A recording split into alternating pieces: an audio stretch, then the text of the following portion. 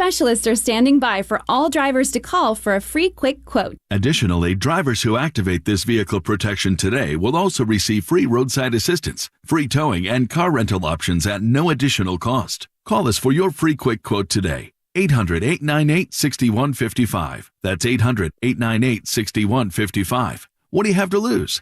Call 800-898-6155. Again, 800-898-6155.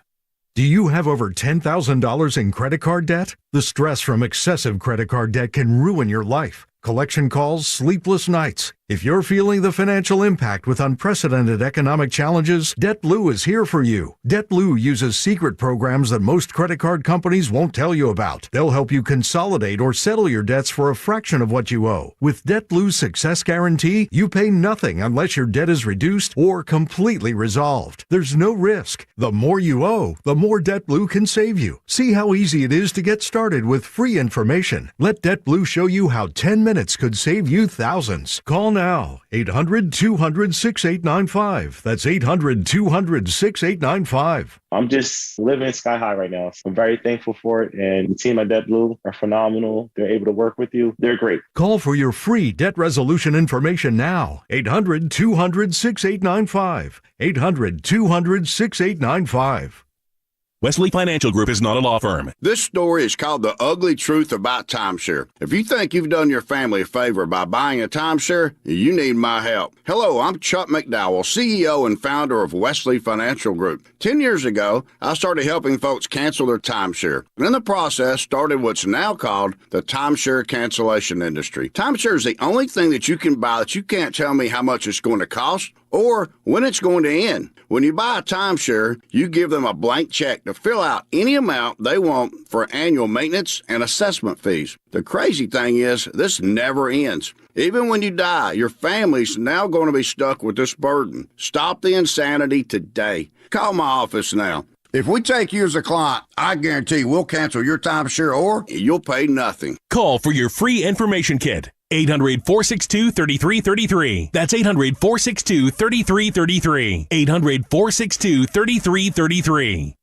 Advertisement sponsored by Allied Injury Group, not available in all states. This important message from Allied Injury Group reminds you that if you or someone you love was injured in an accident that wasn't your fault, you deserve financial compensation for your medical expenses, lost wages, pain, and suffering. Don't rely on insurance companies to look out for you. If you haven't spoken to an attorney, call our legal experts now. Work accident, truck accident, collision with an uninsured driver, or a slip and fall. Allied Injury Group has helped clients win hundreds of millions of dollars in damages. They're available 24/7 to take your call and fight for you. Remember, if you or someone you love suffered injuries in an accident that wasn't your fault, like being struck by a drunk driver, a collision with an 18-wheeler, were a victim of workplace negligence or more, get the financial compensation you deserve. Call Allied Injury Group for a free consultation now. Call 800-781-1815. That's 800-781-1815. Again, 800-781-1815. Giants baseball, nothing like it. Here's a long drive to right. It's headed for the bay. On KNBR and KNBR-FM, San Francisco.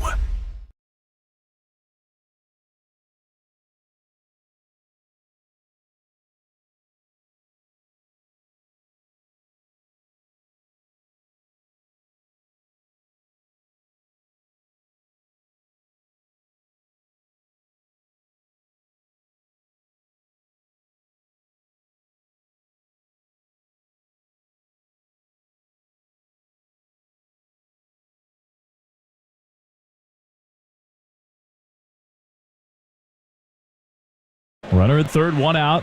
Here's the pitch. It is pulled into right field, base hit. Another great at-bat from Bailey. Hit it so hard it's going to roll all the way to the wall. Estrada's in to score. Into second with a double. Patrick Bailey to put the Giants ahead 1-0. Swing, there's a high drive into the left center field. Back is Merrifield. Back at the warning track, at the wall, and it's high off the wall. Coming in to score is Jock Peterson. Racing around third. Here comes the throw home, the slide. Safe! It's a two-run double for Thairo Estrada, getting Peterson and Davis home. And the Giants have a 3-0 lead. Swing and a foul tip into the glove of Bailey, strike three. Came back with another slider. Strikeout number 16 by Giants pitchers in this game. Swing! swing and a miss. He struck it out with a high fastball up on the outside, and he strikes out the side in the 9th inning. So Camilo Doval with a very impressive save, and the Giants take game 1 and another win. 13 wins in their last 15 for the Giants as they beat the Blue Jays to start this series and this road trip 3-0. And that should do it.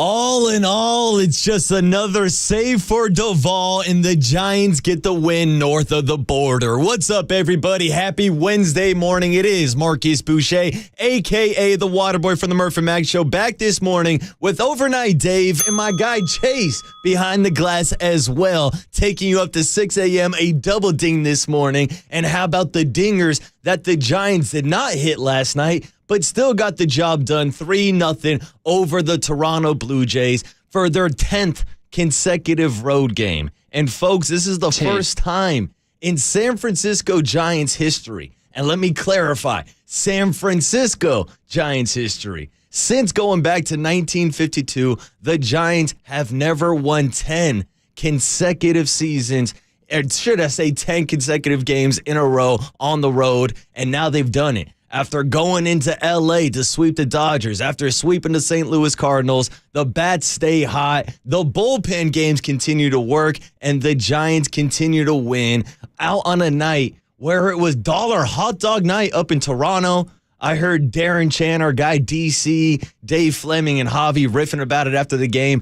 57,000 hot dogs sold last night, which still doesn't compare to the 68,000 Jell-O shots that we saw the LSU fans buy in Omaha for the College World Series. But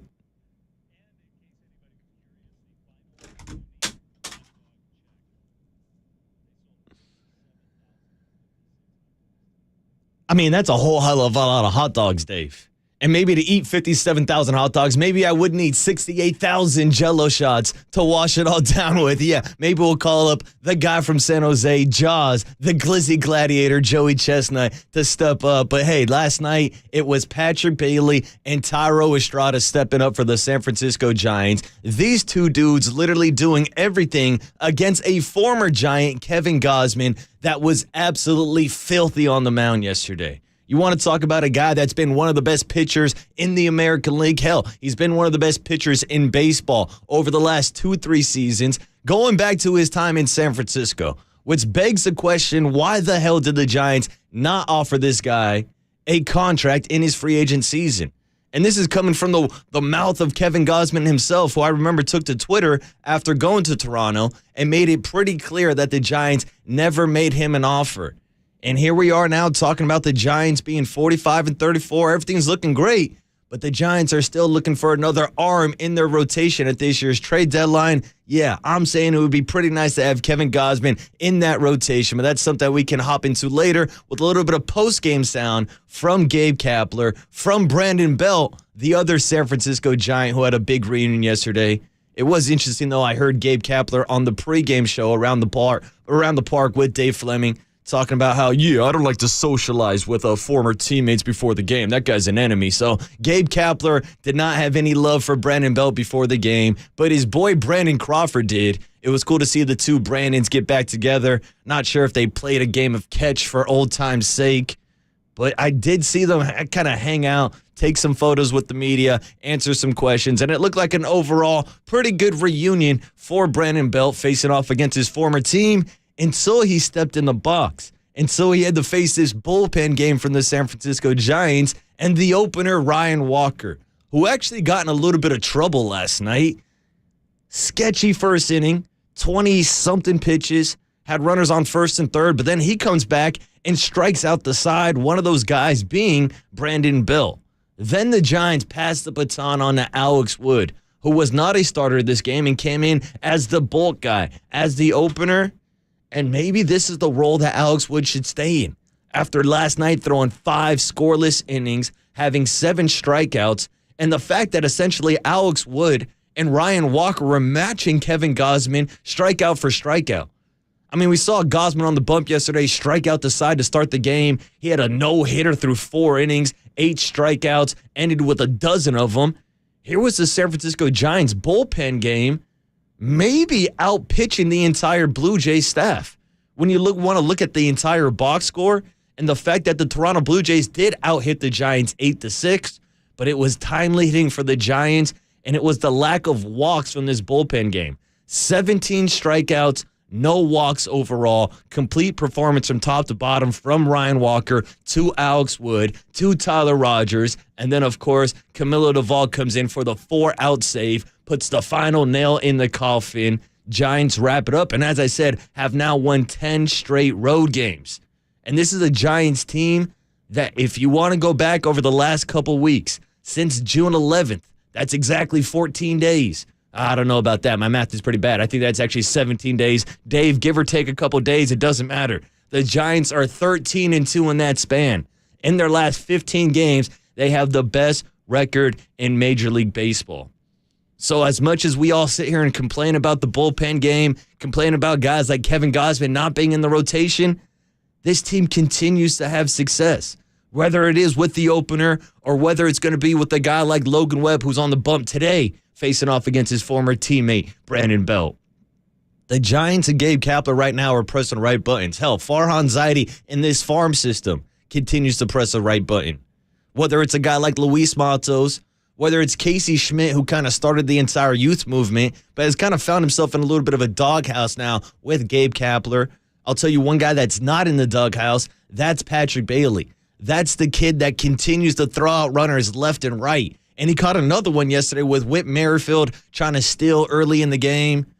He hoses him out down at second base. Initially, they called him safe. They go to replay review. It's overturned. And Patrick Bailey continues to throw out runners at an elite rate, folks. We're talking about a guy that's now thrown out 10 runners. He's thrown out 37% of the attempted stolen bases that he's faced. And that's nearly double the league average at 20%. Enthusiastic fire emoji. Yeah, I'll give that one an enthusiastic fire emoji and give it for Patrick Bailey, who, again, has the second highest pop time in the entire league behind JT Realmuto. And, of course, it seems like every day we're talking about this guy either throwing somebody out, stealing strikes, or what he does defensively. Let's not sleep on a bat of a Patrick Bailey, who continues to tear it up at the plate. He's now batting .320 on the year, and he's the guy that put the Giants up 1-0 after Thairo Estrada breaks up the Kevin Gausman no-no. He gets on, steals a base. Gausman then gets called for a balk call. That moves him up to third base. And then there's Patrick Bailey with 2 strikes on him, spreading out, sitting down, choking up on the bat, putting it in play, laces it down the line. And look at that, a little small ball, a little contact baseball, a little old school baseball, and that put the Giants up 1-0. Then they get a couple of insurance runs with Thairo Estrada coming back up to the plate in that 9th inning. He gets the 2 RBI double, and it seemed like all game it was between Patrick Bailey and Thairo Estrada, and the bullpen game, of course. But I also want to give some credit to Thairo Estrada. He's the man that slapped down the tag at second base when Whit Merrifield was trying to steal. Great job done on both ends by Patrick Bailey and Thairo Estrada, who I'm still trying to ring the bell for him to be an all-star this year. I know he's not going to be in a conversation to start, but that's a guy that could be a backup this year on the all-star team for the San Francisco Giants. Maybe joining a guy who's going to be on the bump today, Logan Webb. Hell, maybe joining a guy that should be in the all-star game, Camilo Doval, who got his 23rd save last night. Most in the National League, has truly been a dominant closer, and I look forward to him continuing to be this dominant closer and one of the best arms in the entire major leagues. And here we are again after another bullpen game talking about the Giants getting the job done. So there's a lot of breakdown today with the Giants facing off against their former teammates, Kevin Gausman and Brandon Belt. Like I mentioned earlier, we have some great post-game sound from Brandon Belt talking about his relationship with Brandon Crawford, Logan Webb, and how he wants to take him deep today. But we can also take a look around at NBA free agency starting on Friday, June 30th. Yesterday, some big news in Warrior land that Dante DiVincenzo is not going to pick up his $4.5 million option, which seemed like it was on the table. I understand. Yeah, seems like it was a pretty expected move for Dante to enter free agency. Now the question is whether or not the Warriors can afford to bring him back. And when you're looking at this salary cap, you're looking at these new CBA rules coming in next year, The question is, what can the Warriors afford this year in free agency? It's been a hell of a ride. Yeah, they might have to go and call it Farhan Zaidi for a little thrift shopping. Like, we're going to talk about, like, vets who are going to be wanting the minimum. I know I've talked a lot about guys like Naz Reid from the Minnesota Timberwolves. I think he would be a great fit with the Warriors, but I don't know if we can afford him. So I'm sure within the next couple of days, we'll get some guys smarter than me on with Murphy Mack or Papa Lund or Tolbert and Copes, breaking down the Warriors' cap space and who they can go after in free agency year. Again, this starts up in 2 days on Friday. And I also want to give a shout-out tonight to the NHL Draft. Chicago Blackhawks drafting first overall, going to take Connor Bedard. I know he's the stud sensation, 17-year-old out of Canada, looking like the next can't-miss prospect. Sucks for us here in the Bay Area that the San Jose Sharks missed out by winning too many games at the end of the year. Sharks have the 4th pick overall and also the 26th pick. And shout out to our guy, Erik Karlsson, who won another award for being the best around defensive player in hockey.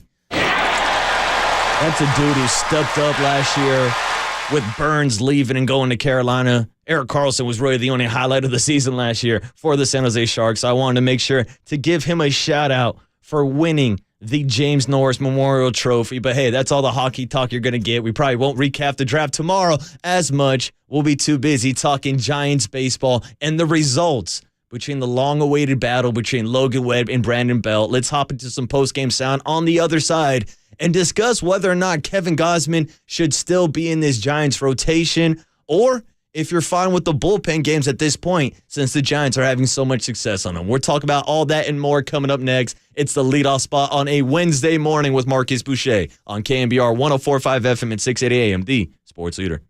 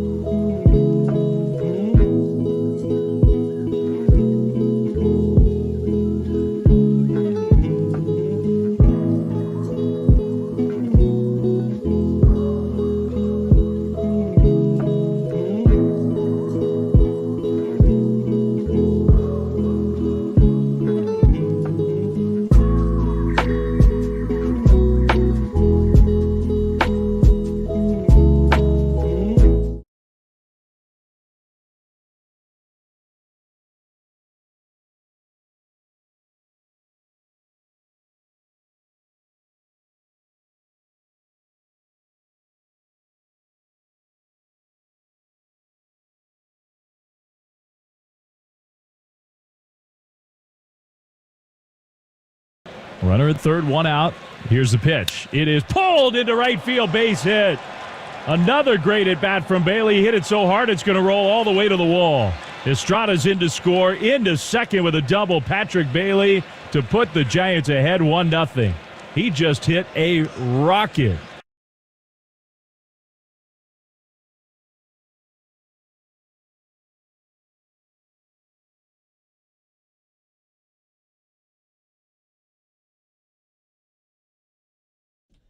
All right, welcome back to the leadoff spot on a Wednesday morning where we're talking about another San Francisco Giant victory. Last night it was north of the border up in Toronto, taking down the Blue Jays 3-0. And the hit you heard on the rejoin was the young kid Patrick Bailey, who just continues to impress game in and game out, not only defensively behind home plate, throwing out Whit Merrifield yesterday, but coming through clutch. After Thairo Estrada gets the first knock of the game off Kevin Gausman, Tyro's still second. I believe his 18th stolen base of the year. Enthusiastic fire emojis. Yeah, we're talking about a guy that's eventually going to be a 2020 guy. Hell, he's almost at 20 steals. We'll see if the home runs come around, but Thairo Estrada has been one of the best hitters this year for the Giants. Even though quietly he was in a little bit of a slump during that recent win streak, yesterday he got back on track with that hit to get him on base to break up the no-no, and then the insurance runs in the ninth inning as well. It seemed like from a position standpoint, it was all Thairo Estrada and Patrick Bailey getting the job done yesterday, and really they didn't need too much from their offense because of this bullpen game from the San Francisco Giants. Their 13th bullpen game of the year, and now they have a record of 10-3 in those ball games, which absolutely blows my mind because over the last 3, 4, 5 years since this whole bullpen game approach started, I've never been a fan of it. Hell, I've seen teams like the Oakland A's use it in a playoff game and it just gets absolutely blown to smithereens. Yeah, shout out the A's for beating the Yankees last night 2-1. I'm going to get out to the ballpark this week to catch a little Yankee A's baseball. But what I was saying is I've never really been a fan of these bullpen game strategies because all it takes is for one inning to go wrong. One pitcher to not be on their A game, and just like that, there's crooked numbers all over the board, and you're down instantly with a lack of options behind them, and then you blow out the bullpen for the rest of the series. But the Giants have done it so successful this year, it really hasn't hampered them going into series, especially when we're talking about getting deeper into games. Especially when you have Alex Wood over here going 5 scoreless innings. And I kind of had to talk myself into it yesterday. I was like, all right, if Alex Wood would have started yesterday's game, if he would have came out and thrown 5 scoreless innings, 7 strikeouts, and then the back end of the game was Ryan Walker to Tyler Rogers to Camilo Duvall, I'm sure we would be feeling great today. Alex Wood grabbing a spot back in the rotation. But the Giants wanted to switch up the strategy and go with Ryan Walker, the opener. That way, it gets a couple extra left-handed bats in the Blue Jays lineup. That's why you saw Brandon Belt hitting third yesterday. And by the time Alex Wood comes into the game, he goes one-on-one with the lefty to start it off, and then he started going one-on-one with Kevin Gausman, matching strikeout for strikeout. Because on a night where Kevin Gausman looked unhittable, literally through 4 innings of the game, after striking out the side, after striking out Lamont Wade Jr. 3 times yesterday, after striking out Jock Peterson 3 times yesterday. I mean, the two of them alone went 0 for 7 with 6 strikeouts, I believe. Like, Kevin Gausman was unhittable yesterday, whether it was the 95, 96 mile per hour four-seamer or that filthy splitter that just falls off the face of the planet. The Giants really had no answer until Thairo came up and until Patrick Bailey got the big knock with 2 strikes and 2 outs to put the Giants up 1-0. But I guess my question is this morning, are you content with letting a guy like Kevin Gausman walk away when you're seeing the Giants have this much success with their bullpen arms and their quote-unquote bulk relievers? Because when you look at a guy like Alex Wood, coming into this season, I originally thought he's going to be your long relief option, especially since the Giants told us that there was going to be a chance that Ross Stripling and Sean Manaea would both be in the starting rotation. You add that to, of course, Anthony DeSclafani, Alex Cobb, and Logan Webb, and there's your 5 starters. Now, we all know it has not worked out that simple this year. Ross Stripling has not lived up to expectations. Hell, he's been on the IL for most of the year. Sean Manaea is another guy that really hasn't lived up to expectation and has now found himself in a bulk relief role like Alex Wood is. But now you're looking at this bullpen. Now you're looking at this quote-unquote bulk pen, and you've got Alex Wood. You've got Tristan Beck. You've got Keaton Wynn. You got Sean Manaea. You got Sean Jelly, if you want to call him up. 5, 6, 7 different bulk guys. But it's what the Giants have been winning with. And in those 13 bullpen games, again, they're now 10-3. So the success is there, whether or not you want to argument it. But to me, as a fan of old school baseball, I would still prefer to have Kevin Gausman out there on the mound. I would still have him as a top 5 pitcher in baseball this year, top 5 in strikeouts. We saw him hit double digits again yesterday, 12. He had back-to-back performances this year where he had 13 Ks and 11 Ks on back-to-back nights. If you're asking me, it's plain and simple. Especially when you do look at this Giants rotation right now and they're missing another arm, I would love to have Kevin Gausman in this rotation. But, of course, this goes back to the Kevin Gausman free agency year. And the San Francisco Giants not even offering him any type of deal in free agency, which still blows my mind to this day. I know he's had some injuries in his past, but this guy has done nothing but perform up in Toronto. And it was tough yesterday seeing him in a Blue Jays jersey with that long flowing hair, acting like he's Tim Lincecum out there or something. And he was just putting away batters left and right. But credit to the Giants bullpen game for sticking in there, and credit to guys like Tyrone and Patrick Bailey for making contact at some point of the game and giving the Giants enough runs to come out with the win. So why not check in with a guy like J.D. Davis, who has been phenomenal this year for the Giants at third base also. Here he was yesterday breaking down the Giants' offensive game plan versus Kevin Gausman, why he was so successful yesterday against the Giants, and how they were still able to scratch across a couple runs to put themselves in a position to win last night's game. Coming off an off day, we knew Kevin was going to come out and, he's one of the better pitchers around the league right now. And I think he's top 5 in strikeouts, I think, or something like that. But we knew we had our hands full going into this, facing Gausman. We were cool and collective. He was cruising for the first 3 innings. But once we got the second time through the lineup, we were making our adjustments, and it was just a matter of us executing in that particular position where Patty Bailey came up huge with that double. I think it was who got on base. I think it was Estrada. Yeah, Estrada got on base, which was huge. And then him stealing second. It was just a chess match right there. It was a perfect playoff game. Great execution by us, and in itself. Pitching staff did a great job. Great job by all the guys, especially Woody, keeping us in there, keeping that 0 on there against a very talented lineup over there. I like that from J.D. Davis, giving us a breakdown of pretty much everything that happened in that game. From Thairo Estrada to Patrick Bailey to Alex Wood, and he's right. And it's something I was thinking about going into yesterday's game. And who would have the advantage between Kevin Gausman facing off some of his former teammates, of course, like Brandon Crawford, or do the Giants have the advantage since they have so many rookies on the team that Kevin Gausman has never seen before? I mean, look at the roster turnover in just the past couple seasons since Kevin Gausman has left. Whether it is Patrick Bailey, whether it is Luis Matos. I know Casey Schmidt wasn't in the lineup yesterday, but you throw in a Blake Sable, he wasn't there. And these are different looks now from Kevin Gausman. But to be honest with you, through the first 4 or 5 innings of the game, it really didn't look like it was affecting Kevin Gausman at all. You look at the splits between this guy and the Giants' big thing offensively, is the platoon system and always trying to get the matchup advantage. Well, since Kevin Gausman has such a filthy splitter, it plays against lefties and righties. And that's why you saw the Giants batters yesterday. Look at the top of the first inning when Lamont Wade, Jock Peterson, and J.D. Davis were all late on 95-mile-per-hour fastballs. Don't get me wrong, 95 miles per hour is pretty hard, but it's not like Kevin Gausman's out here pumping triple digits.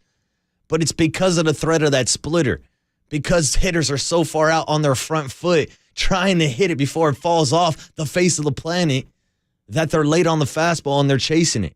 And that's what Kevin Gausman did a perfect job mixing up yesterday all the way through those first 4 or 5 innings until Thairo and Patrick Bailey came up. But if you're asking Gabe Kapler, he'll tell you that the Giants actually had success versus Kevin Gausman despite the 12 strikeouts because they were able to build his pitch count out and knock him out of the game after 6 or 7 innings last night. That all strikeouts aren't created equal, and there were some really grindy ones in there that started to drive his pitch count up, and we have a habit in the dugout to look up at the board and see where the pitch count is. And at some point, you're saying he's not going to be pitching in the 8th, and then you're like, it's going to be harder for him to be pitching in the 7th, which is really what you want when a guy's on like that. And he's executing his slider split below the zone, and the fastball has a lot of life. He comes out and he's throwing 96, 97, 98. It's going to be a tough challenge for the hitters, but I thought they did a great job. It's not going to look good in the line because we punched out a ton, and he didn't really walk anybody, but and walk JD, yeah.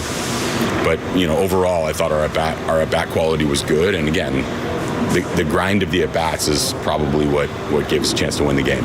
That's a new one for me. Not all strikeouts are created equal, and I get his point. If you're grinding out an at bat, you're working an account, something that we've seen Brandon Belt do many times in his career. But if it ends with the bat on the shoulder and the slumped shoulders walking back to the dugout, I'll tell you as a former pitcher, I'll take any strikeout you want to give me. All strikeouts aren't created equal. A drop third strike, a forced strike call, swinging, looking, doesn't matter. Strikeouts rack them up, and that's exactly what Kevin Gausman did yesterday. But the interesting thing is, you look at the combination of Ryan Walker and Alex Wood, they almost matched him for strikeouts through those first 6 innings. Kevin Gausman, of course, ended the day 6 innings, got up to 99 pitches, had 12 strikeouts, a nice dozen for him. Ryan Walker had 3 in that first inning after working out a little bit of trouble, and then Alex Wood came in and maybe had one of his best performances of the year. He added 7 strikeouts as well. And that should do it, Dave. That should do it for the Giants bullpen game because they had 10 strikeouts, and then here comes Tyler Rogers with an additional 4, and then Camilo Doval yesterday throws in 3 on top in his 4-out outing. And just like that, the Giants bullpen had a combined 17 strikeouts. And my favorite part, no walks, no free 90s, no free passes. That's what stood out to me about the bullpen game outside of Alex Wood. But he, of course, was the focal point. Here was Gabe Kapler yesterday breaking down Alex Wood's outing and whether or not he's going to stay in this role or return to the starting rotation.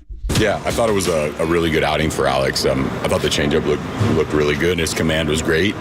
He worked a really crisp pace, and I thought it was a good outing overall. Yeah, good outing overall. I think that might have been J.D. Davis yelling in the background there. Hell, J.D., celebrate the win any way you want. And Alex Wood should be celebrating again what I thought was maybe one of his best performances of the year. And now the question is whether or not he's going to stay in that role. If he's going to be a bulk bullpen guy or if he's going to get back into the starting rotation. Well, here was Alex Wood yesterday breaking down his performance, what it was like coming in after an opener, and whether or not he's going to be back in the rotation in the next 5 days. They go with the opener this time. They had pretty good first 4 or 5 right-handed hitters, and so that's what they want to do this time out. And didn't really have much of a leg to stand on after my last one, and so I've been working really hard in between, to try and just figure out the consistency aspect, just throwing strikes, and it's a hard game, and so we've been working really hard in between. It felt like I maybe figured something out, and obviously we'll see going forward. But I felt really great tonight. I mean, it's not the easiest thing to do. It's different when you're just getting the second. But there's a chance I could be in the first. Chance he could have gone back out for the second, and I would have came in, for Varsho. So I mean, definitely not a super easy thing to do. But was where it was at going in. So just been working my ass off to try and get to where I know it can be. We're playing really good baseball right now, and I felt really great tonight. I thought my stuff was really good, and so definitely something to build on, and just excited to get back out there in 5 days. Excited to get back out there in 5 days, which would hint maybe he's going back to the rotation, or hell, maybe he'll turn into the next Ryan Walker and he'll be on the bump every single day for the Giants.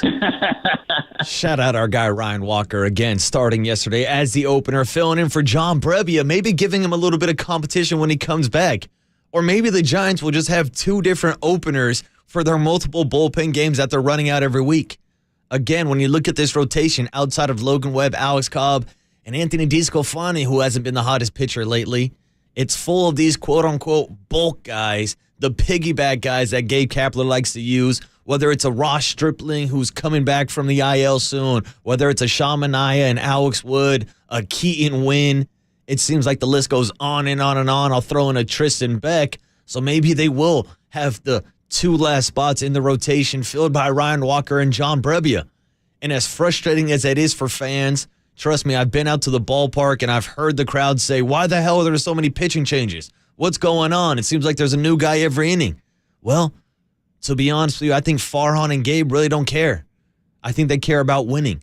And in the 13 games that they've tried this strategy, they've won 10 of those ball games.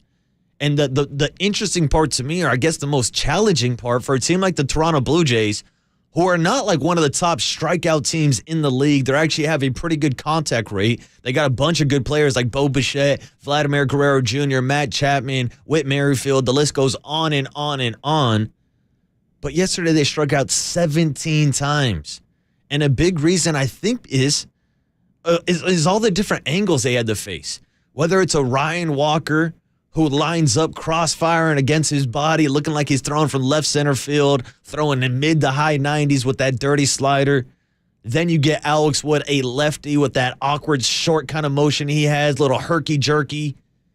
Then that goes to Tyler Rogers throwing submarine. We all know those are pretty rare to find these days in the MLB. And then to close it out, here's Camilo Doval throwing 102 cut fastballs, throwing two seamers at 101, slapping off sliders and cutters.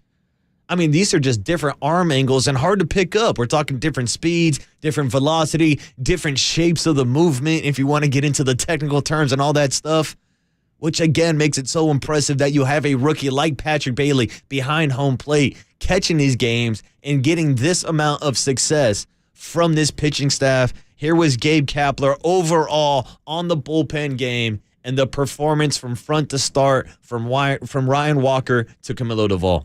I think Walk pitched even better than it looked because obviously there was some contact and he was able to work his way through that and stay under control. I wonder who was it? JD? Yeah, he did swing the bat well. Continue to get kind of really gutsy efforts from Tyler Rogers. The willingness to go back out for that second inning is huge. Bullpen's just kind of a little shorter from the right-hand side when we start Walk. He's also a guy that could pitch in those later inning roles against right-handed hitters. So Rogers has been just excellent all year. And then obviously Camilo, it was the right time to go give Camilo 4 outs, not necessarily because Raj needed it, but because Raj had to go out for the second inning. It was just a lot. So overall, I thought the bullpen did a great job. And they did. 17 strikeouts, no walk. I think literally you can't say they could have done any better yesterday. Whether or not you thought Alex Wood maybe should have stayed in the game longer after only throwing 80 pitches and looking like the most dominant guy on the field outside of Kevin Gausman. They bring in Tyler Rogers, who has quietly been one of the best relievers in the National League this year. And then, of course, the best closer in the National League, Camilo Doval. Going to be interesting to see whether or not they're going to be available for tonight's game against the Blue Jays.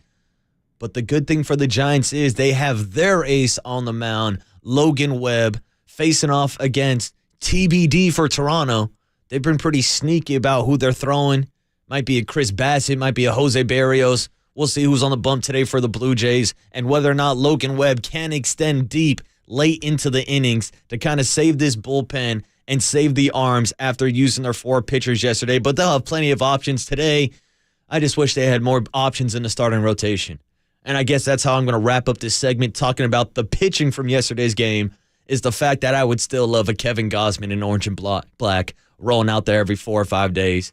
Hell, I'll say it. I know Carlos Rodon's been on the IL this entire year. He's scheduled to make a return to the Yankees rotation as soon as next week. And again, as we're getting closer and closer to the MLB trade deadline, there's going to be a lot of talk about the Giants looking for a starting arm in that rotation. Could you imagine if this rotation was Logan Webb, Kevin Gausman, throw in a Carlos Rodon, Alex Cobb is your 4, and then you get to play around with the 5th spot from an Alex Wood or a DeSclafani or whoever the hell you want to fill it in with. I know the Giants have been reluctant to give out these big contract to pitchers. Some people are already bragging about the Carlos Rodon injury out in New York. I think that book has not been closed off yet. I think we're still going to see maybe some of the Rooster this year, like I said, as soon as in a couple weeks, and we'll see how he performs. Again, I think we would all be sitting here licking our fingers, getting anxious if Carlos Rodon was still with the Giants and had a chance to return next week. That would be the big arm in your rotation you're looking to add in midseason. It's not going to happen. Rodon's with the Yankees. Blue Jays got Kevin Gausman. And the Giants got bullpen games, but today it's Logan Webb on the bump, and he's going to be facing his former teammate, Brandon Bell. And I promise you guys some sound from Brandon Bell. So on the other side, we'll get into that, the story about Brandon Crawford still in his locker, and how he wants to take Logan Webb deep tonight. We'll see if he gets the job done. We'll talk about the captain, Brandon Bell, on the other side. Continue to get you ready for tonight's Blue Jays and Giants game. It's the Waterboy Marquise Boucher on a Wednesday morning on KNBR 104.5 FM and 680 AM, the sports leader.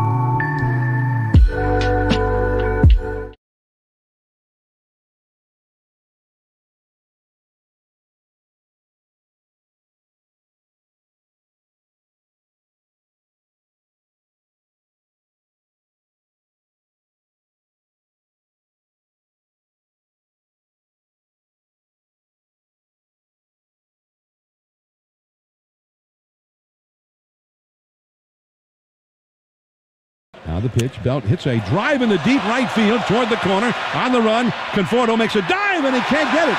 Hits off the heel of his glove. He overshot it. And Belt goes into second with a double. It's been kind of a tough night out there. Last couple of balls. As if Conforto's just not seeing the ball well in this ballpark. The leadoff spot now continues. Follow us on Twitter at KNBR. This is KNBR 104.5 and 680, the sports leader. All right, welcome back to the leadoff spot on a Wednesday morning. It is Marcus Boucher back recapping another Giants win and them going north of the border this time, playing in their third different country this year, actually, after challenging the San Diego Padres down in Mexico City. We know that was a little bit of a 2-game sweep. Giants did not win in Mexico, but they won up in Canada yesterday, 3-0 against the Toronto Blue Jays, which extends their road winning streak to now 10 games. First time it's been done in San Francisco Giants history, and they'll look to continue that winning streak to 11 today with Logan Webb on the bump. But the rejoin that you just heard was actually one of the few hits that the Toronto Blue Jays got yesterday against this Giants bullpen, a bullpen that had 17 strikeouts and no walks. But of course, that was Brandon Belt getting his only hit of the game. And I got to say, if Michael Conforto makes that play, we're probably looking at an 0-for-4 night for the former captain Brandon Belt. But hey, it was a tough play by Conforto, laid out, lost it a little bit of hits off the heel of his glove, drops down, and Brandon Belt strolls into second base with his first hit of the game and his first hit against his former team, the San Francisco Giants. And I know we just spent a lot of time last segment talking about a guy that I thought the Giants should have kept, Kevin Gausman, and taking a look at his contract he's making. I think he's around top 10 where major league pitchers are paid. We're looking at 123. I think it's around 21, 22 million a year, correct, Dave? And he's, I think, ranked 11th or 12th in the major leagues. You look at his contract compared to someone like Logan Webb, who's making $18 million per year. Here's a difference. Logan's a few years younger, but I mean, Kevin Gausman is only 30 years old. And when he left the Giants, he was only 28, correct? So again, I still think that's a deal they should have made, but now they've made a separate deal and the decision to walk away from Brandon Belt, who did a whole of a hell lot more here in San Francisco than Kevin Gausman ever did. But it was also getting to the point where in this stage of his career, where he's constantly dealing with injuries, the Giants decided to cut ties and move on, which I think is kind of a bummer for a lot of Giants fans. I know there's always the back and forth between the quote-unquote belt wars and whether or not you love the baby giraffe. I've said it multiple times. I thought he was a solid Giants player, but I also get the frustrations with the injuries. Go back to 2021 when he was arguably having the best season of his career, when he hit 29 home runs, the first time he ever hit more than 20 home runs. And there he was squaring for a bunt, getting beamed on the hand, and getting injured once again. And that was my whole argument. It's like, I don't need my 3-hitter. I don't need my first baseman laying down bunts. And I would also like for them to hit 20 home runs a year, which, again, he never did prior to the 2021 season. But whatever you want to say about Belt, the lack of power, the injuries, or the great glove that he had at first base, I think he's going to be one of those guys that ends up in the Wall of Fame down at Third and King, and a guy that's going to be at all the reunion parties. Hell, in 2022, he was the captain coming into the stadium down at Third and King on the boat with the captain's hat on, and we know how good of a relationship that he has with guys like Brandon Crawford, Buster Posey, and all of the championship players from back in the day.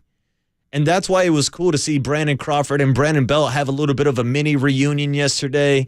I saw them hugging. We all know they used to be former catch buddies before the game started, and that was cool to see.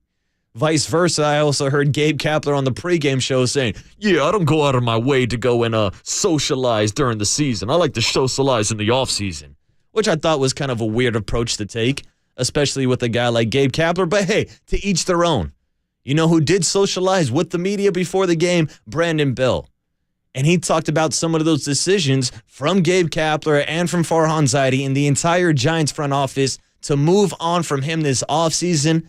And here he was breaking down whether or not he did think that he was going to retire in a San Francisco Giants jersey.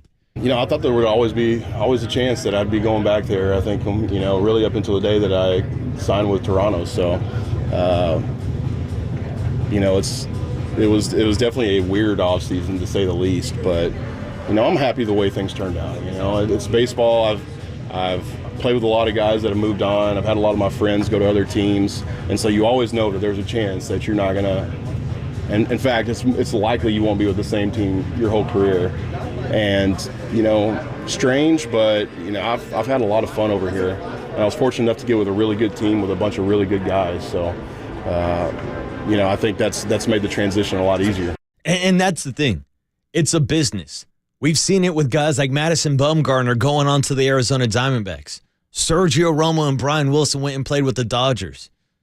You don't see too many Buster Posies play and retire with one team. You don't see too many Derek Jeters play and retire with one team. And that's why I look at this current roster and you look at Brandon Crawford being literally the last remaining member from these World Series rosters.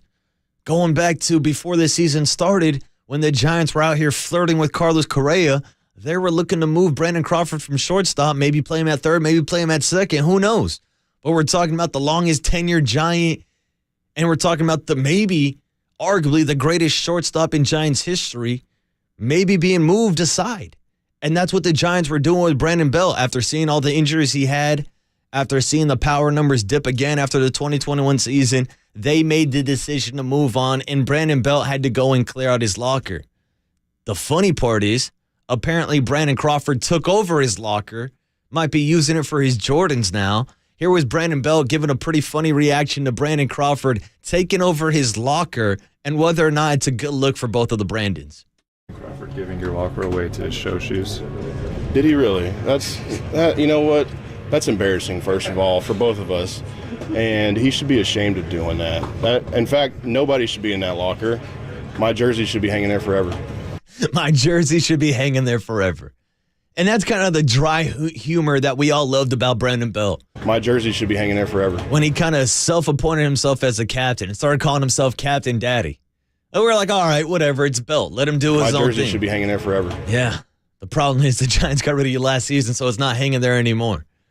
But again, I did think it was a cool moment, him kind of reuniting with a guy like Brandon Crawford and even talking about maybe catching up with Logan Webb, who was one of his former teammates and a guy that's going to be on the bump today. Here was Brandon Belt before we started talking about the Webb matchup.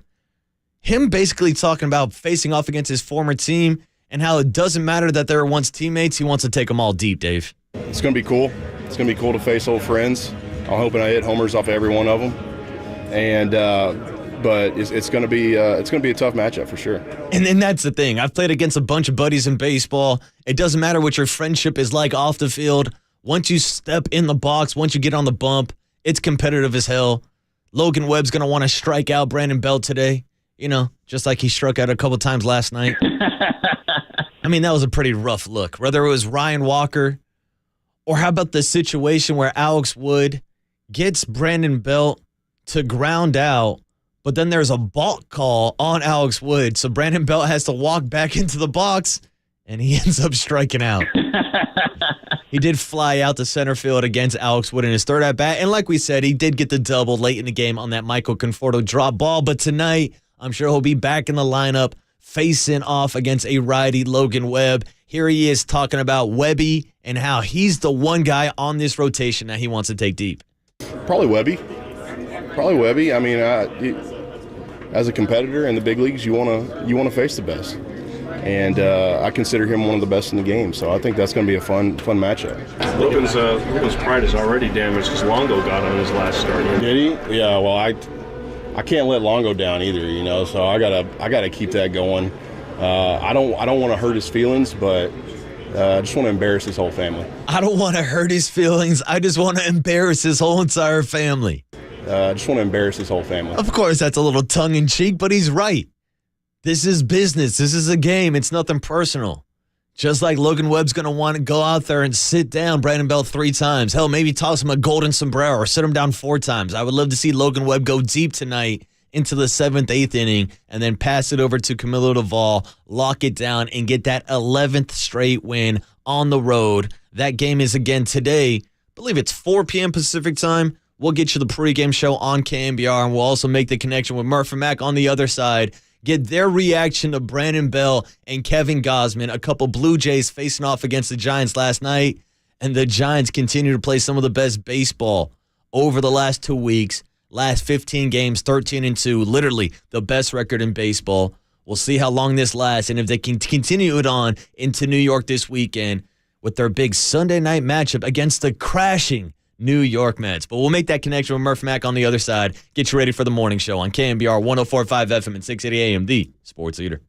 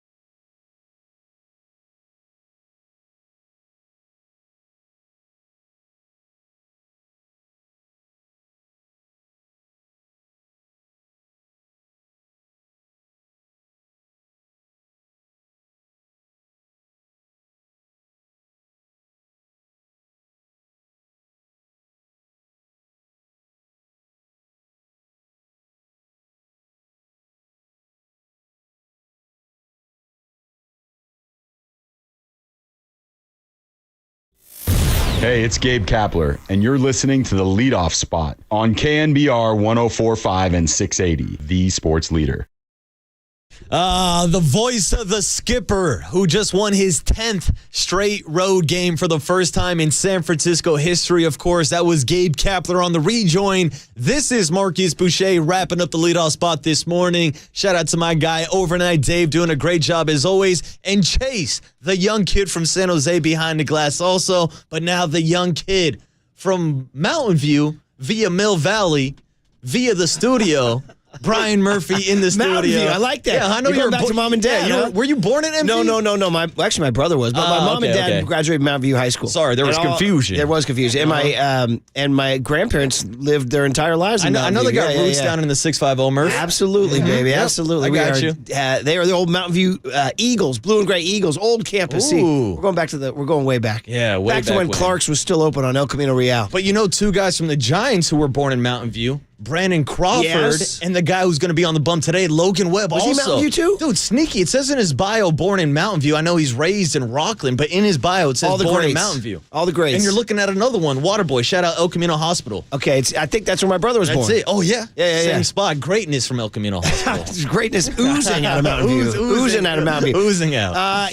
Shout out Mountain View, the underrated Mountain View. You know what? We're going to give Mountain View its due today on the M&M Show. I'm going to take it a step farther. I'll have you know, Marcus, that a lot of my Grateful Dead experiences have come and beyond the Grateful Dead. A lot of great shows. Overnight Dave and I saw Kiss, Shoreline Amphitheater. Shoreline. So when Bill Graham looked around and goes, I got to build a new place and make sure the Grateful Dead have somewhere to play, bring in your Aerosmiths, bring in your Kisses, etc. I'm going to do it in Mountain View. No, here's a Shoreline Amphitheater in Mountain View. They bring everybody out there. Paulie Mack, that was my first concert, Rock the Bells, 2008, headlined by A Tribe Called Quest. Nice, dude. Nice gig. In Mountain View. See, once again. What do you need, 1987 Madonna? I do. I totally need that. And she wore a Giants hat, because that was the summer the Giants were getting hot, and she came out for her encore wearing a Giants hat. I'm extremely jealous for Murph's concert resume. There's two things top of my head. One, the Madonna gig. I never saw her. Big mistake. And then number two, this kid, I believe, not once but twice saw Prince. Once at Shoreline. Once at what do you need? A sports arena? I know his resume. I know it. This guy's good. This guy's good.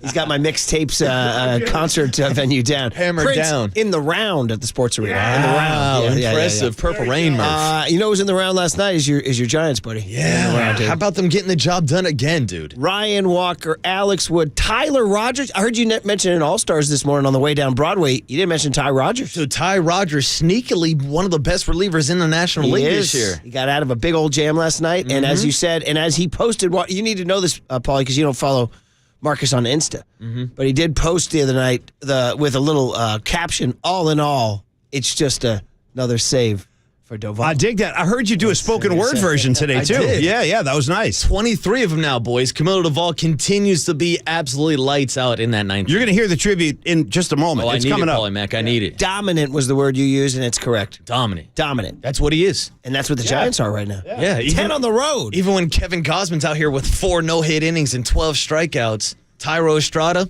no problem. Patrick Bailey, no problem. Tyro Estrada, another, as you said, fringe all-star. Yeah, another guy. I guess they get named Sunday. Is when so tomorrow the starters. Yeah, they're in phase 2. Giants getting their starters. Now. You know, if we're talking fringe awards for some of these Giants too, I don't know if maybe I'm going to be the bad guy on this, but could I very humbly submit a Pat Bailey for just consideration for Rookie of the Year? Can I consider? Because no one's talking about it, but I think it's Corbin time. Carroll's had it on lockdown, but guess what? He's running away with it. The lock is getting rattled. You see, the lock is getting rattled. Bailey's hitting. He's a defensive. He's throwing fools out. He's picking dudes off. He is.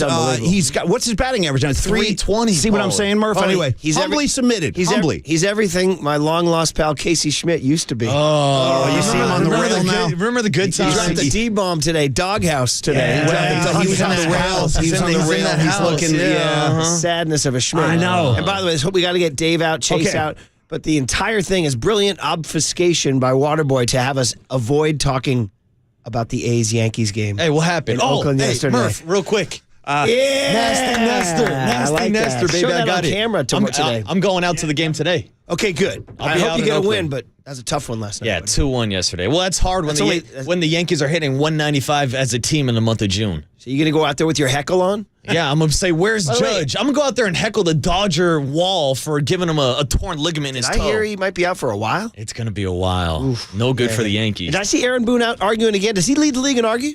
He's got to be number one in the league. He's a madman. Dude, he's out there every single game. He's a madman. Well, it's because the Yankees have like the most pitching violations with the pitch clock, too. Yeah. Aaron Boone's a red ass. That was a tough one last night, buddy. You better get tonight. Yeah, I'm glad you snuck that in there at 6:03 right before the Murph and Mac show starts. I should tell you that you are listening to KNBR AM and FM in San Francisco, a Cumulus Media Station, the sports leader, and the Murph and Mac show on a Wednesday morning starts right now.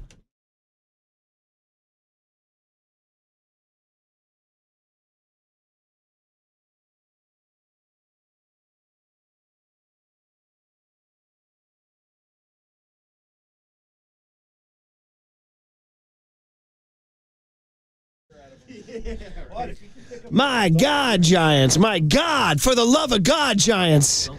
Save some humanity for the rest of the league. They win again up in Toronto. I love this. Oh, my goodness. And that one was special, too, because it was a bullpen artistry, and Kevin Gausman looked like he was absolutely untouchable last night. He was filthy. Oh, he was nasty. And they somehow win the freaking game. Yeah. By making sure they drive up his pitch count to squeeze him out. Again, dude. I know, right? By the way, sorry. See my man Chase with the flannel and the beanie back here, dude? I got a whole rundown. What a morning I've had, dude. But yes, I've seen the beanie. I've seen the flannel. Straight out of Seattle, circa 91 up there. Very much so. Yeah. Very much so, yeah. So, let this thing, I'm going to shout over this.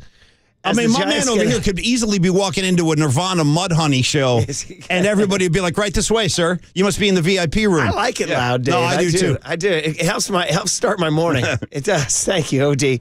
OD's going home to bone up for the NHL draft tonight. Yeah, good luck, Dave. Connor Bedard. I was reading a great stat. They said that this is Bedard in the NHL and Wembanyama in the NBA. Yeah. So they're saying this could be the most, the most hyped or the most loaded number one picks in the same year of NBA and NHL. And they started going through other times that they had a monster NBA pick and NHL pick.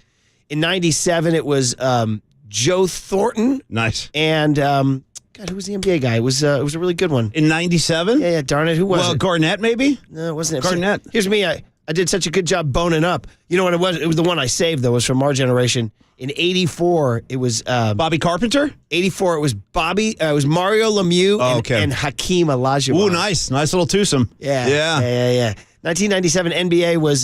this Bedard kid, I mean, he's literally a kid. That's why even Marcus was dropping Bedard. So there was a guy in the early 80s named Bobby Carpenter. He was a 17-year-old. He was an American, too. And he was very much like a Bedard figure. They put him on the cover of Sports Illustrated, Murph, when he was in high school. Bobby Carpenter. I think it said something like, there was a cover story about this kid. Do you remember that by any chance? Bobby Carpenter, do you know the name? Do you remember that? My SI covers I usually have on lockdown. Yeah, it was a big deal, too, because he was an American high school kid. In 97, it was Tim Duncan and Joe Thornton. Nice. Once again, nice twosome right there. Bobby Carpenter. But anyway, no, very similar to Bedard. Same kind of hype and everything. And he had a really nice career, too. I was going to say, did he have a career? Yeah, no, he had a very nice career. Yeah, Bobby Carpenter. Okay, now I see it. I do know this. Yeah. Here it is right here. See that? The SI right there? Yeah. I'll tell you when I see it. You got it, buddy. You got it. Hang on, it's going to come up here. Yeah, that's it. That's him. And the headline was... I see the American flag. It was the can't-miss kid. Yeah. From Peabody. The can't miss kid from Peabody or no. See, you got to know how to pronounce it like a masshole. It's Peabody. NHL scouts say he's the best U.S. prospect they've seen ever. And you think he had a nice career? He had a real nice career. What was the year on that SI cover? 81. Wow, so that was earlier than that. Okay, is that right? Is that 81? Yeah, that's about. It was early 80s. Yeah, I'm reading February 81, so just a year after. Yeah. I'm going to look up, you know what? I'm going to look up Bobby Carpenter's career. Yeah, I'm curious now, too. This is exactly what people tune into KNBR for. Bobby Carpenter breakdown. People are like, hey, man, did you listen to Murph and Mac? I don't know, but I needed to go somewhere to get some Bobby Carpenter love. He came to the right place. He was the first American player to score 50 goals in a season. Yeah, he had a nice career. He was selected third overall in 81. Yeah. After leading the U.S. in the World Juniors. Let's see, it's Bobby Carpenter's hockey reference page. Paulie, he did win a cup He won a cup. With who? Because I don't remember. Let's see here. So he played 80. He was drafted by the Washington Capitals. Yeah, I remember that. Okay. He didn't win a cup with the Capitals. So then he got traded to the Rangers in 87 for just a brief cup of coffee. Then he went out to the Kings, Paulie. When I was at the UCLA, he was with the Kings. Nice. See? I should have known that. Mm-hmm. Then he went to your Bees, the Bruins, from 89 to 92. Then back to Washington. Then the Devils. Oh, maybe that's where he got his cup. That might have been it. The Devils win one between 93 and 99. Yes. Okay. Yeah, they did. They won a couple, actually, I believe. So he got a cup. So he played from 81 to 99. Yeah, nice career. But anyway, very 18 hyped. years. Very much like this Bedard, like a lot of hype and very young, and it's good. It's good for hockey. It's good for everything. All right, anyway.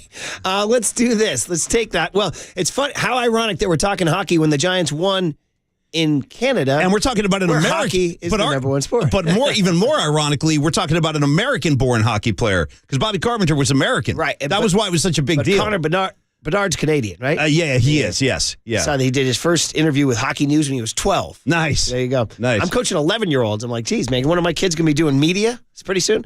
Anyway. Your kids were watching that game last night. Like, you learned, hey, there's overnight Dave. I see him walking down the street. I tell them all that. I constantly tell them that you can learn something. Every inning you'll learn something. But anyway, dude, this is getting out of control. Now we got Kai Correa making international phone calls. Kai, pick up the horn. Paulie, do you have to dial a country code? You do. You got to have the plus symbol and then a 9 and a whole bunch of stuff. So we're going with the plus symbol something like and that. A country code. Yeah. Kai Correa calling Rob Manfred. Manfred says, my phone doesn't accept international calls. He says, why don't you answer, suit? Get a better plan. And put it in the books. San Francisco Giants 3, Toronto Blue Jays 0. Oh, it's all good, baby. It's all good. Beautiful baseball. Beautiful baseball. The Giants. Fun. This is some kind of good. This is unbelievable. Runs are cool, man. And once the spatula comes, nobody left the yard last night, but a closer did shut the door, Paulie. Number 23. And that's our boy. Marcus wants it. He's getting it. All in all, it's just another save for Doval. Yeah, I'm not going to start until you'll let Gilmore stretch it out. Yeah. So you have a busy summer ahead with Tony. I do, dude. I know I do. They're piling up song candidates you read about. You know who I realized doesn't have a song? Is Tyro. Yeah, you know who else doesn't have a song? And I got to change this like ASAP. He's on my list. I actually do have a list. I'm serious. Lamont Wade Jr. What am I doing? Guy's been here forever. Except for he didn't play last night. I know, right? but he still needs his. I'm sorry. He went over needs his. Oh, he did. He struck out like a madman last night. Yeah. Okay. Nobody could see Gausman. Gausman was striking out everybody. He's nasty. Including Lamont Wade. How about that kick? The kick. Bro, definitely the kick is a factor. Yeah. The little kick. And the hair. It's like a knee snap he does. And the skinny, the hair. And the skinniness. The teeth. And the elbow. The whole thing. He's herky-jerky. He's all knees and elbows coming knees at and you, kicks. Yeah, there's kicks. And sinkers. And splits. He's going down low. Yeah, man, oh man. He had a no-hitter into the fifth. Yeah, Giants could not see him, couldn't hit him, couldn't touch him, really. Until Tyro. Yeah. And then your boy. Yep. Unbelievable. Patty B. Pat Bailey, number 14, man. So I guess we gave, and again, I'm obsessed with the fact that we gave Roy the Schmidt jersey, and now we can't even see the guy. Can I trade it in for a 14 Bailey? That's what I'm saying. Question. No, because that's mine. I got the market cornered on Bailey, dude. Every day this kid plays, there's something to celebrate. Oh, man. And, offensively and defensively, too. Yeah. I mean, listen, I want to get back to my Schmidt point. They're playing Crawford all the time. They're tempting fate.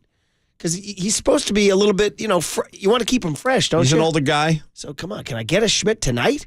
But if he does, he's going to be like, oh, hey, Pop, I haven't played the game in so long. I forgot how to play. Yeah. You know what I mean? So, anyway, they do it. Matos went 0 for last night. In fact, the Giants only scraped out 6 hits. The Blue Jays had 8 hits, but it didn't matter. The Giants win 3-0. A couple of huge escape jobs. Ryan Walker in the first inning. Yeah. First and third, nobody out.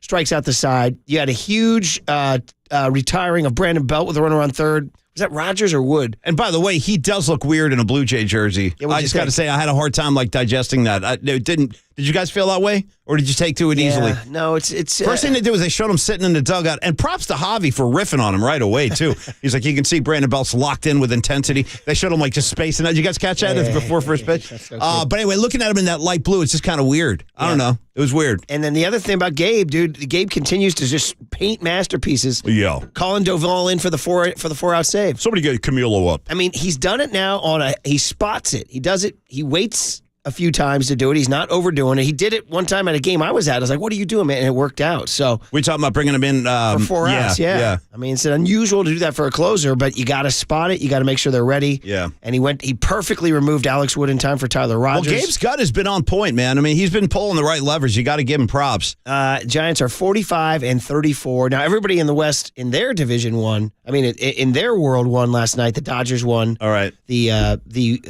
Padres, the Diamondbacks won. But, dude, did you see the Padres lost again?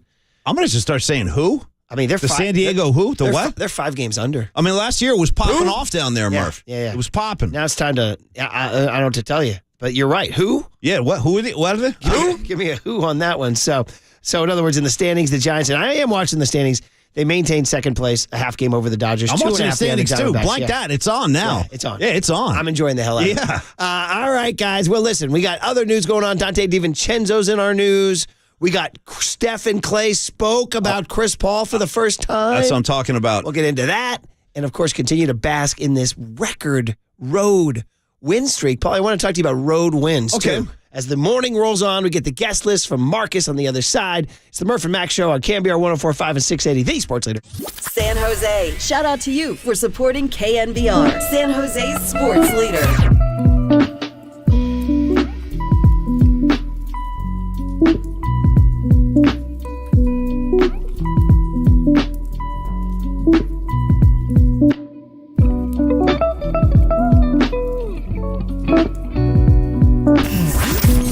Here's what's trending now.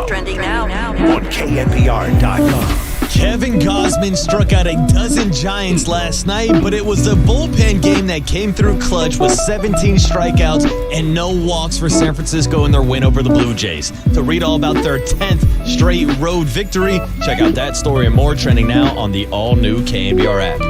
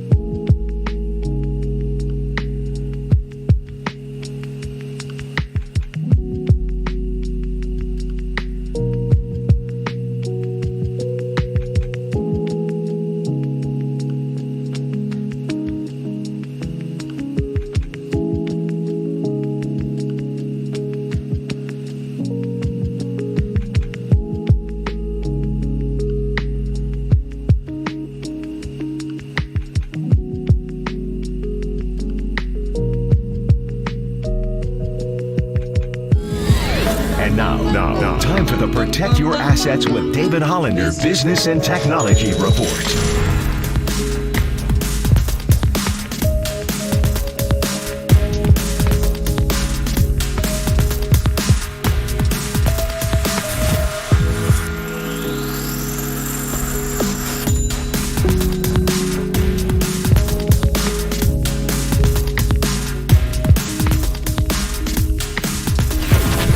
This has been the Protect Your Assets with David Hollander Business and Technology Report. Concerned inflation will ruin your dream retirement? Learn more. Listen to David's show every Saturday morning on KNBR or call 1-866-PROTECT. Follow the leader on Twitter at KNBR. For once again, we are the sports leader. KNBR 104.5 and 680. The 1-2. Merrifield strikes out swinging. Doval, little skip. Thairo Estrada right in the middle of everything tonight. The Giants pitch a shutout to start the road trip. Their 10th straight road win. And it's their first 10-game road winning streak with all the games in the same season since 1952. Damn, Road Warriors. Look at that. Gabe Kapler. Yeah, we'll go to Canada and keep this thing going here. By the way, I had a great Gabe postgame. They're talking about Ryan Walker, who's now a big part of our lives, by the way. Big time. What do you give me for Ryan Walker and broadcaster Joe Davis? Yeah, I'll give you about a 10. Yeah, I just turned around and boom, there they were, playing a huge role in my life. There's not a single Giants fan in the world who on opening day could have told you who Ryan Walker was. Now I look forward to his work. and now he actually said he's got the hair going. He pitched 3 days in a row, twice as a starter. That has not been done in baseball since 1966. Okay. Are you serious? Yes. And so here's the Gabe joke, or the Gabe story I wanted to relay. Susan Slusher's story, she was saying, he set history, or he made history by becoming the first pitcher to make 2 starts within 3 days and pitch 3 days in a row since 1966. And the Giants haven't announced a starter for tomorrow. It's Logan Webb tonight. Yeah. And she said, so could Ryan Walker be the starter on Thursday? And the quote from Gabe was, sure. That's it. Just sure. Yeah. No, sure. And they just look at you with the stubble. Sure. Yeah. Anyway, let's welcome Marcus Boucher. It kind of sounds like the same, real quick, sorry, I'm sorry to interrupt, but it was the same kind of inflection that we would get from one of our old coaches, if I can find this for a little comparison. Yeah, here we go. So, give me the Gabe response one more time. They said, you haven't announced the starter for Thursday. Sure. Could Ryan Walker be the starter? Sure. Very reminiscent of Mike Nolan being asked about the Niners. Hey, coach, you're losing a lot of ball games out there. What are you going to do? Sure, we're losing. We've lost 3 in a row. He's just hitting you with the sure right out of the gate. Yeah, no, sure. Sure, we're losing. Yeah. We've lost 3 in a row. We lost 3 in a row. Sure. That's nothing. Gabe ain't saying that. Sure, Walker. No, he's saying sure. We're winning. Sure, we're winning. We've won 4 in a row. We've won 10 road games in a row. Yeah, yes. Totally.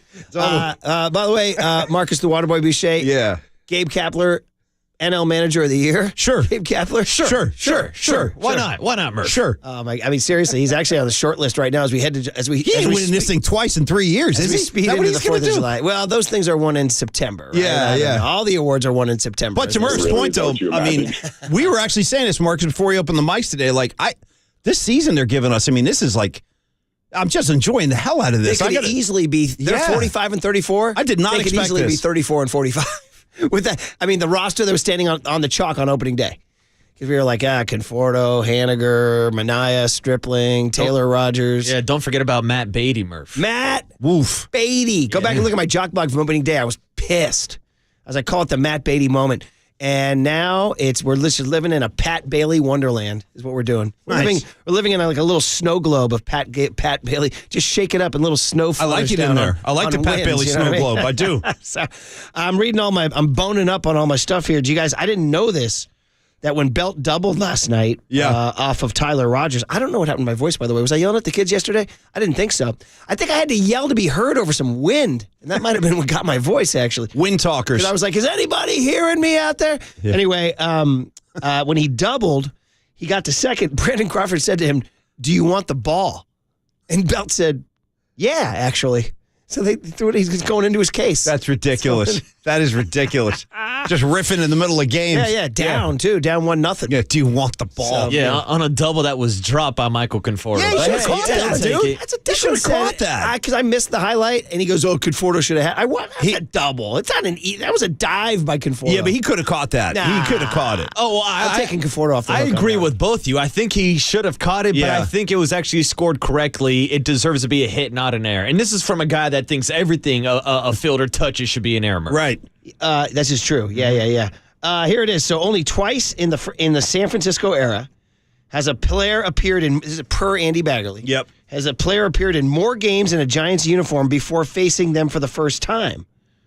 Right? And the only that means they played that long and then faced the Giants. Remember, because this was what I was saying yesterday to Mike and everybody. Like, it's not often you face a Wall of Fame guy in another uni. I brought up Bumgarner. I mean, Jeff Kent. Yeah, but he was only here 97 to 02. That was different. Bumgarner, 2009 to 19. It's a long time, and then you face him. Yeah, Jeff Kent went to the American League, too, so it wasn't like... the Astros Yeah, first, it was the and then Astros. It wasn't like you saw him all the time. But Willie Mays as a Met and Willie McCovey as a Padre. I hate that. Willie McCovey. Those are the only guys who played more games as a Giant before facing them. For the first time, Belt's number 3 on that list. Pretty interesting. Yeah, it was weird. Like I said, I thought looking at Belt in that uniform was just kind of odd for me. Like Is it the font? Is that what gets you? It's a little everything. I think it's that 3-line font. You know, they were come with the throwback light blue. Say, I love the unis. I do too. It's a cool look. I absolutely love the unis. It's very old school. What about for you as a younger generation? You like that uni? I actually don't mind. You know, I hate colored pants, whether it's the Colorado Rockies with the Green City Connects, the Oakland A's when they go to the yellow pants. But the baby blue in baseball, like the St. Louis Cardinals throwback also, I'm fine with it. I got no problem with it. I think it's really handsome. And I got to say, I really like the Blue Jay with the red maple leaf. Yeah. It's a nice little pop there.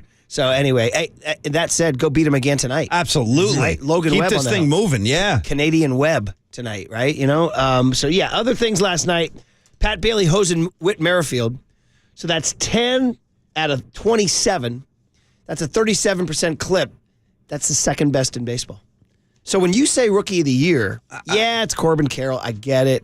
But guess what? I'm humbly submitting my guy. There's 3 months of ball left. And he's playing his ass off. Things can happen. There's nothing about Pat Bailey that strikes me like he's a rookie. Like he. Well, that's why He just feels like he's been here forever. He's been playing. He is so like at home at this level. If his name was Buster Bailey, would we view him differently? And by that, I'm just saying, do you think part of Buster Posey's fame was his first name? You know what I mean? No, I mean, of course he was awesome, but Bailey's doing everything he did. Well, let me ask this question. When I bring it up, people are like, "Oh, get out of here, man! Get out of here!" I'm like, "Well, no, don't get out of here. They're doing." All right, I don't want to put Murph on the spot because I don't want to make him feel bad. I know he's humble and he's modest. Marcus, how much of Murph's success do you think you got to attribute to his handle at KNBR Murph? I mean, that might have something to do with it. That was a big moment in life when I collared that Twitter handle. And then KC from LA at the time gave us that famous clip. We had everybody involved. You know, Pat Burrell at KNBR Murph. He went down the roster. I used to have just that cut. Pouring champagne over his head. KNBR Murph. He did say at KNBR Murph. But no joke. I mean, part of Buster's charm. So, like, if you have a great handle, you know, like Champ. What if his name was Champ Bailey? Well, then he'd be an NFL quarterback, wouldn't he? He'd be a corner who played with the Redskins and the Broncos, I believe, right? Yep. Where'd Champ Bailey go to school? He was the U. He was the U, wasn't he? Yeah, he was. I think Champ Bailey was the U. I think so. But anyway, so you're saying? I'm just saying, Pat Bailey's doing everything. Even Triple E walked in stats the other day. No, he's on pace to surpass Buster's rookie year in almost every category. Well, okay. Well, there you go. It's on pace. On pace. A lot can happen for 3 months. But as you point out. Does that look like a guy who's going to get flummoxed at any point in time? He might get better as the season goes on too. I mean, it's just really he was a top 15 pick in the MLB draft. I mean, again, the Giants started with Joey Bart behind the dish this year. Well, he got hurt actually opening day, right? But poor Joe Bart. I know. Imagine like what's going through his head right now. Watching the Giants they're tearing through their schedule right now, and they got this stud behind the plate. Got to be hard to be happy, doesn't it? Yeah. Like, you know what I mean? It's a very... Barry Zito 2010 rooting against the Giants. I mean, what is the future for... Honestly, what's his future, Joey Bart? Deadline? Yeah. Well, what can you get? I mean, he'd just be a piece he's part of a package. In, right? Yeah, I don't know. Look at Marcus. That's what's bringing Verlander here. There's almost a sadness on your face over there. I see it. Yeah. I was thinking about it the other day when I was like, all right, the Giants need another arm in the rotation. Who are some of the guys that they could trade? And immediately you think about Joey Bart. Yeah, man. Maybe you think of David Villar, who had Isan Diaz playing over him this past weekend. Oh, man. With the nose ring and everything. By the way, shout out to my man D. Says Champ Bailey's a Georgia Bulldog. Shout out Bulldog. You want to do the bark thing? No, because it might mess with my voice again. Jeez. That great cut we have. That's one of my favorite cuts. Go Dogs. Woof, woof, woof, woof, woof. My girl Carrie. Yeah. Had a good time at that tailgate. She's barking. Yeah. All right, let's get the guest list on a Wednesday, 6/28/23. Giants today at 4:07. Come on. And today it'll be Logan Webb on the hill, and you can't wait, right? You can't wait for the next one. I got to say, I like that early start time yesterday. That worked well. TBD. Blue Jays still have TBD. Yeah. What's going on with that? What are they doing? Taking a page out of Gabe's book. Yeah, right? But Webby's 7-6 with a 3.16. All right, what do we got today? All right, starting off in about 20 minutes, we're going to check in with MLB Network's John Morosi, take a look around the league, and check in on the hottest team in baseball right now. Giants are 13-2 in their last 15 games, Murph. That's the best record in baseball during that stretch. It would be nice to talk about that.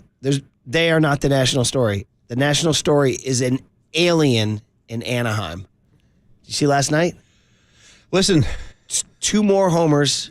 10 strikeouts on the hill. Please keep him out of the NL West. That's all I'm asking for. I don't ask for a whole lot. I don't ask for much. This is big league baseball. Yeah. This is big league. If this kid was doing this in Little League, they'd be going bananas. Yeah. Man, if you hit 2 tanks and strike out 10 in Little League, you're a god. Murph, if he's doing this in wiffle ball, he's a god. Or Triple E's softball, which he takes way too seriously. Oh, yeah. He played last night, he was saying. Well, dude, I'm trying to get ready for the show, and he's going over a disputed call at second with me in excruciating detail. Oh, I wish I could have seen that. Detail. I want it to be a fly on the wall for that. And then made sure to slip in 3 of his highlights, that he had a runner, that he threw a seed from shallow left on a relay. Okay. That would have been an out if the catcher didn't drop it. I can visualize that. As I was giving him kind of no response, as I was shelling my egg and getting ready to go, just kind of trying to kill off the convo, he then kind of mutters on the way out, and I went 3 for 3. So. Oh, congrats. Nice. Yeah, you want a cookie kid? It's slow pitch softball. You know what I mean? Oh. Did he show you his actual highlights? No, bro. Why? Is there footage? Have you seen him? I've seen him. Well, because our guy Raph, shout out Marty's Raph from Weekends at the Park. Raph. He's the head coach, and he records all of the games, so you can find their highlights on YouTube. I don't recommend watching them. Why aren't you playing softball? Can we turn this into a bit? Yeah, we could turn her into a bit. Yeah, balls and strikes with Triple E. What's your, why aren't you out there balling? You should probably be out there crushing it. Because guys like Triple E are out there playing. Okay, see, not enough. Right. Perfect answer. But Simple as that. That's the reason. So, only 6 times since 1900 has a pitcher struck out 10 and hit 2 bombs in a game. It has happened twice fairly recently. And you know who did it? Frickin' Madison Bumgarner. Let's go. Frickin' That's Madison right. Bumgarner. Seriously? Yep. What was it? You got a date on that? It was 2017, I believe, or 2019. One of the two. Man. Was it that game in Arizona that they lost to Melanson the opening day? Madison opening day, right? 2017. I remember exactly where I was and what I was doing. Yeah. And because it was a situation where I was in my backyard actually doing some rare work in the back, like cleaning leaves You were and being stuff. brave. And I was trying to be brave. It wasn't working. And I had the radio. So I was listening on the radio, as a long story short. And I remember. Too. Yeah. So that I was had no my buddy- visual. I'm like, you got to be blanking kidding me That with was my this. buddy Timmy's 50th, and for a very special round, my man Steve John hosted us at Monterey Peninsula Country Club. Yeah. And we had the radio in the golf bag. Ooh, nice. Streaming, and we're on Nice. 8. We're finishing up an epic day, beautiful day on the 18th green, and we listened to that whole I got to tell you, Melanson, this is not even a riff. He never recovered in Giants fans' eyes from that day. Never recovered. Yeah. It was that first game, boom, in the doghouse. He never got out. You know I who still don't like seeing him. You know, I don't like seeing him. You know who else did it 2 years later? Zach Greinke. Zach Greinke did That's wow. Yeah. I'm going to go ahead and say Madison Bumgarner probably the last great. I would call him great for as far as a pitcher goes, as far as his hitting. The last great hitting pitcher we'll ever see. Yes. He's the greatest one he's the last of the. I don't know how. Well, you got to know what I'm trying to say. I can't get it out. Yeah, but outside of Shohei Ohtani, who's Correct. also a pitcher. Outside of Shohei, that's a totally different category all his own. He's in his own world. He really is. So anyway, Morosi will tell us about that. Because, by the way, he's 28, about to be 29. Let me start the anti-Shohei train. Here's my hot take. Let's bring him down. If you give him the $70 million a year or whatever for the next 10 years, $700 million, and you're going to get the worst of Shohei. Because he's peaking, right? Because 28, 29, that's like when you're peaking. Well, you're going to get bad Shohei. And then he's going to be viewed as a bum and an albatross. You know what I mean? Can you believe that? Starts putting on weight. He got a big gut. You know what I mean? Yeah. So today he shows up like Jamarcus Russell. Did you see this when he came back to the dugout yesterday? Because he's the starting pitcher, he didn't want to expend energy high-fiving, so he stood in the end of the dugout, and as everybody waited for a high five, he pantomimed a high five to all of them and went to the helmet rack. Nice. I didn't see that, but I like that. He's funny. Yeah. So they're going samurai helmet in Anaheim, right? I like that too. Yeah, that's our celebration. Yeah, Shohei Ohtani, one of the best stories in baseball. And then 7:35, we'll talk to Mike Krukow about the last Giants pitcher to hit a home run. Logan Webb's on the bump today against the Blue Jays. We'll talk Giants baseball with Mike Krukow at 7:35. Then we'll get into our Power Hour big hit, 8 a.m. this morning, talking about the Giants' 10-game winning streak and, of course, facing off against a couple Giants, Brandon Belt and Kevin Gausman last night. 8:20, we'll hit up the cooler of content. Then at 9:15, we'll check in with a Bags alert. Andrew Bagley talking San Francisco Giants baseball all morning long. Nice. Beautiful. We're all ready to go. Morosi in about 15 minutes on KNBR 104.5 and 680, the sports leader. This is some kind of good. This is unbelievable.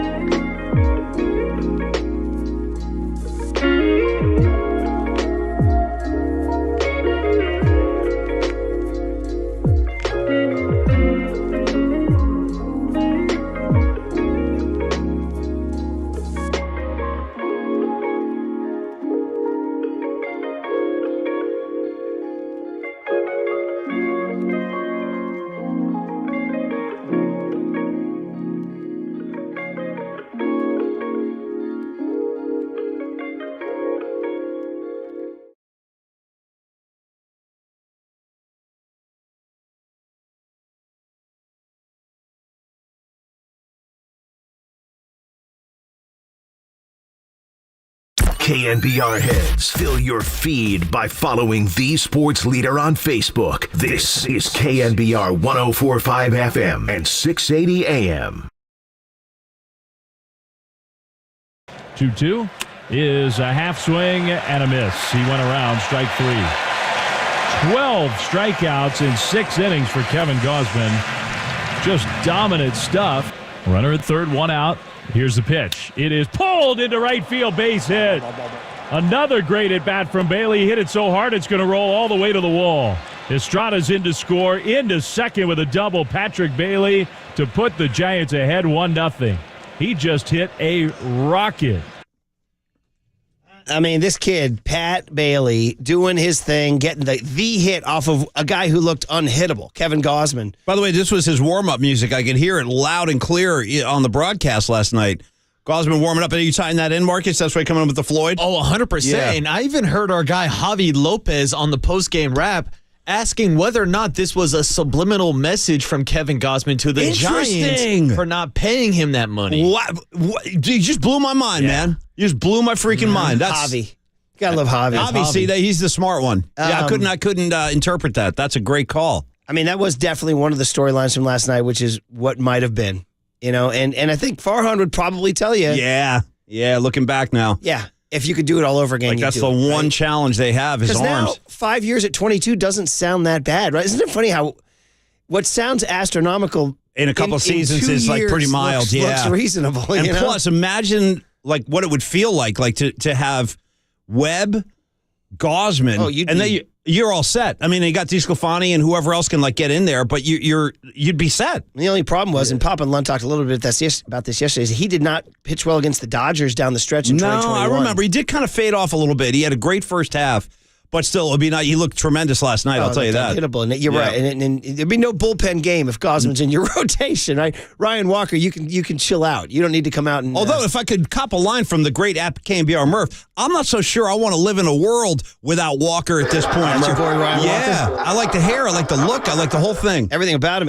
And can he start Thursday? Sure. Yeah, sure. Game. Sure. So he's starting. He starts 3 in a row. Yeah, can you imagine? 5 at 22. I mean, just add $22 million to that Giants payroll and take out, I don't know, Wood or whoever, and you're all set. Yeah. So I wonder if Farhan would sit here with actuary tables or whatever. What the heck you're talking about? Like stats and printouts, explaining why he still charts. He still defends not Some signing graphs, Gausman there, right? Some pie charts. And maybe a reason would be is that he was 28 when I believe he left the Giants in free agency. Now he's 30 years old. But then again, that ties back to the last segment. Shohei Ohtani being 28 years old, Murph. You don't want to waste your money on bad Shohei. Will the Giants spend on an over-the-hill aging Shohei Ohtani? Some team is going to give him, you got to give him, what? What's the highest annual, what's the highest right now? Is it Verlander or Scherzer at like 40, 43? Something like that. I think Verlander, 42, 44, something like that. So Shohei will say, what, start at 50 and let's work from there? Yeah. And then let's go up? We can start talking at 50. I'll start at 50 for his hitting ability, then throw in another 50 for his pitching ability. How about that? Yeah, I read that stat from Spot Rack that had his 2 different contracts, his pitcher contract and his hitter contract.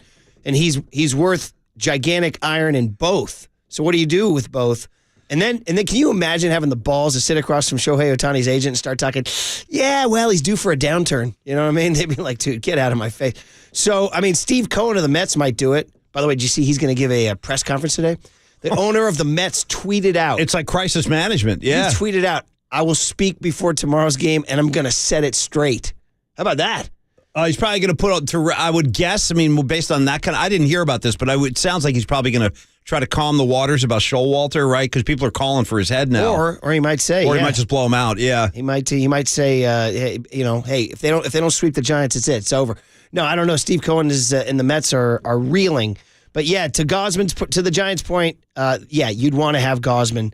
It says according to the reports, they didn't even make Gausman an offer. That's what they say. Odd thing. They say they didn't even make him, What's that all about? You know what I mean? And that's why he played the Pink Floyd, like Marcus said. Yeah. And Murph, I actually have the actual tweet from Kevin Gausman, if you want it, talking about the San Francisco Giants. Yeah. He tweeted out, I want to set the record straight for y'all because there has been a lot of BS out there. SF never made me an offer, simple as that. That's a direct quote from Kevin Gausman's Twitter. So that's back when Farhan was trying to outsmart himself, saying that, whatever, Alex Cobb on 2 years is better than Kevin Gausman at 5. Now, Cobb's been great. And Alex Wood signed 3 years? He got a 3-year deal? Anyway, that's Farhan. Yeah. Being Farhan. So I wonder if you give him the truth serum, what he would say about the Gausman deal. But then again, who won the game last night? Right? That's the thing. Farhan will probably laugh in your face and says, who needs a Kevin Gausman when you got a Ryan Walker? Exactly. Well, look at and by the way, there's Alex Wood coming in the second inning and then working as the bulk guy now. They asked him, he goes, that's what they wanted. He goes, it's not really my, thing. His quotes after the game, And they said, well, is that going to be the deal going forward? He goes, I don't know. Yep. He said, they'll tell me. And Kapler said, we'll see. So these guys are like... They're showing up. They don't know what they're going to be asked to do. I mean, it's going great right now. I wonder if there is any long-term negative Could you imagine if Murph showed up for work, or me, or any of us showed up on a daily basis, and you didn't know if you're going to do like 1 hour or 4? Do you have an I don't know? I need 4 hours. I need 4 hours today. Don't you have an I don't know on there? I'm not sure I do, actually. The Cheddar Spicoli. I don't think I do anymore. Oh, man. Yeah, real estate's, yeah. Just saying, hey, Wood, are you going to start or be bulk next time? Oh, no. I don't know. Hey, Scott also wrote a good column about this whole bulk thing, because it is a thing now. When they use the opener, then they turn to Manaea. Yeah. Then they turn to Wood. Yeah. They've turned to Keaton Wynn. They've turned to Tristan Beck. And he goes, these guys need a name. And he had 2 good ones. You tell me which one you like better. Okay. Susan Slusser told Ostler she calls them the backup slingers. The backup slingers. Get it? Backup slingers? Yeah. Okay, you know what? Well, we're just working with it now. Ostler's early times was, since they're pitching in bulk, how about calling them the Costco crew? Costco. I don't know about that one either. Oh, come on, man. You got to do. Well, I'll tell you what. If we're going to continue to reject these, we're going to have to. What do you got? That's Marcus? exactly it. Because I'm guilty of that too. I don't really like either of those, but I got to come up with something better. Yeah, Costco. Well, why not just call them the bulk pen? See, Marcus. Not bad. Sometimes simplicity is the best. Kepler, I like the bulk, Polymac. I like to eat this steak and put on some weight. He's all about bulk. I dared you, and you delivered. Yeah, there it is. The bulk pen. Today's, as Paul would say, today's Marcus's day. Marcus is hot today, except when he didn't let me in the building. Bulk pen? Do you think people can hear the K in bulk pen? Bulk pen. You got to really hit that K now. Bulk pen. I think you guys dismissed backup slingers a little too fast. Well, yeah, I don't know about that one, man. As a fan of the Pips and the Blue Notes and all the great backup singers through the years, I support that. Yeah, it's good, Anyway. but I'm almost supporting you because Susan was the one who didn't like your El Camilo Real riff also. El Camilo Real, which I like. It's been trumped by Tranquilo Camilo. Yeah, it's a pretty cool name. I have to admit, listen, when somebody comes along with a better one, you got to lay down your arms and accept it. You do. I used Tranquilo Camilo in our All-Star game on Saturday when we had the other guys got a couple guys on with nobody out after something weird happened, and I came out and I said, "What do they call the Giants closers? Tranquilo Camilo." I said, "Everybody just stay cool, right?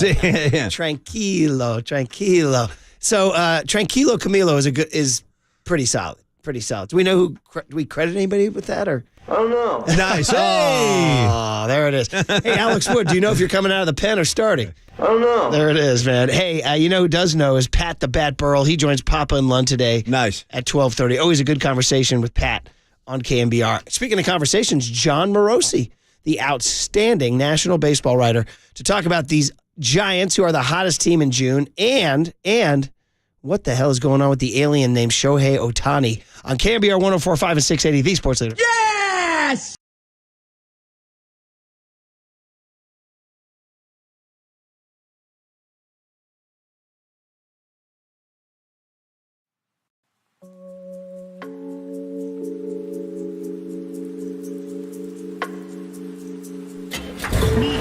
From the Chilton Auto Body Traffic Desk.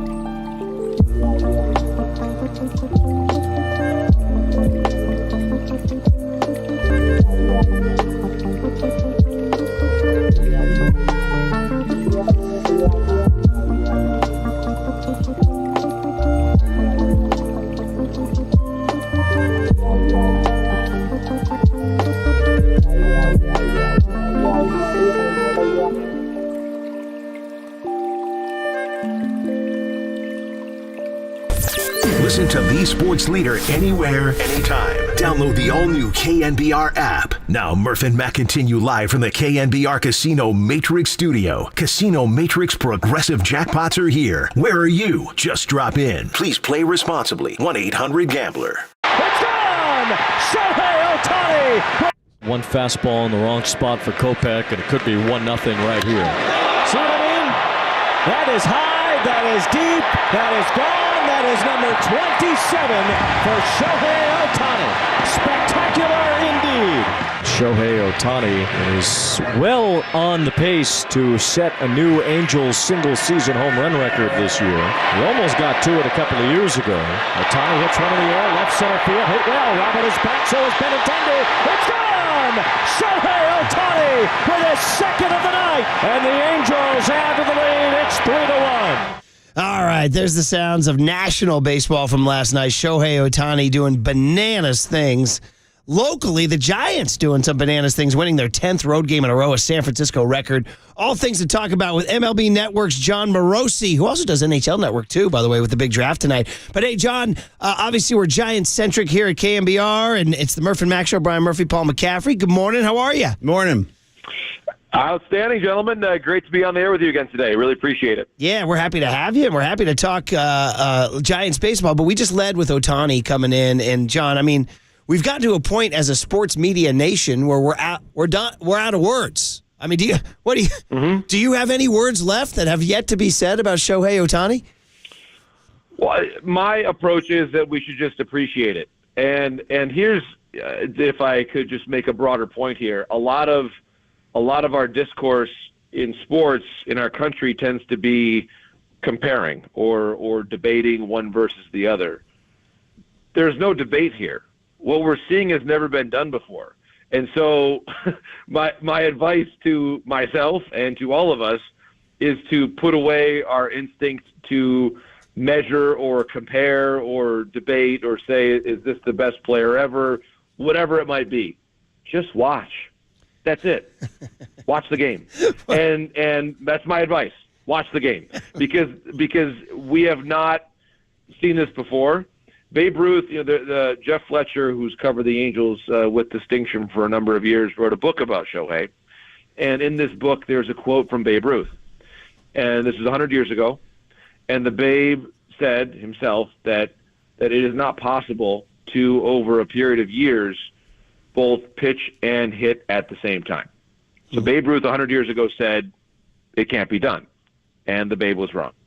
And so my advice is that we don't need to debate it. We don't need to discuss it.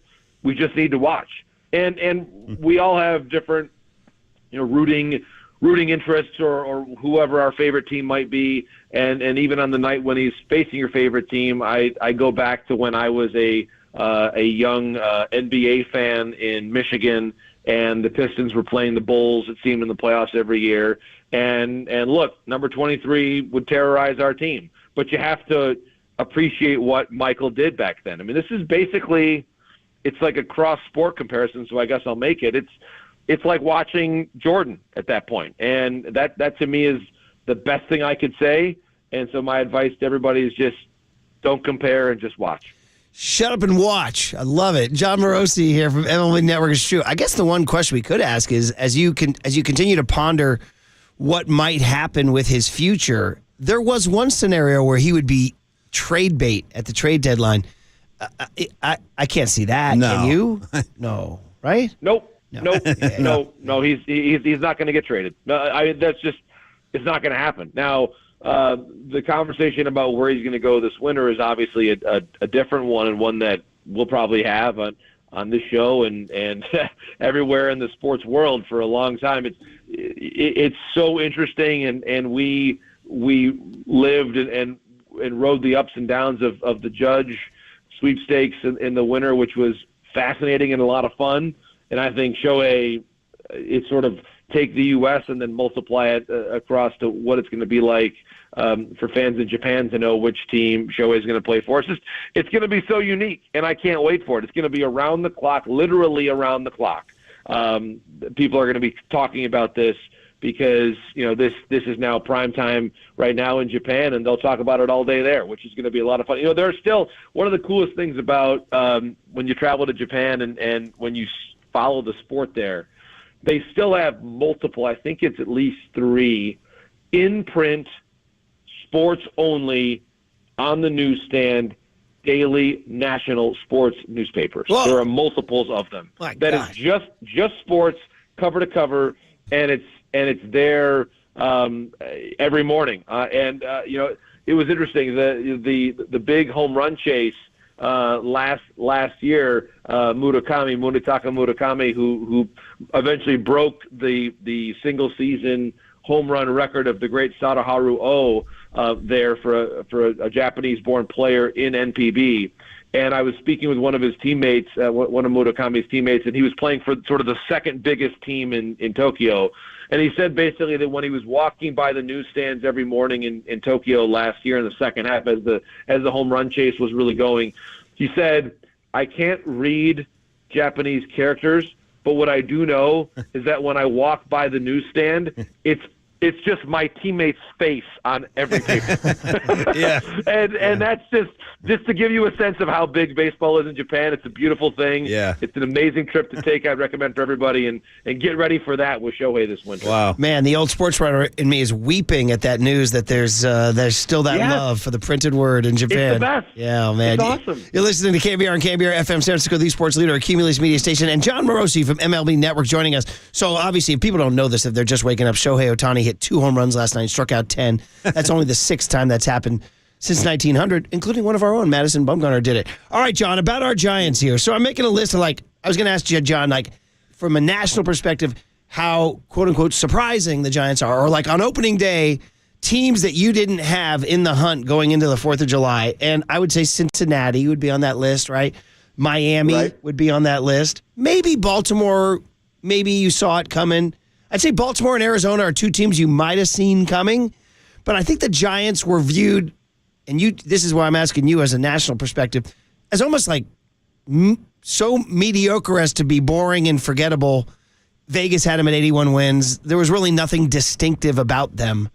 And now here they are. And there's something distinctive about them, this youth movement and the fact that they're in the mix. What's your view? Well, a couple of things.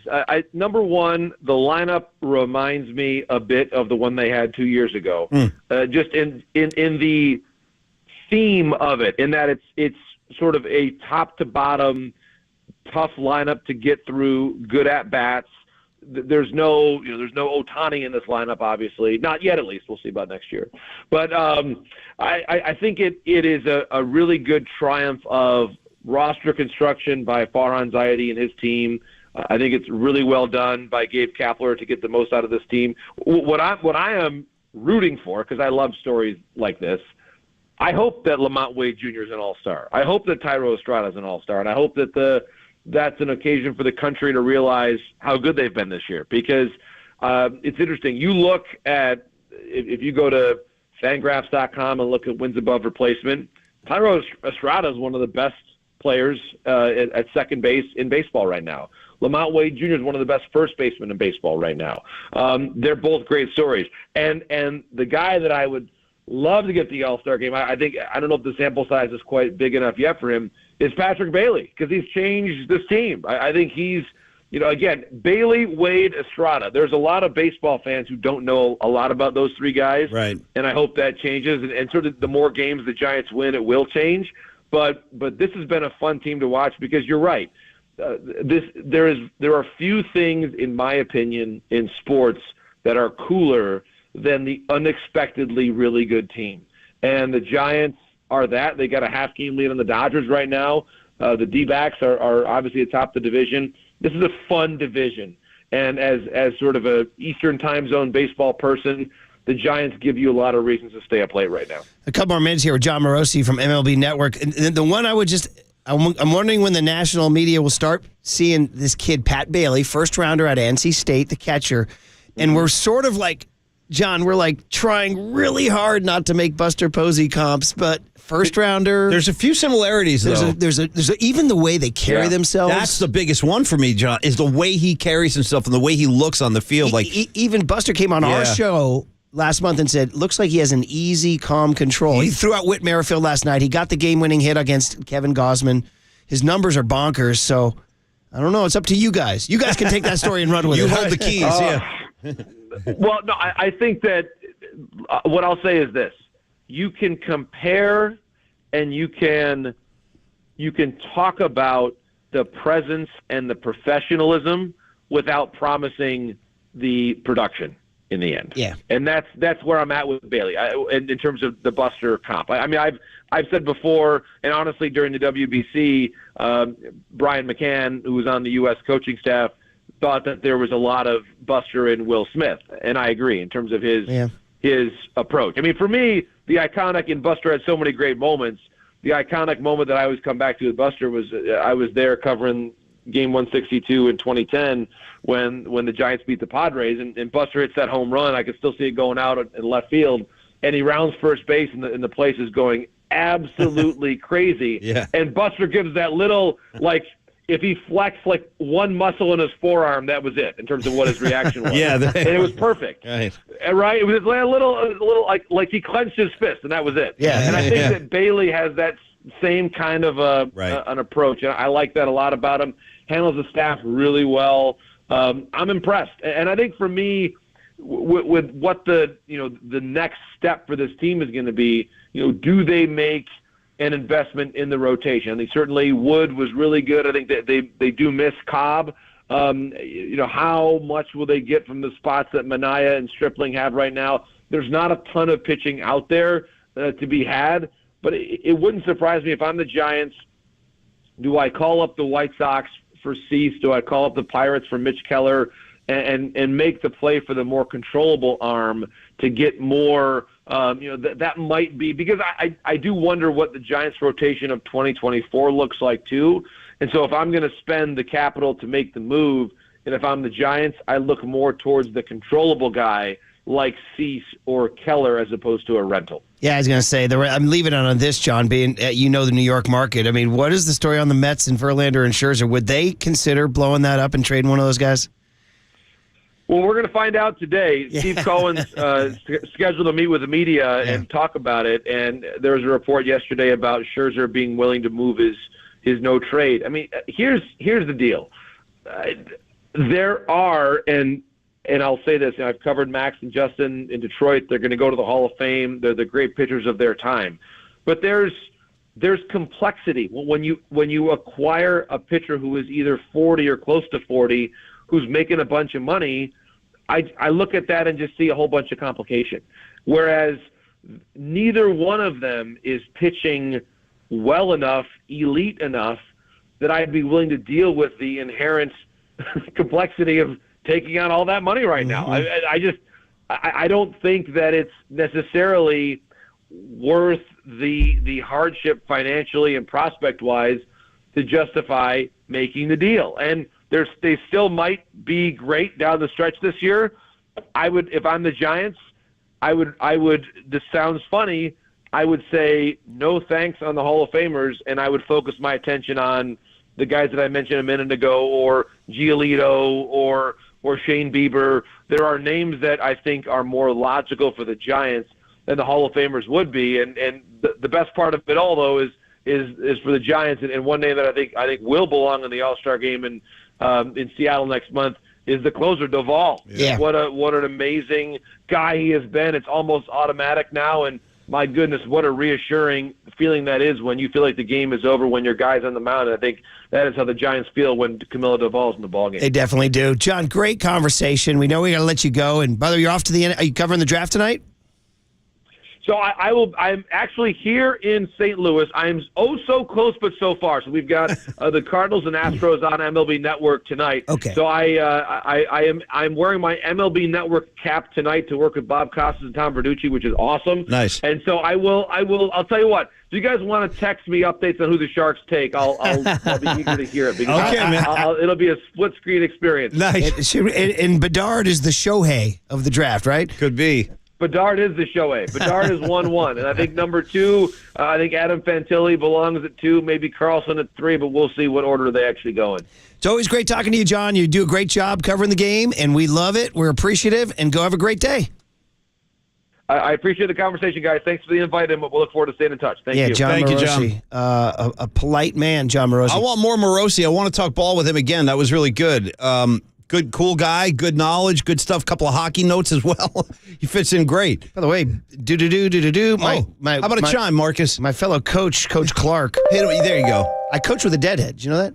Well, I know one thing, Murph, is that we're everywhere. Spell that WEIR. We're everywhere. You're a real deadhead. In the middle of that Morosi interview, Coach Clark sent me an Instagram link to Joe Ryan of the Minnesota Twins, who went to Drake High in Marin County, and we know warms up to he's fire fire on the mountain, right? Yeah. Well, apparently now they've created a collection, the Joe Ryan Experience, that pays homage to his bond with the music, the California landscape, the dead, and baseball. So you can get this Joe Ryan gear that's dead/California themed gear. Jerry Garcia, blah, blah, blah. Sounds like you might be down there. Paul. Check out some. I don't know if you can see some of this. It's pretty amazing. Very nice. Oh, nice. Can you see I it? like that. I'd wear that thing.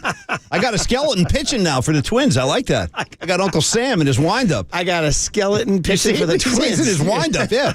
Looking pretty good. Waterboy, you being a seam head, something he said there just grabbed my ear. It's like, and knowing the history of the Giants, when they went and got Freddie Sanchez from the Pittsburgh Pirates, John Vanderwall from the Pittsburgh Pirates, Mike Leake from the Cincinnati Reds. There's like these not that sexy but very capable and cool NL Central guys. Jason Schmidt came from the Pirates? Yeah, Schmidt came from the Pirates, right? Didn't he? Anyway, let me double check that. Mitch Keller. That was the name. Now, if you're the Pirates and you believe you're building something, maybe you don't want to trade him because, they had a great start to their season. They've now collapsed. They're 6 games under 500. They were the story through May. So you're talking about like what Morosi said, not going the Verlander Hall of Famer route. He just told you they're not pitching that good. You don't care where they come from. You just give me an arm.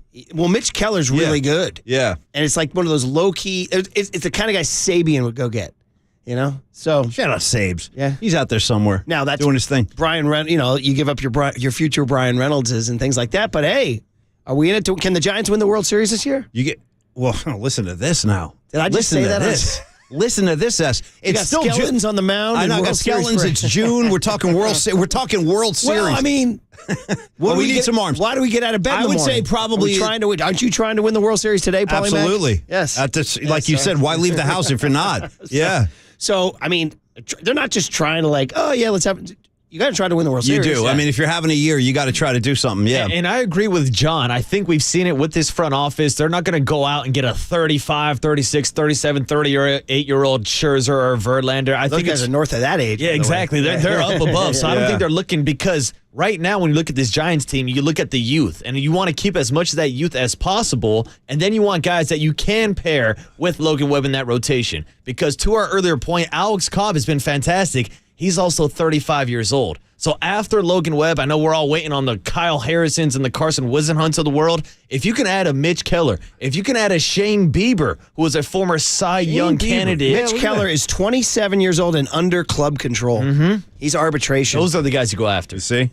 Now with the Pirates are going to say, hey, we want Schmidt, we want Bart. Yeah. We want Von Brown. Would you do it? Seriously, because you're probably right, and that's probably going to have to do. Right? We got a month to see where they'll be. You ready to part ways with Schmidt already? He just got the jersey. I don't want to. You saw the sadness last night on the rail. He was clapping. I'm like, look at him.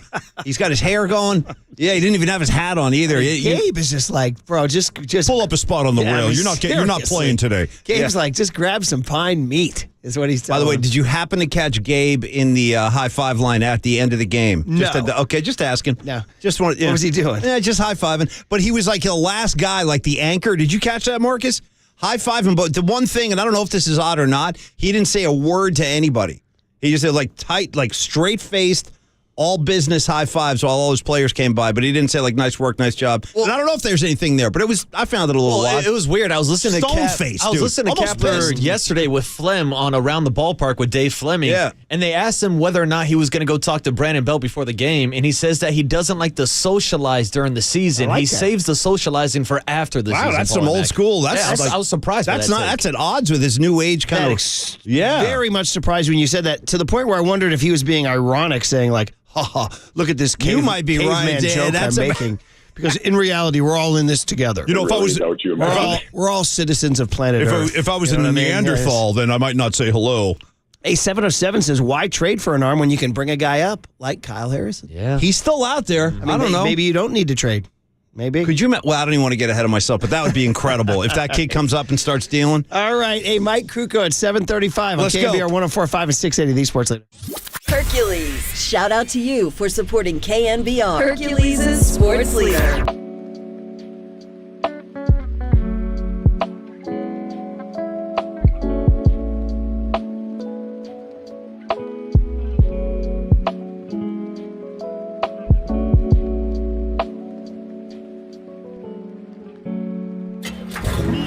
From the Chilton Auto Body Traffic Desk.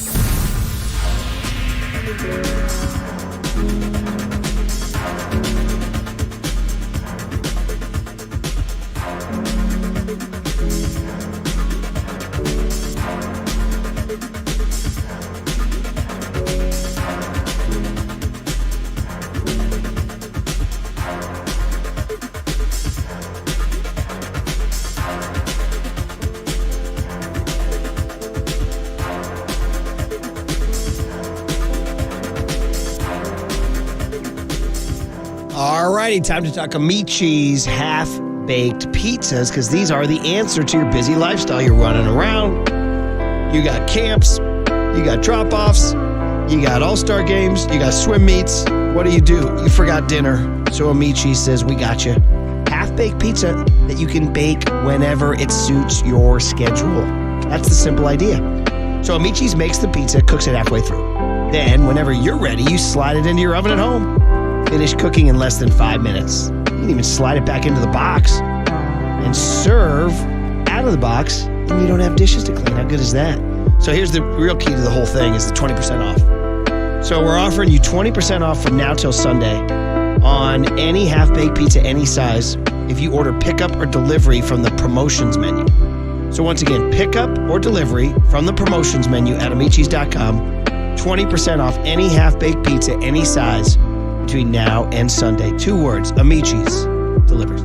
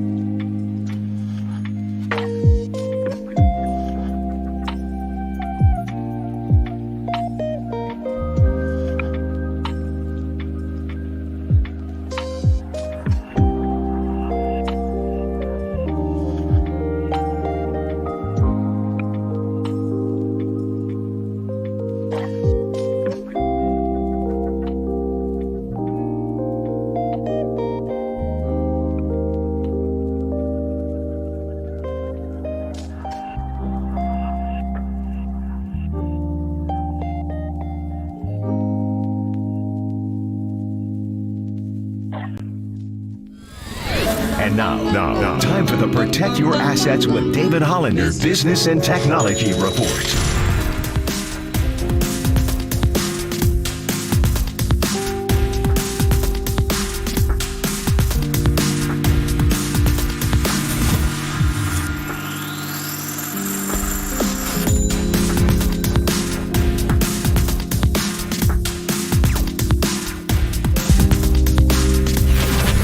This has been the Protect Your Assets with David Hollander Business and Technology Report. Do you want to pay less taxes this year? Learn more. Listen to David's show every Saturday morning on KNBR or call 1-866-PROTECT. Listen to the sports leader anywhere, anytime. Download the all-new KNBR app. Now, Murph and Matt continue live from the KNBR Casino Matrix Studio. Casino Matrix Progressive Jackpots are here. Where are you? Just drop in. Please play responsibly. 1-800-GAMBLER. Have you talked to any of your teammates yet? I have. You have? Okay. Yeah. How about Draymond? You trying to bring Draymond back? Absolutely. Okay. How do you think you will fit into the team I don't know yet. You know what I mean? But I've been fortunate enough to play 18 years, and I done figured it out that long. Yeah, so. And you made all the teams better too, right? I mean, from what I know. Yeah. I've been playing. Okay. Do you have any message to Dub Nation? I'm excited, and I know I've been sort of the sworn enemy for a long time, but I cannot wait to be there, and I cannot wait to get in the locker room with all those guys. So appreciate y'all, and we on the way. Okay, there it is. Wow. I'm amazed that TMZ, these celebrities or athletes who stop to give TMZ the time of day, but they did.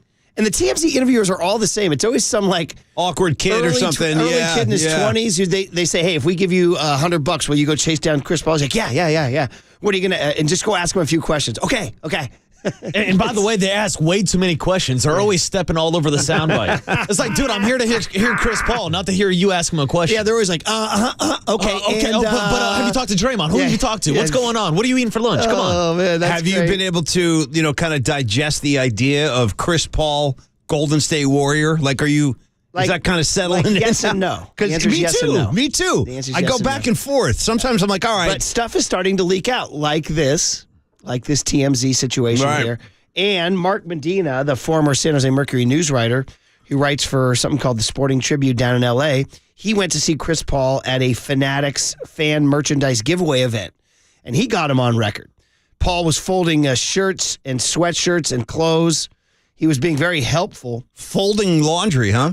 Yeah. Okay. But he calls L.A. home, by the way. Who, Chris Paul? Yeah. That's why he was at Dodger Stadium. Yeah. L.A. is his home because of the Clippers years, 6 years. And everybody wanted him in L.A. for the Lakers. But here, he got him on the record here. Here's the quote here. Quote, I'm excited. And he used the exact same phrase to Mark Medina that he used there. I know I've been sort of the sworn enemy for a long time, but I cannot wait to be there, and I cannot wait to help them win. And then they asked him, how do you fit in the dynamic? Don't know yet. Fortunate part is I've played for 18 years, and I figured it out. How about talking to Spearsy yesterday when he was kind of letting us know it's likely that Chris Paul will be in the starting lineup. That was weird. It was weird. And they'll start all the games super small. It was weird that he said that, too. And he had no hesitation. I go, so who sits? He goes, Loon. Boom, like no hesitation. I wonder if he's going to be right about that. It's a very odd, I can't doubt Spears. No, but I don't doubt Spears. It's June 28th. I don't think Steve Kerr has penciled in his starting lineup Well, it's June 28th, and you're talking World Series. So, some guy's calling me on the text line, calling me on my past statements. What do you mean? I love he goes, you once said, the older I get, the more I appreciate being relevant each year. I'm like, damn. First of all, props to you for remembering anything I said. That's awesome. That is pretty awesome. Yeah. And then when you're relevant, your own stuff back to you. It's like you quoting Robert Hunter. Right, yeah, totally. Speaking of which, that Joe Ryan shirt, we got to get that. Yeah. I want the pitching skeleton. Anyway, the point is that, relevant. And then if you're relevant, go for the World Series. Anyway, more Chris Paul. It's basketball. They asked him about the difference in him being a pick and roll guy and the Warriors being a cutting and screening team. It's basketball. Obviously, I've done a lot of moving around and stuff like that. I get that it is front of mind for everybody all day. But for me, I'm trying to live and enjoy my summer as much as possible. I'll worry about all that different type of stuff when it's time. Yeah. And he wanted to keep folding sweatshirts. It is going to be weird, though, the first time he comes walking in that locker room, you know what I mean, after all these years. With that face and those arms. He's got those arms. And then he's looking, there's Draymond, there's Clay, there's Steph, there's Looney. Like, guys he's gone to war against over the years. Suddenly, he's going to be peeling on. Murph, I would say the blue and gold, but I should probably say the black and the rose. He'll be pulling on the black and the rose. This happens in business. Have we not laid down with enemies, sworn enemies in our chosen? Kenny Norton Jr., Deion Sanders. I'm talking about radio. Oh, wait, no, I don't understand. What do you... No, I'm just saying, people change stations and, sure, yeah. And they go, and all of a sudden, they're right. That's them now. You know what I mean? Yeah. You want to get specific? Well, yeah, I will get specific. I'll go pinpoint, actually. Paulie Mack went from 107.7 The Bone to KNBR. How's that sound? That's a true story. So I switched stations right there. How about our 10 to 2 crew? Yeah. Another one. True. Mm-hmm. All right. I mean, Greg Papa went from being the voice of the Raiders to the voice of the Niners. Touchdown Raiders! Is he the Chris Paul of this whole situation? Meanwhile, Steph and Clay have spoken for the first time. Okay, that's what I need. They spoke to my man Tony Slater. He gets it done. Slater. So they're in this thing called The Match tomorrow night on TNT. Yeah, you gonna watch that, man? I have an All-Star game. I'll be. Would that be the kind of thing that would interest you? I would, but I'm in Galenas Valley. I might take a look at that, Marcus. I'm watch it. Yeah, I might check that out. I'm a golf head. You know that, Paul. Me too. I want some Splash Brothers because Murph was telling me that Steph is legit. Like he's no joke out there. Oh, he's fantastic. Because I asked Murph to compare Jerry Rice. There was a little buzz around Jerry Rice some years ago. There's no comparison. That's what you said.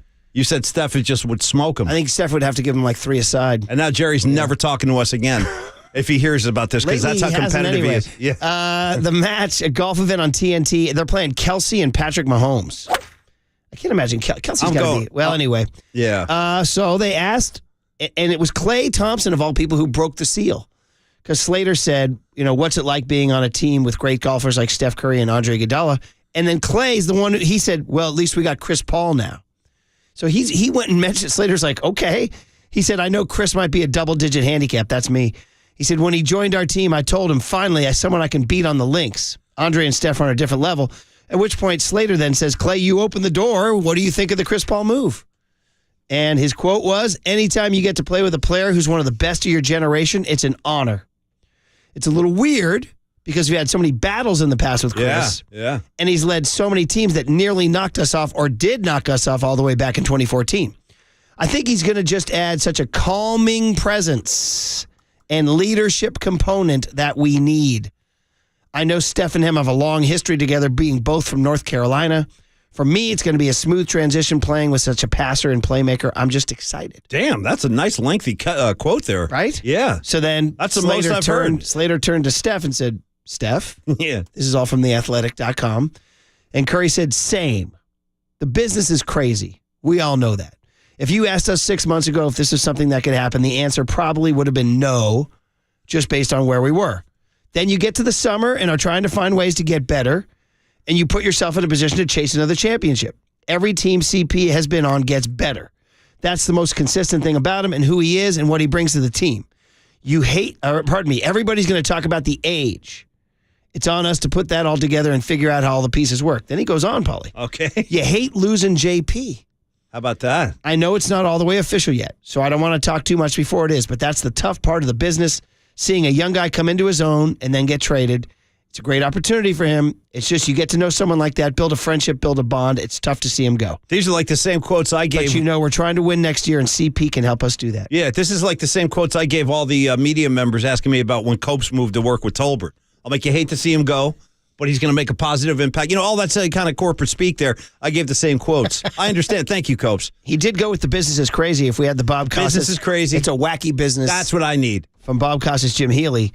They go on to talk about Dunleavy. They asked him about Dunleavy and no longer Bob Myers. Clay says, well, I love Mike Dunleavy. I grew up watching Mike play in Portland at Jesuit High School.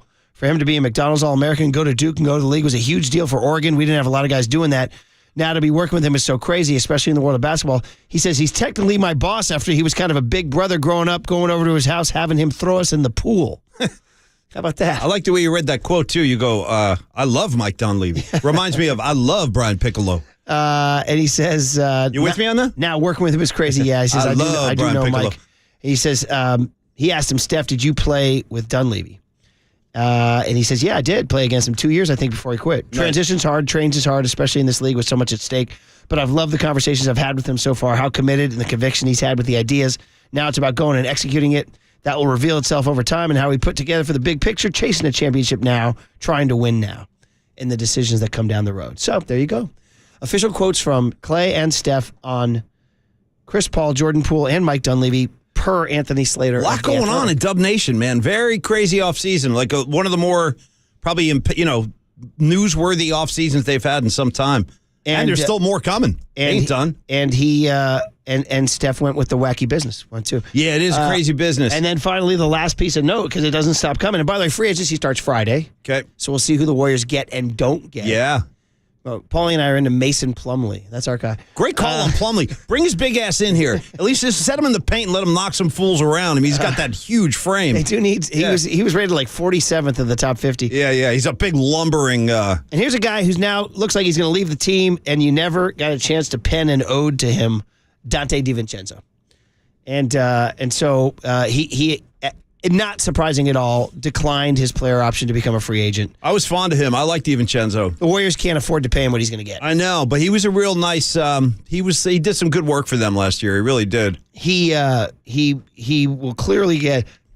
I think the Warriors can pay him only $5 million a year for like 3 years or something like that, and he's going to get more than that. Yeah. So it's not personal. It's a business. Yeah. There It's you go. strictly business. Yeah. It's not personal. It's funny, they go for these kind of like these gingers, Nico Mannion, Dante DiVincenzo, maybe Pajemski. But you don't get many redheaded paisan, I'll tell you that. Hey, paisan. Yeah. How you doing? How are you? All right. I mean, he's coming with the. It's out there. It's like a rare with the strain. rusty Italian. Yeah, it's extremely rare. Can you name another? You're talking Italians? I am talking Italian. Can you name another red-headed paisan? I don't know if I can. They're out there. I'm going to challenge you right now, live on the air, both of y'all. DiVincenzo. That's the only one I got. Yeah. Nico Mannion. Nico Mannion. Okay. That's it. Yeah, that's all we got. That's a He twosome. plays for Team Italy. Yeah. Pajemski, though, that's like Polish or something, Yeah. So anyway, guys, that's the Warriors. It starts Friday, and it seems like it's interesting how it works out media-wise. Chris Paul makes an appearance, gives a couple quotes. Steph and Clay make an appearance, make a couple quotes. So they're kind of easing us in. They're kind of easing us into the whole Chris Paul thing. We're sort of getting used to it, little soundbite by little soundbite. And it is going to be wild to see him, as you said, Paulie, in the black and the rose. Yeah, the black and the rose, because that's going to be his new home uni. Well, who knows what they're going to break out for next year? Actually, the black and the rose can be worn at home. It can be worn on the road. They might be wearing green next year, Paulie. It wouldn't shock me. These are our Celtic tribute jerseys. Totally. This is my Bud Grant tribute. We're wearing purple tonight. Yeah, honestly. Yeah. Because I didn't see the black and the rose coming. No, nobody did. Well, I saw it coming. It's a nice little tribute for. It was women's empowerment. Yeah, you honor the women. But then they just kept honoring them all year long. They were honoring them into the postseason. What would Joe Ryan of the Twins say? We can share the women. We can share the women. We can share the wine. Shout out Jack Blankenstraw. What would he say? We can share the women. We can share the wins from the mound. Nice. I got a Jack Straw when I went to the forum, by the way. Oh, did you? It was a good one. You enjoyed it? All right. Well, there you go. There's your Warrior update. We'll continue to keep that going. And as they get used to Chris Paul's face. Steve Kerr also spoke. I imagine we'll hear that in the cooler of content. Yeah. Kerr spoke, too. He went on a podcast. And so all like you said, they're all easing in, all points coming together. Just kind of living it like it's like when you kind of dip a toe in the pool. Dip a toe in the pool. Yeah, say like, okay, it's a little cold in the pool. By the way, I'm always a just go right in guy. Just go, whether it's a hot tub or a cold pool or a cold lake, Tahoe, go in. Boom, all in. I remember Tony Soprano said that to Christopher in one of the Sopranos episodes. Christopher was telling Tony, like, hey, Adriana and I are thinking about maybe having a baby, or we'd like to have a baby. He goes, but I don't know. I'm so busy with this and that, and I got other things. And then Tony goes, that's the kind of thing you jump in with 2 feet. You don't overthink it. Yeah, there you go. That's Murph's philosophy. Jump in with both feet. Don't overthink. And we have another, ginger paisan, Brian Scalabrine. Hey, very good. I asked, you guys came through. 503. Very good. All right, Mike Krukow on these Giants who just keep winning road games. That's next on KNBR 104.5 and 680, the Sports Leader. I know I've been sort of the sworn enemy for a long time, but I cannot wait to be there, and I cannot wait to get in the locker room with all those guys. So.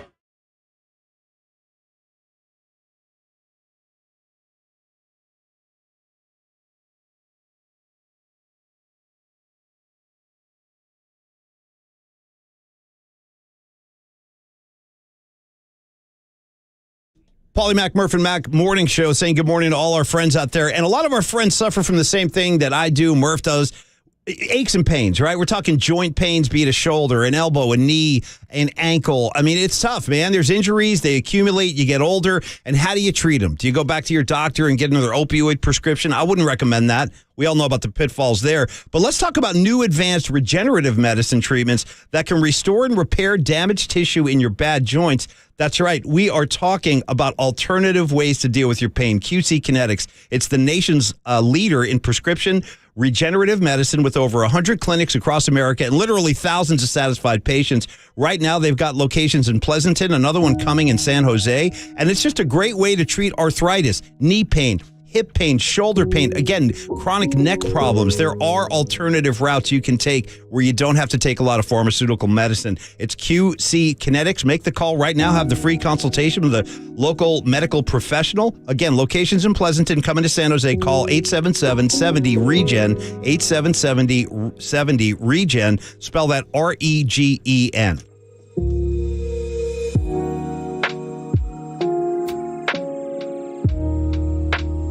Be caller 10 to 415-896-KNBR for your chance to win a pair of tickets to see your Giants take on the Seattle Mariners. Wednesday, July 5th. First pitch, 6:05. Presented by Toyota, the MVP of MPG, with class-leading MPG and more hybrids than any other brand. Toyota, let's go places.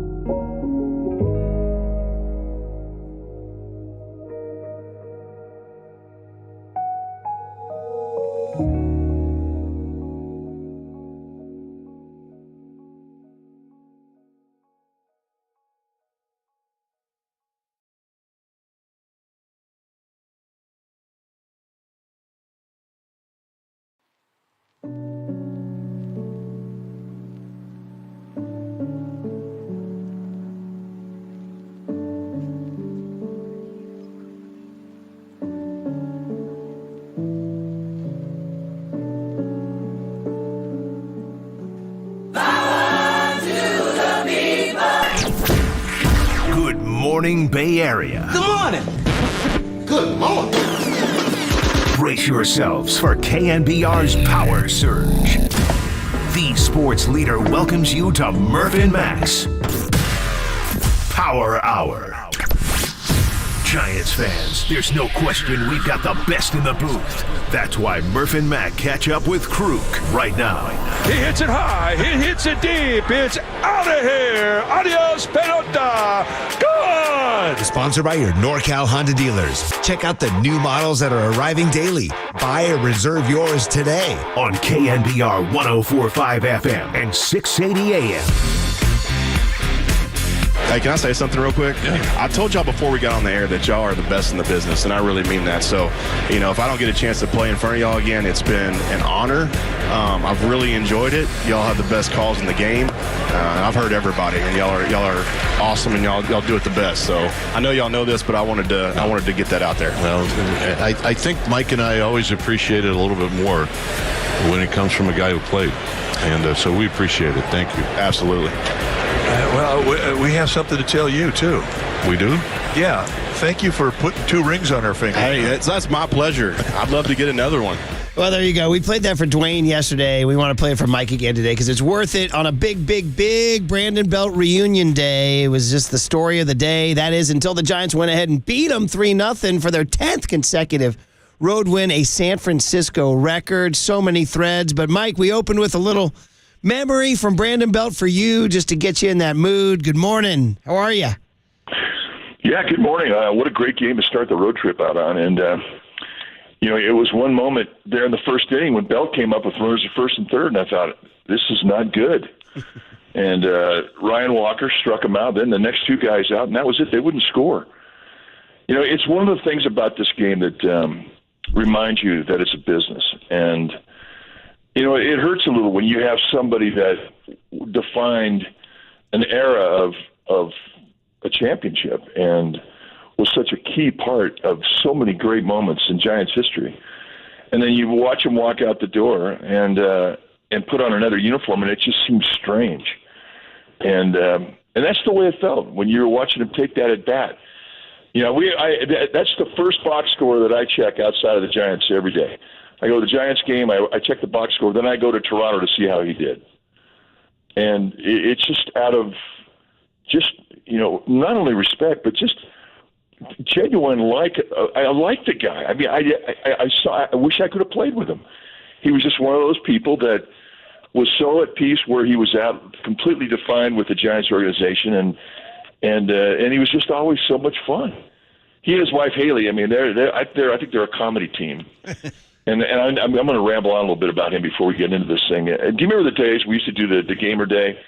And we really did it to sort of highlight the contribution of women in baseball. Mm-hmm. You know, we had, you know, Stacey Slaughter was there, and we had Amy G and Brunel, and then we would have players and their wives, and they would come, and we would have a crowd of anywhere from, you know, 2,000 to 2,500 people that came in with just a tremendous attitude. And then we would interview the player and his wife, and we would talk about the wife's life. What was it like when your husband went off to work or went off on a road trip? I mean, how did you deal with this? And one day we had Haley and Brandon Belt, and it was hysterical. They were high school sweethearts. They'd known for each other. I mean, they'd known each other forever, and they were just funny. They were fun, and they played off of one another. And the shtick that he has with Crawford, he was doing the same thing with his wife, and she was doing the same thing with him. And they both had the Nacogdoches, Texas drawls going, full bore, and it was hysterical. And you can't open up like that. You can't be genuine unless you have just a foundation of love and respect for one another, and they certainly do. But that was the way that Belt was in the clubhouse with all of his teammates, and they knew when he was going into his pseudo personality that what he was doing, and they just all. I mean, when he did the captain thing, that was the most hysterical thing I'd ever seen, and we miss him. Dude, did you think that he said he was thinking up until the day he signed with Toronto that he was going to be back with the Giants, and the Giants made a move. They said no, Lamont Wade is going to be our guy, and you know. It was a bit of a risk, I thought, maybe. I mean, there was still divided thoughts in Giants camp. Like, here's this guy with this great OPS, great analytics, good eye, but also getting older, injury-prone. You know, Mike, what if you can take your memory back to the signing of Wade, or I should say the awarding of first base to Wade and not re-signing Belt? Well, I felt the same way about Belt. I mean, I just didn't think that he was ever going to leave the organization. I feel the same way about Brandon Crawford. I mean, I just think that those two guys had way too much contribution on the field with their gloves, number one. And I get a little weird about guys that can play great defense. I mean, if it was to me and I was a starting pitcher and I was right in the lineup, I would want to have the best defensive team out there behind me. I would give up a lot of offense for the best defensive team. So from that perspective, I always wanted to see guys who had great gloves come back. And certainly Bell was one of those guys that, you know, the sad part about it, he's never won a gold glove. And he should have. Yeah. He should have won many. Right. But he was always a great defensive player. And because of that, and his ability to get on base, I mean, those two things right there stand out when they're being analyzed by Farhan and his analysts. So I really did think he was coming back. And I think that he kind of had resigned himself to the fact that he was going to have to take less. He wanted to stay here. And so I was a bit surprised. But, I mean, as it's worked out, I mean, Lamont Wade Jr., I think, is the best leadoff hitter in the game. I mean, he's been spectacular. He's not the glove that Belt was, but he's worked himself into where he's a pretty good first baseman, and it's worked out. And you know what? I mean, I think everybody in their career should get traded once. I really do. And even for a guy who's been in an organization for a decade. So for Bell to go up to Toronto, I mean, he's obviously enjoying the experience. And you saw how he started. He started really slow. And it just gives you an idea of how much he missed the organization he came from and the people that he was with and the people he played with. It really affected him. And but now he's hit the comfort zone. He's very productive, and his on-base percentage is up over 400. He's hitting, I think the last month he's hitting in the 300s. So I mean he's back on track. So I wish him nothing but the best. Yeah, and 2 more games, too, including one tonight with Logan Webb. And he said, I want to embarrass his whole family, is what he said about facing Logan Webb. So he did his whole riffs here. All right, well, to last night's game, so many different threads, let's start with the arms. And Mike, as a texter, said, are you allowed to ask Mike? It's bullpen day, Mike. Here we go. That means it's win day. They're 10-3 now. How about that? And even Alex Wood after the game did say it's not really his thing. He said, but I didn't have a leg to stand on after how I pitched against the Padres. Yeah. But, Mike, that's Ryan Walker now, and he's got a chance to start tomorrow. And then Wood coming in bulk. I know this has become a full-on thing. They're 10-3 now, Mike. What do you think? Well, I mean, that's the thing that we talked about it when the Colorado Rockies had the piggyback, and they were going to have a guy go 4 innings and then somebody come behind him and fill 4 innings. And they're just trying to figure out Coors Field, right, trying to save a bullpen and trying to win games, blah, blah, blah, blah. But when it was first tried, it was a disaster. And the thing that really took it down was the players' attitude towards it. They just didn't buy into it. It wasn't traditional. They hadn't done it. And guys who start, they like to be able to warm up their way. They don't want to be rushed into warming up. They've learned how to deal with the time before the idle time you have before a start. They've become productive and they've mastered it. And now all of a sudden you're being asked to come into a completely new role where you, as a starter, have to come in and throw the bulk innings, but you're not starting the game. So you have to kind of rush to get ready, and it's just different. Yeah. And guys who've been around a long time, they're stubborn. It really is hard to teach new dogs new tricks. And for Alex Wood, I mean, he's an old timer, and he's an old dog, and it was a new trick, and he didn't like it. Mm-hmm. He didn't like starting a game, and he didn't like coming out in the 5th inning with a lead with 2 outs. Yeah. And that happened to him like 3 times. And he was one of those guys that he and Gabe kind of went at it. And it was a challenge to Gabe trying to get him on board. The same thing with Sean Manaea. Manaea is a starter. He wants to start the game. He doesn't want to come into a game. And now he's been a little more accommodating, and he has accepted the role out of the pen a little bit better. But still, his preference is to start the game. He's an old dog. It's so imperative to get everybody on board. If they get on board, the negativism that goes around and surrounds the moment, it no longer becomes an issue. There was negativism surrounding both Alex Wood and Manaea. They were not buying into it at first. Manaea did, but still. Wood, he's not happy. And then he had the bad start. Then he didn't have a leg to stand on. Then he lost his argument. Well, he goes into that start or that appearance yesterday, and he looked to me like he completely bought in. He looked to me like he was trying to pitch to get a start. He would look to me like he was a guy that was trying to impress his manager to get more work that he wants under his conditions. So I think that the whole thing really, really worked yesterday because there was no negative vibe wrapped around it at all. And I think as we go forward, Alex Wood is on board. And I think he was the last guy to come aboard. And I think that's a huge significance with this staff. I look at the time through rotation, and I see the bullpen games and the openers that take up 2 of the slots. I no longer think it's an issue. I did last year when they were doing it. I kept saying it's going to back up in their breakfast. It's going to hurt them in the end. They're going to burn guys out. And I don't say that anymore. I think they're a healthy pen, and more importantly, I think they are 100% on board, and their confidence is off the charts. And it shows. They're 11-3. Yeah, and we don't even know, actually, what's going to happen. Wood was asked what the next time, whether he will start or be out of the bullpen next time. He's like, I don't know. So it's really interesting. And yet, like you said, 10-3 in the last 13. All right, so many other things to talk about too, Mike, including facing Kevin Gausman. Man, he was nasty. I mean, talk about regret, right? Do you think if Farhan could do it over again? 5 at 110 sounds pretty good right now, doesn't it? Yeah, I mean, that was a rough call. And if you look at the build of Gausman, he's kind of slight. He doesn't have the broad shoulders and just the physical appearance of a guy who's going to be able to eat up innings and justify a contract of over $100 million. Talent-wise, off the charts. And I think when you're throwing a lot of split-finger fastballs, the thing about splits and change-ups, they're really hard on your shoulder. And the reason for it is what sets up the pitch. If you have a fastball and you have a fastball arm action, well, there's a fastball speed. That's the healthiest pitch for you to throw. You have your hands behind the ball. Your body is naturally equipped to protect itself with the fastball.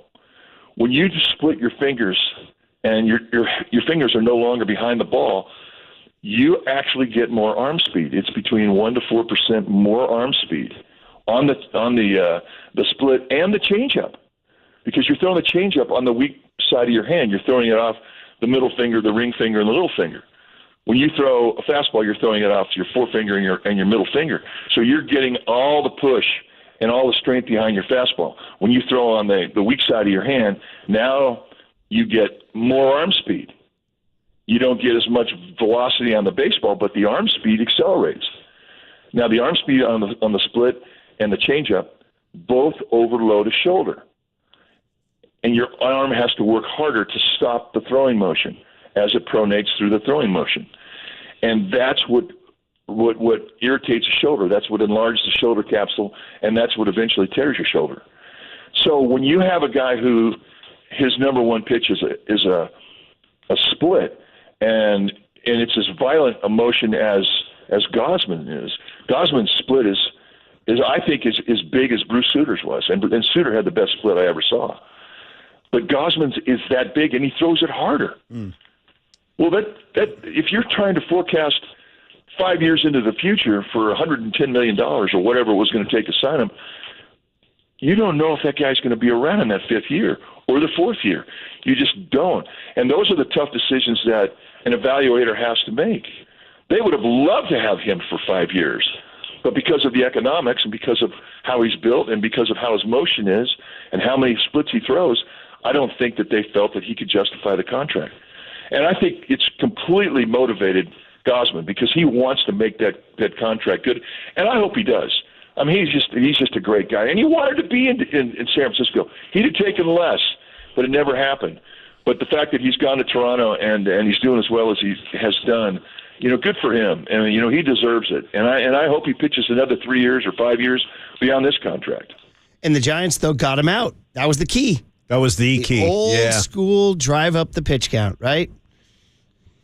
And that's the whole thing. I mean, and I think with the way that the pitch count has affected strategies in game to day and the pressures that the pitch count puts on pitching coaches and managers, that's really your best weapon. Go out there, know the strike zone. Because if you look at Gausman, I mean, for the most part, the pitch you're swinging at is not a strike. Now, it's easier said than done to take it because the break on it, the drop on it, is so big. And that's really what makes him special. And that's really why he's leading the league in strikeouts. But, they did. They got him out. They got the pitch count up, and he had to go. They did, and then the big swings, too, from Thairo Estrada. Thairo Estrada, was quietly 2 for 25 going into that game. Then he gets the base hit in the 5th, steals second, which is underrated part of his game, and then, Mike, look who drives him in. Patty Bailey. Well, I don't know what to say. I mean, every day with this guy. Just keep sending a town car for this guy to make sure he makes it to the park, right? Oh, man. It doesn't happen very often. And Cape and I were talking about it on the phone yesterday. That you see guys come up, and for the most part, and Dusty Baker used to say this all the time, that a guy is what he is by the time he gets to the big leagues. For the most part, guys are in the minor leagues from 3 to 5 years or 2 to 4, whatever. But their numbers in the minor leagues, they kind of tell you what he's going to be. And for the most part, you can forecast that if a guy's a 270 lifetime hitter in the minor leagues, he's going to be a 252 hitter or whatever. When he gets to the big leagues, it's going to go down. But every once in a while, there's a guy whose hitting style is better suited for the big league game than it is for the minor league game. And a big part of that reason is around the big leagues, the pitcher's always around, the stuff is better, but they're always around the plate. And I think that's the case with Bailey. I think he thrives with an environment where there are a lot of pitches that are close to the strike zone that he can get to, that he can barrel. And what makes him efficient, number one, he's a switch hitter. Number two, he goes the opposite way. He's one of the only switch hitters that I've ever seen that I think he's a high ball hitter from both sides. Now, the ball he hit yesterday out of Cosmo was a ball down, split down.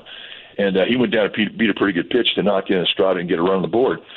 But I think his style of hitting is better suited at the big league level than it was for the minor leagues. And it kind of explains why he's having success up here. That's kind of wild. It is, yeah. It's so... it really doesn't happen very often, but it happens. Well, we'll take it. You know what I mean? He just looks so comfortable. Yeah, you know? It's just absolutely been incredible. And by the way, threw out another runner last night. Again, yeah. 10 out of 27. I think that play was more spectacular than the at-bat that drove in the run. Nice. Well, tell us why. Yeah. Because he had to reach across his body, which when you are a catcher and, the ball comes to your first base side of the strike zone, and you have to reach across with your glove to catch the ball, you automatically cock your shoulders and you put yourself in a position to be able to throw to second base or to first base. You see a lot of pickoff throws to first base from a catcher, and they're always on pitches that are on the inside part of the plate to a left-hander, just because their shoulders get cocked and they're in position to throw. But what made his throw so unique yesterday was he had to come across his body, and that ball was damn near shoe-top high when he got it. And then he had no time for a crow hop. All he could do was reach across his body and then come up, and he stayed on his back foot, and that foot anchored, and he got the throw off. And it was kind of a sidearm throw. It kind of reminded me of Thurman Munson's throw to second base, and it was a perfect strike. The margin of error on that play from Bailey, there was none. There was no margin for error. And they got him by inches, and they had to review it to do it. It was a spectacular play. And it really, really showed off his skills, and it really showed off his ability to make something out of a very, very difficult situation and come up with an out. That was a huge out. Incredible. He just continues to astound. And the guy we asked you about on Monday didn't play again, Casey Schmidt. When was it? Is it a doghouse or just... I mean, they're playing Crawford a lot. You've seen a lot of right-handers right now. So, like, right now, his role during all of these right-handers is become a defensive replacement guy late in the game. But they're aware of it. They know they need to get him in. As more people come off the disabled list or the injured list, it may be such that he has to go down there and get some at-bats and more reps down in AAA. We don't know what's going to happen. But right now, I mean, he's just accepted a different role. Yeah, and it's tough. He brought so much energy and started this whole thing. People have brought up the comparison to way back. The kids wouldn't know this one, but Generation X would. Matt Williams, Mike, he yo-yoed a little bit, didn't he, between the bigs? Up and down? Yeah. Totally. Yeah. Totally. And the thing about Matt Williams that I love, because I was there when he was coming up, and you could see, hand speed and just how relaxed he was, and how his bat head was really heavy. A lot of similarities to Casey Schmidt the same way, but when he struggled, he never took it out on the field. His glove never, ever was anything but spectacular. And, he was a natural shortstop. He played shortstop at UNLV, and he had played shortstop most of his life. When they moved him over to third base, it was as if he played there every day of his life. So it's just wherever you put him, he had just sort of learned the dance of the position and was comfortable. And but I think his first year he hit under 200, and a good part of the second year he hit under 200. And then there came a day where he no longer went fishing, when he stayed in the strike zone. And guess what? A star was born. And I really truly believe that Casey Schmidt has that exact same ability to do exactly what he did. I think this guy's going to be a player for a long time. And the other thing too, when Williams came into our clubhouse, he was a great rookie. But we knew that someday that clubhouse was going to be his. And I told them that when he was a rookie. And he looked at me like, oh, yeah, sure, right, okay, yeah. But it was true, and look what happened to him. He wound up not only being the guy in the clubhouse, but wound up being a big league manager. And I think the same thing can happen with Casey Schmidt. Same type of demeanor, same type of makeup, same type of credibility. A little bit goofy, fun to see the game through his eyes, but has huge accountability, and that plays large in the clubhouse. All right, man. Well, listen, it's 10 straight road wins. That last thought on that, Mike, as we let you go. That's never happened in San Francisco history. How about that? The 3 of them were at Dodger Stadium, too. I don't think they look too far ahead. I think this team's big strength is they live in the moment, and they stay in the moment, and I think that really plays well on the road. And the other thing too, you have an organization that tries to win that day. They play a lot of cards to win that day, and the people who platoon off the bench and the people who are assuming other roles in the pen, they've all bought into it. And that positivity is what's driving this club. And it's playing large on the road. I mean, how do you explain it? You can't. That type of success on the road is tough to even come by. They've never done it. Never done it in the organization. That tells you how tough it is. But they don't think it's anything special. And I think that perhaps that humility is perhaps another part of their success story. It's working. I heard Sean Estes say chicken and the egg. It's the old, do wins create chemistry, or do you get chemistry and then win? I don't know, but it's working. There. Whatever it is. The answer to that would be yes. Yeah, totally, Mike. Nice. Mike, a great conversation, wide-ranging, and a 10th straight road win. Everybody's smiling. Logan Webb gets the ball tonight. Let's go.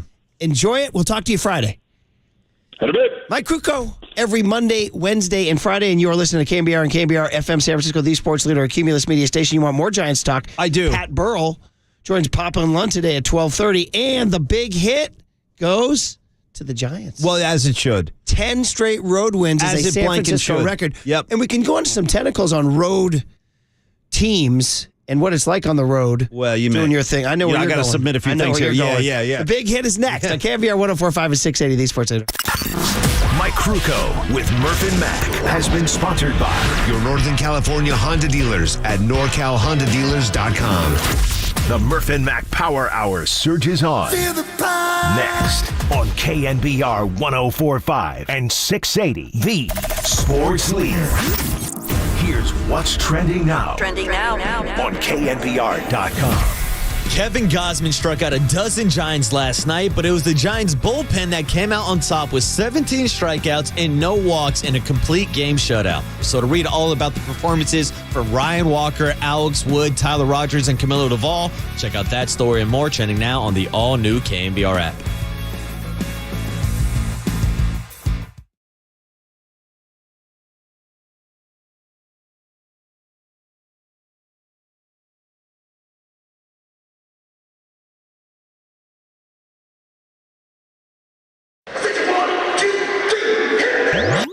Now this is Murph and Mac's Big Hit. I'll take a hit.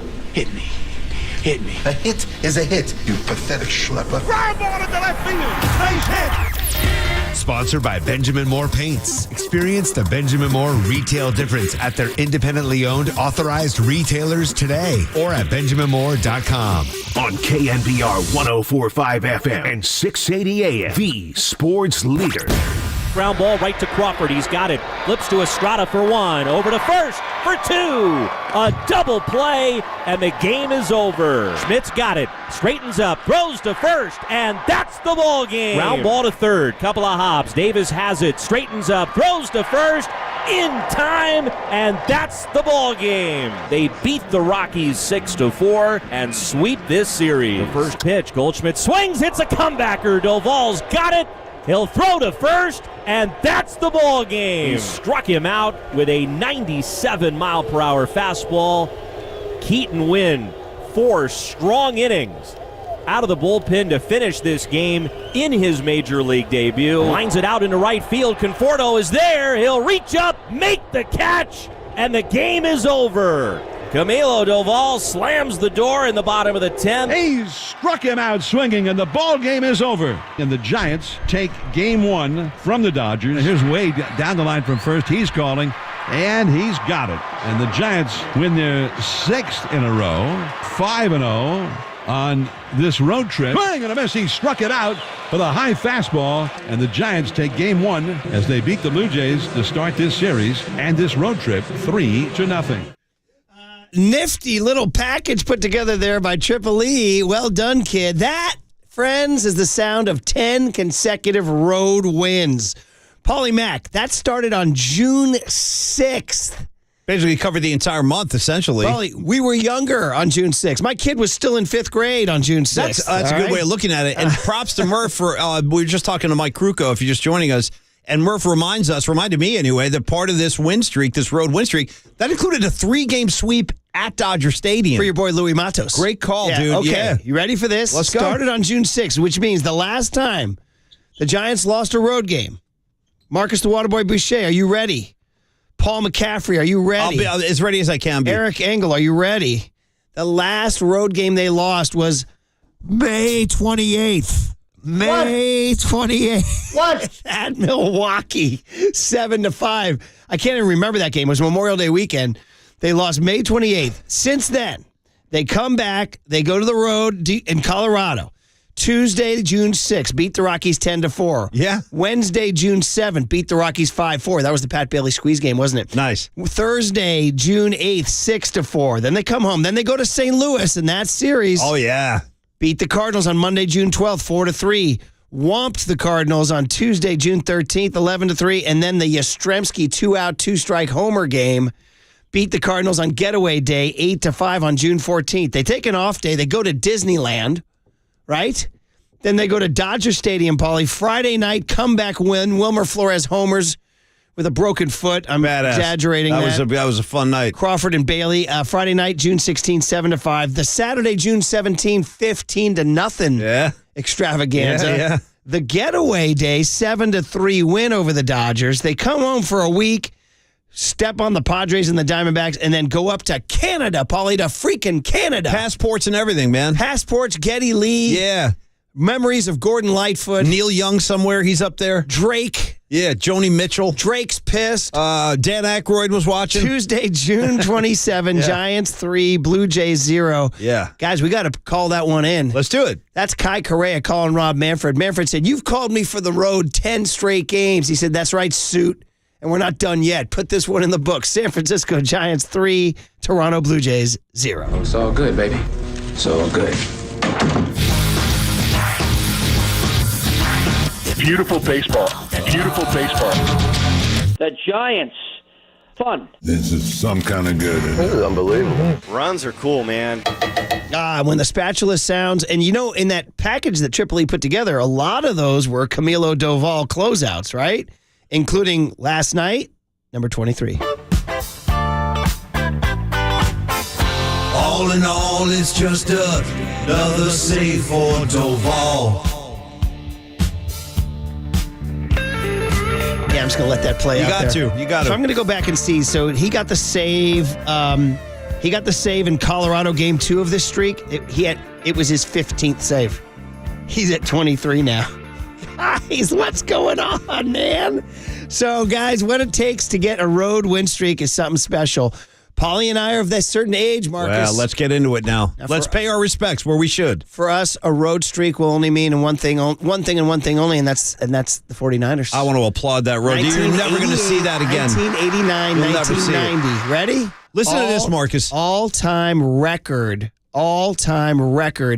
NFL streak, 18 straight road wins. Over the course of 2 seasons, like beyond. 3 seasons. 89, 90. Yeah. Over the course of 3 seasons, 88, 89. And the thing is, they had 2 close losses in that streak, one to the Bears and one to the Cardinals. Otherwise, it would have been 31 straight. You know what's crazy? Here's how demented I am. I can remember both of those losses. I do. I remember the Bear game was a Monday nighter, and they were good. In fact, they met them again later that year in Chicago for the NFC Championship. So the Bears had a good team that year. They got them on a Monday night. And then the Cardinal game you're talking about, Murph, that one out in the desert where they had a lead, it collapsed. They were doing the yo-yo thing with Joe and Steve is in, and Joe's out, and Steve, it was chaos. It was a horrible loss. That's why I love that 88 team so much, because that was a real low point, and then they turned it around, and they won a Super Bowl that year. The Monday night loss was a 10-9 loss to the Bears, and then 2 weeks later, they lost to the Cardinals 24-23. Waterboy, you ready for this? They blew ready for this? I'll get you the exact same scene. They were killing them. They blew ready for this? They blew a 23-0 lead. To a pretty average Cardinal team, too. They were nothing special. 23-0. They lost 24-23. And Walsh at was that point pissed. in time, they fell to 6-4. Waterboy, you might as well burn the city to the ground. Then they lost again. Burned the city to the ground. I think the next week to the Raiders. To the Raiders, dude, bottomed out. That was it. They bottomed out. 9-3. 9-3, and they fell to 6-5. And I think everybody was like, get rid of Walsh, get rid of Montana. Get rid of everybody. Yeah. And coming off the 87 playoff loss to the Vikings, too. Yeah, it was a really pivotal point, and then they won every game. Then they ran the table from that point on. Next thing you know, you're Garden Variety legends. But that's what the Giants are doing right now. 10 straight road wins. Why is this even a bigger deal? It's never happened in San Francisco Giants history. 1952, Waterboy, 1952 was the last time this happened when the Giants were in New York playing in Harlem. That's a great conversation. I've never even considered this kind of trivia, but I don't know the answer. I'm just throwing it out there. Do you guys happen to know what the NBA wrote? Because I got to think the Warriors had to have put something special together. When they started that one year 24-0, when Luke Walton was coaching, when Kerr had the bad back, they started I believe it was 24-0 before they even lost a game. So that road streak, whatever that was. 1971-72 LA Lakers, 16. Wait, okay. There you go. I thought it might be a little longer than that, but that's it, 95 Utah Jazz won 15 in a row. Shout out my guy Jerry Sloan. Rest in peace. One of my all-time favorites. Great face. Put Jerry Sloan on that list of Bruce Smith and Hakeem Olajuwon for me of non-Bay Area athletes I absolutely love. Peaches was a big huge Sloan Jerry Sloan guy. Huge. How about Jerry Sloan? He'd be an NBA champ if it wasn't for Jordan. And the nose, the face of a Sloan. Dude. Yeah. And the 65 Celtics won 14 in a row. Yeah. So anyway, the Giants are doing something that they have never done in San Francisco history. How do you explain it? Well, part of it is Gabe Kapler's word, grindy. Paulie, shout out the old, what was your generation? Shout out the hosted by Eric Neese, the MTV dance show, The Grind. Dude. The Grind. You just dropped an Eric Neese bomb. Are you down, Marcus? No, I don't think I am. That's your generation. Kid's old man was an NBA ref. That's late 90s, Eric Neese. Early 00s. Murph's over here dropping Eric Neese. Triple E, The Grind, MTV. No, these guys don't know Eric Neese. Wait, thumbs up or No, thumbs he don't down? know. He went down. He don't know it. They don't know it. But good for you. A lot of credit for talking Nice on these airwaves. That's amazing. And when you're talking grinders, Murph, you got to talk about my community as well. Pop, yeah. I told you guys the other night they had the grinder at the cannabis dinner. They were grinding up the bud and then throwing it in these little glass jars so you could sample all the dishes with all the strains. Anyway, grinders across the board. Gabe's and the cannabis ones. Here's Gabe Kapler saying grindy. Yeah. Grindy is what it's all about. You know, all strikeouts aren't created equal, and there were some really grindy ones in there that started to drive his pitch count up, and we have a habit in the dugout to look up at the board and see where the pitch count is. And at some point, you're saying he's not going to be pitching in the 8th, and then you're like, it's going to be harder for him to be pitching in the 7th, which is really what you want when a guy's on like that, and he's executing his slider split below the zone, and the fastball has a lot of life. You know, he comes out and he's throwing 96, 97, 98. It's going to be a tough challenge for the hitters, but I thought they did a great job. It's not going to look good in the line because we punched out a ton, and he didn't really walk anybody, but and walk JD, yeah. But, you know, overall, I thought our at-bat quality was good. And, again, the grind of the at-bats is probably what gave us a chance to win the game. Grindy. It was grindy. You know what he said? When Sean Estes and I were doing the interview with him in Scottsdale. Yeah. And Sean was wearing the Yankee Foxtrot. Wilco. He's going Wilco, what's it called again? Yankee Hotel Foxtrot? Foxtrot, Tango, something. Yeah. And Sean said, who should I come to the park to see? Which I thought was a great question. Who asked that question? Sean asked actually the best question. It's a good question. He was smoking me on interviewing. I was learning from Estes. Because he also said to Brandon Crawford, when Crawford sat down right across from us, he goes, where are you going to be on opening day 2024? Nice. See, that's player-on-player kind of dialogue. Yeah. But he said, who am I going to the park to see? That's actually a legitimate question. And Kapler said, Tyro Estrada. He's very grindy. Did he use the word grindy? Yes. Wow. Well, shout out to Judas Priest for the heavy metal guys in the community out here. Shout out Judas Priest, Grinder. They got a track just called Grind. Good track, too. Well, Murph, if you remember, he called him grindy, and he also said that he's a bad MFer. He did. That was his quote about Tyro. Yeah. Here's the deal. Giants continue to get that win because of other things like the bullpen game. And guys, Alex Wood even said after the game to the writers, he's like, I'm not that stoked on this. He goes, I'm a starter, you know? He said that's what they wanted to do this time out, and I really didn't have a leg to stand on after last time. I said to Cap, and we talked about this, I think the difference with using a reliever as an opener is marginal when I'm going good. But when I throw like last time, the marginal effects get wider. And he said that if Ryan Walker had given up one more hit in the first inning, you're going to bring in Alex Wood kind of cold. So that's where it can go sideways. That's what we're talking about. But guess what? It didn't go sideways. And here's Cap on the bullpen. And I think Walk pitched even better than it looked because obviously there was some contact, and he was able to work his way through that and stay under control. I wonder who was it? JD? Yeah, he did swing the bat well. Continue to get kind of really gutsy efforts from Tyler Rogers. Willingness to go back out for that second inning is huge. Bullpen's just kind of a little shorter from the right-hand side when we start Walk, because he's also a guy that could pitch in those later inning roles against right-handed hitters. So Rogers has been just excellent all year. And then obviously Camilo, it was the right time to go give Camilo 4 outs, not necessarily because Raj needed it, but because Raj had to go out for the second inning. It was just a lot. Just overall, I thought the bullpen did a great job. Well, that's a maestro right there talking. Gabe Kapler. So much going on right now, Murph. Conversing with kids on the text line. We're getting some love on our Judas Priest grinder shout out. Also, the potheads in the community, the cannabis enthusiasts, saying grinders are great, Marcus, except for when you got to try to clean one of those things out. I don't know how to do it. Do you? I have no idea. I just better throw it away and buy a new one. That's the thing. I did grinders years ago, Paulie Mac. These fingers, you see what I got in front of me? These are my grinders. You got 10 grinders. I got 10 of them right here for you, Paulie. Equipped with. And by the way, Murph, shame on me. Shame on Paul Mack for letting a moment like this slip through my fingers. But I'm going to try to retrieve it real quick, because if we're talking grinders and Kapler's talking grinders, how am I not doing pepper grinder jams? Fellas, it was sounding great, but I could have used a little more pepper. 1, 2, 3, 4. Yeah, shame on me. We should have done this earlier. Actually, it does add to the track. Nice percussion. All right, sorry, Murph. I wanted to get that in there. No. I'll give you some crew. Yeah.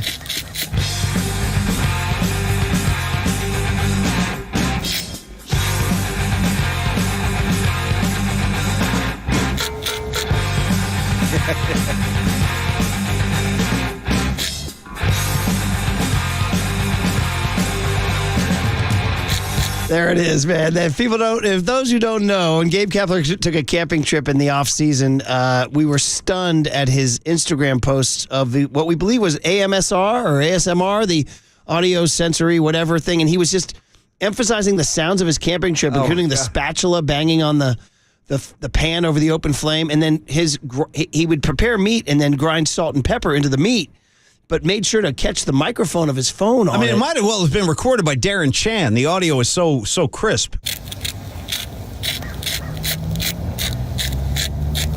With the cars in the background, and the seagull. I heard a seagull at one point. So that's where it came from. It's also, by the way, listeners are so eagle-eared, so keenly eared. They're saying, guys, he's praising them to be able to grind out a walk, and they're also using a pitcher named Ryan Walker. Somebody said 707 said, is it walks and guacs? You know what, dude? Who said that? Somebody also said, should we call him Ryan Guacker? I just want to say, whoever came in with walks and guacs, dude, my hat is off to you, man. All right, awesome. Guys. Don't worry about it, Waterboy. You scratch it. We'll take that off your plate and get to J.D. Davis, who's having an incredible season. And he scored on the double by Estrada. Guac. Here's wait, what was that?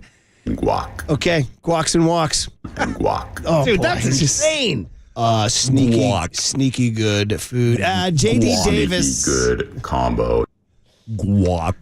And guac. Dude, who pronounced? Anyway, I don't know what to say. It's awesome. I love it. Guac. J.D. Davis on that rally in the ninth inning that turned it into a 3-0 game. Playing with the 1-0 lead, John, for a couple innings is nerve-wracking, especially with that lineup over there. We were just waiting for someone to, get a hold of one. But fortunate enough, our pitchers did a really good job of shutting them down. But against that pitcher, just tried to get a pitch, the first 2-3 pitches, get something out over the plate, and he backed up a little slider, and I just tried to stay through it. I didn't try to yank it. I didn't try to shoot it through the 5-6, tried to stay through it, and I am fortunate enough to hit it over Bo, over short, and that set us up for, first and second, put a little bit more pressure on him. I think Conforto got a good pass, but he just clipped it, and then Sable got a good pass. Just missed it again, and then sure enough, third time's a charm. Tyro came clutch with that 2-out double that, just like you said, put the less stress on us and get a 3-0 lead and have Duvey do his thing out there. I hate to keep throwing things on my partner's plate here, but what do you need, JD man? Davis needs a song, baby. I know. No, we got so much to do. We do. We actually have a list of songs. Giants are having a season like this. Bailey, Estrada. Again, I don't want to leave them on Wade out. JD, I know. There's 4. We'll get there. We're getting there. Chance for you to spread your wings, brother. I'm gonna too. Chance for you to spread your wings. Meanwhile, the other aspect of the game was the Brandon Belt reunion, and he actually said, "Hey, there's still a little piece of his heart with the Giants." He watches them. I've definitely been keeping up with them. The good thing about playing on the East Coast is when you get home, their game's coming on. So Grayson, my oldest son, loves to watch them. So we get home and we watch a lot of the Giants games. So I've been able to keep up with them. The sadness of them sitting at home in the blue light of the TV as they watch, all the goodness of Giants baseball, and he's stuck up there in Canada in the attic of North America. I'm riffing. Brandon Belt. Yeah, he tried to keep riffing himself. He said, "You're going to face a bunch of your friends here." It's going to be cool. It's going to be cool to face old friends. I'm hoping I hit homers off of every one of them. And but it's going to be a tough matchup for sure. I hope I hit. Do homers. we have a resident comedian now? Now that Belt is okay, good call. Last one, and this is the one that got a lot of traction about facing Logan Webb. I even heard the national shows talking about this here. Yeah, probably Webby. I mean, as a competitor in the big leagues, you want to face the best. And I consider him one of the best in the game, so I think that's going to be a fun matchup. Logan's pride is already damaged because Longo got him in his last start. Did he? Yeah. Well, I can't let Longo down either, So I gotta keep that going. I don't want to hurt his feelings, but I just want to embarrass his whole family. Oh, there it is. By the way, the whole family bomb. Yes. By the way, no, I'm not going to compare Longoria to Brandon Belt and what he means to the organization and stuff like that. But isn't it weird that Longoria just rolled in here? I don't even think we mentioned him at all. Not even once. Let's be honest. I mean, was the guy? I know. I know you tried to. Listen, you wanted to. My kid has a Casey Schmidt jersey, not an Evan Longoria jersey. You know what I mean? Longoria's one of those guys. Like, he was a Giant for how many seasons? I'd rate him in the Edgardo Alfonso realm. Yeah, you know there's got to be a category for those these guys who are skilled, capable pro players. They come, they go. They're not really doing. They're not going to ingratiate themselves. They're here to play ball. Edgardo Alfonso. Yeah. That's its own category. Edgardo Alfonso, and even though he's here briefly, Andrew McCutchen. But he was here too McCutchen. briefly. He was here one season and gone. Longo, too. So, all right, well, there you go. There's your big hit, guys. The Giants have won 10 road games in a row. It made us think about the 1988 Niners, the 71-72 Lakers. And, guys, I tried to do research on the longest road win streak in Major League Baseball history. Oh, good. I can't find it. Whatever my search engine ain't working. We'll put Triple E on this, it's giving me all sorts of different streaks, but not road streaks. So if somebody's search engine works better than mine, please let me know. All right. And then other than that, it's a great day to be a Giants fan because they're going again today at 4:07. Logan Webb against, is it still a damn TBD for the Brewers? I think it is. For the Blue Jays? Not the Jays. Are they going with, here we go, Wednesday? Yeah, well, the app isn't refreshing. See? Is there a gambling app that has it more accurate information? Marcus? Oh, no. All right, so maybe the Action Network has it because they're, make me log in. The hell with that. Anyway, guys, there's your big hit. Thank the Giants have now set a San Francisco record. Thank you. 10 road wins in a row, thanks to the tattooed hands of Gabe Kapler. One last check here. Okay, guys. we're trying. One last check. I'm going to give you look into it too. One last check here. Longest road baseball road streak. One last check on the Giants in Toronto. Give it to you right here. They still haven't announced them. No. There you go. Special Gold Star project for you. The Rogers Center is the house of mystery tonight. Yeah. All right, guys. Cooler content next on the Sports Leader. Just want to embarrass his whole family. You're listening to Murph and Max Power Hour. Now on 104.5 FM and 680. This is KNBR, the sports leader. Here's what's trending now. Trending now. On KNBR.com. Dante DiVincenzo has declined his player option to rejoin the Warriors for the 2023-2024 season. So to find out what this means for the Warriors ahead of free agency this Friday, check out that story and more trending now on the all-new KNBR app.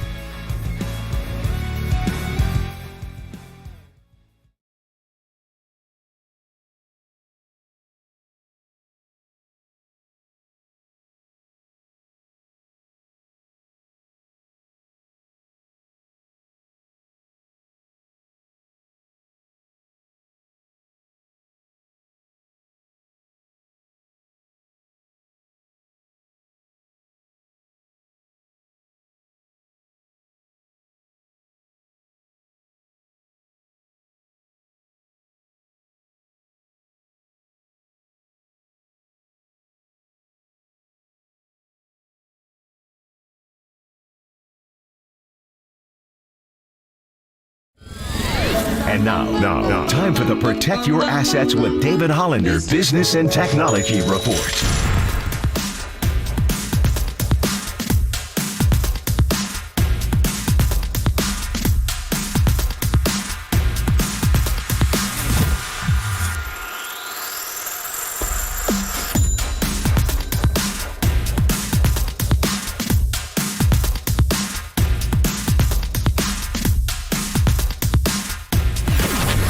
This has been the Protect Your Assets with David Hollander Business and Technology Report. Concerned inflation will ruin your dream retirement? Learn more. Listen to David's show every Saturday morning on KNBR or call 1-866-PROTECT. Crank up Murph and Max Power Hour. All right, everyone, chill.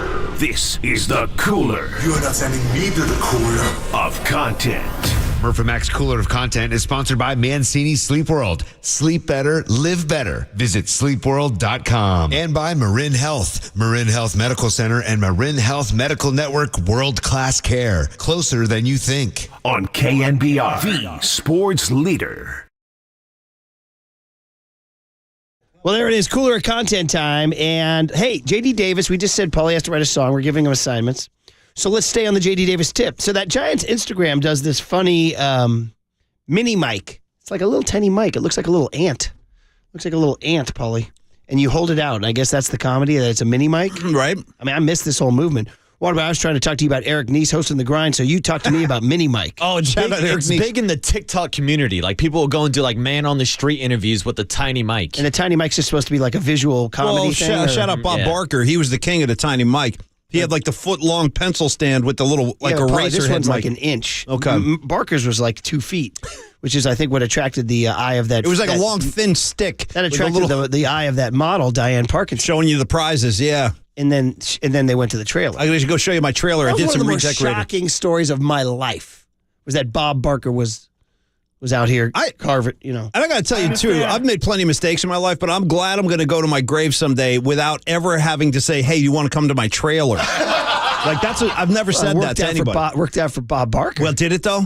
See, there was a scandal in the end. Yeah. You know what I mean? Hey, by the way, speaking of that, did you guys hear the big news in game show land that Ryan Seacrest is going to host Wheel of Fortune?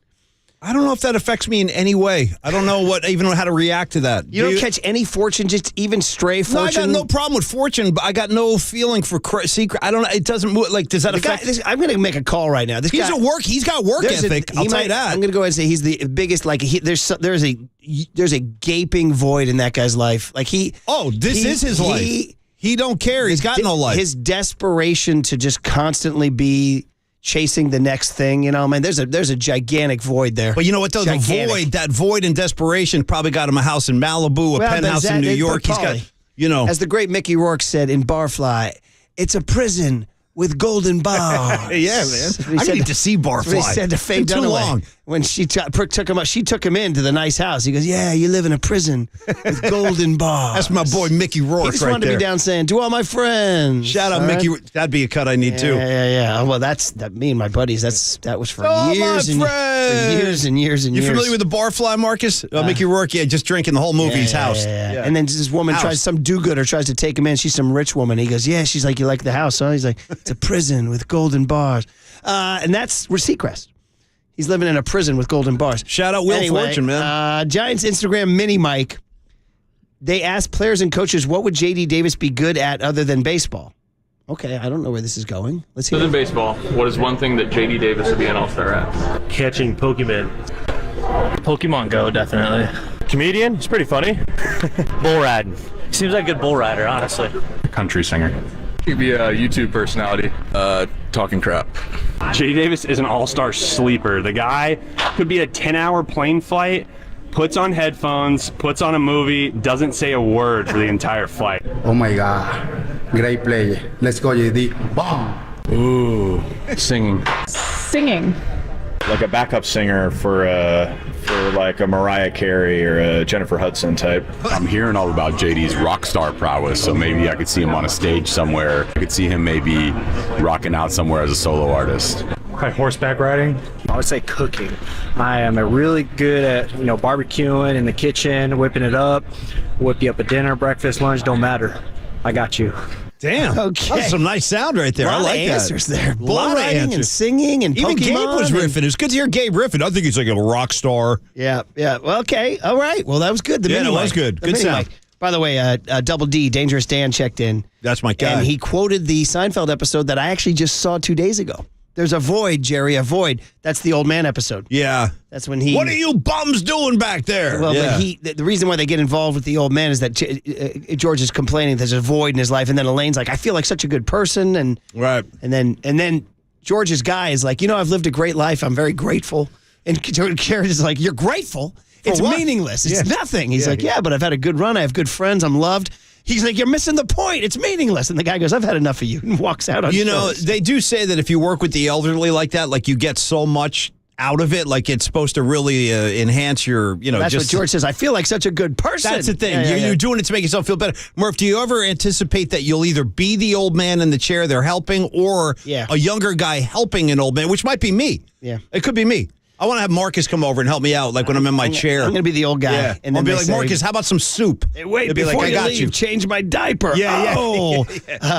Dave Fleming. Yeah. I guess the Blue Jays had $1 hot dog day. Dude, hot dog day. It's about time we got to this. Marcus, you and I mean, how many times did Flem come on? It was like hot dog analytics. Dude, last the night, numbers he was throwing around. Our guy DC, Darren Chan, was giving updates on his Twitter account, like inning by inning, how many hot dogs were ate last night. I don't know what the bigger story was, the fact that the Giants got a great road win in Toronto or the number of hot dogs sold. Here's Flem. And in case anybody was curious, the final Looney hot dog check. They sold 57,056 hot dogs tonight. For $1 Canadian? $1 Canadian. And how many did we buy? We bought not a single one. Not one of the 57,000. Yeah, just leave that alone. Just leave that one alone. Javi wants to work again tomorrow. That's smart. We want you back. All right. You know what the crazy thing about that is? Pretty good deal. Would you buy into this crazy theory? Some would say a conspiracy theory on the streets that there was actually hot dog particles in the air yesterday. Murph, I'll explain. You and I were sitting here doing the show yesterday, and then we played, I think it was a sound clip of Steph Curry talking about golf, and he goes, all I need when I make the turn is give me a nice hot dog. And you commented like, boy, that's surprising that Steph would eat a hot dog. Fast forward about 3-4 hours from there, now I'm watching Giant baseball. We're talking 57,000 hot dogs. I'm just saying there were hot dog particles yesterday. And fast forward to yesterday at Boyle Park, one of the dads he set up a grill out in deep right field and was grilling, and he told me, he said, hey, bring your team out. I got hot dogs for all of them. I'm telling you, it was in the air. There was something going on. And with something going on, then you got to go to the world famous hot dog remix by DJ Rob B, right? Oh. Dude. Whoa. It's been a while. Oh. Whoa! Oh! Whoa! Oh! Whoa! Will you eat a hot dog dog during the game? Would you eat a hot dog during the game? Insane. Would you eat a hot dog during the game? No, let's just keep going. Let this go. All right. Would you eat a hot dog? No, because there's a during jam the game? coming up. I want that. Wibba dibba, wibba dibba. That's it. That's it. You say this. Oh. That's the peak of the song right there. That's the peak. That's enough. That's enough. We got to get going. And Murph going to bop, All right, bop, bop. we got to go. That's DJ Rob B. Oh! DJ Rob B. He had skills. Tobias Harris. Oh, so good. Says casual Sixers fans would trade him for a crumble cookie. Here's what he says here. right. Yes. Trade speculation, casual Sixers fans, they'll trade me for a crumble cookie. But at the end of the day, they have to realize, you're not getting a 6'9" forward back who can, damn near shoot 40% from three, guard other team's best player, shoot, post-up, drive, play 70-plus games a year. All right, so I guess the crumble cookie, anybody feel anything about it? Is it one of those fancy bakeries? They are. We used to have somebody had a daughter who worked at Crumble. It was and that he used guy, to bring them Brett, in. whose daughter worked there. Yeah, there was some good cookies, Murph. They were really good. Yeah. That's a good cookie. And Good like cookie, I a gotta true say. tech business of the 2010s and 2020s, they spell crumble C-R-U-M-B-L. Like banter, B-A-N-T-R on Well, Ted there's Lasso there's a trend now. There's an emphasis on misspelling There it is. words. Shout out Prince for starting all that, by the way. True When he story. I started would using the dive letter. number 4 letter U. Yeah, it shocked me when I was younger. I was like, he's not using proper English. Yeah, the numbers and Yes, letters. and then finally, we got to get this one in, Paulie. Shout out Coach Clark for finding this. Drake High School's Joe Ryan, Marin County's own, is now a very outstanding pitcher for the Minnesota Twins. He takes the mound to Fire on the Mountain by the Grateful Dead. Nice. And he also, when he finished a complete game recently, they reprised it when he came out for the ninth hell inning. yeah, dude. For the ninth Hell inning, yeah. they played it again. We got to get him on the show, man. We do, definitely. Yeah. And here he is. I guess they're unleashing now new gear that Paulie Mack might want. Oh, yeah. My name's Joe Ryan. I'm from Marin County, California. I'm a starting pitcher for the Minnesota Twins. Yeah, growing up in Marin, so many people that are around the band and into the band. Everyone has some little story. So when the opportunity came up to design some shirts of my own, and nice. I think we got one that represents a little bit of Minnesota as well. I think it'll be a good thing for the community, and get some more dead apparel out there. We threw in a nice mountain range here, trying to look like Mount Tam, some local surf spot. Me surfing here as one of the dead and rocking my jersey, and we got it right with a goofy foot, so we're going backside here, and they threw me in as a dead little skeleton here, and I got a little fireball coming, and this one turned out great. This one was a surprise. But this one is amazing. Might be my favorite. Who knows? I think fans are gonna love it. I love this kid. I mean, is this guy your all-time favorite Minnesota Twin or what? You're a real deadhead. No question. Oh, by a mile. I have a question to ask. I didn't recognize the tune in the background. No, it wasn't the Dead. How do they not play the Dead? It was maybe licensing. I don't know, but it definitely was not the Grateful Dead. Oh, I got the shirt. Thank you. Triple E just brought me the shirt. Yeah, dude, this is killer. So he's got a skeleton that he designed the shirt. It's a skeleton basically in the Twins jersey in his windup. Pretty fresh shirt. Which color would you get? They're offering light blue, cream, white, navy blue. What would you get? I'd probably go navy blue. Yeah. You know what I mean? Yeah, a little darker thing. I do. What? It's just crazy. Yeah, it's great, dude. Well, you know what makes me happy is that these young guys, you go to a Dead show now, and yeah, sure, there are guys my age, there are guys older than me. But there's like this whole new generation of youngsters coming in. Just warms my heart. Like you got Joe Ryan and you got like all these other youngsters out there. It's just great that this thing keeps going. Love it. And he's talking Mount Tam, bro. Guy's in Minnesota. He's talking Mount Tam. Super excited. All right, well, that's pretty good cooler content. I Very like that good very one much. today. Andy Bagley's going to join us at 9:15 on KNBR 104.5 and 680. The Sports Leader. You say this. Oh.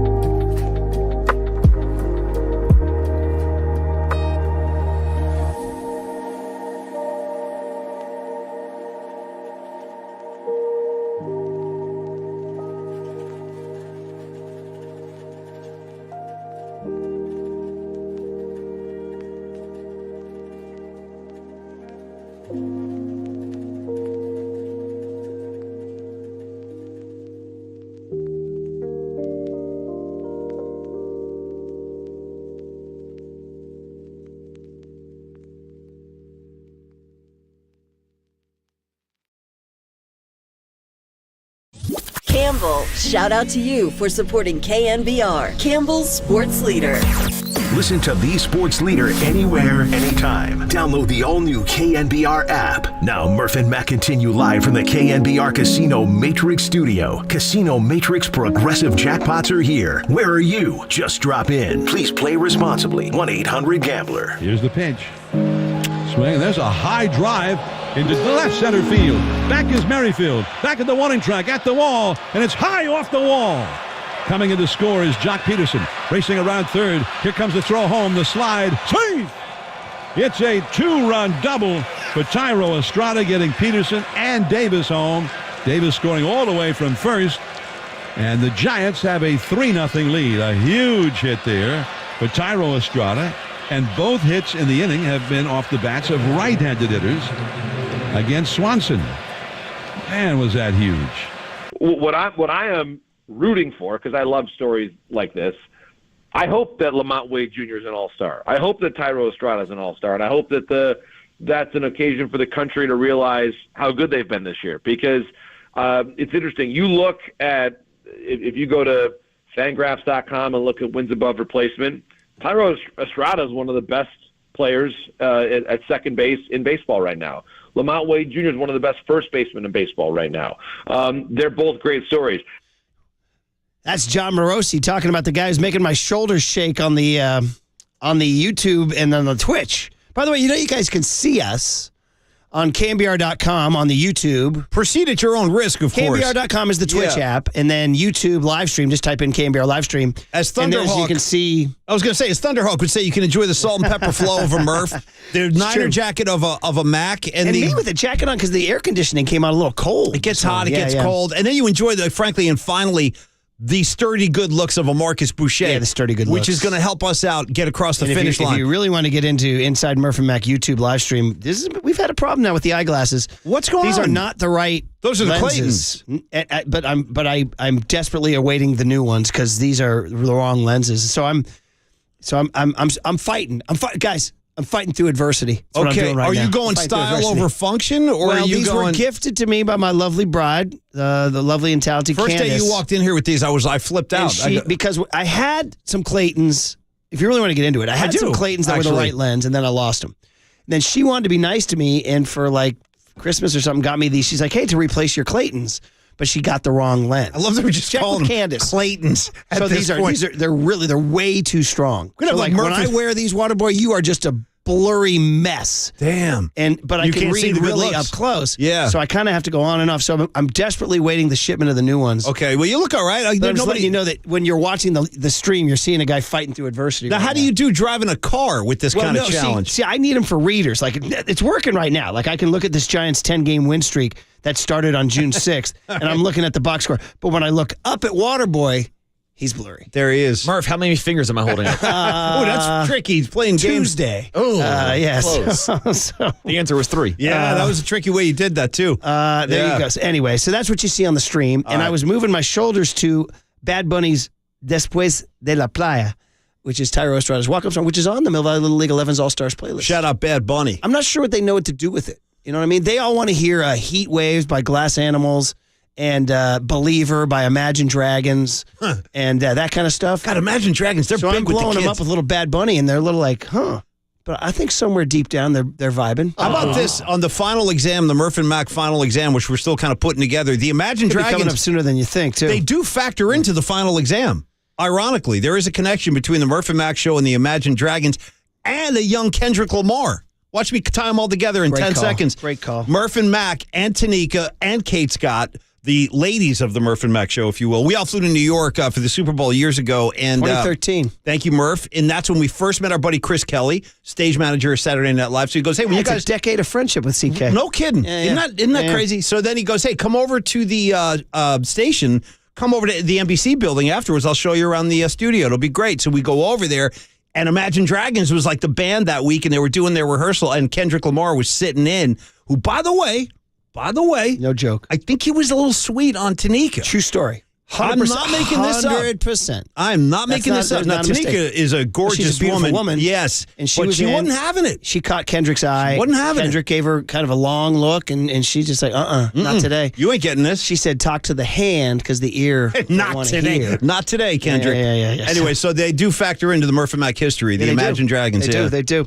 And you were not that psyched to see them. Not really, and still not that psyched. But the kids they love the Imagine Dragons. Did your kids go through an Imagine Dragons phase? Yes, and I can tell you why. Since the radio stations don't really play, honestly, you can't really break a song on the radio anymore. So kids go to alternate means.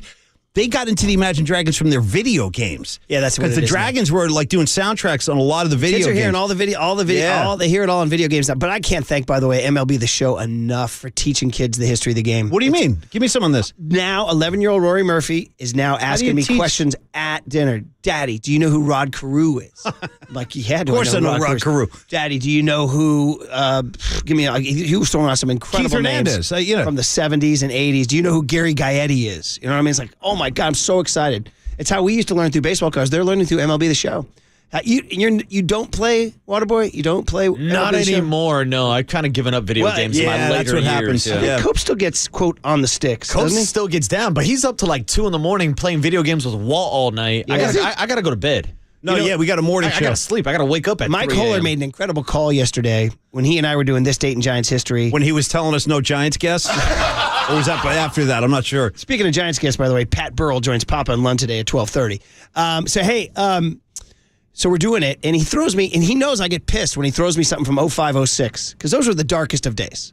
Those were the darkest of days. They were just to even not discuss them. It was the Ryan Garcos, the Ryan Kleskos, the Michael Tuckers. Oh, it was the Kleskos, dude. And it was a Michael Tucker knock, and I said, "Listen, dude, I'll read this one, but where's my Darrell Evans? You know what I mean? Even I'll take give me something recent. Where's my Madison Bumgarner? Thank you. So he says, he goes, listen, he goes, soon enough, Walt's going to be producing these for Copes. Oh. And they can do Michael Tucker as long as they want. But in the meantime, just bang this one out. And the true story is that Walt and Copes are sort of the leading Giants fans here at KNBR. And they're both of a certain age where they kind of hit their sweet spot around 02, in the early to mid 00s, which meant they had the high of 02. And the heartbreak. And but just the incredible memory of 02. Yeah. And then the 100 wins of 03, but it means the 04, 05, 06 depression. That's kind of the stuff. Oh, yeah, let's talk about, Pedro Feliz. Let's talk about Michael Tucker. Let's talk about Nafy Perez. I'm like, no. And it was a depression. That's the word. I mean, it was So tough. for us, that would be 83, 84, 85. And they would say the same thing to me. They'd be like, hey, well, you're all hot on Danny Gladden. Means nothing to me. I'm like, well, yeah, but Danny Gladden had charisma. He had charm. One charming pig. Yeah, must have been one charming pig. All right. Anyway, hey, on the other side, John Morosi visited us and talked to us about Thairo Estrada. He talked to us about Camilo Doval. He talked to us about a bunch of Giants. Nice. And guys, the Giants have won 10 road games in a row. How is this happening? Next on these Sports Leaders. Yes!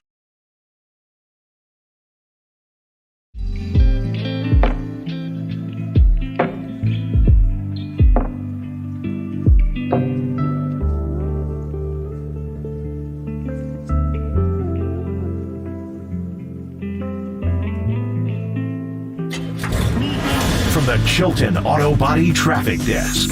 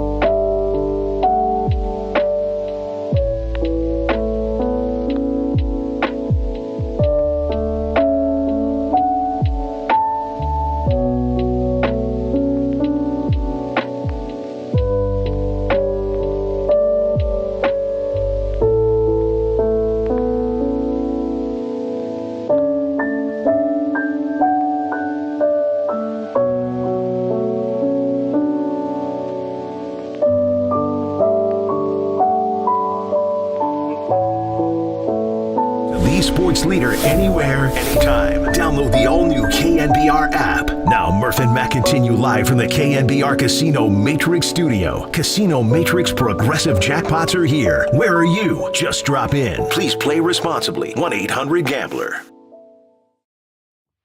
Ball on the field is overturned. The runner is out. San Francisco will retain their challenge. Runner at third, one out. Here's the pitch. It is pulled into right field, base hit. Another great at bat from Bailey. Hit it so hard it's going to roll all the way to the wall. Estrada's in to score. Into second with a double. Patrick Bailey to put the Giants ahead 1-0. He just hit a rocket. Woo, baby. Man, oh, man, to the sounds of Toronto's own Rush. I was looking for Getty yesterday. I couldn't see him. He was like right out of the camera's range, but he generally is right behind home because he got season tickets. Like, he's a serious ball fan. And he, Marcus, he's about 3 seats up, but he was like just high enough that he was out of the camera side. But he's there all the time. I'm sure he was there because he probably wants to see the Giants when they come to town. It's such a rarity. And he's like a historian, so he's like, I'm not missing these Giant games. Right? I mean, you don't get them in Toronto that often. This is Willie Mays' team, right? Totally. Well, and McCovey, if I may. And Tyro Estrada from Bad Bunny. Pat Bailey. Yeah. Después de la Playa. So, yeah, I mean, if you're looking for the story of the day, it's the Giants setting a San Francisco record, 10 straight road wins. And we went through it, guys. They haven't lost a road game since May 28th. That... I don't have to tell you. Let me ask you a question. I have to tell you, Paulie, we were younger. Crazy. We were younger on May 20th. On May 28th, I hadn't yet been eliminated from the Little League playoffs. May 28th we were still alive back then. Isn't that Memorial Day, or it's usually right around there somewhere? It was the Sunday of Memorial Day weekend. Yeah, and it's Rags' birthday, too, the 28th. Happy birthday, Rags. Historical notes all over the place. Yeah. Now, Murph, question for you. We talked to Mike today. You asked him the great question, and I think a lot of Giant fans anyway are thinking about this, which is the bullpen game success they're having. 9-3 at this point? Is that where they are? 10-3. 10-3. So it's working, but you got, in the back of my mind, I'm still uptight about it because I'm like, is this going to last down the stretch when arms are getting gassed? Yeah. Mike is like, you know what? Full steam ahead. Let's go. It was an interesting... He was being very optimistic, Kruk, there. I think I don't want to put words in Kruk's throw mouth. Throw it out there. That's why we're talking. I think in his gut of guts, he would love a traditional 5-man starting rotation. But... It is working now, yes. 10-3, Waterboy. So, and we were trying to come up with nicknames, and I got to credit Scott Ostler of the Chronicle. He was like, this is definitely a thing where the Giants use an opener and then they go to a bulk guy. They're not just doing 7 relievers going 1 inning each. They're using the opener, like the reason why they used Ryan Walker yesterday as a right-hander to face Toronto's right-handed lineup. And after he gets through that, the top of their order, then you bring in your bulk guy. And last night it was Alex Wood. And he went, what? Was it 5? I have the box score right in front of me. Yeah, it was 5. Was it 5? And this has also happened with Sean Manaea. And this has happened with Keaton Wynn. And this has happened with Tristan Beck. And who am I forgetting, Water? Who else is on this bulk plan? Oh, you're looking at a Ross Stripling sometimes. It's been a while for Stripling. A Sean Manaea, a Sean Jelly if he gets called up. Jelly. Mm-hmm. So that's at least 5. If you even Clout Stripling, 6. And by the way, he's coming back any day now, right? Jelly was really good. Well, Oster suggested, he goes, there should be a name for these bulk guys. And I think Marcus might have we been have the 3 guy. candidates. Yeah. And the listeners can tell us. Susan Slusser suggested the backup slingers. The backup slingers, which I kind of liked. You guys were a little cruel to that. I'm standoffish on that one. And I love Susan, but it's the backup slingers. No. I mean, as a man who, there's Gladys Knight and the Pips. No question. There's Harold Melvin and the Blue Notes. You know what I mean? So you got to have you got to have backup singers. Can we go, it's got to be singers. Can I go like Buddy Holly and the Crickets, or is it got to be, okay. Sure. How about the E Street Band? Well, yeah. I mean, but that's too not many plural. people. There's not an S at the Yeah, end, that's true. So anyway, backup slingers. Well, Ostrich said that's good, but he offered since you're pitching in bulk, why not name them the Costco Boys or the Costco Crew? Because in Costco, you buy everything in bulk. Well, again, that one's even worse than Susan's. Scott's a guy. I love Scott. That's Scott Oster now, about 18-time California Sports Writer of the Year. He's a legend. I don't know if I'm feeling it, though. I love with Scott. the Costco guys. Hey, if you want Pat Riley, what do you want? Pat Riley's cell number? You go to Scott Oster, all right? So, I do think, though, well, give us the third. You said there was 3 options. Well, the third came from our very own Marcus the Waterboy Boucher. And Waterboy, you said? I'll let you say. I can tell you. Yeah, man. Yeah. The bulk pen. You know what? I'm not doing this to play favorites. No favoritism. I'd crush him if I didn't like it. I like it. I like it. Yeah. So far, I think that's my number 1, Marcus. It's simple. It's right ahead of us. The bulk pen. The bulk pen. It's why do you think the K is clear enough that people can hear it? Or do you have to Bulk stop pen. and say the bulk pen? Maybe not that long of a pause. We'll break it down.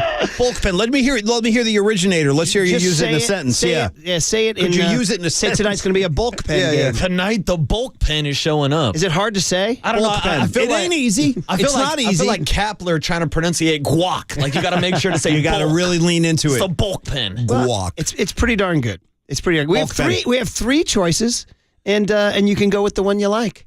All right? It's I think I'm open up going a- bulk pen. Bulk pen? No disrespect to Susan But when or you say Scott. it, does it sound like bullpen? You got to do it like he said. You got to hit it like he hits guac. Yeah. Bulk pen. Yeah. All right, here's Krukow on the 10-game. Well, there's Krukow on the 10-game winning streak. How is this happening, Mike Krukow? I don't think they look too far ahead. I think this team's big strength is they live in the moment, and they stay in that moment, and I think that really plays well on the road. And the other thing too, you have an organization that tries to win that day. They play a lot of cards to win that day, and the people who platoon off the bench and the people who are assuming other roles in the pen, they've all bought into it, and that positivity is what's driving this club, and it's playing large on the road. I mean, how do you explain it? You can't. That type of success on the road is tough to even come by. They've never done it. Never done it in the organization. That tells you how tough it is. But they don't think it's anything special. And I think that perhaps that humility is perhaps another part of their success story. Something he said there, it reminded me of 2021. He said, quote, "They're all buying in," unquote. That's something we said over and over again about the platoons and the pinch hits. They're buying in, they're buying in, they're buying in. So, I mean, how do we explain 2022 in the middle of all that? Well, let me ask you this, Murph. Honestly, did you going into this season, were you expecting anything like this? No, I think we actually... I wasn't, honestly. So KNBR Instagram is now clipping little things from our show. It's really weird to go back and watch us. Oh, yeah. Because first of all, I look orange. Yeah. And second of all... I see orange people. It fits in with Orange Friday. Second of all, they play things, and I literally say, did I say that? I forgot I said that. And one of them was, I said that they cut one that said, where I say on the air, I say, listen, if everything goes right, the ceiling for this team is 85, 86 wins. Damn. I said, it's more likely that they'll fall back to 81, 82. But the ceiling is 85, 86, and maybe it still is. Why's my man Sammy Houston got to hang Murph but out like this? I said 85, 86 could get you that last wild card. That might be true, so I actually. left the playoffs. So I'm answering your question by saying, did I see this? Like, they're on a pace to win more than 90. I did not see that. No, but nor did I did see 85, 86. I didn't think it's a terrible team. I just thought it was kind of missing that extra pizzazz to get to 95. And I question whether or not they'd be able to run alongside the Dodgers, the Padres, now the D-backs. By the way, the Padres, they got, who they are lost they? again last night. I don't even know. So they're saying, we're hearing from people down there, they're talking about, should they trade Soto? Should they? I mean, should they blow it? I mean, that's getting kicked around. Should they blow it up? Should they blow it up? Well, there is a real thing that so far, whatever it is, I don't know if it's the chemistry or what's going on, but it's not working. Yeah, it's not working. To your point, Paul and Mac, I saw a couple of reports that they're having some locker room issues, that there's a divide in the locker room with all that money. You can see it on the field. You can. Yeah, see it on the field. A lot of people liked your bulk pen. It is solid. Somebody says it's really good, but the only problem is it doesn't flow. No, it's hard to say. So others have come in and say the incredible bulk. Incredible bulk. Shout out Ferrigno. That's not bad. Shout out Ferrigno Powers. 650 says Waterboy wins. Bulk pen is one. And then you got a couple. 415 and 916. How about the guac pen? Now I could get behind that. All right, here's John Morosi, who's a great dub for MLB Network, and he'll be doing the game tonight on MLB TV with Costas. And he says you gotta love Farhan and Kapler here. The lineup reminds me a bit of the one they had 2 years ago. Just in the theme of it, in that it's sort of a top to bottom tough lineup to get through, good at bats. There's no Ohtani in this lineup, obviously, not yet. At least we'll see about next year. But I think it is a really good triumph of roster construction by Farhan Zaidi and his team. I think it's really well done by Gabe Kapler to get the most out of this team. I mean, what are you going to say about Cap? I mean, we're being completely candid. Many things he does baffles us. The Instagram posts, the depth of his voice, the dugout interviews, all that stuff. The new agey approach. Yeah, the long top coat, the Euro leg sit. Everything. All these things. The whole, all of it. But man, oh man, you cannot argue with the win-loss column, baby. You cannot. When you're 45-34, you are doing a good job managing that team. And Farhan, and I would say, roster construction is true. It's great. Listen, if we go through Farhan's fine. Get the wand out, Paulie. I'll go through last night's lineup and give you some wand here. Okay, first of all, Lamont Wade. He got him a nothing. Got him for absolutely nothing from the minute. I can't remember who they got. I should remember, but you guys remember? They might have paid us to take Wade. Yeah. Do you top of my head? Don't make me look it up. I don't know. I actually don't, Murph. I don't. Sam, the redheaded reliever, Sam. The guy had some problems off the field. Remember that guy, Sam? Yeah. Right-hander. Sam, he's kind of chunky. Sam Coonrod? Dyson. Sam Dyson. Sam Dyson. That's it. Coonrod also had his own issues. Yeah. But anyway. Sorry. But no, I think it was Dyson for Wade. Was that Sean Anderson? Oh, yeah. I was going to say that. I wasn't sure if I was right or not. Hey, can you look up real quick what they got for Sam Dyson, Triple E, for me? Well, I tell you, number one, Lamont Wade. Batting second. Well, this isn't so much a Farhan Wade. It was Jock Peterson. That's more of like just a free agent. Here's a wand. Get the wand. Batting third, J.D. Davis. Bro, you want to talk wand. Quietly comes in, does his thing every day. Hey, Conforto was a free agent. That doesn't count. Here's batting fifth. Hitting 250 with a 724 OPS. Yeah, no, maybe he got caught in a lonely spot on Sunday, but Blake Sable. That's a wand. A lot of wand waving. That's a wand.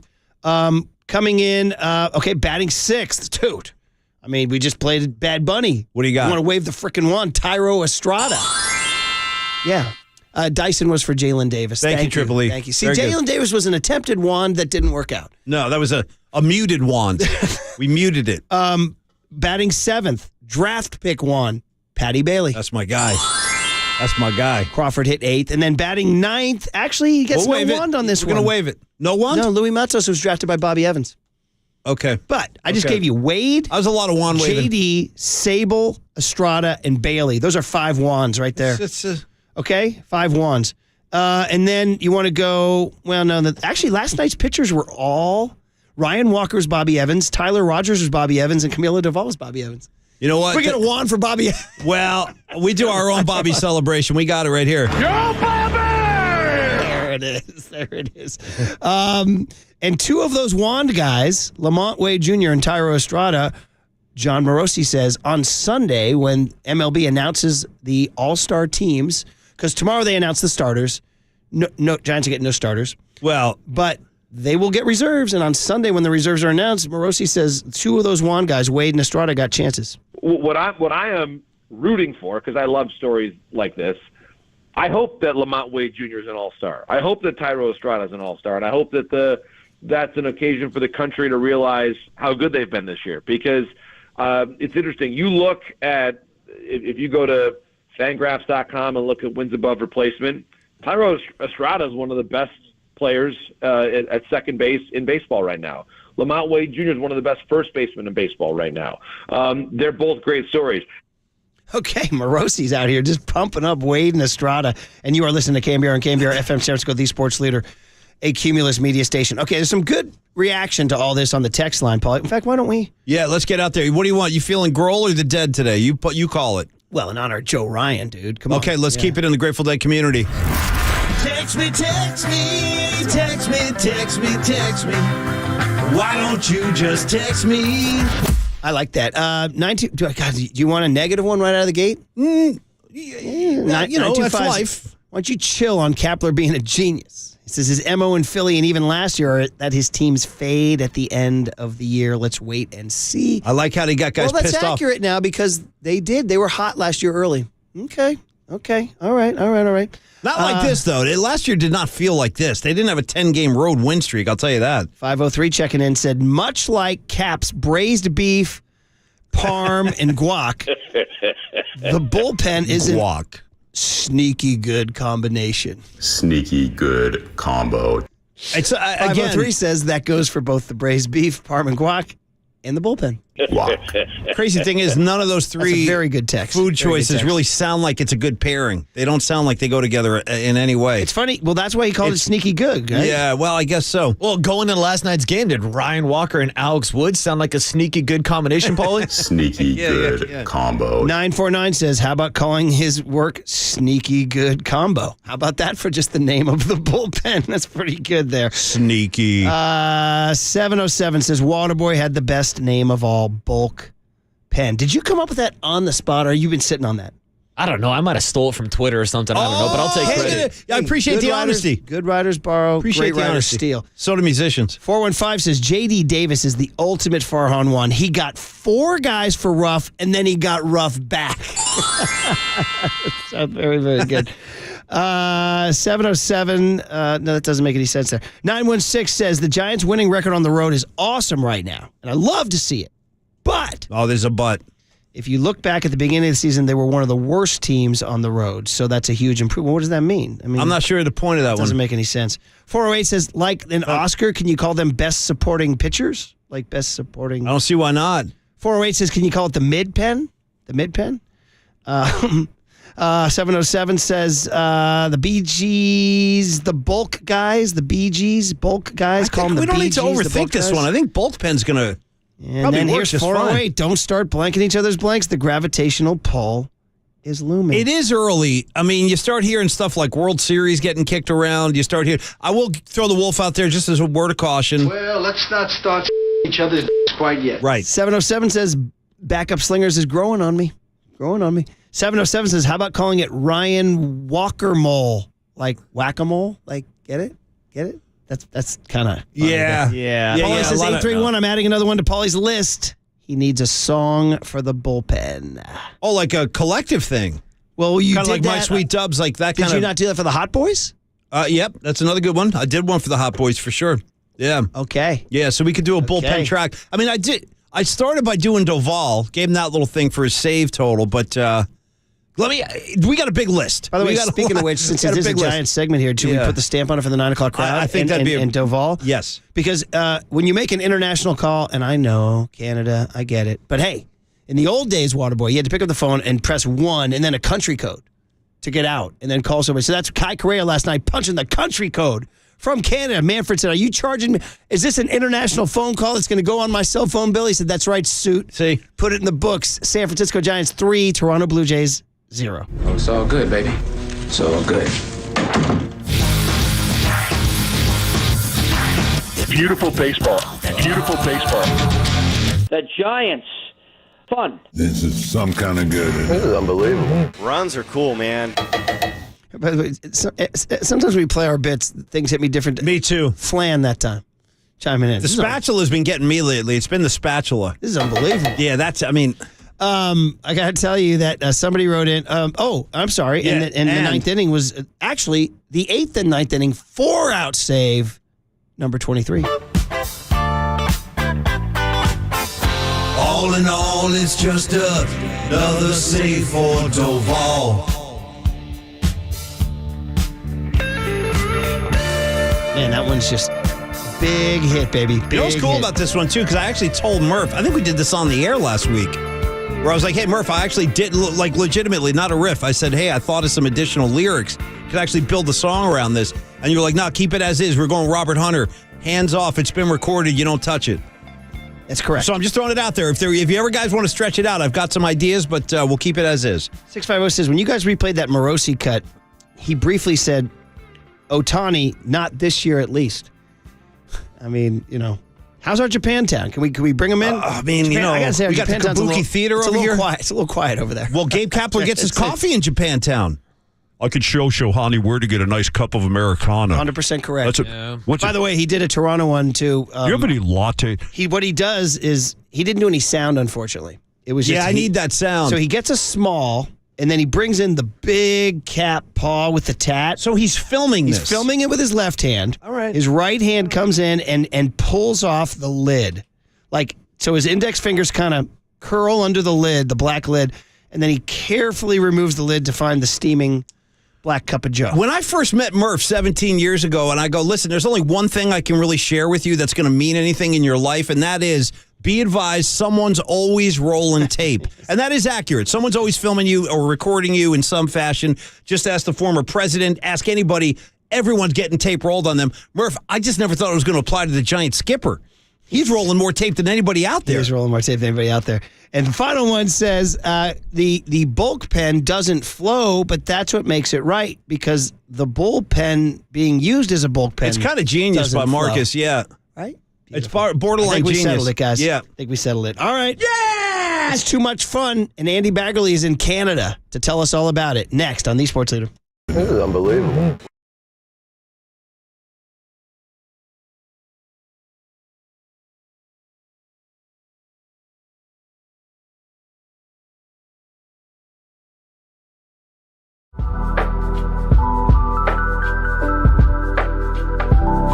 Pittsburgh, shout out to you for supporting KNBR, Pittsburgh sports leader. Here's what's trending now. Trending now. On KNBR.com. Kevin Gausman struck out a dozen Giants last night, but it was the Giants bullpen that came out on top with 17 strikeouts and no walks in a complete game shutout. So to read all about the performances from Ryan Walker, Alex Wood, Tyler Rogers, and Camilo Duvall, check out that story and more trending now on the all-new KNBR app.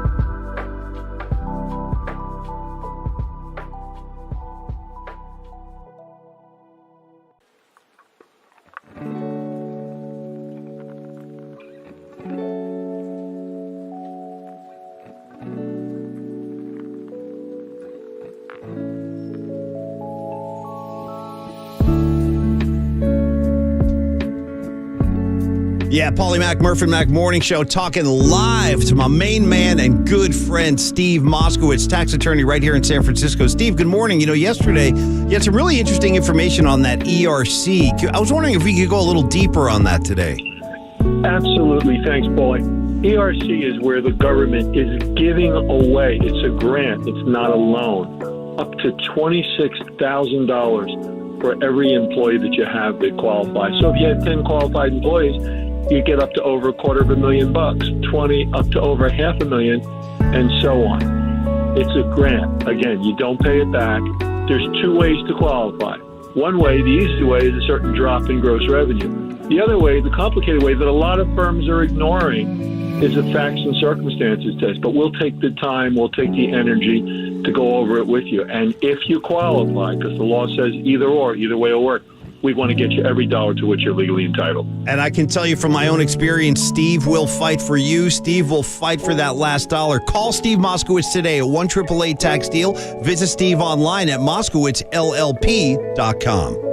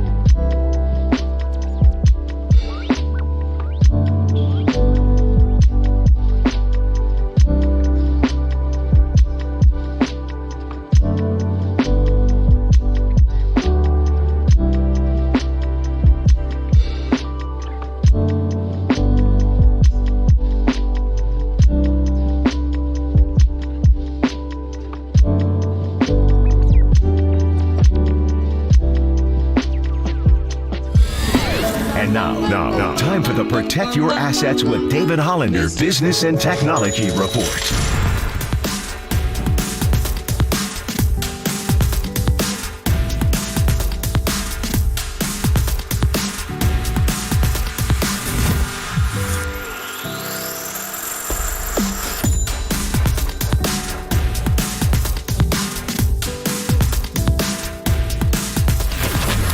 This has been the Protect Your Assets with David Hollander Business and Technology Report. Do you want to pay less taxes this year? Learn more. Listen to David's show every Saturday morning on KNBR or call 1-866-PROTECT. Major bag alert. Bags alert. Bags alert. Andrew Baggerly covers the Giants for The Athletic, and he's on with Murph and Mac. Now, sponsored by Marin Health Medical Center and Marin Health Medical Network. World-class care, closer than you think. On KNBR 104.5 FM and 680 AM. The sports leader.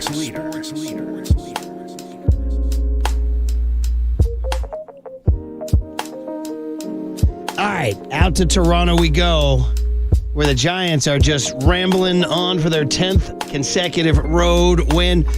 Andy Baggerly, it's never happened in San Francisco Giants history. 10 straight road wins. Wow. Good morning. How are you?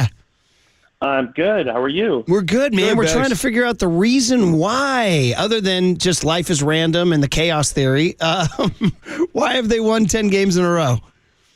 Wow. Well, first of all, I mean, they stepped up at Coors Field, the place where they have had success of late. And obviously they haven't had that kind of success consistently. No one really has, but I think mostly it's just really hard to win on the road, especially places in their division where they often play, especially Dodger Stadium, and they caught the Dodgers obviously not at their best, but just played good baseball.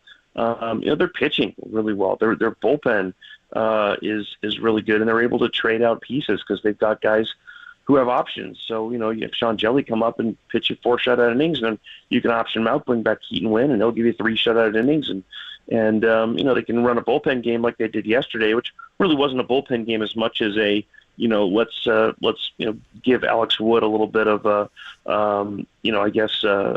training wheels so he can get off to a smooth ride. And then that's what he did through strikes, and they're somehow able to win a game in which Kevin Gausman pretty much dominated them for 6 innings. So it's been a little bit of a different script each time, but it's hard. It's really hard to win on the road. That's why you try to break even best you can, and obviously the Giants are doing a lot better than that.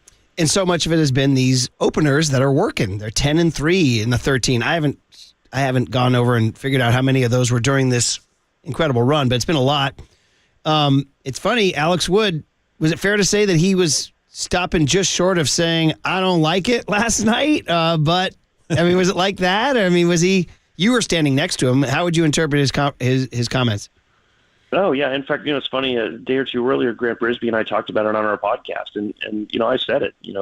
I think they would have done this with Alex Wood if he wasn't so reluctant. And he admitted it. He was very reluctant to do it.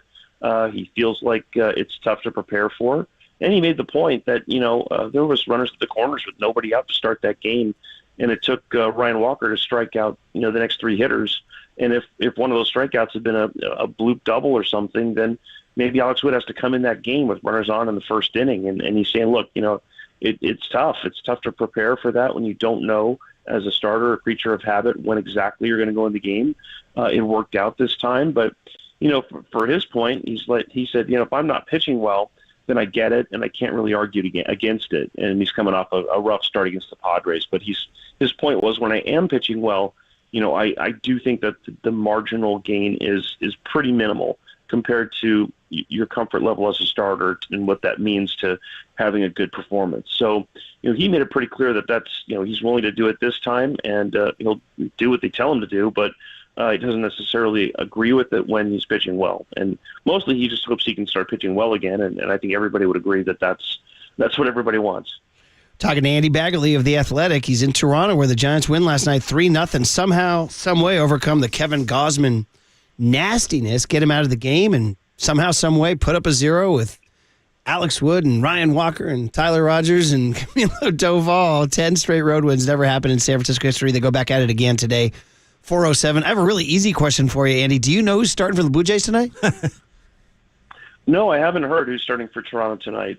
Maybe they're just going to fire an opener and try to give the Giants a taste of their own medicine. But, one thing that you mentioned with those three pitchers, I mean, it does seem a little bit unfair. It's like we're going to throw a cross-firing right-hander at you. Then Alex Wood, as funky as he is, throwing from the side and sort of skipping off the mound. And then we're going to follow that up with a guy who throws a submarine with an average release point of 14 inches off the ground. And then, you're going to get a guy who throws mostly a conventional delivery, and he's got a 100-mile-an-hour cutter. So, good luck with that. I mean, you see that play out, and it's like, yeah, okay, I get it. That's why this makes sense. And especially when you can, start Wood out against the bottom of the lineup instead of the top, and you realize, especially, the Blue Jays it's not like they're going to face them a bunch of times. This is their only look at these guys, and that may be playing into some of their success on the road. When they're playing the Rockies or playing the Dodgers, this isn't like the 14th time already this season that those teams have seen these pitchers, and so I think the fact that the schedule is balanced out now, and you don't play the same teams quite as often, I think that works to your favor when you have a pitching staff that you can really piece a game together with and offer a bunch of different looks and a bunch of unfamiliar looks. And that probably is a strength that the Giants are really leaning into by pitching the way that they're pitching. We're coming up to Canada, coming up to a foreign country and giving you guys a foreign look is what they're saying. And the Giants, but tonight's more traditional though. Logan Webb, right? This is it's almost like too orthodox and boring for Gabe and Farhan. I enjoy that though. Give the ball to Logan Webb, right? I like orthodox. Yeah. I mean, you have to. I don't think you can do this 5 days a week. No. Unless everybody's got options and everyone's pitching well. And I think you have to have a Logan Webb who's got close to 100 innings at this point in the season to make this work, and for him to be consistent from start to start and not have a game where he gets blasted in the third inning and can't get out of the third inning or something. So, and Gabe Kapler even made a mention of that last time Webb started. He pushed him a little bit longer than maybe he could have gone and said, look, we need that from him. We need that every fifth day from this guy. Be even better if they can get Alex Cobb back and get that from him as well. And then, obviously they'll try to find someone at the trade deadline who might be able to be another rotation piece, or maybe Kyle Harrison steps up and becomes someone who contributes in that vein, although he's not a guy you'd probably expect to go, 7 or 8 innings. So, they do have more upside, and I think that this all works because Logan Webb is able to give them what he gives them every fifth day. It's funny, Andy, when everybody wants to make analogies, et cetera, blah, blah, blah, but we're trying really hard not to do the Pat Bailey, Buster Posey, not to make it unfair on Pat Bailey, but if you want to keep it going, you go Bailey as Buster, and then the call-up of Harrison as Bumgarner. There it is. There's it's the last year I think we made comparisons to 2021 all the time, and the comparison was, well, this is the ways that they've come down to earth. This is why this isn't working again. And this year, as they've played at 100 win plus pace, really since mid-May, then I think, here or there you make little comparisons to 2021. And when I was talking to Brandon Crawford last night, he said, hey, I don't compare this team to 2021. What it feels like is one of the very first teams that I played on, and this is a guy who was a rookie in 2011 and a two-time World Series champion by 2014. So, but he looks at the blend of veterans who just kind of know what to do, who kind of get it, and a lot of rookies who in some cases, don't know any better, and they send that energy out into the world, and that reminds him of some of the teams that he was on, like the 12 team. And I guess if it's tough to compare a team to one that won 107 games, but it might be even a bigger compliment to compare a team to ones that have a few rings. So yeah, it's been something, and Patrick Bailey probably has made the biggest impact of any rookie on this team, and really of any rookie in the National League at this point, if you start looking at WAR and some of the metrics. I mean, we were just for fun on awards season here in June, but Corbin Carroll's viewed as a mortal lock for NL Rookie of the Year, but Bailey's doing some solid work here, though. And there's 3 months left, so you don't have to close the door just yet. Yeah, I mean, Colin, things happen. It's a long season.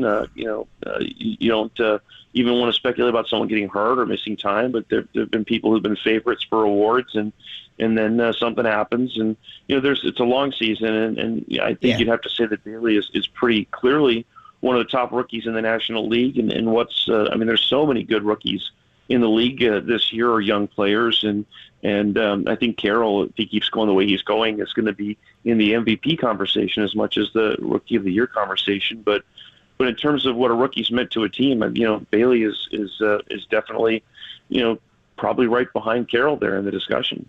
Incredible. Okay, so that's the great rookie, and the guy who stole everybody's heart last month is now not even playing. Poor guy. I don't think Casey Schmidt's played in 4 straight games. Bags, I keep seeing him on the rail every night. We love him. I gave my kid his jersey. He was the initial spark, too, or part of it anyway. I mean, what's going on here, Andy? I mean, we understand that he's cooled off, but we thought his glove was going to play and that you were still going to just kind of still give him some time. What's with the ice job here? Well, Gabe Kapler even said he may not get a lot of opportunities in this series. I think they're working with him behind the scenes, to try to get him to address some of the things that have caused him to slump. And I think those were very, very predictable things, which is he swings too often, and they don't want to take away his aggressiveness. They want him to be ready to swing at the first pitch. They want him to be ready to do damage when pitchers come in the zone. But, he's gotten himself out a ton, and that's really not the MO of what they want their hitters to do. They want their hitters to, make good swing decisions. And, it's a really hard thing to do, to learn, especially at the big league level. And I think for now they think there's more value in him being on the roster, working with the coaches, getting his opportunities when they present themselves. But yeah, I mean, it's all very, very predictable if you look at his swing rate overall. But you do have to remember that, he did give him a huge spark when he came up. I mean, he was the first guy. He was the leading edge of this wave, and I don't think that any of that can be discounted or discredited. And so that player is still in there to make that kind of impact. But obviously pitchers have adjusted. They're throwing him off the plate, and he's swinging at it. So, good for him to catch his breath, and then they have other options. They have other people who are playing well. J.D. Davis is playing well. Brandon Crawford is contributing to victories. Thairo Estrada could be an all-star second baseman. So, that's part of it too, is you have to there's no controversy. It's just that those guys are playing better right now, and you have to, do what's right for the team and put those guys out there. And when Schmidt gets his opportunity, for him to be ready to go about it the right way and have good at-bats and contribute like he did early on. Was there a thought? Wasn't the thought, though, that Brandon Crawford needed to be rested to stay fresh? They're playing him a lot now. He's getting a lot of work, yeah.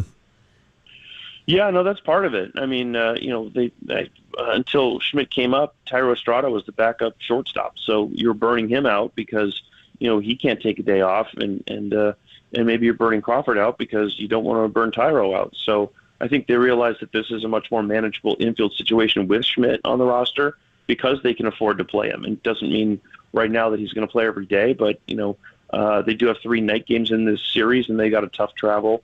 Really late travel. It's not a huge, flight to New York, but that's a consideration. So I'd imagine Schmidt will probably start either Thursday or Friday, and from there they just do what they can to keep everybody fresh and try to make sure that Casey's ready for the opportunity next time he gets one.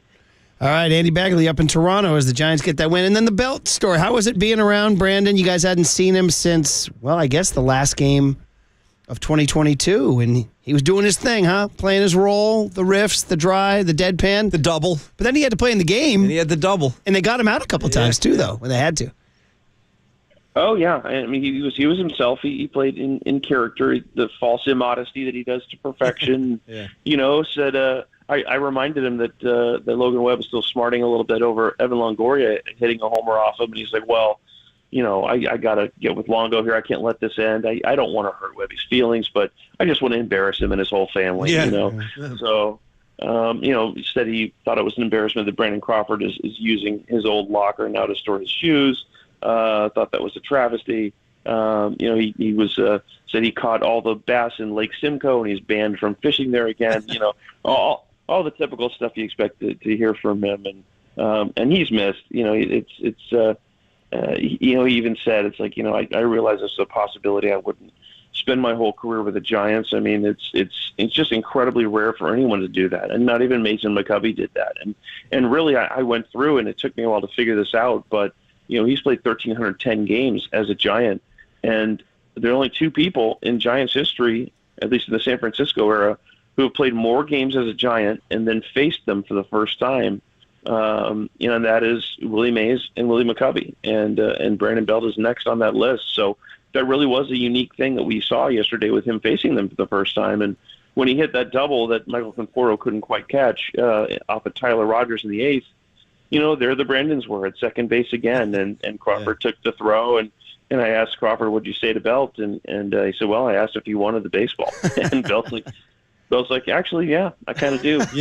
I do. So he tossed it to the Blue Jays dugout, and who knows what'll do it? Maybe he'll put it on a pedestal or something. But it's not, maybe doesn't celebrate the history that maybe he would have envisioned being a Giant his whole career. But hardly anyone ever gets that chance. So you just realize that not every, I think I wrote it this way, not every breakup has to be as dramatic as a Taylor Swift song. It's just, it just happens, and you remember the good times. By the way, great reporting. We read, we read your stories every morning, and that Mays McCovey stat, that Belt is third. We talked about that earlier this morning. That was really, really good, and good stuff on the Crawford Belt interaction at second base too. It's why we read you, buddy. Hey, enjoy Canada. No, it's great. It's awesome. You're on to New York. Are you going to go for the Steve Cohen nuclear implosion, right? Isn't he giving a press conference today? I guess so. Yeah. I guess so. I had a little snafu getting here. I told Tolbert this while I was on with them while driving through the middle of a raging thunderstorm somewhere in central Pennsylvania. My flight got canceled from Newark to Toronto Monday because I had a connecting flight there, and so I had to drive. And unfortunately, there's no one-way rental car, so I got to drive this sucker back to New York. Bags. And I said, I'll just leave after Thursday's game. I'll get halfway, whatever. I'll make it to like Binghamton, New York, or Albany, something like that. something like that. Right. Yeah. And then Alex Pavlovich looks at me and says, Thursday's a night game, dude. And we go, no. Bags, that's brutal, man. What's the plan now? There is something. There's something happened at Newark Airport this week. I've heard a lot of people with similar stories. Yeah. I don't know what the problem was, Bags, but a lot of people got stranded in Newark. Yeah. It might be the fact that it's 145 degrees in Texas right now, melting down tarmacs or something. So wait a minute. So what are you going to do? Well, I'm going to probably leave after Thursday night's game at midnight or whatever, or 11. We got to get. And then I'll drive halfway probably, and maybe there's a very nice a rest stop in the Tim Hortons have a bed. Yeah, maybe, I don't know, but I'll try to get halfway because I don't think I could bite off the whole 8-hour drive. No way. Friday and make it to Citi Field on time. So yeah, I'm probably going to have to. Is Toronto to New York half and half? 8 hours? What is it? I thought it was longer than that. How long is it, Bags, that drive? It's supposed to be 8 hours, but you still have to bank in the fact that you got to cross an international border. So, I've learned that when you do that at 2:30 in the morning, the line's not that long. So maybe that won't take forever. But it took close to 9.5 hours because I was driving like 30 miles an hour for a lot of that Monday because it was driving through some pretty hellish storms. And but you know what? I drove right past the Little League World Series field in Williamsport. Oh, that's cool. Like, that's the Little League World Series field. I drove I drove through the Delaware Water Gap, which is beautiful. And I just came out of a thunderstorm. I looked behind me. I saw this big break in the mountains there, and I saw the most vivid rainbow I've ever seen in my life. So it was an experience. It was I don't know if I would have want to repeat it, but it was definitely interesting. We got to get Bags one of those big gulps of coffee for his drive, too, and keep you awake.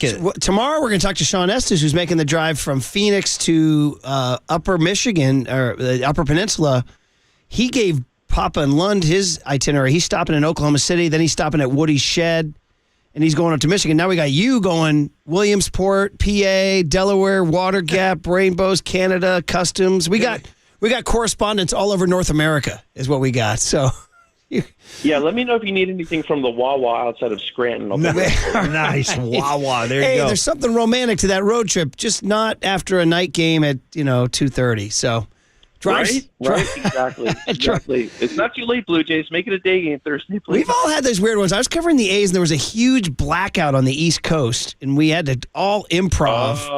A huge 99 or 2000 blackout. We all had to improv because there was no flights, and we all kind of had to scramble. And it turns into kind of, if you can grab one of your fellow colleagues and like a bag of Funyuns and a cassette mixtape, you guys could have some fun. This is going to turn into like John Candy and Bags, like in Planes, Trains, and Automobiles. There it is. Del Griff at the shower ring 2 days in a row now. I'm telling you, Bags is going to be sharing a motel room talking Bears football with some guy. I'm kidding, Bags. I'm kidding. Yeah, I haven't shared a bed with John Candy. That's one thing I haven't done on this trip. Oh, man. Awesome. All right. Great. A safe journey. Yeah, be safe, mean that for real. In the ultimate way, and keep writing great stuff. Thanks, Andy. Thanks, guys. Appreciate it. All right, Bags. Man. And it's funny. I heard Papa saying to Estes about it. He's like, the romance of the road trip. And I'm like, it's true. This job is great in so many ways. But the grind Monday through Friday means we don't really get that like free the freedom month to take that road trip. Just that roadie. I was a king of the road trip, too, man. I drove all over the blanking place for many, many years. Seriously, I drove across country 3 times. I did the cross-country trip 3 times. Did a lot of miles seeing dead shows up and down all over the East. And you're right. There's a real freedom goes along with that. You a road tripper, Marcus? You got road trips in your resume? I've gone up and down the entire West Coast. Yeah, beautiful. Up to Spokane, all the way down to I'm San still Diego. trying to convince my kids the glories of the road trip. Well, you got to get them out there. But no, we're going, baby. By the way, here's Murph's kids on the road trip. Like, Murph's going to be driving down Big Sur being like, guys, look at this ocean and everything. Here's Murph's kids in the back. This is a visual. Watch me on the stream. No phones. They'll be looking straight down. No phones in the car. Nice. Good for you, Murph. Yeah. And also what's good for me is that no we're sponsored phones by in the car. That's gangster. We're sponsored by Marin Health with top physicians, surgeons, and clinicians right here in the North Bay. Marin Health puts you closer to your best health, world-class care, closer than you think. That's on a long road trip. Short road trip, I should have done that. Short road trip, though.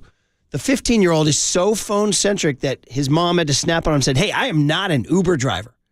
And that's nothing against an Uber driver or a Lyft driver. But what it means is I'm your mother. Yeah, no, I'm here. You're now. here to speak to me here and now. Not stick your nose in I'm TikTok. a human. I'm like I got flesh and blood. As the great John Hurt I am not an animal. I am a human being. Pat the Bat joins Papa and Lund today at 12:30. They got the elephant, man. Let's finish strong on KNBR 104.5 and 680 The Sports Leader. Check with Candace.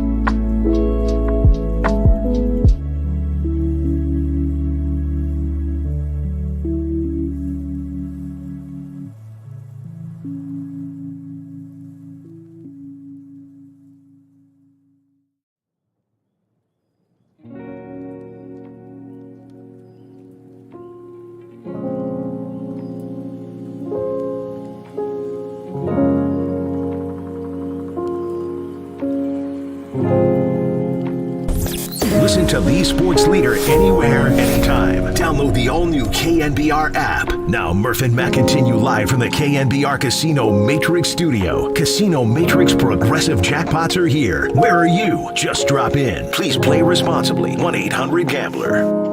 I wonder if ultimately they decide to bring Chris off the bench, which could be awkward because he's never done that in his entire Hall of Fame career. But from what I'm being told is the expectation is that he's going to start. Wow. He's going to start. Well, then that's Clay? Who sits then? Yeah. Wiggins? Who? I'm not. I think it would be Loon. Oh, okay. Loon, So okay. all small. Really, okay. Yeah.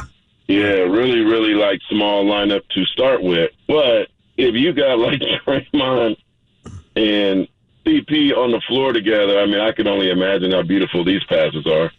Right? I mean, seriously. I mean, like, and Chris will get the easiest wide open threes of his career, maybe and easier than the ones he got in Phoenix. You know, so life will be easy for Wiggins, because and then defensively they see things. Those two guys, CP and Draymond, see things that are just like unfair. It's cheat code defensively. Yeah. Like, oh yeah, they're about to do this. Watch over there in the corner. Like it's certainly a master's class in basketball that those two guys will have together, assuming they're together. That's our great friend Mark Spears yesterday on the show, surprising us with his ears saying that he's heard that Chris Paul would start. Now, listen, I would never ever doubt Spears, but I am surprised that they would even be talking about that in late June. I mean, we got 3 months till this thing gets going, so no need to make a decision right now, but I guess it's on the table. That's an awfully small team when you take Loon off the floor. Your biggest guy really out there is Draymond. Small. Yeah, I mean, really small. Yeah, you're going Paul, Curry, Clay, Draymond, Wiggins. I mean, you know, hey, just Jokic is like, bring me that lineup. Bring me that lineup. That was my Jokic. Well, it does raise a lot of questions, though. I mean, that is really, I did not. What does Anthony Davis say? Anthony Davis says, let's go. Yeah, seriously, though, that's a great call. I mean, so that's the problem. I mean, I don't know. So we'll see what they do. I mean, it makes more sense to take him off the bench, right? I didn't expect. I would think so, but I did not expect. This is what Steve Kerr gets big bucks for, baby. He's got to draw up the right combos. Well, he did that successfully and famously with Iguodala, who was an all-star player who came to the Dubs early, and Steve was like, "Dude, I gotta sit you down. Yeah, I gotta bring you off the bench. I'm sorry." He also did that to Barnesy and come on, there was another one. It was Iguodala, and he put somebody else on the bench too. Remember when David Lee got hurt and Draymond Green took his job? Yeah, it was Day taking David Lee. That's it. Okay. I mean, if you're Chris Paul at this stage in your life, are you like, yeah, let's just do it. I'm here to win. I mean, you know, but. Or do you go by the Bob Fitzgerald rule, which is that there's nothing less important in the world than an NBA starting five? It's who closes the game. There is something to that, actually. There is. I think sometimes it's more about prestige and like respect for like a guy like Chris Paul. He's going to the Hall of Fame. He, in his eyes, he's a starter. But I've been with like Murph on this. Like a mafioso thing on respect. Yeah, but I'm with Murph. He's not at an all-star like starter level at this point in his career. Sometimes he is, but most of the time he's somewhere in between. Yeah, and regardless if it's the starting lineup or the closing lineup, it's still a pretty small lineup. It is. Yeah. That's the problem. That's why we're looking for a big. Free agency starts Friday. We're like, what big can they get? We were looking at the list. Brooke Lopez is too expensive. I thought we decided on Plumlee. We have decided. I thought we made the decision. How about bringing him in? I want Spears to come on and say, "Look, man, it's all about Mason Plumlee closing this game." They're wrapping it up with Plumlee now. What do you think Jokic would say when he sees Plumlee? Now you got to reconsider. Bring this on. Good luck. Hanging around. So, guys, it's slowly starting to happen where Chris Paul is actually sort of accidentally, or maybe slightly on purpose, doing a little bit of media. And he was in L.A., where he lives year-round after his time with the Clippers. Right. And he was in L.A. doing Fanatics fan giveaway or something. And then TMZ got him coming out of, like, walking on the street. And I don't know, man. It's like there's some rule in, like, celebrity where, like, hey, if it's TMZ, cool, they got me, I'll give you 50 seconds. Because usually, Randy Johnson, don't talk back to me or whatever, right? I don't care who you are. Well, here's first Chris Paul, audio from yesterday, TMZ style here. Have you talked to any of your teammates yet?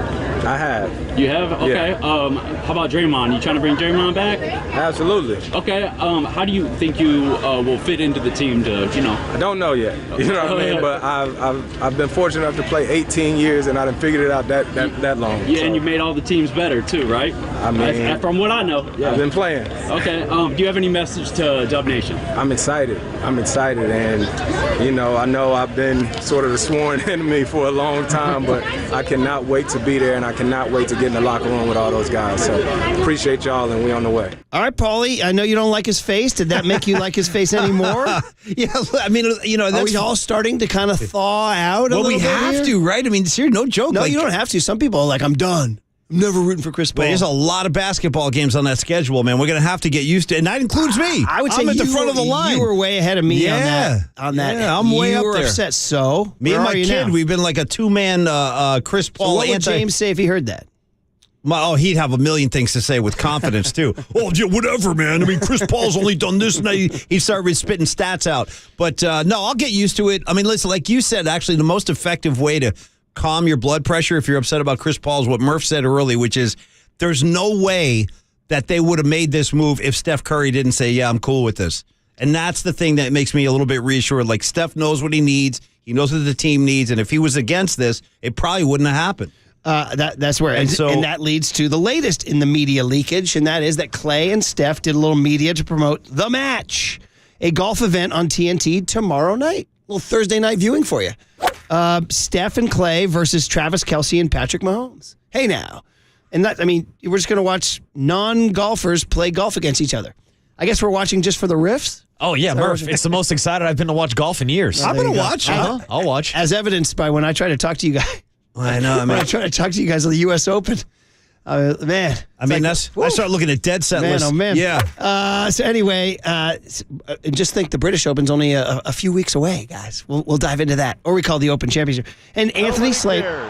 Yes, they do. Tony Slater from The Athletic is talking to Clay and Steph about the match. And then Clay slips up. And they ask him about golf. And Anthony's question was, what's it like playing golf when you know guys like Curry and Andre are that much better than you? And here's Clay's answer. Well, at least we got Chris Paul now. I know he might be a double-digit handicap. When he joined our team, I told him, finally someone I can beat on the links. Andre and Steph are on a different level. So Slater says, well, you opened the door. He said, you opened the door, Clay. What do you think of the Chris Paul move? So here you go. Ready? Quote, anytime you get to play with a player who is one of the best of your generation, it's an honor, okay? It's a little weird, because we've had so many battles in the past with Chris, and he's led so many teams that nearly knocked us off or did knock us off all the way back in 2014. I think he's going to add a calming presence and leadership component that we need. Ooh. I know Steph and him have a long history together, both being from North Carolina. For me, it's going to be a smooth transition playing with such a passer and playmaker. I'm just excited. All right. So there you go. Klay Thompson. So then Tony Slater, being a good reporter, turns to Steph and says, Steph? And Steph says, quote, same. The business is crazy. We all know that.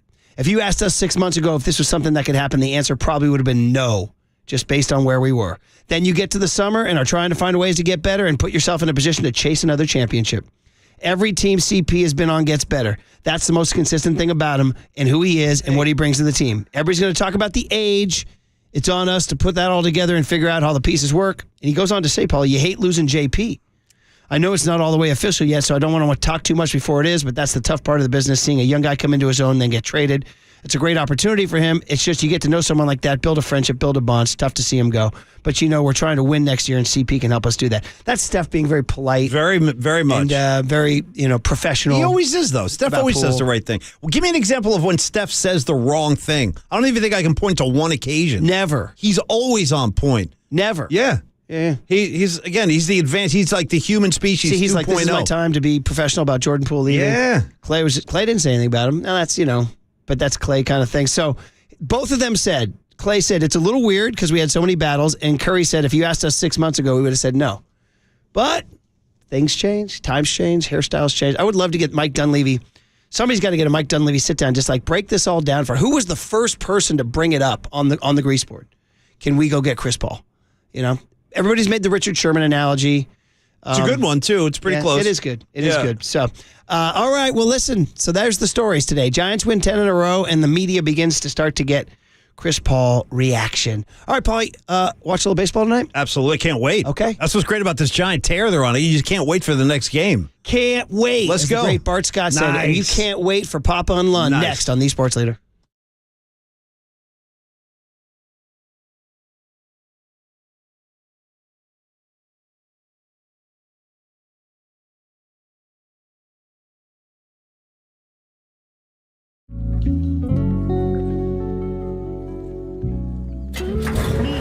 From the Chilton Auto Body Traffic Desk.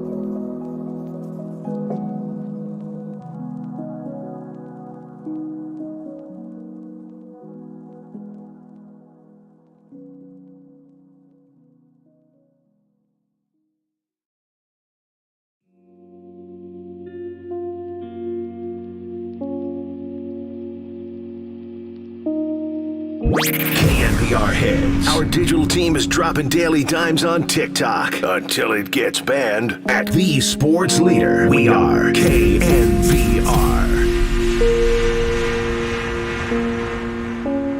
What do we got here, buddy? Well, we're going with Tommy Lee's band right now. We're going 10 Seconds of Love. We went over this. 10-game win streak, Marcus. I got you. 10-game road win streak equals 10 Seconds to Love from Motley Crue. I like where your head's at, Marcus. Nice work. Our buddy Aaron in the 831 who always sends us nice wrap-up emails said that apparently on our live stream, they changed the music to something really like Muzak-y, and it's messing with people's heads. They do a lot of Muzak. We've heard that a lot. And he said also, he says, in honor of your guys' obsession with Tommy Lee, he said if we call the middle relievers the bulk pack, that would be the same as what Tommy calls his trousers. So there you go. Okay, you know what? I'll give you credit for that one. Tommy Lee-centric riffs, always welcome. 831 coming in there for sure. Yeah. Guys, a couple things we did not hit.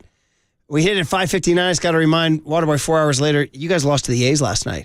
Oh, poor kid. He's wearing his nasty How'd Nester. you take that? Did we have to do it 4 hours later? Were you filled with rage or Well, yeah, the Yankees are hitting 195 in the month of June right now. Is that right? You got no bats? They're a team that just has disappeared since Aaron Judge tore a ligament in his toe. Where's my man Giancarlo? Non Enciparlo. Yeah, it's a good question. Giancarlo not hitting 200 this year. He's 195 this year. Where is he? Giancarlo, no hit 200 Parlo. DJ LeMahieu was like a 300 hitter every year. He's hit like 240. Where is he? Is he the bringer of interstates now? The bringer of rain? Where's my guy, Rizzo? Josh Donaldson was the one guy that went deep yesterday. What about, I bet you my guy Rizzo's playing. I bet you he's Rizzo's still swinging it a little bit. Always is. But the good news is, in Waterboy, show him on the rectangle right now. The shirt you're wearing right there.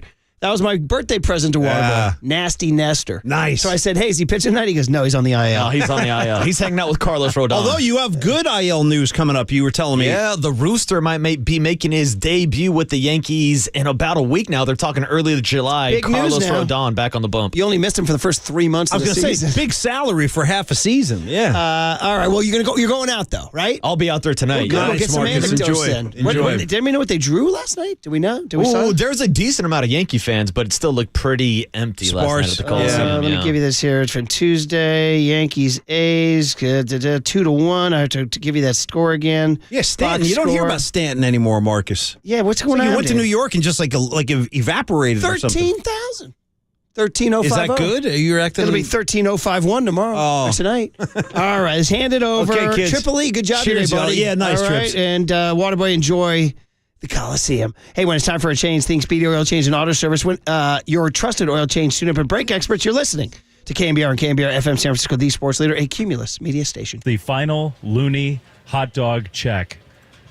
They sold 57,056 hot dogs tonight. Will you eat a hot dog during the game? That's the end of the game.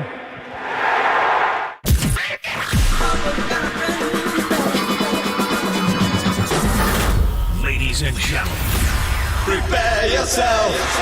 prepare yourselves I love it when you call me Big Pop. for Greg Papa Sleeping Boy is Superman. San Francisco. and John Lund. It's 10 o'clock. Let's hit it. This is Papa and Lund That's right. We're getting it going.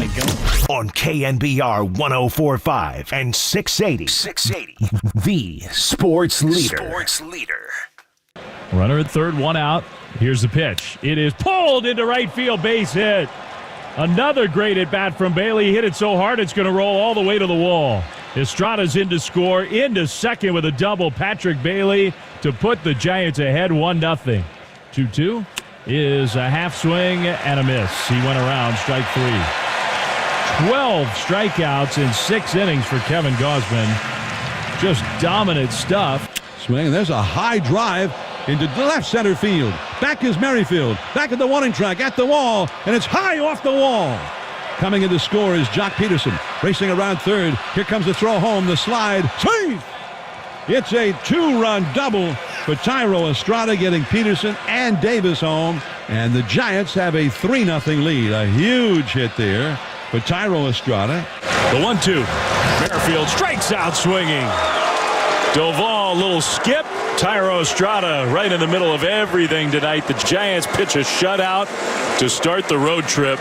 Their 10th straight road win, and it's their first 10-game road winning streak with all the games in the same season since 1952.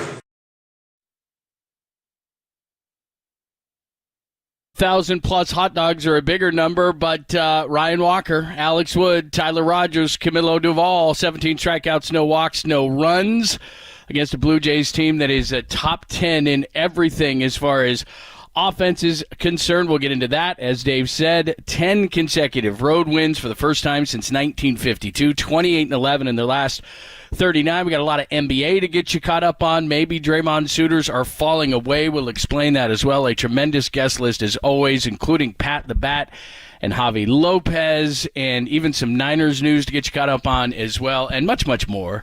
Good morning. Happy Hump Day, my friend.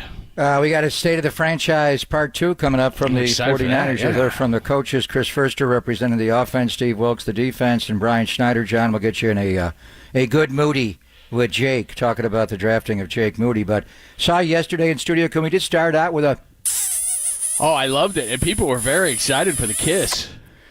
A little kiss. The off kiss. The glass. So good to see you in studio. We may do it again on Friday and then hit the streets after, because I'm going away for about 3 weeks. I know. Friday, so we got a lot to get to. We got to summarize. And by then we may have resolution with Draymond Green, and 49ers are on a long siesta. We'll come back, and it'll be the week of training camp. But you mentioned Javier Lopez.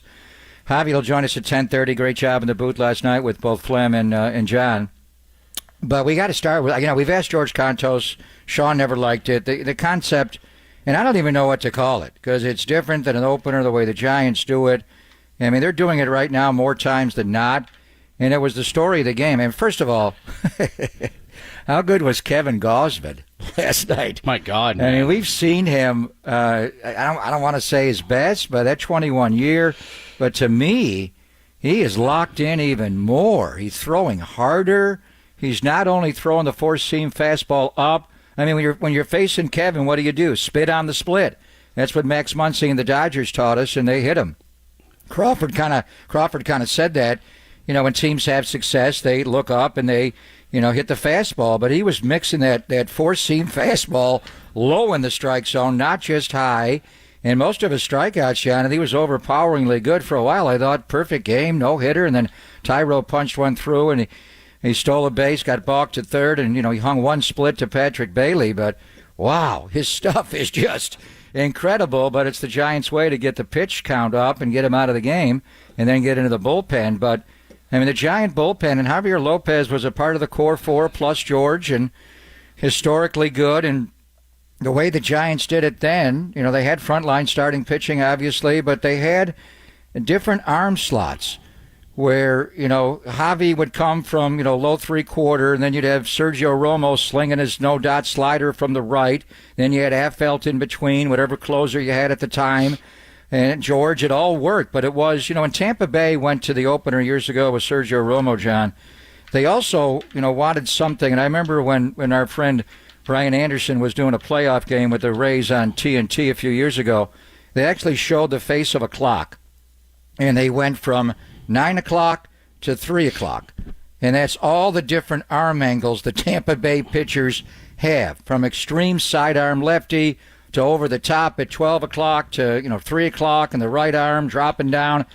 We thought, and you've been saying this for a long time, Alex Wood really is an opener, but he just opens the game. He doesn't go through the lineup, a third time.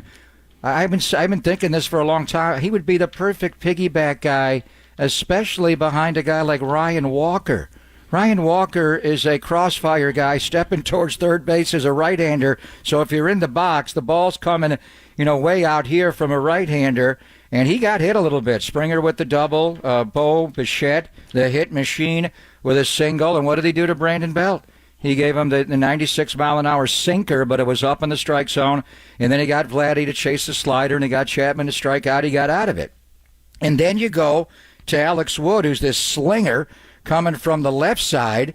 I mean, how many guys saw both pitchers? So, if you're at the top of the order and you're George Springer, how do you pick up, what Walker's doing, a crossfire righty with a slingshot lefty, and then you go from Alex Wood, John, to Tyler Rogers, who's Chad Bradford reincarnated, scraping his knuckles on the mound almost, and he just punched them out to leave runners on base, and then, Camilo Duvall just blowing heat. So this is when you can see what they want. I think we're going to see Walker again in the final game of the series, John, because the Blue Jays have all these right-handed hitters at the top of their lineup, and some of the best with the exception of Brandon Belt, and you want to go righty there, not have Alex Wood go left on right. But what a pitching performance. As good as Gausman was last night, the Giant four-man bullpen outpitched him. Yeah, absolutely. And then, I put the numbers together because I was I'm having to come around to this thing. The only question I have is on this thing is if it's long-term, will they continue to do this in the playoffs? But look, for right now, I did the breakdown on this thing. So the opener by the numbers, 13 2/3 innings pitched this year. They have a 10-3 record. Brebby is 5-3. Scal Alexander did it once, 1-0. He went through a perfect inning. And Ryan Walker now, despite Saturday giving up that home run, he's 4-0 in that role. The ERA for the openers, and I'm just talking about these guys that start the first inning, is a 1.98. The batting average against is 208, 11 for 53. Brebbia 6 for 33. Alexander 0 for 3. Walker 5 for 17. The strikeout to base on ball rates is 2-1, 17-8.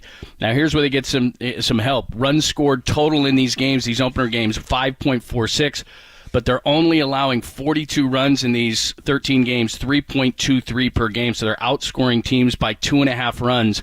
Now again, to comp that to their starters, their regular starters have a 19-21 record, a 4.03 ERA, which is 10th in the league, and 262 batting average against, which is 24th. So look, whether I like it, whether I'm a traditionalist, whether other people like it, the fact remains is that they're 10-3 with a 198 ERA and a 208 batting average against. It's not going anywhere, and they may do it more. So, I don't know what the long-term, it's almost like one of those health things. We don't know what the long-term ramifications of this, or this are. Maybe the pen burns out. Maybe it doesn't work in the playoffs. I don't know. But for right now, 10-3 plus 7 over 500 in the way that they're pitching in these games, especially the guys who are opening, it's irrefutable to this point. It works. And when you lost Brebbia, you thought, who the hell's going to do this? And, we had Ryan Walker on the patio, and actually, I think there was an opener game that day, wasn't there? And I think Walker came in right behind him. He did. And I think he pitched the night before. So when you lost Brebbia, and Brebbia is just one of those guys, he's charmingly quirky, to be nice. So he doesn't care. He's like, John, you're pitching in a minute. Okay, I'll take 2 and then I go in. I mean, Lincecum probably could have done that as well with a few warm-up pitches, but for a guy like Walker, I think he was gripping a little bit and trying to figure out. He gave up home runs in his last 2 openers. On Monday, I was there when Juan Soto hit a homer against him, and that was after Fernando Tatis Jr. doubled to open the game and then got thrown out at third base by a great throw by Patrick Bailey and a good tag by David Villar. By the way, that throw by Bailey last night, woo, that reminded me of the late, great Thurman Munson. Just a sidearm. I don't know what the pop time on was. Javi had it at 83 miles per hour. It doesn't seem like much, but the accuracy, the quick release, I mean, that's Terry Steinbach was quick, Buster was quick, but that's the late, great captain of the Yankees from the 70s, Thurman Munson, making a play like that. So it's just, and then, he gave up a home run to Marte when he did it on Saturday. And the key to the game really was punching out Brandon Belt in the bottom of the first, John. He had first and third, nobody out. And he was able to get out of that. And what did he do? And the Giants mixed up a couple of pitches here and there. But basically the scouting report was to go high. And even though he threw a sinker, it was 96 miles per hour up in the zone. And Brandon Belt's got to hit that ball and play. I mean, he came up later against Rogers, had a big double. Conforto couldn't quite get to it. But as Javi Lopez was teaching us last night, what was he saying? 70% of leadoff doubles get stranded or 2-out doubles? Isn't that crazy? Really? I'm not sure that's not correct. You don't think he so? Was playing.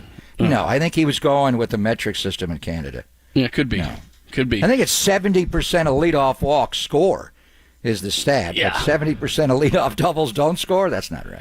Well, look, the bottom line to the whole thing is, to me, that was the best. I mean, usually the issue I have with it is it's kind of clunky, and you bring in this guy and you bring in that guy. Like Saturday, they used 7 pitchers, but last night was so efficient because of what Alex Wood did in backing up Walker and then Rogers, and he's so effective when you haven't seen him. Like Blue Jays hitters, they can watch all the film they want, but he's so different and so quirky, and everybody gets stuck on how hard a guy throws. But it's just from the angle he throws, and you just don't see guys like that. And so you could see the Blue Jays hitters, especially, they were just flailing at the ball. They had no chance to hit Rogers, and then Duvall's Duvall. He's now got 23 saves, which ties for the league lead. I don't know if anyone got one last night, but 23 going into last night was the league lead. He had 22, and he got another one. So, and he got a 4-out save, too. And Gabe talked about that after the game. But that, to me, was the most efficient opener game that they've had, and it was dominant because, like you said, you're beating a guy in Kevin Gausman that 9 times out of 10, that performance he put forth last night was good enough to win a game. So not only do you pitch efficiently in the way that you did, but you beat a guy that on most nights wins. And then on top of that, what was really, really cool is you go in 1-0, you get those insurance runs, you bring it up to 3-0, and Duvall can breathe a little bit. So what a performance against a really good offensive team like the Blue Jays, and you shut them out in that park where the ball flies. That's impressive. And I think Alex Wood, he's got to buy in. And the key, and we'll ask Javi Lopez, if he was in this, would he embrace it? Would he be a guy who would start a game, possibly? He wouldn't be a bulk guy, maybe earlier in his career. I'm wondering who would be the bulk. George Contos would be the bulk guy out of the bullpen there. But Alex Wood's got to buy in, John. I mean, you've been saying he's kind of an opener because he doesn't go through the lineup a third time. Isn't it perfect?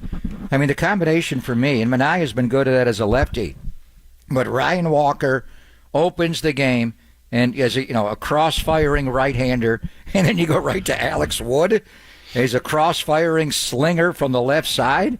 I mean, it's the perfect combination, so he's going to have to buy in. So a little bit quirky. One thing I want to talk about when we come back, John, before Javi joins us at 10:30, I heard Kerry Crowley over the weekend on Marty's show and Bill's show, and he had his commentary. It was about patience in the Bay Area and how we're more patient as a media market. And he kind of, intimated that some other markets, they would have fired Farhan Zaidi and fire Gabe Kapler. Really? And fire these guys? And I know this offseason for Farhan was not good. And you had, in Farhan, we trust for a long time. Then you kind of turned on him, and people seriously questioned him. It is time to give both Farhan Zaidi and Gabe Kapler in particular, the way he manages the game and runs his staff, a little respect. Because talent guys, and I was watching the Blue Jay broadcast a little bit last night with Buck, who was on with us, Buck Martinez, and Dan Schulman, and you could hear it in Dan's voice.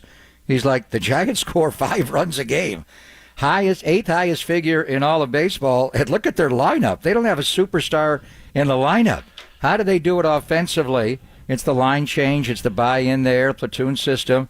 And it's what they're doing with the pitching staff. We saw Tony La Russa in the flotation rotation, and Crew keeps talking about Bud Black and the piggyback in Colorado. And Tampa Bay kind of invented this. And the arm angles and going around the clock from 9 to 3. But the Giants embrace it both, defensively and offensively, John. And let's face it, since April 22nd and since Mother's Day, they are the best team in baseball. Yeah, and look, there's no refuting it. Like I said, maybe it's just more tradition with me, but I just thought after last night's game, because it was so impressive, I wanted to run the numbers on the whole thing. And if it's working, you ain't going to change anything. By the way, this is really interesting. 4 is the magic number for the Giants. They're 41-11, 4 or more.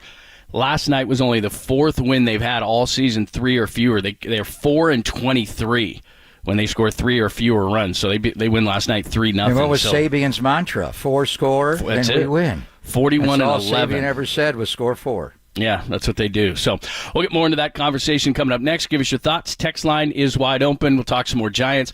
Javi Lopez at the bottom of the hour. Of course, he was there in Toronto last night where they consumed over 57,000 hot dogs on Looney Dog Night, or whatever the hell Dave was saying it was.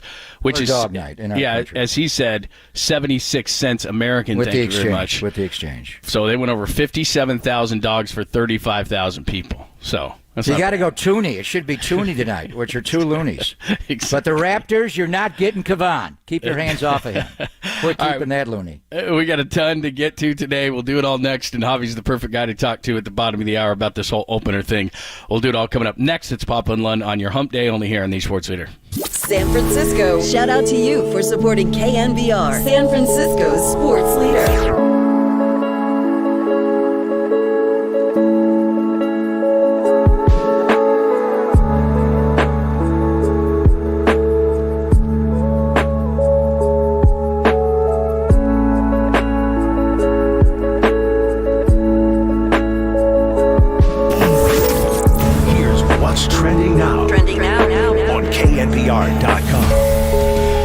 The great John Morosi, he joined Murph and Mac this morning to discuss the Red Hot Giants and how he can see several position players worthy of an all-star nod. That podcast and more, trending right now on the all-new KNBR app.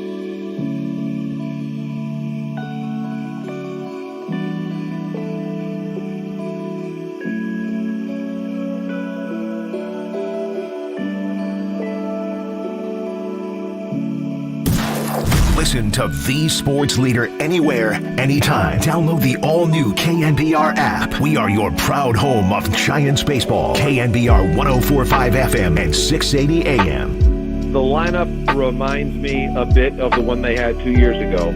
Just in the theme of it, in that it's sort of a top-to-bottom tough lineup to get through, good at-bats, there's no Ohtani in this lineup, obviously. Not yet, at least. We'll see about next year.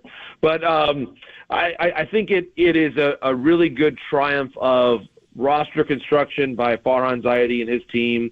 I think it's really well done by Gabe Kapler to get the most out of this team. That's John Paul Morosi, our good friend from MLB and NHL Network, and of course Fox. Did he mention Ohtani? That's all I heard. I just heard Ohtani's going to the Giants next year. Text line's wide open. What do you think? Ohtani Don't touch that guy. Stay away from him. Oh, because he hit 2 home runs and struck out 12 last night. I understand. We're going to talk about the process they had, and that would be decidedly. That would be Larry Baer and Mario on the way out, and the marketing people to bring in Ohtani because he's going to move the meter. But you just saw them say no to Kevin Gausman at $110 million, and 5 years for a pitcher is long, but $22 million per is not, and there was an injury factor, and they just didn't do it. They're more. I mean, this offseason they went after Aaron Judge obviously hard, and they went after Carlos Correa, had him actually signed, and had to flunk him on the physical. So if it's the right guy, and if you could buy Ohtani in the offseason, that's a different discussion. That's what I'm talking about. Yeah, I wouldn't trade for him. But anyway, what John Paul was saying, and the lineup's completely different than in 2021. I mean, you had both Brandons having career years, and Krukow after a slow start is starting to pick it up. But he had Buster in a career year. A lot of guys. Late night Lamont was born on his way to 18 homers, and he may get there this year. He's been terrific, but it's a different style. I mean, you've lost a lot of people. Belt's gone, and obviously Posey's retired. It's just different, and the pitching staff's completely different. And they use some openers then, John, but not like they're using it right now.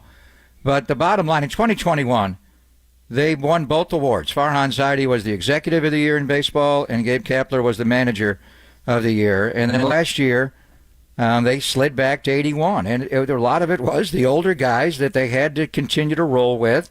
They had ridden out those contracts for a long time that they inherited from Sabes and Bobby Evans. They had to let it ride, and then they were up and they extended them because they had career years, or, in Buster's case, his second best year of his career, but in Crawford and Belt, their best years, and others. And so they slipped back last year. And then this offseason, they made mistakes. They, scheduling a press conference to introduce Carlos Correa and then having to, cancel it was beyond awkward and just clumsy. Then they had to flunk him on the physical. It was not a great offseason. But look at the season now. After the 6-13 start, John, they're 45-34. And whether you want to go back to April the 22nd or Mother's Day, and obviously the Reds had a longer winning streak, but the Giants they've won 13 of their last 15 games and 10 in a row on the road. So it's time we give the orange and black a little respect. And Farhan and Cap, they're masterminds here. And I heard Kerry over the weekend, and Kerry's always so thoughtful. They gave Miss Kerry Crowley commentary during Marty and Bill's show and Kerry's show, and he talked about patience. It was the marketplace. I understand it. Farhan did not have a great offseason as far as signing guys. He bulked up on guys. And some, Conforto's playing well. Haniger, unfortunately, did not and then got hurt. We'll see what Stripling does ultimately. And Minaya has found a role as a piggybacker. And, there's other players they brought in, re-signing Jock and the qualifying offer and all that. But, they took a big swing and a miss from a marketing standpoint to get the kind of guy that JP's talking about, Aaron Judge and Carlos Correa. But their process just works. It's worked offensively, even going back to Bochy's days, a lot of the line change, the pinch hitters. Cap's first year was weird because of the pandemic, but they were Austin Slater base hit away from making the playoffs over Milwaukee. And then in 21, systematically they proved to baseball that they are light years ahead of people. And I think other people have started to incorporate it more. The Dodgers were doing it in the A's. The Giants just did it. And it just worked to the tune of 107 games. They slid back last year because of injury and age to some of the veterans. And now the farm system is producing. It's pushing up the talent level. And the bottom line, John, it's time the Giants get a little respect here. We're going to have the all-star starters be announced tomorrow night. They're not going to have a single all-star starter, that's for sure. And I really wonder, with a logjam at first base, second base, third base, are they going to have an all-star represent the National League outside of the closer, Camilo Duvall? Maybe not. The only two I saw in terms of the analytics, if people want to look at that thing, the only two who I think are even close are Duvall, who is a sure thing, and potentially Webb, just because if you look deeper into the stats, he's near the top in a lot of these categories. No but Wade, again, no Wade or Estrada. I just think there's too many good players at those two positions. I was looking the other day. I just don't see Estrada being able to crack it. I don't see Lamont Wade being able to crack it. There's so many good players at first base in the National League. And there's so many good players having good seasons at second base in the National League that I don't see either of those guys being able to make it. Unfortunately, I see Duvall's definitely making it, and Webb maybe. Although there's a glut of starters in the National League, so I don't know if he's going to make it. But based on if you just looked at his regular statistics, you wouldn't do it. But if you take a deeper dive into what Logan Webb has done, he's definitely an all-star. But those are the only two guys I see. And a lot of it is just due to the fact that not because those two guys, like you said, haven't had good seasons they have. But it's just, especially first base is always a glut. But second base, there's a lot of guys having good seasons as well. So I think it's going to be really tough. Yeah, I mean, there's always injury factors, and players just don't want to play. So you have the team that'll be announced, and the starters will be announced tomorrow night, and then on Sunday at 2:30 our time, the full, all the pitchers and roster and the reserves. And that would be criminal. And a lot of it, you have to look beyond the individual numbers. I mean, is Goldschmidt and Arenado, are they all-star caliber players right now in light of how St. Louis is playing? Giants are 12 over. They're 45 and 34. And those guys may not want to go. Some guy, Stroman, who I think could start the game with the blisters, already saying he doesn't want to pitch. So in any event, that's part of what I'm talking about is, and they're starting to get a little buzz, but right when they had the 10-game winning streak, the Reds ran off 12 in a row. And they weren't even the national storyline. The point is that I wonder in the Bay Area and nationally, do Farhan Zaidi and Gabe Kapler get the full respect that they deserve for putting out their winning baseball? It's unconventional. We'll talk to Javi Lopez. It's not Saby Sabes. It's not Bobby Evans. And it's certainly not Bruce Bochy. And Bochy's a Hall of Fame manager, and look at the way he's doing it in Texas. Boch did embrace the analytics, and they did do analytical work with Evans and Sabes. But with Farhan, it's out there. I just wonder, John, I mean, was there... And there was a lot of rumblings, Marty Lurie, yourself. I mean, members of the media, people out there. When Baggs talked to Greg Johnson about extending Farhan, he said, certainly we're going to do that, and they'll do it at the end of the year. And there were grumblings about it, especially when he got off to the 6-13 start. I mean, they are unconventional. They do it differently. It's a little bit of Billy Ball. I'm talking Billy Beane and not Billy Martin. But I think in the Bay Area and throughout baseball, They deserve more respect for what they're doing. Farhan Zaidi and Gabe Kapler, I don't want to say they're smarter than anybody else, but nobody else is smarter than them. All right, let's talk to Javi Lopez about it. Obviously, the opener situation, they are 10-3 now in openers. And again, I think last night was their most efficient performance and beating former Giant Kevin Gausman, who was absolutely great. We'll get into it with Javi. What does he think? He was there last night. We'll get into it next, only here on the Sports Leader.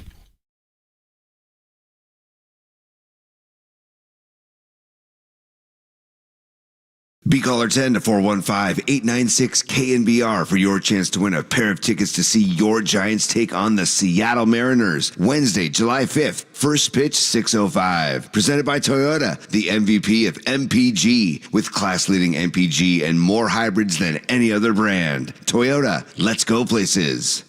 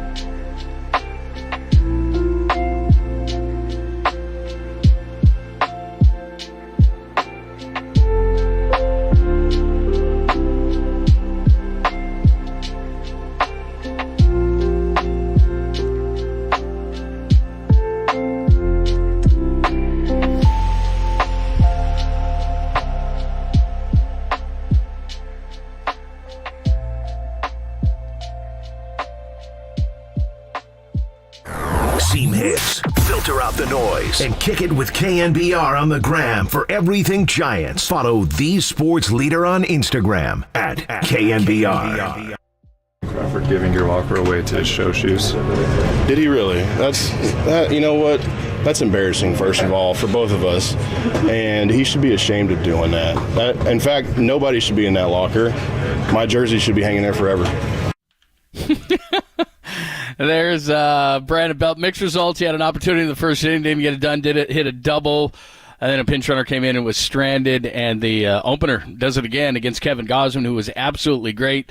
That's 28-11 now in their last 39, and for the first time since 1952, the Giants have won 10 consecutive road games within the same season. Let's talk to Javi Lopez about everything as they get that 3-zip win, and they're back on KNBR with 3:07 pregame, 4:07 first pitch right here on the Sports Leader. Javi joins us courtesy of the guest line. What's happening? How are you?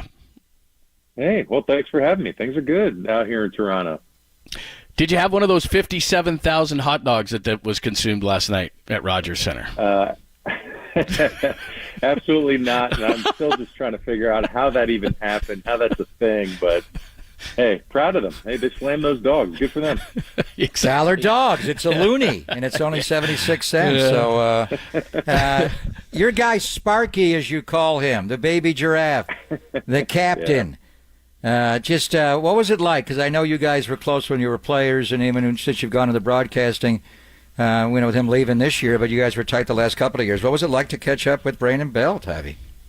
I mean, Belt is so dry and sarcastic and quick-witted, and it's really been fun. The Giants fans were kind of spoiled there towards the end of his stay in San Francisco with his humor, and it's lost on a little bit of the baseball world because they just didn't understand that when he's talking about Shohei Ohtani getting the DH spot, and he thought that was a bunch of bull, and he's catching some heat on the internet about it. But I thought it was really funny, and that's what you kind of expect. And he looks good, everything looks good, he looks happy, and that's what you always want from people. Just you want him to be happy, and he seems to be in a very good place and in a ballpark and a team that is very talented, and it's a great opportunity for him. To be fair, he only DHs here, so I don't think he doesn't even play catch anymore. He doesn't do anything as far as getting out onto the field, which I think is probably ideal for him at this point. Javi Lopez is joining us. Of course, had the call last night for the 3-zip win, and we'll get into the pitching performances on both sides in just a second. But just to continue with this whole thing, it just looks – by the way, what a great situation to be in. You're behind Bo Bichette, and you're ahead of Vlad Jr. So, I mean, you're in a pretty good spot as far as the order. He's hitting 3 in that high-powered lineup that they kept down last night. But what is it like as a player? Because it just took me a minute. Here's Brandon Belt in blue wearing 13. Like, some guys, it just looks weird. But, I mean, you're a former player, so I guess that's just what happens, man. You move, right? You just go team to team. Yeah, I put on a lot of jerseys. I was never as impactful as Brandon Belt was, and to be able to be a Giant for, I think, 12 years in the big leagues or whatever it was altogether for him in a Giant uniform, it looks funny, and it'll always look funny. It just doesn't look right, especially when you had success in the orange and black. It just looks kind of odd, but that is the nature of the game. It always has been. It's not like it's something recent. Guys have to move on and find other homes, and for me, it took a long time there's many people you can pick out, but Albert Pujols for me was one. Like you always saw him in a Cardinals uniform, and then next thing he's wearing a Dodger uniform. He's wearing an Angels uniform. It's just like I'll always think of him as a St. Louis Cardinal, and it's just kind of what I think Brandon Belt ultimately will always be thought of as a San Francisco Giant. And you are a 4-time World Series champion, so and a member of the Core Four. And perfect time to ask you after what happened last night. And we saw Ryan Walker come in and strike out Belt on that high sinker and get out of the first inning, and then Alex Wood comes in. And just stylistically to go from a right-hander who's a crossfire to Alex Wood, who's a lefty slinger from the left side, the low side arm, and then go to the knuckle scraper that is Tyler Rogers, and then Duvall. So stylistically, it works. You got to have buy-in from Alex Wood. Very different than your day, obviously, when you'd come in and you'd get Romo from the right side.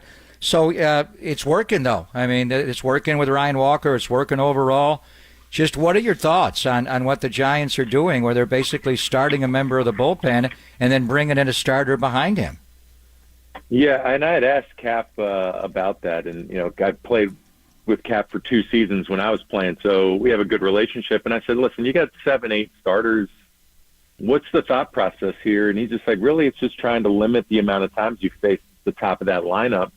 And he just thinks that stylistically, yes, he could give a ball to any one of them and let him run with it. But he goes, it's just working for us, so it's tough to not go with something that's working. And last night, yet again, it proved itself. Again, Ryan Walker pitched a heck of an inning. Really deserves a lot of credit to put up a 0 there when things got a little wild on him. And that kind of set the tone for me. But I do think you hit it with there's got to be buy-in, and there's got to be buy-in with all of them. And I think when you're successful, it's easier to get that buy-in. If they weren't doing so well in those bullpen games, then you're kind of like, let's go, Cap, give me the rock. Let me go to work. Let me do my thing. But it's working out. And you saw the way Alex Wood pitched right after that. Attacked the zone, pretty efficient. 3-pitch mix was going. Lots of strikeouts. Kevin Gausman, let's be serious. That dude was striking out everybody. It's 7 of the first 9, I think it was. He was on fire, but the Giants pitching was matching up. And it was a pitcher's duel for the entire game. And again, those Giants pitchers with all the different funk and the delivery that they have and different velocities and different mixes, it is, when they're clicking, it's really tough to kind of match up with them. And I give them a lot of credit, not only with the way they built this bullpen, but the fact that they've built in a lot of strike throwers as well. They're not hurting themselves putting guys on base, and I think that is such a huge thing, especially when you face high-powered offenses. Javi Lopez is joining us. Of course, he was on the call last night for the 3-zip win over the Blue Jays. And Javi, I broke down the numbers on this. So they're 10-3 now. Brebbia is 5-3. Alexander's 1-0. Walker is now 4-0. 13 2/3. 1.98 ERA. A 2.08 batting average against. 2-1 strikeout to walk. 17-8. And more importantly, they're averaging 5.46 runs per game through this thing, and they're only allowing 3.23. So to the point that you made about Gabe, I don't know what the long-term ramifications are. I don't know if they believe this can work in the playoffs. I have no idea. But when you're 10-3 with a 1.98 ERA for the opener in this whole thing, and a batting average against is 2.08, 11 for 53, I guess you got to stay with it. Yeah, I think a little bit would come to that. I do think the workload, who knows what the right number is? Right. Who knows what that is? I think we put these parameters on all these pitchers where, a starter gets to 100 pitches, they apparently stink after that. You can come up with the numbers and read them however you want. Third time through the order. And with relievers, well, once they get over 70 games, 70 appearances, and maybe 70 innings is too much. But, yeah, you look at the Blue Jays. When the Blue Jays were extremely good, you had Mark Eichhorn throwing 120 innings setting up, and the relief pitchers throwing upwards of 100 innings during that time. So I know it's a totally different time of baseball, but pitchers are allowed to experiment a little bit. I think there is no blueprint that you have to stick to. I do think you have to gauge the workloads as you go. Camilo's pitched in 20 of 39 games. That's every other game. That's a lot, but he's still performing extremely well. Tyler Rogers is another one that's been throwing a bunch. And you got to kind of gauge those. If you can give those guys a day here and there, that would be fantastic. I do think a lot of this is going to fall on Alex Cobb. I think when he was throwing, he was pitching extremely well. But Logan Webb's a guy that's going to eat up a bunch of innings. You'd like Alex Cobb to come back and be that guy again. DeSclafani, hopefully he's over the toe and starting to throw the ball a lot better now. He went 6 innings his last outing. You do want the starters to eat up a bulk of those innings. I appreciate what's happening right now, and you got to ride the wave as long as you can. But I do think the more traditional got starters to eat up the bulk innings, is going to be the way you want to go as you go into the second half of the season. So I'm looking at Baseball Reference, and you appeared in 839 games in your career. You started exactly 0. So that's right. I don't know what's harder. Alex Wood's got to buy in because you're not going to qualify for a win as the piggyback guy, the bulk guy. But as a reliever, and Brebbia was breezy with it, with his personality, and I think Walker's trying to figure it out. He gave up a couple of solo homers in the 2 previous starts, and then the first and third, but he was able to pitch out of it by striking out the side. And just going back to your day, I mean, if the opponents had a left-handed heavy top of the lineup, you would have been great to come in as the opener and then go to a starter behind it. So, what's more difficult? A reliever being asked to start the game or a starter being asked to piggy behind the opener? I would think the starter doing the piggyback thing, only because starters are so routine-oriented. Relievers are a little bit more, hey, phone rings, you're right into the fire. You can get heated up a lot quicker. So I think that's probably the more difficult thing, would be the starters kind of getting ready for that approach. But I do think when you start a game, you can kind of see it with Walker. Again, that was his 3rd or 4th, I think, opening start for him. And he's starting to figure out a little bit of a routine, but it is kind of funky to get out there and be the starter of a game. Like, I'm sure he started in the past. We all have. Everyone in the bullpen, at least when I was around, was a failed starter. I started in the minor leagues and was terrible. And, figured out a home in the bullpen. And, so you do find a way to make that happen. But I think for the starter, it takes a little bit of getting used to. And that first inning, I think they already had Alex Wood playing catch when things were getting a little sideways, 3 hitters into the ball game. So it is a thing that you got to talk through. You got to have these conversations. You got to continue to have these conversations with all these starters. I mean, you got Minaya and you got Ross Stripling back, and you got some guys that have the reliever experience, but they rather get the ball every 5 days. And you got to make sure that you kind of keep everybody as happy as you can. There's only so many innings you can throw out there in a game, and you try to make sure that you balance out the workload the best you can. But I'd give it to the starters as being a little bit more difficult. Javi Lopez is joining us. So look, this isn't a small sample size anymore. They're 28-11 in their last 39. They've got the best record in the major since April 22nd. They've reeled off 10 consecutive road wins in the same season since 1952. All these superlatives, but you never judge a team at its worst, and you never judge a team at their best. So as you look at this team, how good are they? You know what? We kind of talked about this yesterday, just off air. I'd love to see it. It's like everyone. You want to see it at full strength. Of course, you love the way they're playing right now. I think managing the innings as we go forward, like we touched on, is going to be an important piece. I love the way Logan Webb has kind of turned around the season. He started 1-5 with a 4, and then he's got, I think he's 6-1 with about a 2.5 ERA in his last 10 starts. So you knew he was going to right the ship, and he's able to do that. Again, you're looking for starters that can give you some length. That's why you think you want some guys to come back. The bullpen is starting to take shape. They're starting to get more punch-outs than they were at the beginning of the year. I thought they were more of a contact bullpen, but they're finally getting some guys that can punch some tickets down there in the pen, and I think that's a big deal. Ryan Walker just being so funky is just not a comfortable at bat, and I love that addition to the bullpen. I look offensively. The one thing they have been able to do is work at bats all year long. Even when things weren't going right, they were working at bats. But I think when you look at the overall landscape of the NL West, I think they have just as legitimate a shot as anybody else. The Dodgers are not healthy. They're missing starters. Of course, they're the big name in the division. They've earned that right the last 5, 8, 7 years, however long it's been. But they've earned that, and it's time for somebody else to get going. I think that when you look at the Diamondbacks, you look at their athleticism. But again, they're starting to figure out how to hit those guys. Merrill Kelly used to give the Giants fits. Now they're kind of figuring that guy out, and that's a big one. And the Padres, who knows what's going on there? We'll kind of let them just kind of say where they're at. But I think the Giants have a legitimate shot to take the division, and I think they believe that in that clubhouse. And I do think you got to give some credit to the young guys coming up. They're learning on the fly, but they're bringing a lot of energy. And I think when you look at some of the Giants teams in the past years, they were just an older club.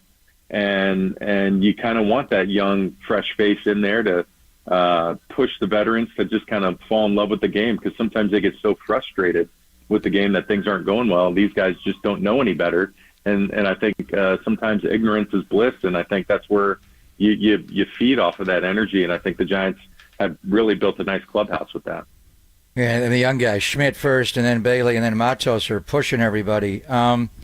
Does it remind you at all of 2011, the year after you guys won your first World Series, and you were an older team then? And Buster obviously was a rookie in 2010. Yeah. But then you get Krukow, and you get Bell, and Pablo wasn't even on the playoff roster in 2010. Just overall, did the infusion of youth, and Joe Panic comes up, and the starters were there, but those young guys, the two Brandons, Pablo, Panic, in the infield, really brought some youth. Does it remind you of 2011, the year after you won a World Series, Javi? I mean, I think a little bit of that would be true. I like, again, these guys that are coming up are bringing a lot of energy. I feel like with Crawford and Belt, they weren't so much energy guys, but they brought a glove. They knew what their plan was. They played tremendous defense, especially Crawford. I mean, Belt had more upside offensively to begin his career, but just those guys being able to come in and fill in and then kind of feel their role, I feel like that's the difference between these two guys, the two rookie waves, is that these guys up now have a little more swag to them. I feel like there's a little more confidence, and whether that is just their personalities or just the way they've kind of been coached up, is to just kind of enjoy the moment and be ready to go. And I do feel like there's just a lot more confidence in the guys that are up now, and a lot more personality than rookies, like the time you mentioned of 2011, 12. Then, that even in that little gap in those 10 years now, that it's just, I feel like a lot of these younger players just have that impression that way, just when they're here, that they belong. And it's something that you love to see, because even when things aren't going right, it's a do-good league. It's not a try league, and they're going to have some bumps. I mean, Schmidt's going through one right now, but I don't see his head hanging when I see him. That guy's just anxious to get back out there when he gets the opportunity. And I think that's the thing that's changed for me in baseball, is that when they're up here, that these guys are doing whatever they can to stay, and they really do feel like they belong. Great stuff. Javi, thanks for the insight, man. We appreciate it. We're enjoying you, and we'll talk to you soon. Thank you so much. Guys, as always, thanks for having me. And where's Draymond going to go? Just wondering. Staying. He's not going. Yeah, staying. Okay. So what do you expect from Logan Yeah. Webb pitching to Brandon Belt tonight, Javi? I'd expect that to go. Well, I hope he drills him right in the back. Then, he takes a shot at him. Like he wants to embarrass him in front of his whole family. I mean, I think that's deserving of just one of the right cheek or something, right in the butt. Bench clearing brawl. Let's see the Brandons roll around. I don't know about that. I don't know if I want all that. No. That's classic, one in the man. backside wouldn't be a bad idea. Yeah, come on. Don't hurt him. Won't hurt him. That's great, man. Yeah, exactly. Exactly, Right. yeah. We'll meet back there. Thanks, Javi. Appreciate it, man. All right, guys. Thanks, Appreciate brother. it. Thank you, man. All right, that is Javi Lopez. Really good stuff. All right, we'll finish up a conversation on the Giants. A few good things that Javi brought up, and then we do have to get to, since he mentioned it. Boy, he's a professional at this kind of stuff. The latest on Draymond Green, and I think it's good news for Warriors fans. We shall explain. It's Pop and Lund, only here on the Sports Leader.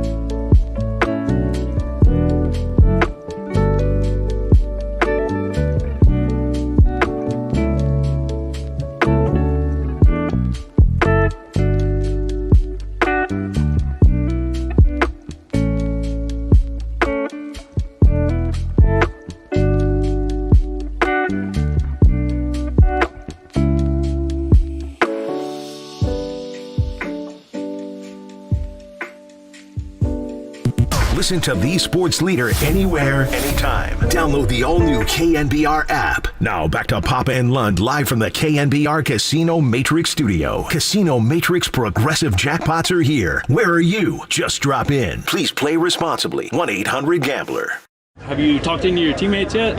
I have. You have? Okay. Yeah. How about Draymond? You trying to bring Draymond back? Absolutely. Okay. How do you think you will fit into the team to, I don't know yet. You know what I mean? But I've been fortunate enough to play 18 years, and I done figured it out that long. Yeah, so. And you made all the teams better too, right? I mean, from what I know. Yeah. I've been playing. Okay. Do you have any message to Dub Nation? I'm excited, and I know I've been sort of the sworn enemy for a long time, but I cannot wait to be there, and I cannot wait to get in the locker room with all those guys. So appreciate y'all, and we on the way. All right, this is Chris Paul. I think it was courtesy of TMZ. Of course it was. Yeah. Catching up. Never miss that show, John. Every day at 3 o'clock on. Yes, I'm sure. All right, so there are a few things that are, and again, I never expected, I don't expect Draymond Green to leave. I think he should take meetings, all those different things to create leverage. He's trying to get every dime he can. I understand those kind of things. We had Marcus on yesterday. I think this thing has evolved from maybe a 375 to at least a 390 kind of a situation. But a few things have happened in the last 24 hours that I think, again, I would say cement Draymond Green back to the Warriors. But the Kings, according to many reports, they could be a suitor, but they are engaging again with Harrison Barnes. That, according to our good friend James Ham, they are progressing with Kyle Kuzma, according to reports, and they want to bring back Trey Lyles. Trey Lyles is one of the guys they would have to renounce to fit Draymond Green under. Anthony Slater saying that Sacramento has other relevant business. Some space could be needed to sew up a bonus extension. Another chunk could be used in pursuit of either Harrison Barnes or Kyle Kuzma. They also need money to bring in a guy over from Greece and that to retain Trey Lyles. So he says a singular Green contract complicates the bigger picture, so they may not be in. The Lakers, who would have to renounce Jared Vanderbilt, they actually have they're going to exercise the 4.7 team option on Vanderbilt for next season. He's eligible for a 4-71. They've also put qualifying offers ahead to Rui Hachimura and to Austin Reeves as well, so it doesn't look like they're going to clear the decks. Now, look, a lot of things could happen. Who knows what's going to happen, but just early buzz around it is the Kings are going to go in another direction and the Lakers are going to go in another direction. So two of the teams who could be suitors to Draymond Green, it seems, at least right at this moment, that they're going in other directions. It would appear that way, and obviously they're, they can't talk to Draymond directly, but there's ways to do it. The Warriors can talk to Draymond directly. I don't think Draymond has formally opted out of his contract yet. But the only way they could re-sign him is if he does not opt out and they use the 27.6 as a launching point to extend it. Otherwise, they can't sign him before the 3 o'clock, or at least agree to a terms with him. So that's probably not going to happen. But I don't think he's formally opted out yet. Sacramento would appear to be a team, but they're as you engage in free agency, Monty McNair, Vivek Ranadive, Mike Brown. And they're a different player in free agency this year than they were last year because they're good. They're an up-and-coming team.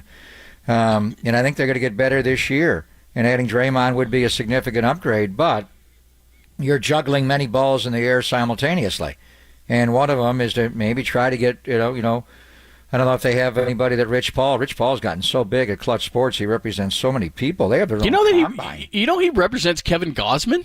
Do you know that? I read that. Who doesn't he represent? It's amazing, but I thought he was just a basketball. I thought it was just basketball, but they do all sorts of guys. So yeah, they did Gosman's contract. I didn't even know that till last night. He's dating Adele. Is he representing Adele? That would be a good one. How amazing would that be? That'd be amazing. Well, they've got their own combine. They got a Clutch Sports combine. So they're obviously big in basketball, but as you say, I think they have NFL players as well. But in any event, if Monty McNair has somebody on the roster that Rich Paul represents, you can call him about that player, and then, by the way, hit mute on the phone. What's up with Draymond? But you're doing this simultaneously. Every expectation is that the Warriors will re-sign Draymond Green. It's just a question of when, how long, and how much. And there is a way to do it before Friday at 3 o'clock, but that's unlikely. So just texting with Kawakami about the tax. Good piece today. Yeah.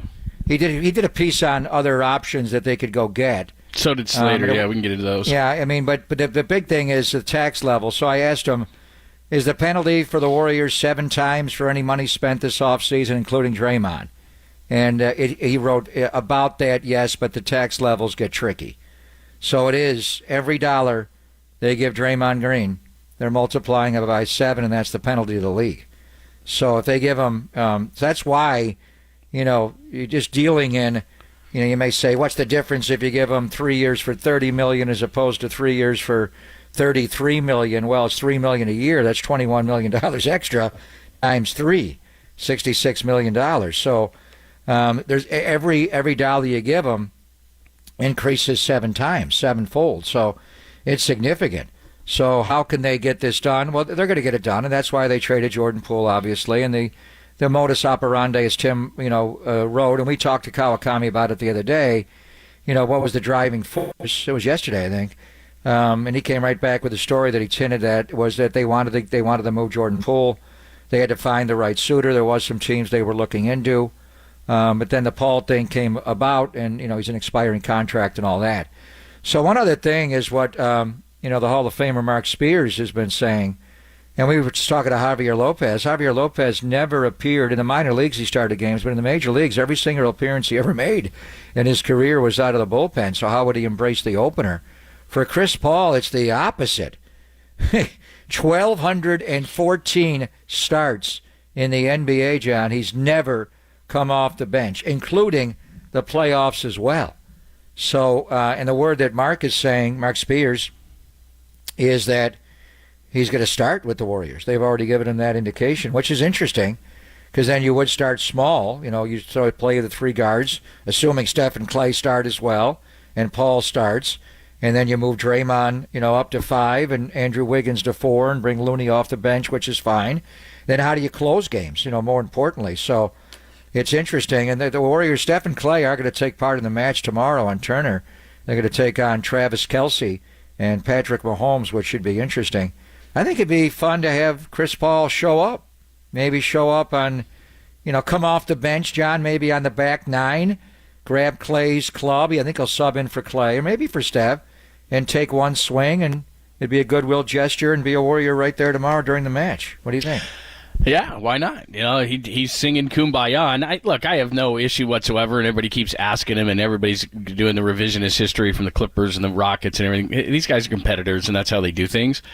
As far as what Spears said, I'm not saying he's not accurate. It's just we have a long way to go until this happens, and I think a lot of it will depend, especially when you get into the playoffs. It's just a matchup issue and how it's working out. I mean, if you want to go that small in the backcourt, if you want to put Draymond Green at the 5 and tire him out, then have at it. I think just on the surface, the best way to go about this is, look, it's no offense to Chris Paul. He's 38 years old, and as you continue to age through this process, you may have to make adjustments. And if you want to win a championship, you're going to play those minutes, and you're probably going to finish games depending on who they're playing against. But Kevon Looney is no joke, and we saw in a lot of these series that, especially against the Kings, he was really, really effective. And I think that you're going to burn out Draymond Green if you're going to play him at the 5 every single night. I just don't think that's a smart thing.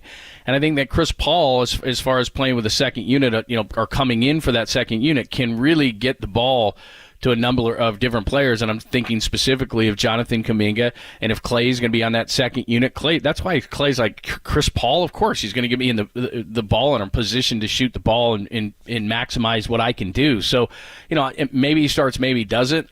Maybe that's what they indicated to him, but I think they're going to get in camp and they're going to look at this thing, and to me, it's like puzzle pieces.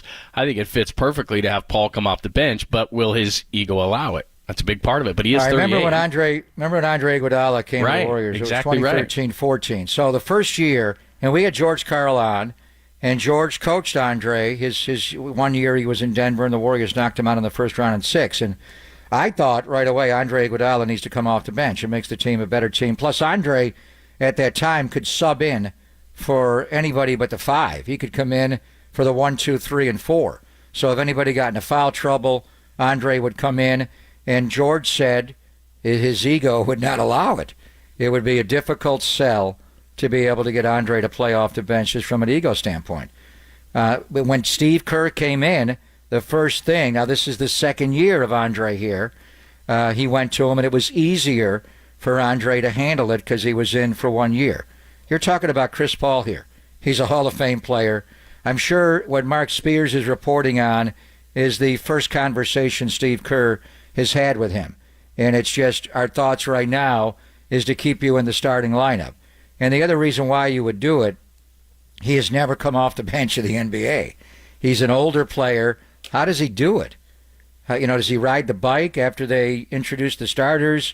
A lot of it is just an older player, staying warm to come into the game. He's going to have to completely acclimate. So that could be a Dr. Rick Celebrini.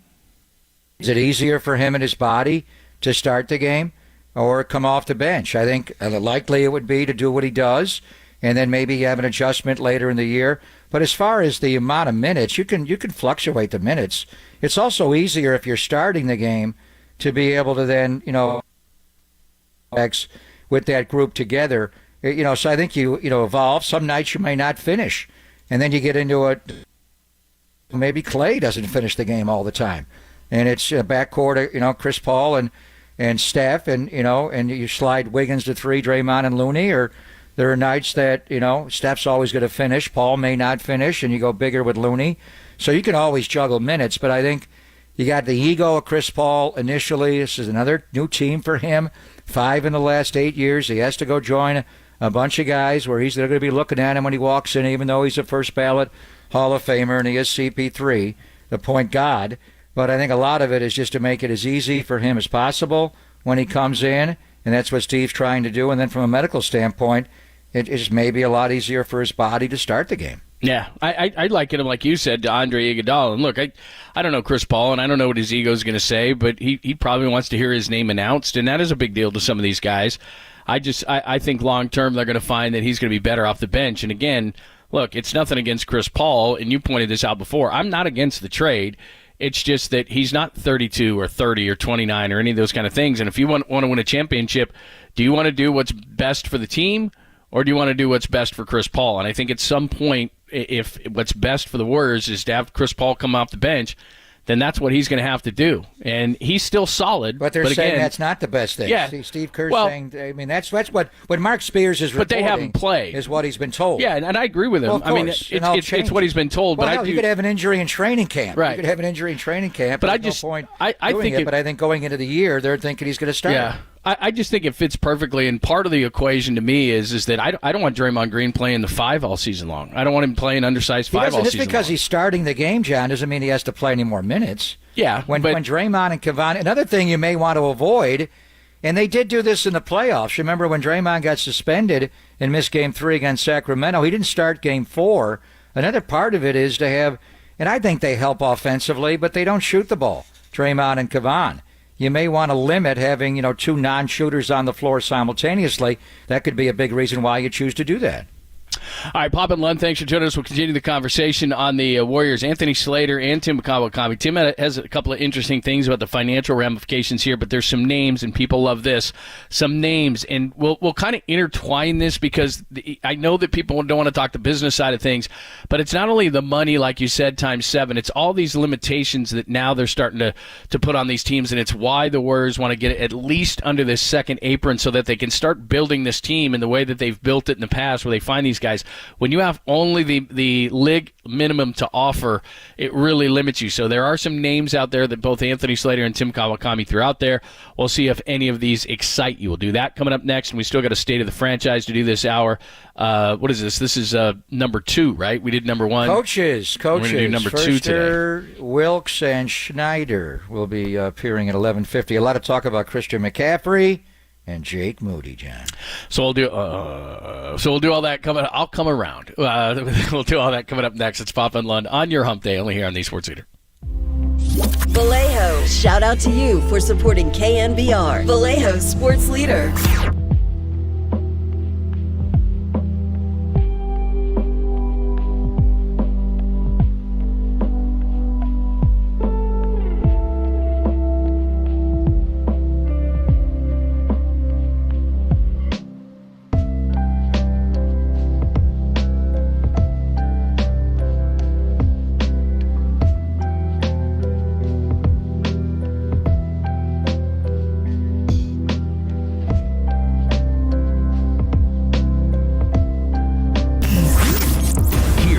What's trending now? Trending now. On KNBR.com. Kevin Gosman, the former Giant, he fanned 12 against his former team, but the Giants continue with their 10th straight road win with the openers. That story more trending right now on the all-new KNBR app.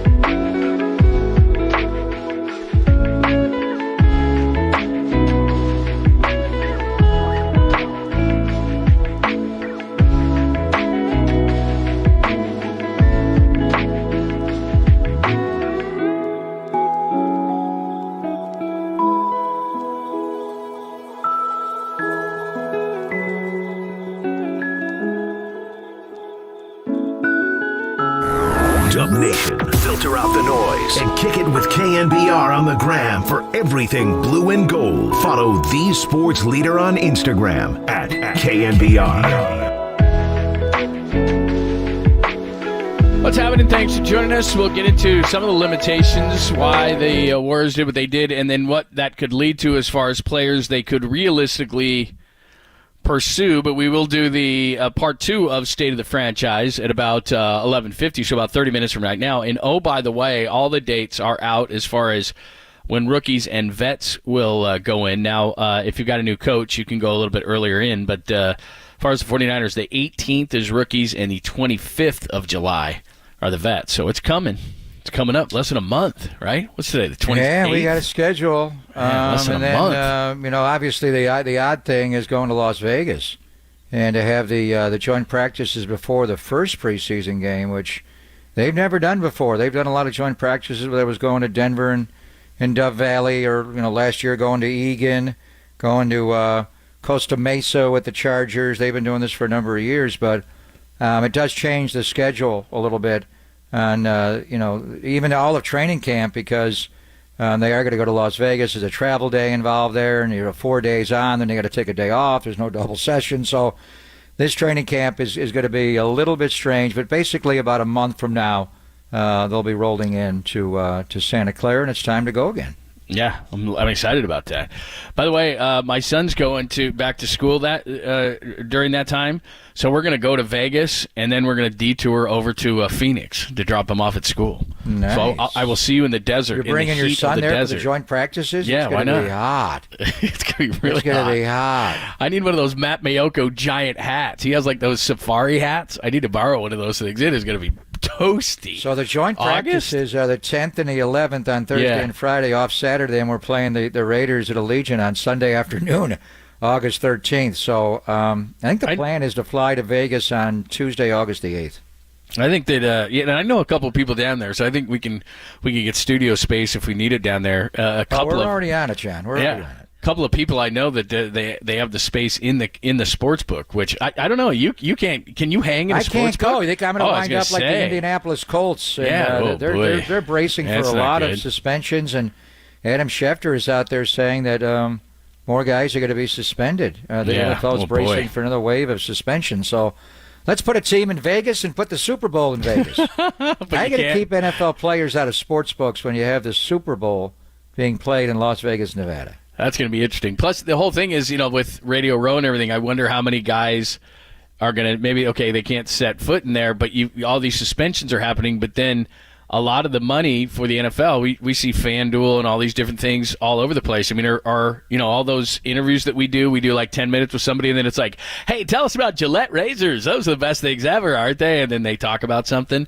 Are they going to be talking about FanDuel? Are they going to be talking about betting sites? Well, that's different. You can do that. Oh, I know you can, but I mean, isn't that somewhat hypocritical? I mean, to have these guys tout it even though they can't do it?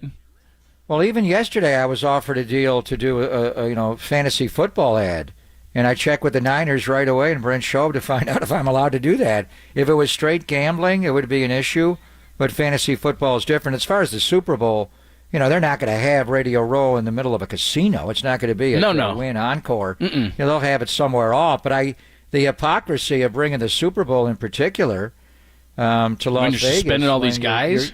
You're suspending them specifically for going into sports books in casinos, which are pretty prevalent in Vegas. So it's just happening more and more. Last year it was Calvin Ridley and a handful, and the Lions got popped big time, and now it's the Indianapolis Colts, and it sounds like it's going to be a lot more in the coming hours or days.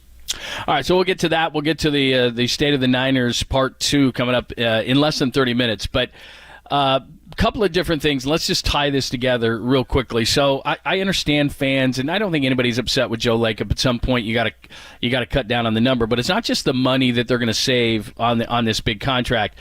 What is starting to happen as of July 1st is that there are major penalties. They're really trying to say, look, not only are we going to penalize you financially, okay, if that's not going to work, then we're going to start penalizing you on how you can put your team together. And the Warriors have done such a nice job through this whole run of finding players who fit that culture and they can come in and they can help you win championships. But now the mid-level exception is all the way up to about $12.4 million. The Warriors can't use that. They're limited in sign-in trades in the way that they can do that. They can only right now offer guys minimum contracts. So not only is there a financial element to, as you've pointed out, which is absolutely massive, but they want to get under the second apron. And I know they're going to offer Clay something, but even next year, if they, with this trade, and if they didn't re-sign Klay Thompson, they could get under the first apron. I don't think that's going to happen, but the second apron is really the one. That second penalty apron is the one that really limits what you can do. So with that as kind of the background, this was Anthony Slater this morning with some names. And again, these guys would have to agree to the minimum.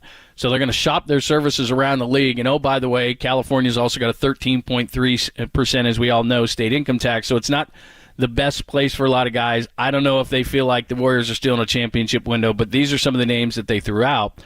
So up front, Dario Saric, Kevin Love, bringing back Anthony Lamb, Trey Lyles, Jeff Green, Jock Lawndale, a guy who played at St. Mary's and was pretty effective for the Suns, Mason Plumlee. As far as guards are concerned, Terrence Davis, former King, Austin Rivers, Damian Lee coming back over from the Suns, Dennis Smith Jr., who's been well traveled in the NBA, Patrick Beverley, Ty Jerome coming back, Lester Quinones, and then some swing guys like Joe Ingles, Jay Crowder, Terrence Ross, TJ Warren. So those are the type of names that Anthony Slater threw out. And again, they would have to agree to minimum contracts, these guys. Any name in there catch your eye or catch your ear that you either saw or heard there? All right, so the veteran minimum, and they haven't determined, I don't think, what it is for this coming year, but they will with, the salary cap and all that gets adjusted. It's probably known. But last year it was $2.72 million, which is, a lot of guys coming back from injuries. Danilo Gallinari is also on that list, and Dario Saric have torn ACLs in their history.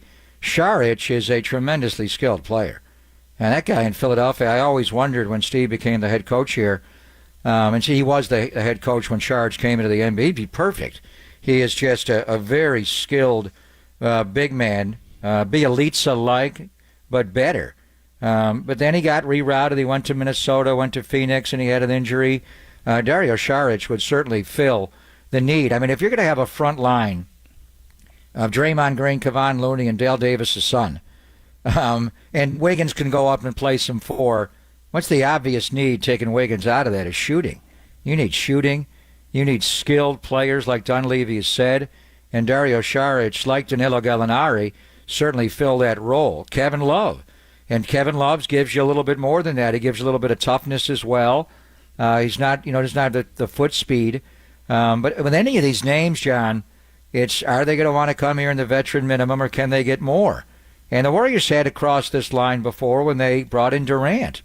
They got rid of everybody, including Andrew Bogut. They had to go get Zaza Pachulia and David West. And, they brought in players on veteran minimums because they were looking for rings. In the backcourt, we mentioned Seth Curry's name, and now that you're with Chris Paul, I mean, Seth Curry can make, tens of million or $10+ million. It's going to be hard, but would he want to come here and play with his brother, bringing Damian Lee back? I think there's an opening for Damian to go back to Phoenix, and he played well for them, and then he lost his spot in the rotation. Austin Rivers was mentioned. He's a pseudo Curry as well in the family, married Steph's sister. And he's a tough guy. He brings you a lot of defense.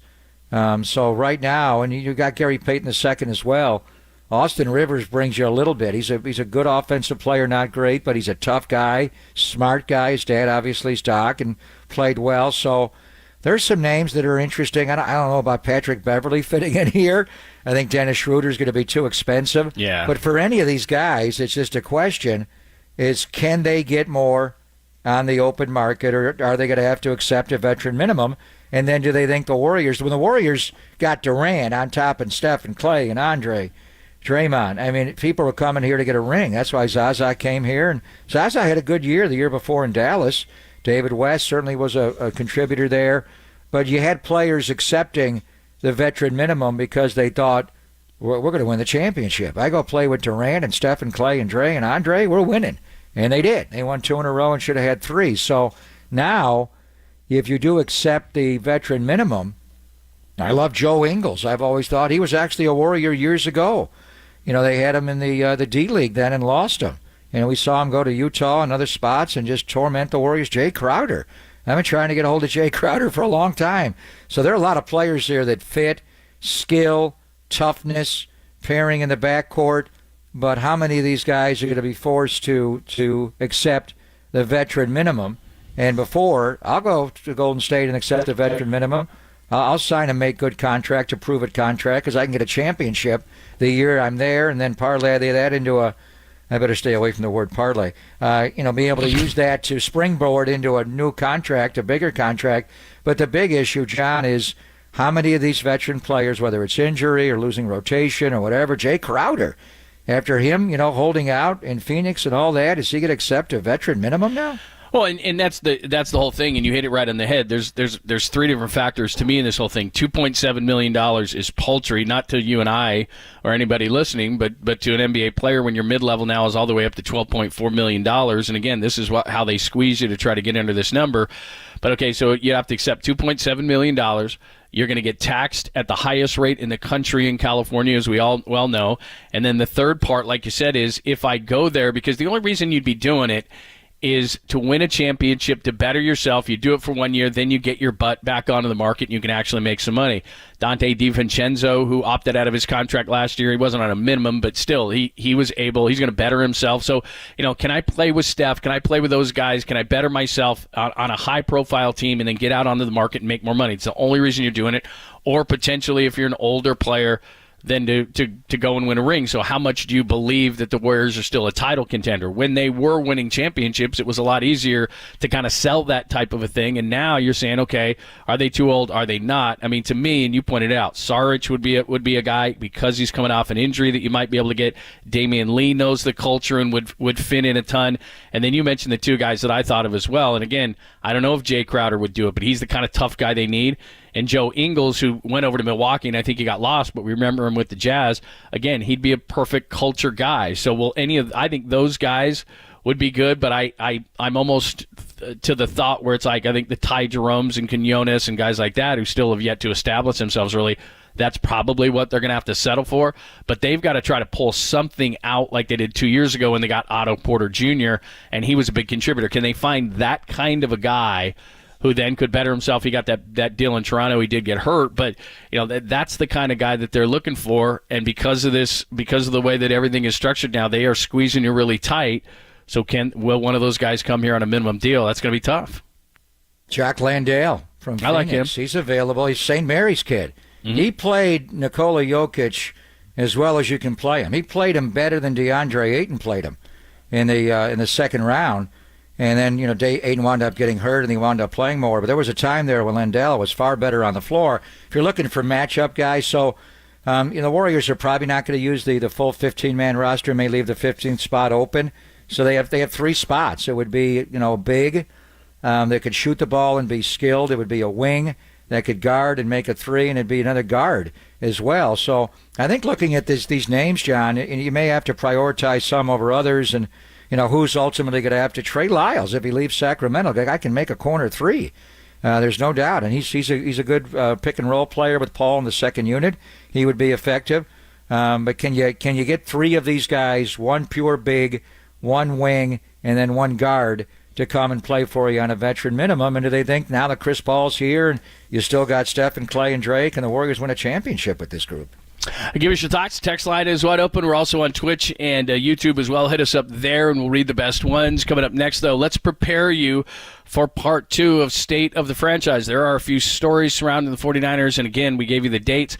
18th of July for the rookies, 25th of July for the vets coming in. So we're less than a month away. So let's start charging this whole thing up. We'll give you a little primer before we get to State of the Franchise part 2 at 11:50 with Papa. It is Papa and Lund, only here on the Sports Leader.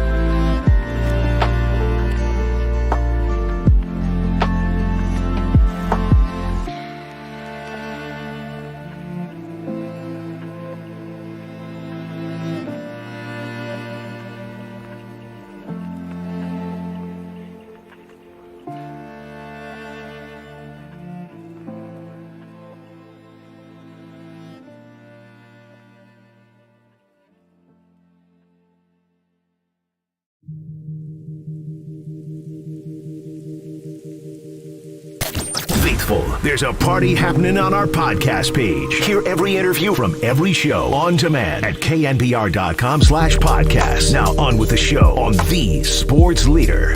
Trey's been great. He took steps forward to the OTAs. It's really fun when you start connecting on plays that you might have struggled in the past, and that's something that we did. Got to get a lot of extra work in with them. Kelsey was saying about him and Patrick. As long as they're on the same page, it doesn't really matter what the defense does. They've repped it so many times, they've talked about it so many times. So just having that opportunity to sit down and talk with Trey, watch film with them. Having this event too, Trey sat next to me for our meetings, watch guys talk about routes and stuff like that to see how other tight ends are talking about it. He learns stuff from that too, so it's just a fun opportunity for him.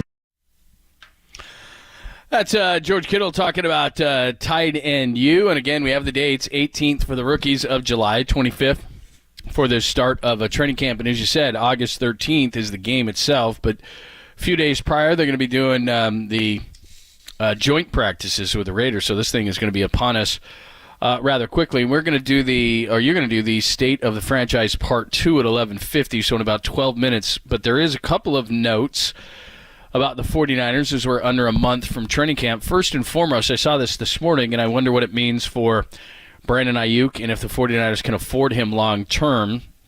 The Cowboys are projected to sign Pro Bowl wide receiver CeeDee Lamb to a contract worth between $25 and $30 million a year, according to Cowboys insiders, and of course he was in the same draft as Brandon Ayuk. So can the 49ers afford something in that range for Brandon Ayuk long term?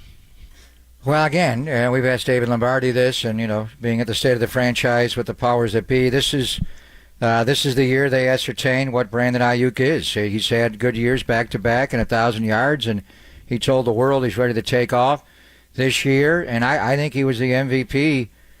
Christian McCaffrey and the way he worked, and we're going to talk to Chris Verster, obviously the 49er O-line coach and run game coordinator in the State of the Franchise, and Steve Wilkes, who was his interim head coach in Carolina the last part of the year after they fired Matt Rule after the 49er game. They know him well, and they'll get intel. I mean, McCaffrey's just insane. How hard of a worker he is, how good of a player he is. He's much better than I thought he was.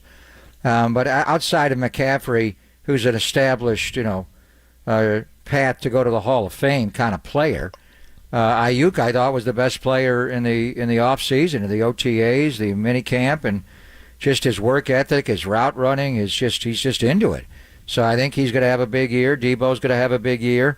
But you heard George Kittle talking, and there's just so many mouths to feed in this offense. And Bill Barnwell from ESPN, John, just ranked the outside of the quarterback position, the top playmakers in the NFL as far as, what one team in a roster. And the 49ers finished number one, ahead of Cincinnati and their great trio of wide receivers and Joe Mixon. Philadelphia and what they've got, this does not, bring Jalen Hurts into it, the highest paid player in the league now, but just the eligibles, the five, chess pieces around the quarterback, running back, fullback, tight end, wide receiver. And the 49ers just blur those positions so well. So they're thought to be number one. Seattle now, number 4 overall, The Chargers 5. So the 49ers are thought to be number one as far as playmakers, and there's Ayuk.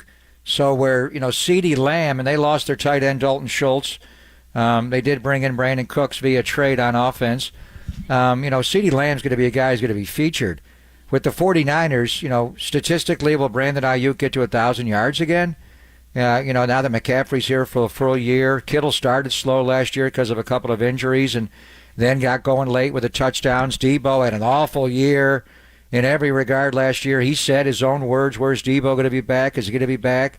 Can you have a pair of 1,000-yard receivers with McCaffrey, maybe going 1,000 running and catching, and then you got Kittle. So, Ayuk statistically, we'll see what he does. They like Brandon Ayuk. There's no plan to let him go at all, but it's going to be, we're a little ahead of ourselves in what they have to pay him. He picked up his fifth-year option, and now we'll see what kind of year he's had. Like Debo, a little bit up and down. Good rookie year, missed some games though, and then poor start to his second year, and then just balled out last year at his best year in the NFL, and came on in the second half of the second year.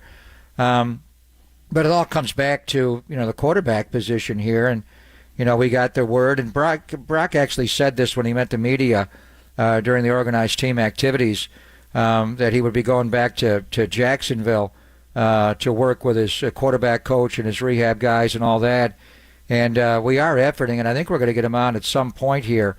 Will Hewlett, who is his quarterback coach, who actually, as fate would have it, is working out with Jake Hayner in the offseason. We were able to track down, because of the contact with Jake, Will's number. He's traveling today, but he is going to be working with Brock Purdy in Jacksonville. And he worked with Brock, before Brock was drafted and after he was drafted, going into his rookie year last year, and he's going to spend time with him this year. So we'll find out, where Brock is at.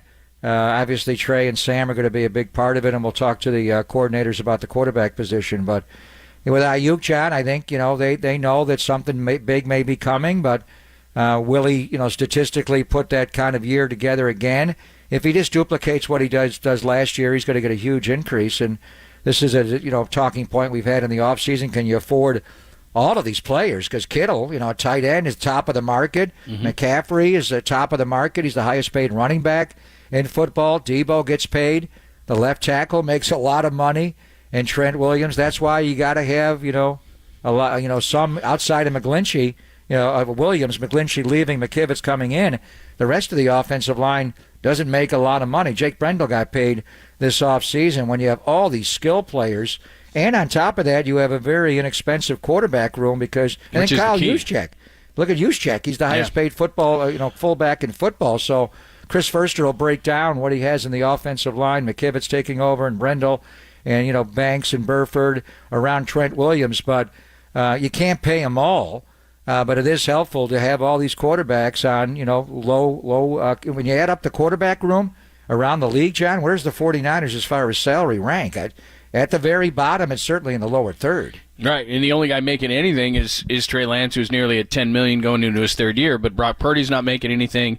Sam Darnold, base is 3.5. He can. Yeah, he can. But I mean, base is at 3.5 for Sam Darnold. He's got a bunch of incentives in there. But this is why you need to take advantage, and this is why I believe that the 49ers, I don't know, desperate might be too strong of a word, but you're down there a lot. I mean, you catch the buzz. They want to win a Super Bowl, because when you have a cheap quarterback room like this, you need to take advantage, and it's why you can bring in Javon Hargrave. And last time when we did the State of the Franchise, it was hilarious, because Kyle and John had to go to Jed like they were kids. Can we have $90 million to sign Javon Hargrave? I mean, but you can do that when you have a quarterback room. So that's a limited time that you have that, because Trey's going to jump up to $17 million in the fourth year. Then there's a fifth-year option, and if these other guys are good, then trade them. I mean, that's why we're having this debate all the time.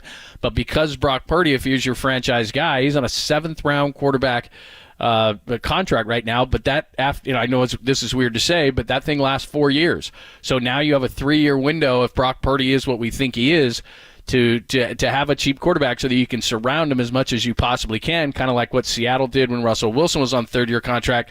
They could sign all those defensive players back and keep the Legion of Boom and Bobby Wagner and those guys up front, like Michael Barnett, or like Barnett up front, and Cliff Averill and all those guys, because they had a cheap quarterback room in Russell Wilson, but the time goes fast on that. Right. And if Brock Purdy is decent, then all of a sudden you're going to be paying him at some point, but you got about a 3-year window here until you have to. Yeah, Michael Bennett, I think you meant. Michael Bennett. What am I thinking? Yeah, Michael Bennett. And then, by the way, the reigning defensive player of the year is going to get a contract extension between now and the start of the year. And they can, actually take some money off for this year. But as you progress, next year and get into Ayuk and what you're talking about, you got big money guys. So it's very helpful. As Jed said, you do this because you have a rookie, quarterbacks on rookie wages, including Trey, and Darnold, if he plays, will make more. But hell, Brock Purdy is not even making $1 million. Tell me about a quarterback that's more economical than Brock Purdy in the NFL. So in part one, we played for you last week of the State of the Franchise, and it's 3 total parts. So the players coming up by the end of the week, John. But it was Jed, it was John, it was Kyle. It was the top trio of the organization. Now we're going to get into the coordinators. And you're going to hear from Chris Foerster, who was the offensive line coach, but really with Mike McDaniel leaving, media role. He's taken on the title of run game coordinator. He'll talk a lot about his O-line and the brilliance of Christian McCaffrey. You'll meet Steve Wilks, the new defensive coordinator, former head coach in Arizona, who beat the 49ers twice in 2018. Interim coach last year in Carolina, did a great job taking over that team and nearly to a playoff. And he had Sam Darnold, CMC, and Isaiah Oliver. 49er new nickelback was in that division as well. And then you'll hear, and we're going to save the best for last, Brian Schneider, John, to get you all worked up about Jake Moody. That is my favorite. I can't wait to hear him. I cannot wait. That's my favorite. I don't know that I've ever said that I can't wait to hear from the special teams coordinator, but I can't wait to hear from the special teams coordinator. And it's going to be at a 15-minute Q&A, and the offense and the defensive guys, Furster and Wilkes, will talk about 1/3 of the time. This is the one time special teams, John, is not 1/3 of the game. On this state of the franchise, he's going to have about 2/3 of the talk, so a lot of Moody talk. All right, let's get to it. Coming up next, State of the Franchise Part 2. Pop was down there a couple of weeks ago, and you'll hear that coming up next, only here on the Sports Leader.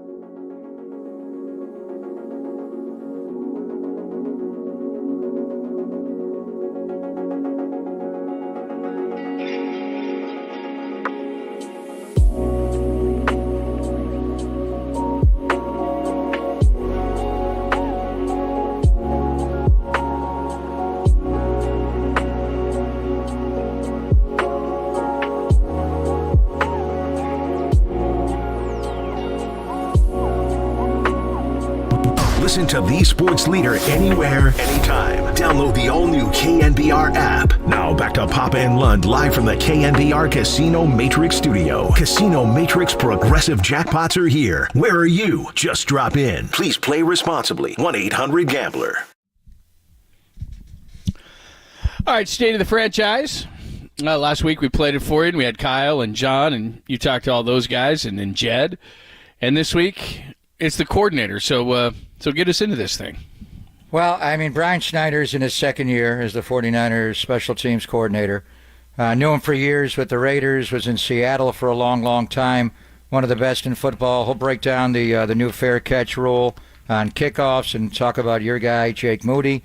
A lot of the 49ers drafted with a 99th overall pick to try to fill the enormous kicking cleats of Robbie Gould. Steve Wilks is the new guy, and really impressed by him. First time I actually formally met him was on stage. Knew him as a head coach and a coordinator around the league and in Cleveland, and head coach in Arizona for one and done in 2018. And 49ers couldn't beat him. They won 3 games that year. 2 were against the 49ers. Josh Rosen, a quarterback, he gets fired. They go to Kingsbury and Murray, and then he resurfaces in the league and was in Carolina, did a great job there. He'll break down the 49er defense, interim coach, so he knows McCaffrey well and Darnold and all that. But I think the star of it really is going to be Chris Furster, who has the title of the run game coordinator and offensive line coach. To me, he's a lot like Bill Callahan was to John Gruden, John.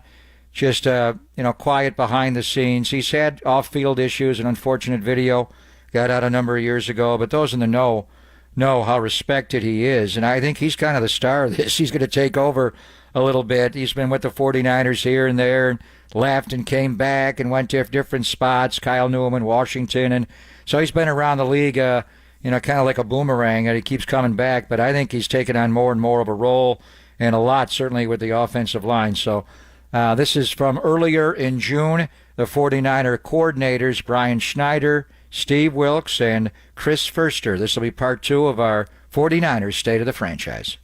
Let's bring out some members of offense, defense, and special teams, starting with I think he's the best offensive line coach in football, and he's the run game coordinator. Say hi to Chris Furster, who's lost some weight since I last saw him. You're looking lean and mean. How are you?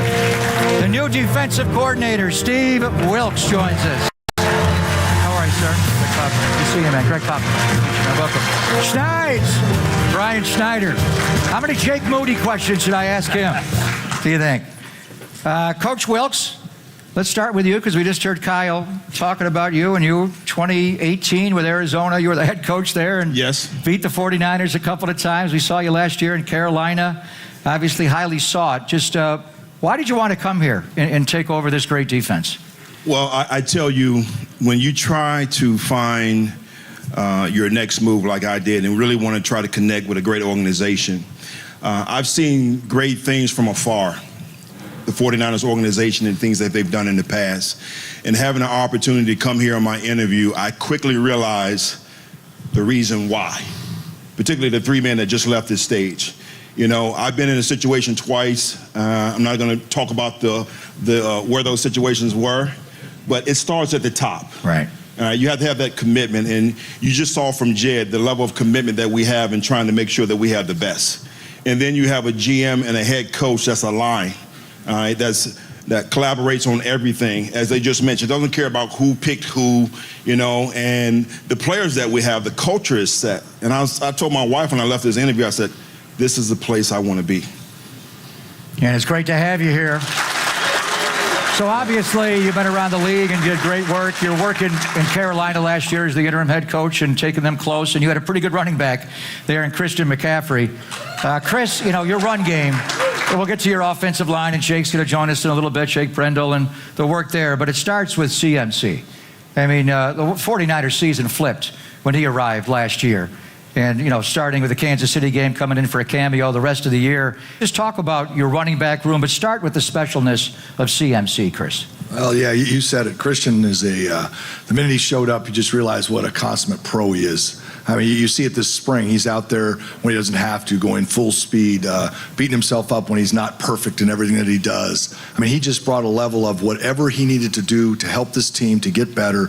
He worked as hard as he could at it, and he's a guy that's always looking to get better. He's always looking for that edge. He's always looking for what can I do to be just a little bit better. And he got here and didn't realize that he'd never really been coached as much in how to run the ball as Kyle coached him, and he accepted that coaching and got better as the year went on, and then he brings everybody else up. You take him, and you know, we have this saying, Kyle came up with it in Washington, a guy that always seems to find the right hole. We ended up nicknaming this guy Drano, because, you know, he always finds the drain, you know, and that's, Christian does it, but he does it with elite athleticism, elite speed, and everything else, toughness, physicality. He's always going to find the right hole. When you think it's blocked for one, he's going to find a way to get 3 or 4. He always finds that. Then you take, and he does it with a shiftiness and elusiveness. And then you take Elijah Mitchell. I mean, when he was out and came back, Trent Williams, he said, I didn't know who was carrying the ball. You know, we're up there blocking, the backs rotated, and Elijah was well. He said, all of a sudden you're hearing bam, bam, bam, and Trent was like, it was like somebody was throwing garbage cans around out there when Elijah's running.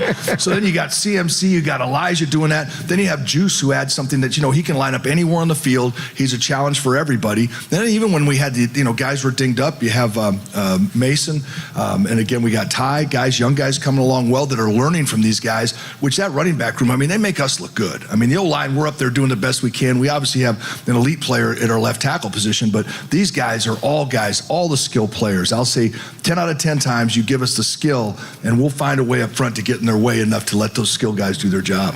Schneids, when you watch CMC run, are you tempted to go to Kyle and say, can I get one kickoff return from him? Maybe one? It's always open. Whenever he wants to do it, whenever Kyle wants to do it, big game moment, it's open. You know, because Debo's back as well. Can we start with the fair catch rule and just start there? I mean, would you put Christian McCaffrey back on kickoffs to put the ball at the 25-yard line? I know we're trying to learn what the actual rules are, but if you don't know, they changed it at the owners' meetings a few weeks ago in Minnesota, where, you know, it used to be the ball had to go into the end zone to have it on the 25-yard line, and it used to be on the 20.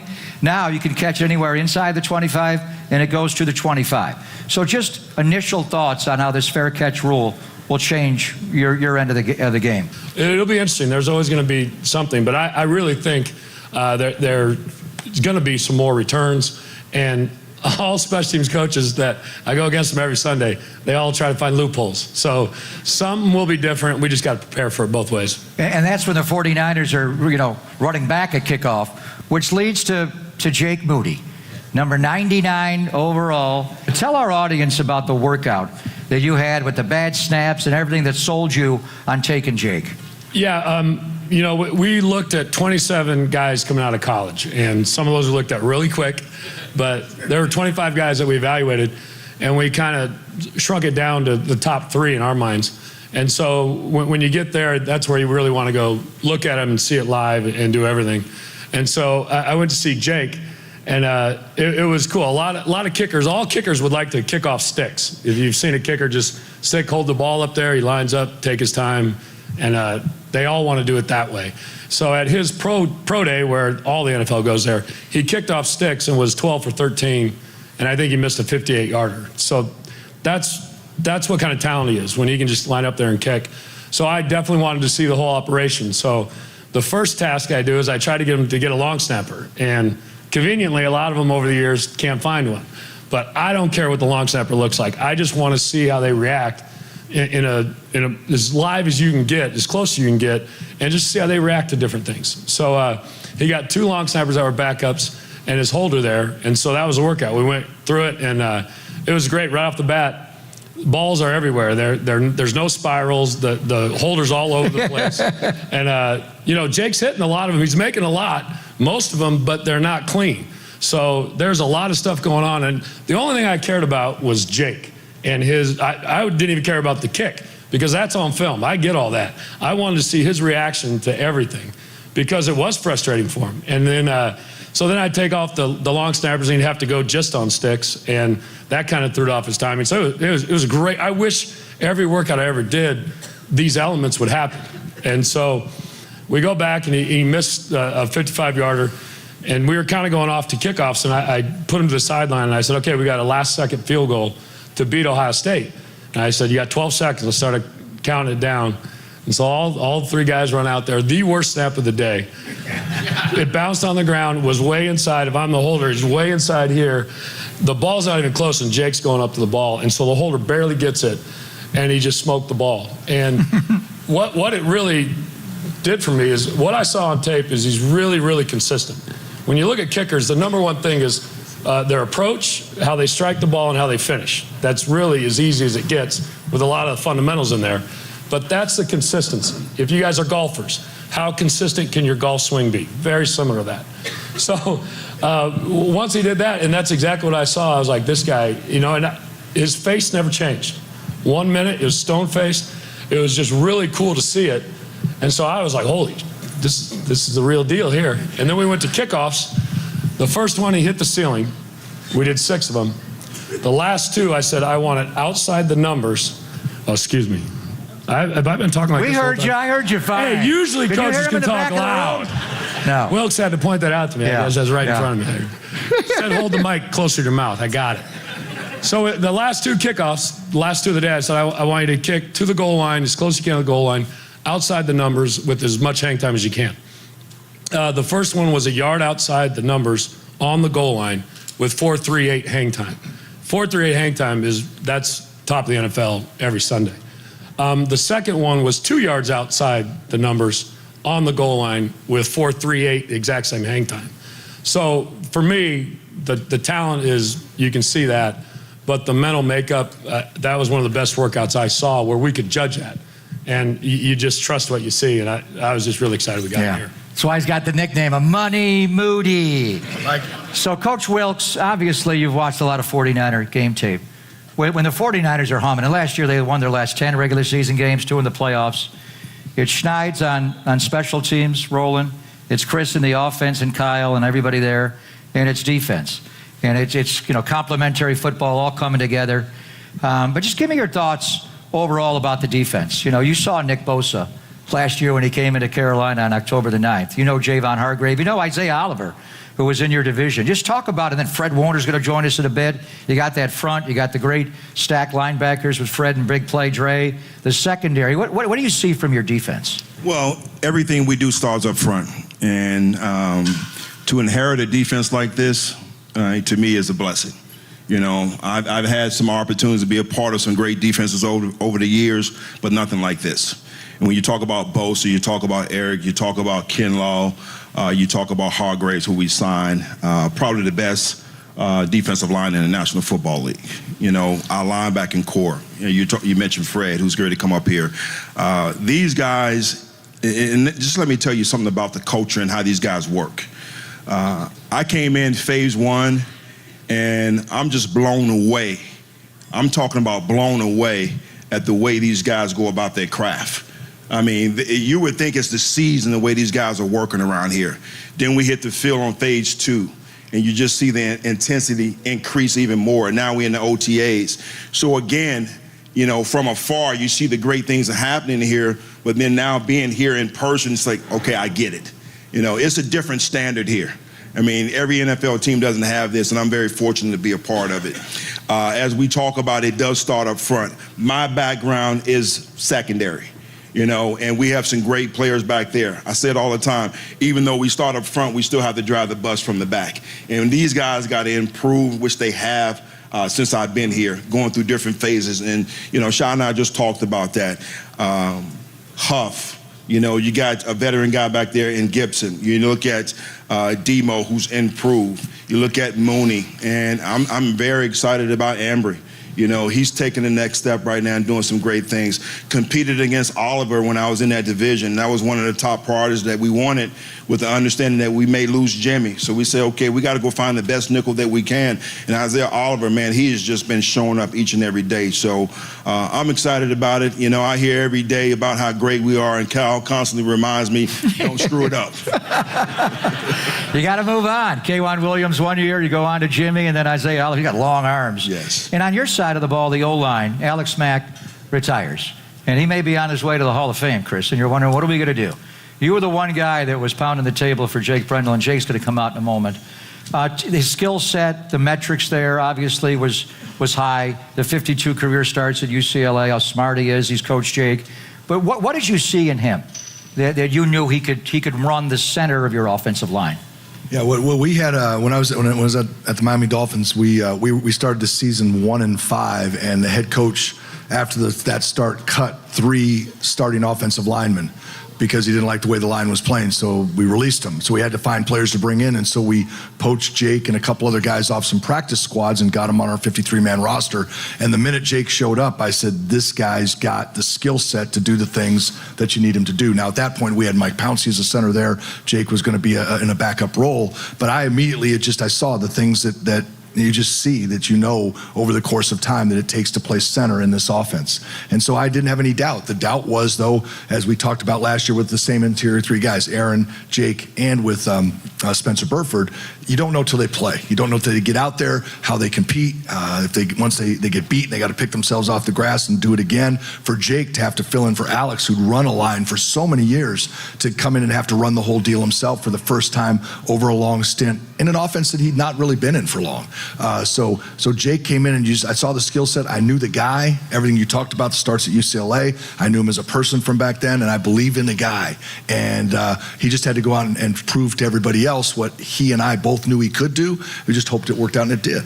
And obviously you got from left tackle and Trent to right tackle and Colton McKivitz, you're solid there, and the interior 3 played well. But then you got arguably the best inline blocking tight end, not only in football today, but going back many, many years, in George Kittle. And a word about Kyle Juszczyk. You put this run game together, and Kyle lines up at just about every position on the field. 3 wide receiver positions left, 3 going to right. He's in line at fullback. He's offset. He's wing. Tell me about how special it is to have a fullback like Juice. Yeah, Juice does a great job. Like I mentioned earlier, the guy could really line up in all the positions. And the bottom line is he can dot the I. He can be back there as a fullback. And, he's not your typical bruising fullback. That's why he can do all those things. So we have to be good at how we use them. But we have a lot of interchangeable parts there. The thing about all these guys is as Coach Wilkes talked about, they all buy in. They're all the right kind of guy. They're all pros. They love this. They love working. They love what they do. They're willing to do anything. They're smart. They do everything we ask them to do every single day.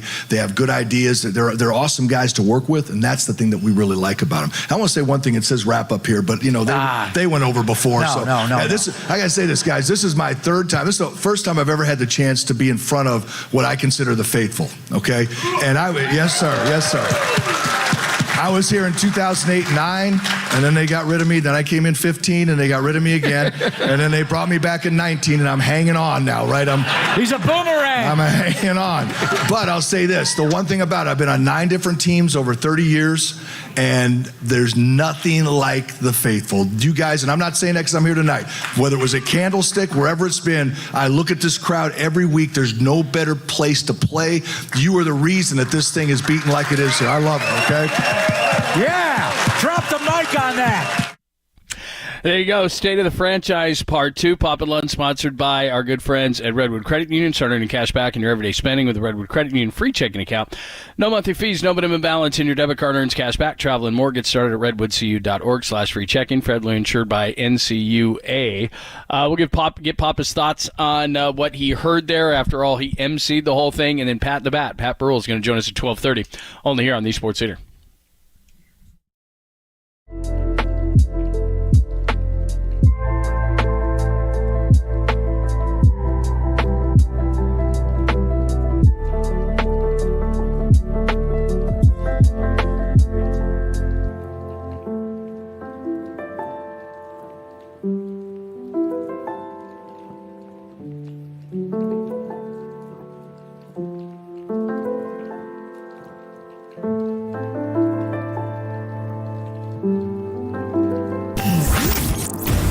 What's trending now? Trending now. On KNBR.com.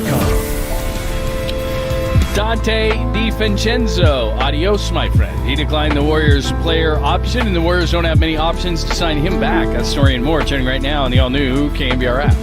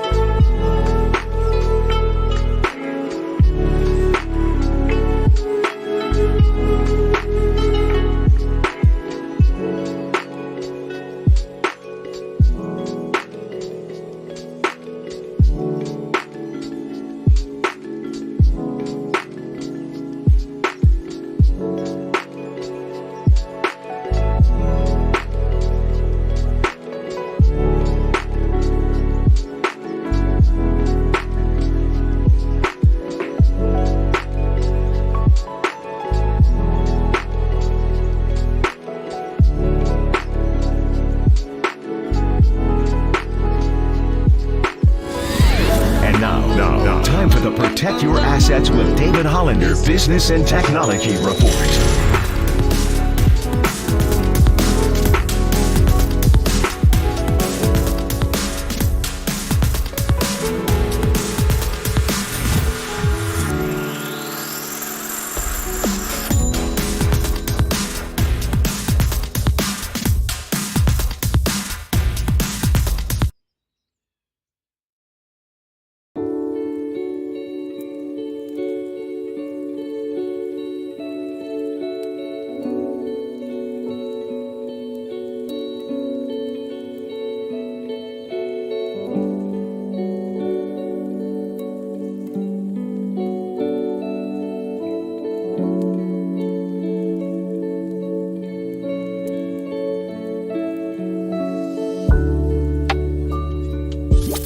Livermore, shout out to you for supporting KNBR, Livermore's sports leader.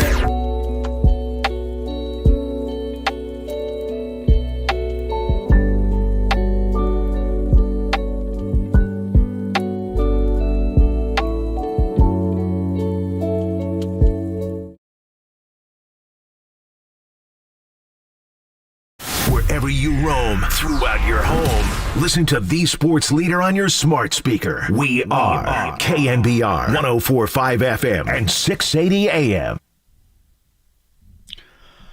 What's happening? Thanks for joining us. Happy Hump Day. Hope you are doing great. Pat the Bat's going to join us at 12:30. Pat Burrell. Excited about that. Get a little Giants talk.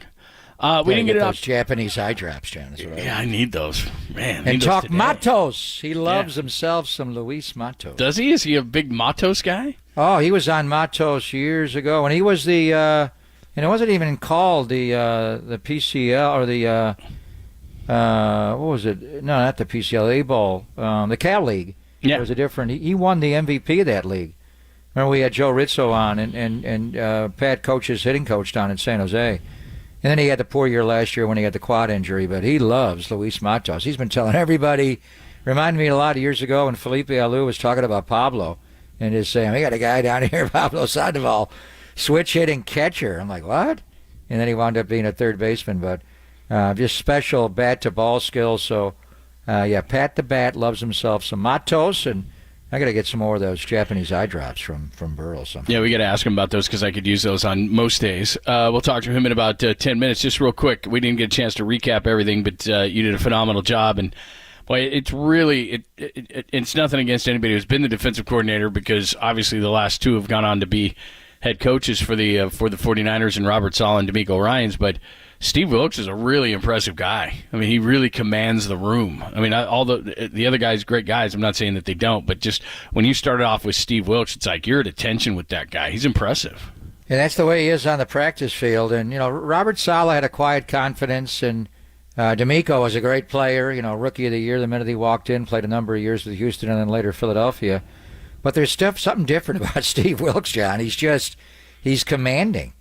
In a I'm a former head coach way, a lot like Anthony Lynn, is the running back coach and, works with Kyle and Chris Furster.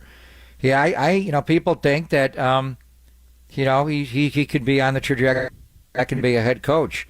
There was outrage in Charlotte when he was not hired there, but they wanted to go, with Frank Reich and a former Carolina Panther. He was their first ever quarterback there, and they went offense. But Wilkes turned that whole program around. When we left there October the 9th, and they fired Matt Rule the next day, John, I thought this team's going to be in disarray. And he got him back, and a lot of it was Sam Darnold playing well at quarterback the last 6 games. They lost McCaffrey. They had to reinvent their running game, but their O-line was good. So Wilkes is big time. Ryan Schneider, very quietly, is one of the best special teams coordinators in football. And he was up with Pete Carroll in Seattle for a decade, and I knew him with the Raiders when he had Seabass and Leckler, and he's just all in on Jake Moody. You heard the story, the hilarious story about working him out of Michigan and what he thinks he can be. And obviously you've got, Wisnowski and Tabor Pepper, so the trio was there like he had with Kondo and Seabass and Leckler in Oakland. And then Furster's an interesting guy.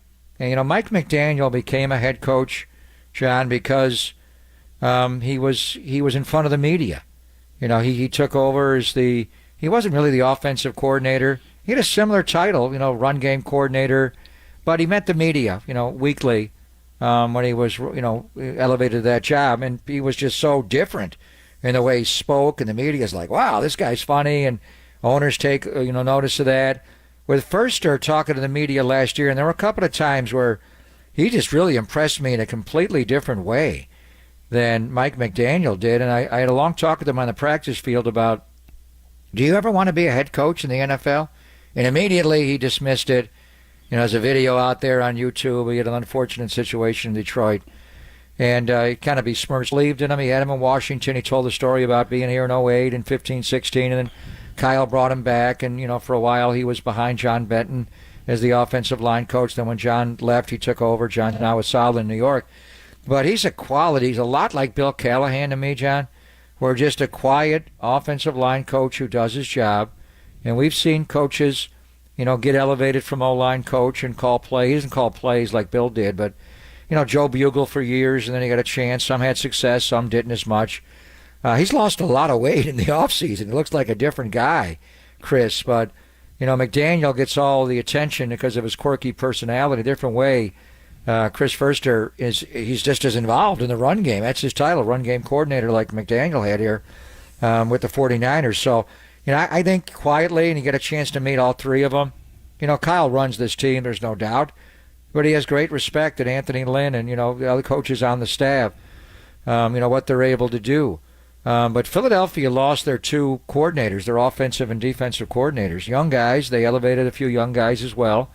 Gannon's now the head coach, Jonathan Gannon, the head coach in Arizona, and Shane Steichen, who ran their offenses, taken over in Indianapolis as the head coach. So, Brian Johnson, John, the quarterback coach, they've elevated them. But they got a young staff in Philadelphia, a young head coach. And Kyle's young, but Sirianni, is really young. And just when you lose coordinators like that, and the 49ers lost D'Amico on top of losing Robert Saleh, but you feel like there's a real loss when you're able to elevate a guy like Steve Wilkes, and likewise, you lose Mike McDaniel and Chris Furster's there.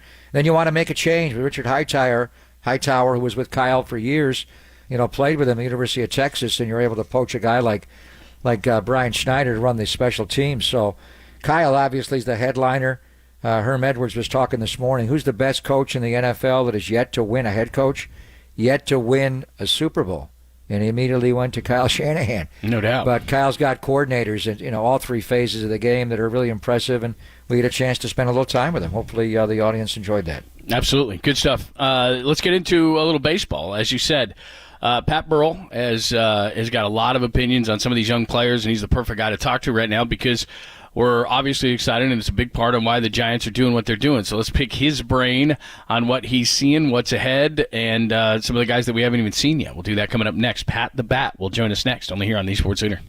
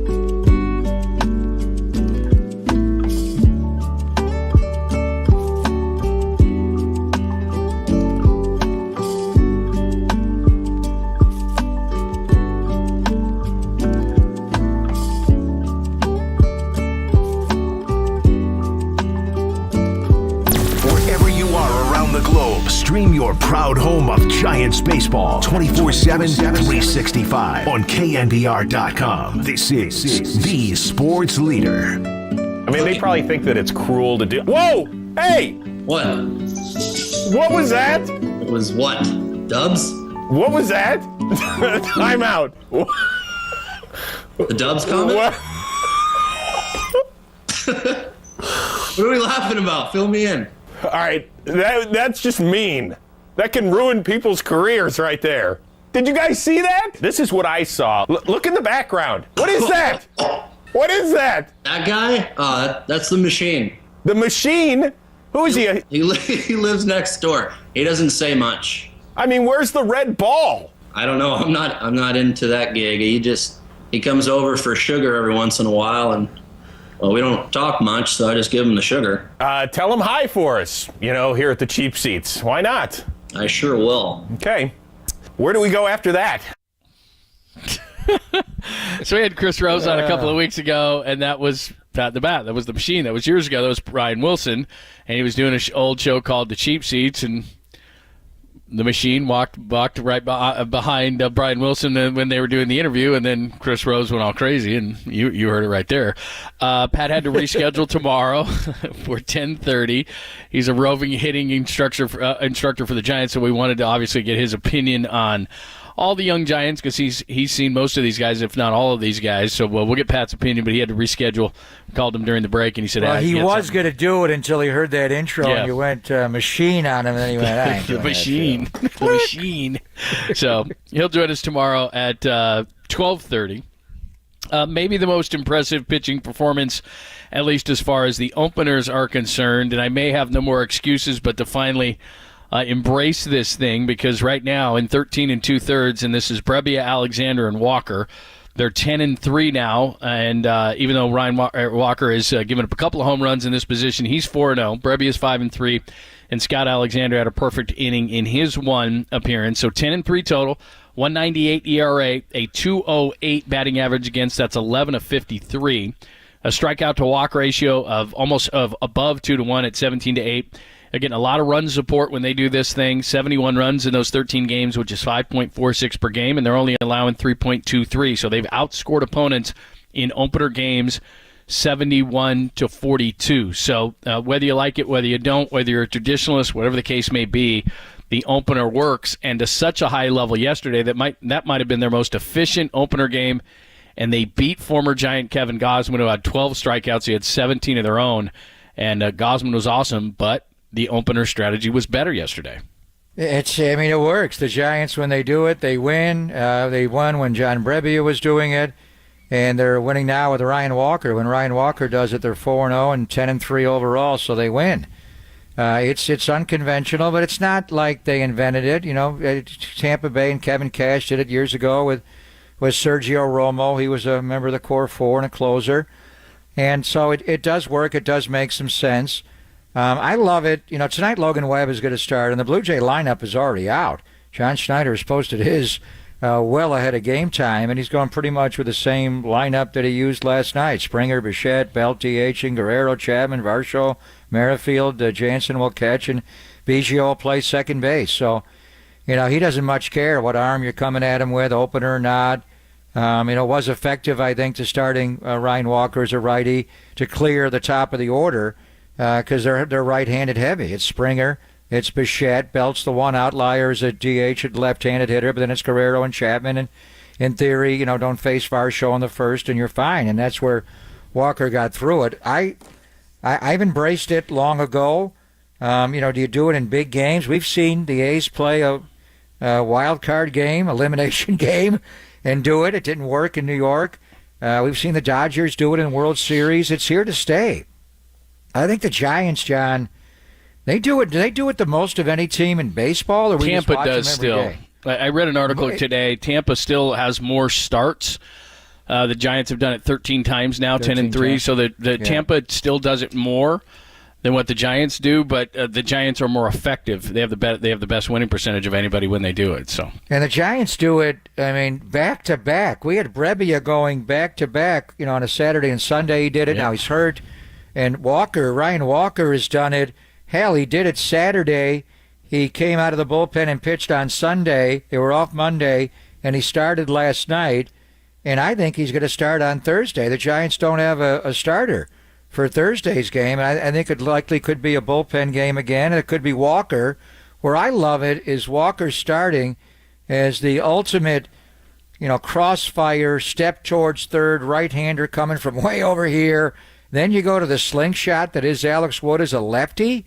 Think about a hitter that faces both of those guys in back-to-back plate appearances. It's so different. Then you bring in, Tyler Rogers with the knuckles scraping the mound. I mean, it's unbelievable. Think about going right, left, right, and completely different, release points. It's really hard. I mean, tonight they're going to throw out their ace, and Cobb's coming back. I think he'll pitch Friday in New York. DeSclafani will mix in as well.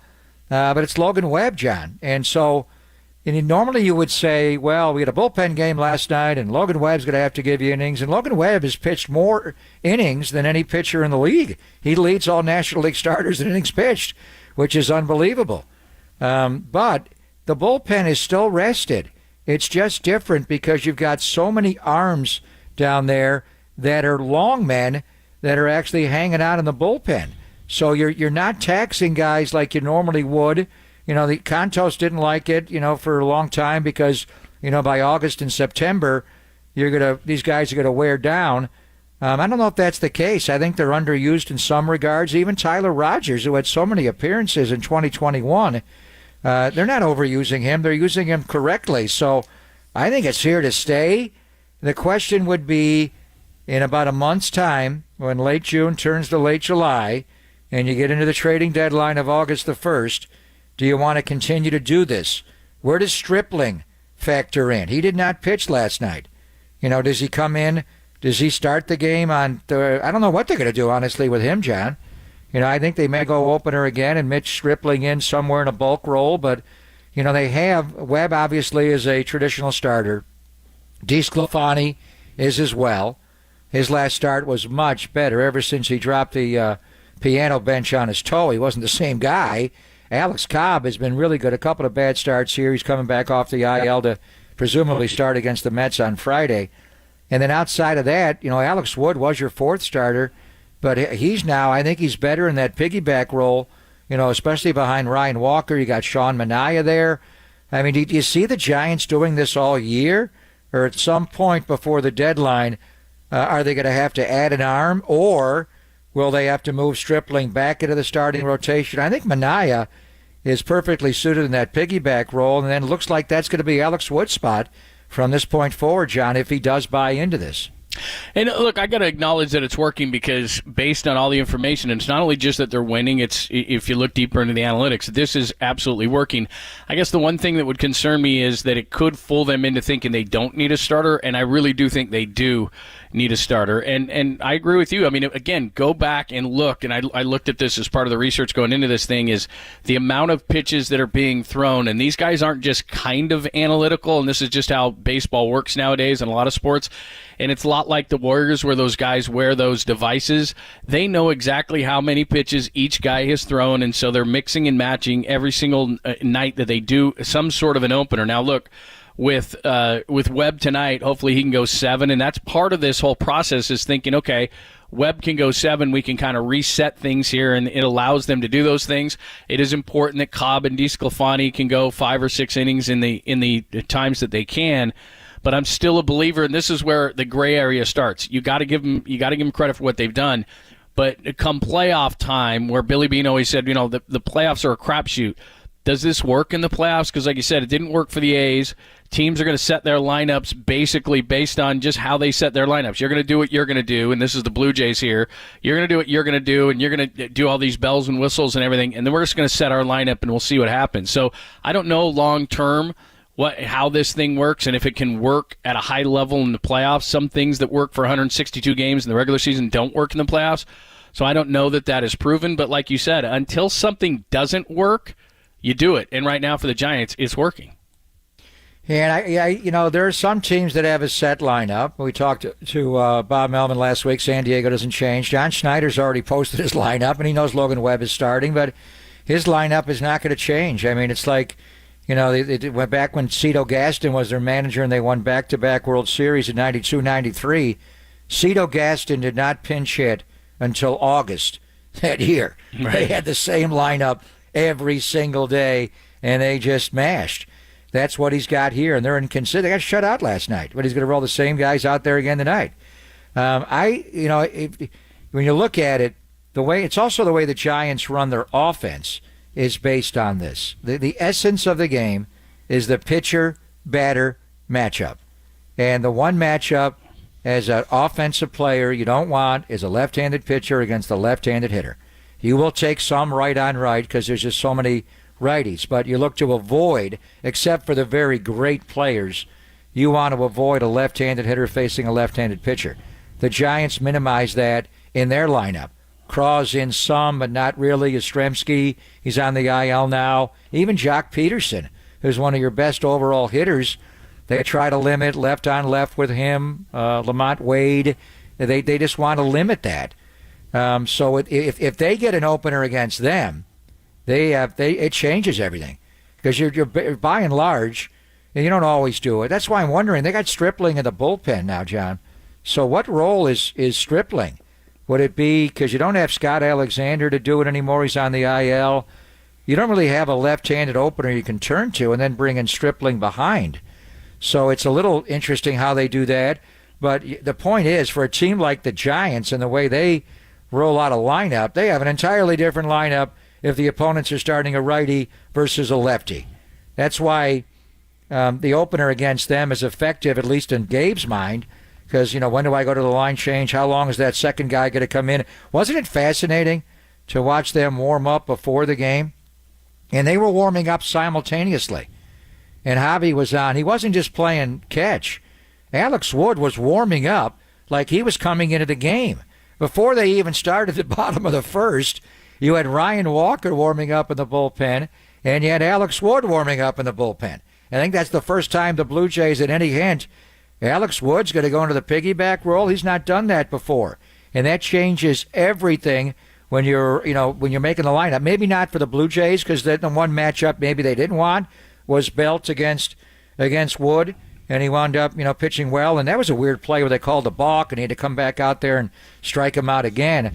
But it fits with the way the Giants want to play. They don't want their left-handed hitters facing a left-handed pitcher. They even want to minimize right on right as much as possible. I mean, Austin Slater's on this team to hit left-handed pitching, and he's great at it.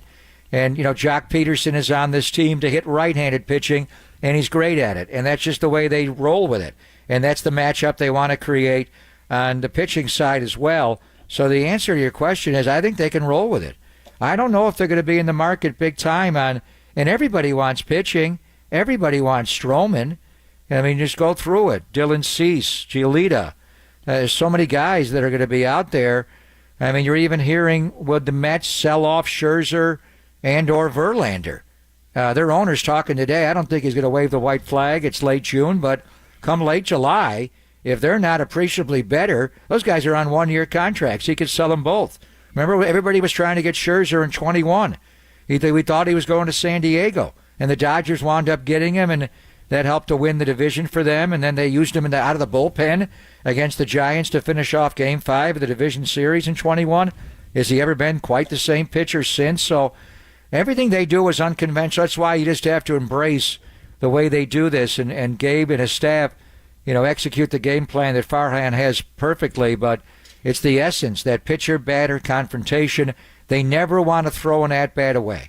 They whether they're pitching that way or hitting that way, they take every single at-bat seriously, and they want every situation, both pitching and hitting, to be in their favor. That's why they do it so much.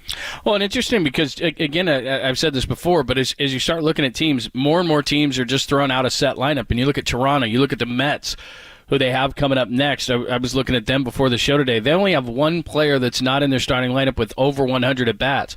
I mean, they throw out Alvarez, the young guy catching, Pete Alonso, Jeff McNeil, Francisco Lindor, Brett Beatty, Mark Canha, Brandon Nimmo, Starling Marte, that's their lineup. And whether you're throwing a lefty or a righty, and my point in saying that is it does play to the Giants' advantage, and teams are basically saying, and we're seeing this with Toronto today, we're going to throw out the lineup we're going to throw out. So you do what you do. We're not going to go left, right on you. The Mets just don't do that. They don't have guys. They have one guy, Tommy Pham, that's not in their starting lineup, and he has 165 at-bats. Nobody else does. So they throw out where they're going to throw. So what advantage that gives the Giants is they know what you're going to do, and you don't know what they're going to do. And so right now, that's working. And so we'll see. But, there are teams that do that. There are some teams that do. But more and more, you're seeing those set lineups. And it does allow the Giants to say, okay, here's how we're going to set this pitching matchup today. And based on what they see as far as the matchups, it works for them. And again, the numbers are irrefutable to this point. Well, and how effective are their left-handed hitters against left-handed pitchers? Most teams want to avoid that matchup. Unless you're, Shohei Ohtani or Freddie Freeman, you're those guys can hit everything. But basically, it's the left-on-left matchup you want. You want to avoid offensively, unless you're a great player. The right-on-right, though, because you see so much right-handed pitching. But for a team like the Blue Jays, their lineup is so right-handed stacked at the top. They go Springer, Bichette, right, Belt, left, Guerrero, Chapman, right. And then you get into Varsho left and Merrifield right. So, you can get if they're going to set out a set lineup and say, we don't care who you're pitching, these are our guys, and they're going to have to perform, well, then it's easier to plan for a team like that because they're not going to make a lot of changes. They're not going to pinch hit. So it's just the overall, that's why people can't understand the Giants. Logan Webb is kind of an ace, but really, from their pitching staff, Logan has some good numbers, the innings pitched, but overall, he's not pitching as well this year as he did in 21, as he wasn't as good in 22, but he's still good, but he's not a marquee name. Will he make the All-Star team this year? Probably unlikely. Alex Cobb, for a while, led the league in ERA, but he has slipped now. Duvall's a different guy. Outside of that, people are wondering, like they did in 21, how the hell are these guys doing this? What's this lineup? What's this rotation? How do they use the bullpen? It is kind of Tampa Bay like. And Tampa Bay's got some good players. They got some good starters as well. It's not like the Giants have invented it, but they have taken it to another level. And that's why it's hard to, wrap your brain around because guys, people are used to Bonds hitting, here and Kent there and Aurelia there and Posey here. And, you're used to it every day. Let's just go. That's what baseball is. It's every day. The Giants don't approach it that way. They want every single situation to be in their advantage, whether they're pitching or hitting. And it's amazing. It's hard work to get it that way, and they pull it off. How many times have you felt like that's a bad matchup? Why is he hitting against him? Early in the year, when you didn't have Haniger or Austin Slater, and Lamont Wade Jr. is taking all those left-on-left at-bats, and you're like, what's going on? And then where's the line change because they were hurt when they're healthy, and they're not even healthy now, John. And some of the guys that have been great at this, Darren Ruff, Wilmer Flores, Wilmer's just coming back and not having great years. So it's just a different way of doing things. And for those of us that have been around forever and ever, and you're used to a starter, a setup guy leading to a closer, and your lineup's your lineup, it is different. But you got to say, it does work. It has to this point. There's no question about it. Like I said, I haven't been a big fan of it, but when you start drilling down into the numbers, it's irrefutable to this point, and you can't fight it. And so, look, as you said at the beginning of the show, this thing is going to stay. And if you're successful at something, and I don't care what sport it is, you're going to keep doing it. 3 yards in a cloud of dust, if they can't stop you, you're going to keep running it. And this is the same thing. People may not love it, and they want that traditional guy, to go out there and shove for 7 innings. And like you said, set up guy in the 8th, flamethrower in the 9th, the game is over. But the Giants have found a way for right now to make this thing work. So that's what they're doing. All right, top of the hour, we got a 4-play for you, the 4 big pieces of sound you need to hear. We'll do that in about 10 minutes, only here on the Sports Leader.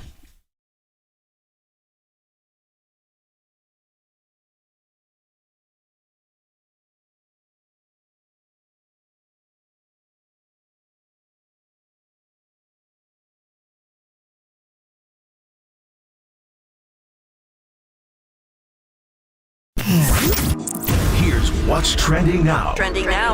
On KNBR.com. The great John Rossi, he joined Murphy Mack this morning to discuss the Red Hot Giants and how he can see several position players worthy of an all-star nod. That podcast and more, trending right now on the all-new KNBR app.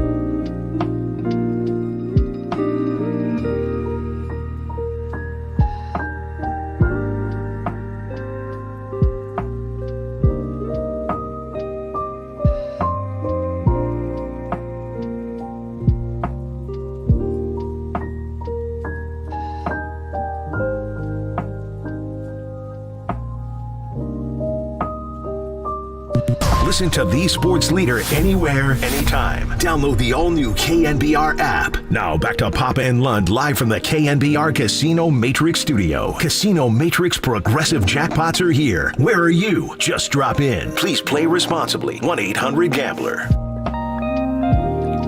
What's happening? Thanks for joining us, Papa and Lund. At top of the hour in about 6 minutes, we will give you the foreplay. I'm just finishing up the foreplay. There's a lot of good sound today, so I'm going through the sound right now. I've got one more to put in here, and I'm doing that right now.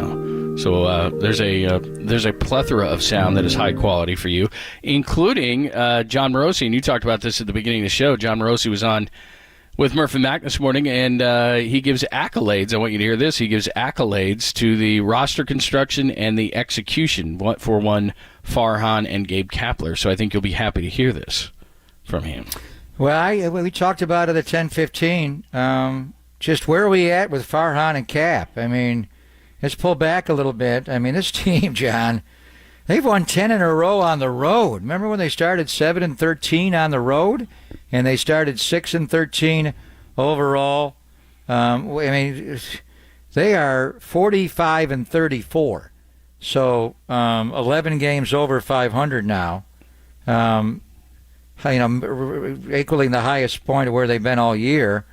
We're halfway through the year. You know, when they get done with the game tonight and tomorrow against Toronto before they move on to New York, they're going to be exactly halfway through it. I mean, what did we think this team was in the offseason in light of not getting Aaron Judge and not getting Carlos Correa? And they signed a bunch of, bulk guys. They love their bulk guys, but they weren't stars. They wanted, athleticism. They wanted star power. And Haniger just didn't perform well. Then he got hurt. Conforto's been up and down. By and large, good. Didn't play great in right field yesterday, but overall he's been fine. Manaya's had to reinvent himself. Stripling has not been very good, and I'm being kind. Taylor Rogers got off to a terrible start, and then he chucks his hat and glove in a trash can after getting beat up by the Dodgers, and all of a sudden he is locking in, and it's all coming together. So I don't know. There's 107 wins. They're not going to hit that, but they're better than 81. And right now they're looking like a playoff team and a team that's going to challenge for the National League West. So as we pull back a little bit, and again these guys won, but in 21, Farhan was the executive of the year in baseball, and Gabe Kapler was the manager of the year, and it was not close. Where are they right now? How does the Bay Area feel about them, and how does baseball feel about them? It seems like they constantly overlook them. Even locally, Farhan in the offseason and Cap, he's not Boch, he's not Sabes. I mean, where we are with these guys, they're doing it again right before our eyes, and it's a different system as we're talking about. I don't know if they've reinvented the wheel. Tampa Bay did this, Billy did this some, and the Dodgers did it some with all the platoon stuff, but wow. I mean, you got to say right now, Farhan and Gabe are both on a roll. They're on a heater. Yeah. I looked at FanGraphs today. Every once in a while, I'll check them out. And by the way, this isn't FanGraphs. This is just a fact. A .570 winning percentage that the Giants have right now is a 92 win pace. To just give you perspective on that, in 2022, the average wins for a wild card team was 90.8. So they're on a 92 win pace. And as far as the NL West is concerned, because the Giants won 107 and the Dodgers have won 111, 104, the average wins as far as the NL West is over 100 for the last 5 years, but that's not the projection that it's on right now. Right now, it's about a 95 win pace that Arizona is on, and they're 2 games better than the Giants in the loss column. So FanGraphs is projecting out to be 88-74, which would be 4 games under the pace that they have right now. And this is what we asked Javi Lopez when he joined us at about 10:30. Go to KNBR.com if you missed that interview, which is how good are they? Because they're 28-11 since April 22nd, which is the best in baseball. They're one of the best run teams, as we talked about. Their starting pitching, the defense has been much better. The relief pitching has been much better. We've talked a ton today about the openers because of the great job that they did yesterday. So, if you're not going to gauge them on 6-13, but maybe you don't gauge them on 28-11, I still think, where they are right now with a 92-win pace, that seems about right to me. I thought they were a 90-win team heading into the year. I mean, they 107-81. I thought they were 91, and I think they're much closer to the team that's 28-11, John, than 6-13. They just 6-13. They didn't have their guys. They didn't have Haniger and Slater, and the infusion of youth. And, Casey Schmidt, when the Giants get a lineup out today, he wasn't in yesterday. He never played. Susan seems to think they're giving him the Joey Bart treatment where he's working on things at the major league level. And that's part of the reason you thought, just bring him up, bring Bailey up, bring Matos up. This staff develops their players equally as well as the minor league staff, if not better. That's what they're young and developmental guys. That's why Kepler, that's what he was with the Dodgers for years. And that's these Kai Correa, and the things that they do are just different. So maybe they're working with him more before games, but he's not playing actually in the games very much. But the infusion of youth, there's no doubt that the infusion of youth here has turned this team around. I think they're right now, to me, if I'm Farhan Zaidi, I'm looking at this as that we are in to make the playoffs, and we got a ways to go before the deadline, and we may not do anything. Let's just get healthy. Let's get our whole team back. And is Haniger going to come back before the end of the year? If not, maybe you're in the market for another right-handed hitter at some point to play in the outfield. Maybe you're not. Are you in the market for a starting pitcher? Let's look at Stripling and see what he's got. And Cobb comes back, and Wood threw the ball well as a starter, then not as well as a starter. But I think overall, John, they just took 2 out of 3 from Arizona. They swept the Dodgers. They swept San Diego. They swept Colorado. This is all recent. So to me, they could easily say, hell with the wild card. We can win the National League West and get a bye and not have to play in the wild card. And then, if the Dodgers get hot at some point, look around our competition for the wild card. Miami looks pretty strong. Are they that good? Where's Philadelphia? Philadelphia's been up and down and all around. Where's Milwaukee? Hell, the Cubs, we thought they were for certain sellers, John. They're kind of lurking there. I don't know what they're going to do. They may trade Stroman anyway. Are the Padres ever going to figure it out? So I think before the year started, we didn't know what they were, but I think they're playing like who they hoped they would be, and even more so. And I think they're a 90-win-plus team. Maybe they get even higher. I think they can win the West, and if not, they could easily make the playoffs as a wild card team. Yeah, look, I'm not counting them out of anything because you and I have had this conversation. The Dodgers aren't quite at the level that they normally are. Now, look, they've got a lot of injuries right now, and if for some reason, and Buehler's not going to be back till September anyway, and I don't know that he'll normally be himself, but guys like May and Clayton Kershaw's having possibly a Cy Young season. He's been absolutely unbelievable. His 10th win last night. It's crazy. I mean, he pitched great in that game. I flipped over that because they were playing later, but. I think they'll get their bats going. They've got a lot of injuries going on, so maybe the Dodgers at some point will be the Dodgers. We talked about this the other day. I think Arizona, as a friend of mine told me, they're about a year ahead. I don't know how aggressive they're going to get at the deadline, but I think the Giants have proved to all of us that they're in the mix for this whole thing. And then when it comes to the wild card and we have to expand this thing out, the only thing that concerns me, I don't know how good Miami is either. But I keep waiting for these teams that should be better, as you said, Philadelphia, the Padres. I think the Mets are pretty much sunk. We'll see them here in a couple of days, but they look like they're just a mess, and it's getting ugly there in New York, so I don't know that they're going to turn around. But it's these lurking teams, to me, that are ones to worry about, because the Padres, to me, just from a talent standpoint, could go on a similar run to the Giants. They're that talented, but it just seems like something is missing on that team. Something weird. I don't know what it is. Chemistry. It's chemistry. FP talked about it in the offseason. You can't win the offseason every year. Getting Xander Bogaerts, and they do it every year. They wanted Aaron Judge. They would have given him $400 million. And I think Bob Melvin is frustrated. I don't know how much longer, honestly, he's going to be the manager of this team. But they go home and they lose 2 out of 3 to Washington. They lose last night in Pittsburgh. I mean, how good is Pittsburgh? How good is Cincinnati with their infusion? You think the Giants have rookies? How about the Reds up and down the lineup? They have incredible rookies. I think the one thing that we got to say, and they won today with a shutout over the Twins, the Atlanta Braves are that good. Yeah, they are clearly that's one thing that's the for best sure. team in the National League. The Dodgers were for a long run. The Atlanta Braves right now are the best team in the National League, and everybody else is fighting to get in. By the way, and I'm sure this is just a leverage play because the Blazers have no money. Draymond Green is in Portland tonight meeting with Damian Lillard at a restaurant. Dame, I guess, rented out the restaurant. And so which restaurant? Damian. Jake's? They going for the Booyah Well, there's a couple somewhere of good ones up there. On the Willamette? Yeah. Get him you going do that on right in the the water. Get him sideways? So I would imagine that probably got out because of Rich Paul and the agents, but Dame has rented out a restaurant. I mean, they don't have any money. What are you going to do? You want to? I don't know. It seems like that would just be a leverage ploy because, as we pointed out a little bit earlier, the Kings look like they're going in another direction. Lakers going in another direction. I don't know that Detroit would make a play for him. So maybe this is just a leverage. What do you know in Portland, John? You got any contacts? Yeah, I do know some people. I am gonna text a few folk and see what's going on beyond that. Too. So yeah, let's do that. All right, let's get to it. It is Pop in London on KNBR, AM and FM San Francisco, the sports leader, a Cumulus media station. Let's foreplay it. Time for some foreplay with Papa in Lund. I'm Dirk Diggler. 4 chunks of audio that really get you going.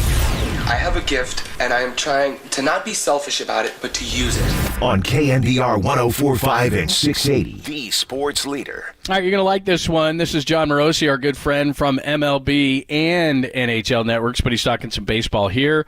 And he was on with Murph and Mac this morning and applauds the Giants for their roster construction and execution. The lineup reminds me a bit of the one they had 2 years ago. Just in the theme of it, in that it's sort of a top to bottom tough lineup to get through, good at bats.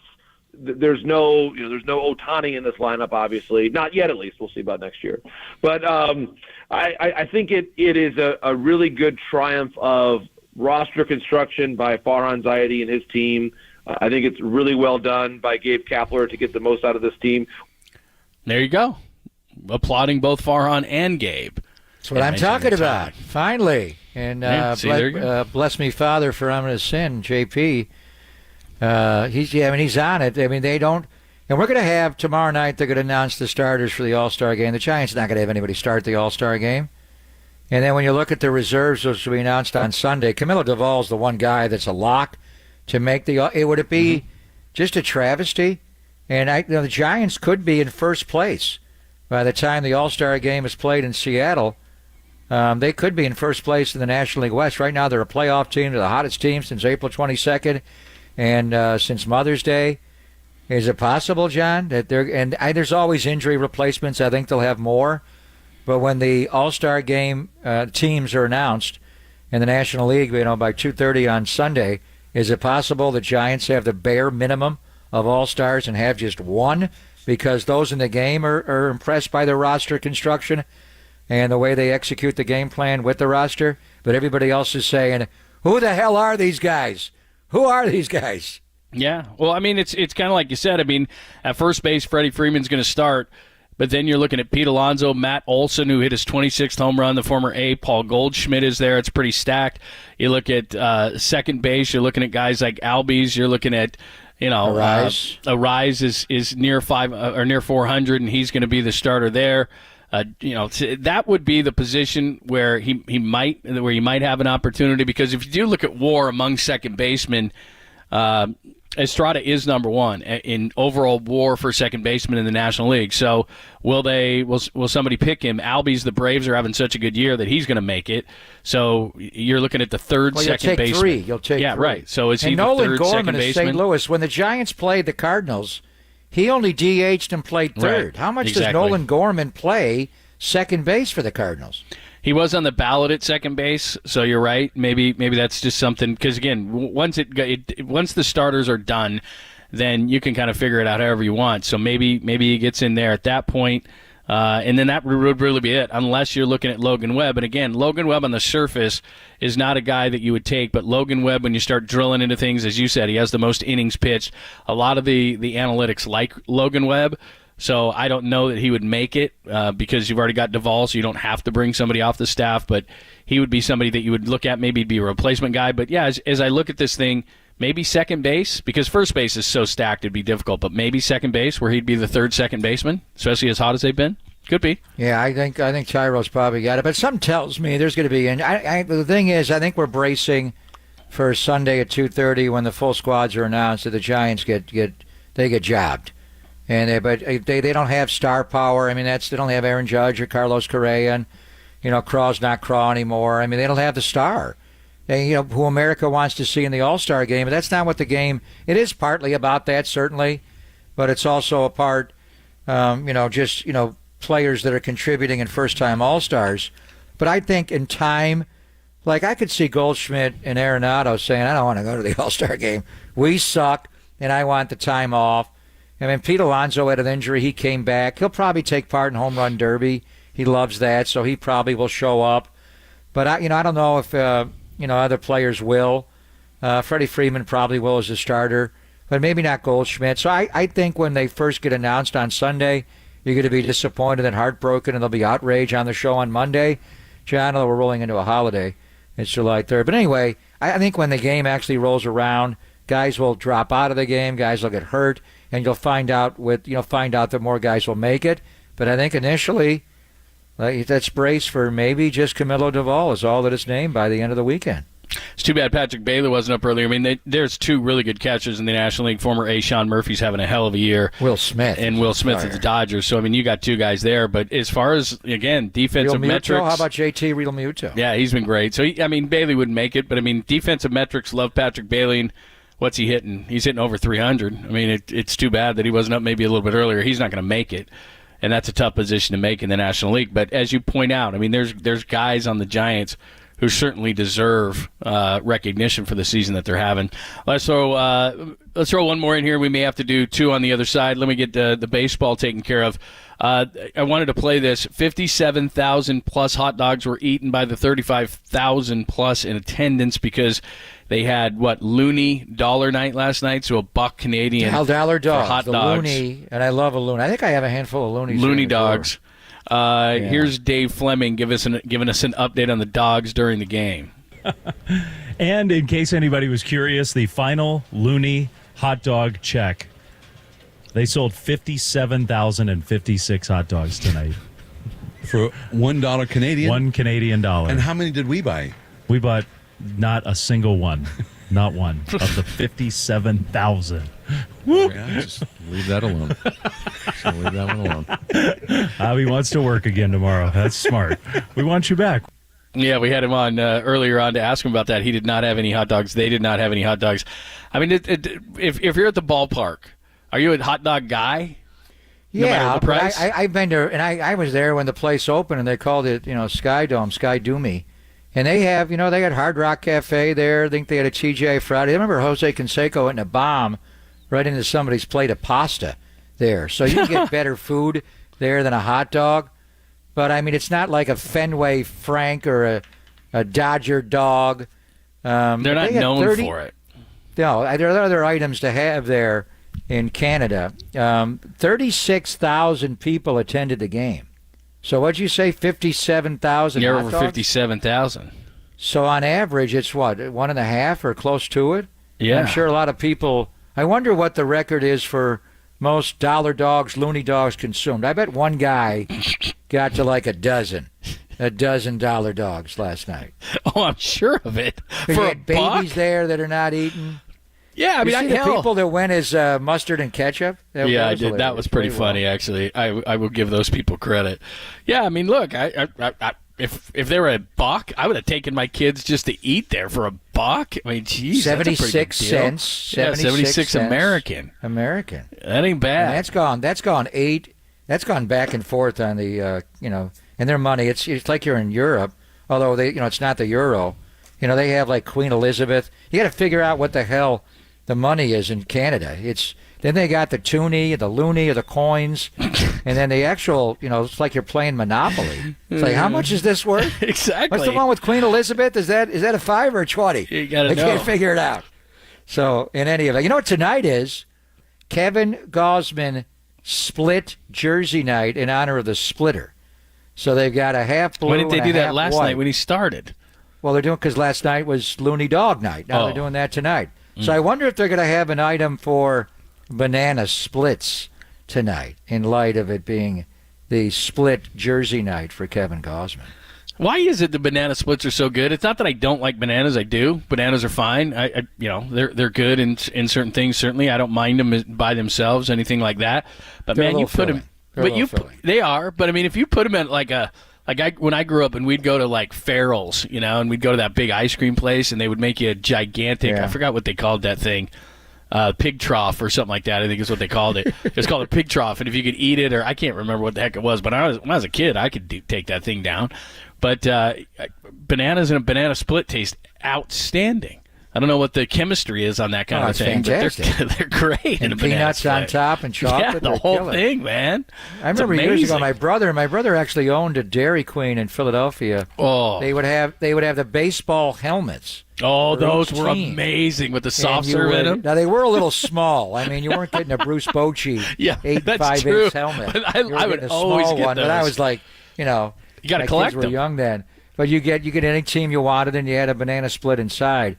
So when was the last time you had a banana split, John? Oh, it's been forever. How far back? Can't do that stuff.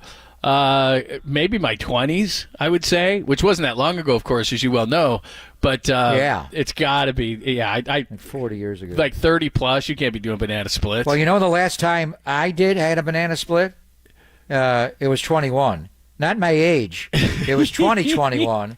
And remember the game, and Contos and I did it in studio when we had the split off between Kevin Gosman and Shohei. Oh, yeah. Shohei, the two best splitters in the game.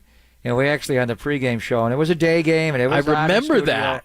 I had a banana split. I remember that. It was so good. They are good. Almost and like 2 you said, years ago.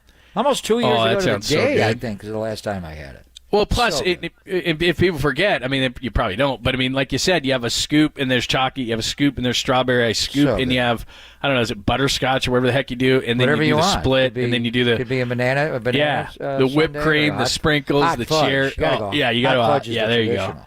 Oh man, those The are butterscotch great. is really good. Yeah, and you got to Butterscotch throw the sundae. nuts on the top. You got to have that. Yeah, it's You love your hot.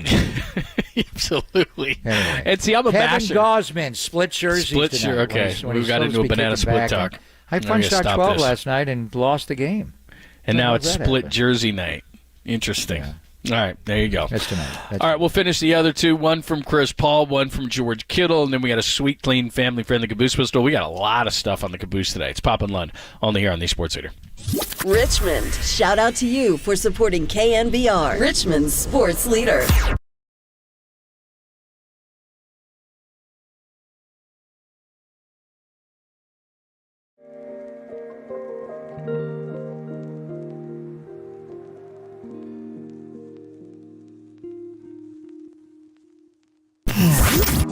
Here's what's trending now Trending now. on KNBR.com.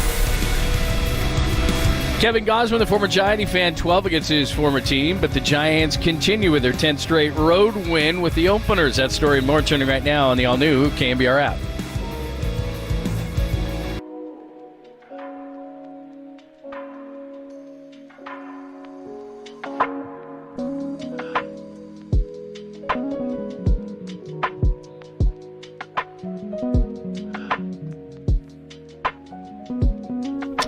It is always a great day when we talk to our good friend Steve Moskowitz from Moskowitz LLP. And today, Steve, we're talking about any tax problem. Tell us about that. That's right. If you have any type of tax problem, talk to us. We want to solve it for you. And that includes tax planning. Sometimes people are thinking about doing a transaction.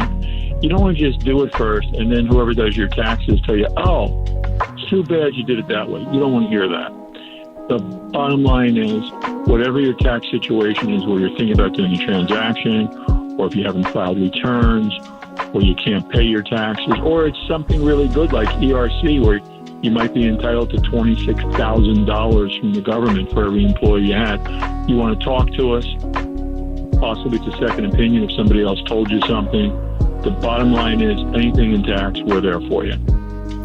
There you go. We've talked about specific things like ERC, and we talked about can you pay your taxes, or if you can't, you pay your taxes, all these different kind of things. Any tax issue, Steve Moskowitz and Moskowitz LLP can help you out. Call them at 1-888-TAX-DEAL. That's 888-TAX-DEAL, or simply go to MoskowitzLLP.com.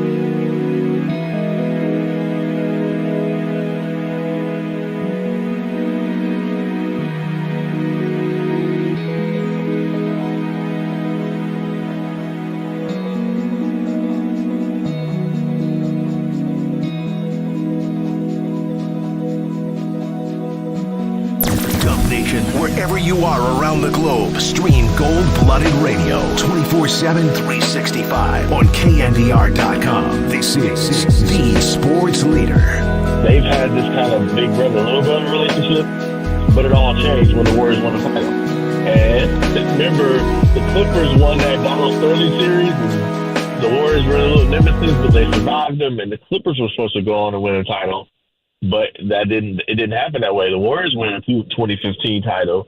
And then remember they got lucky, that all that talk, so the Warriors come out, go 24-0. But remember, part of that was going to Staples Center and like turning out the Clippers gym and like beating the Clippers badly, and Steph hit him with the double crossover and dropped Chris Paul, and like it goes viral. Like all of that happens. And remember, Steph Curry used to be in the State Farm commercials with Chris Paul, right? Back when they were cool. There was a famous one. Oh, we got to get that. There was Chris and Cliff Paul. Yeah. And it was Steph and Sebastian. And then there was one where Chris Paul was going down the escalator and Steph was going up. And it was kind of symbolic of what was happening at the time. And he got pulled, and there was no more Chris Paul, no more Steph Curry on State Farm.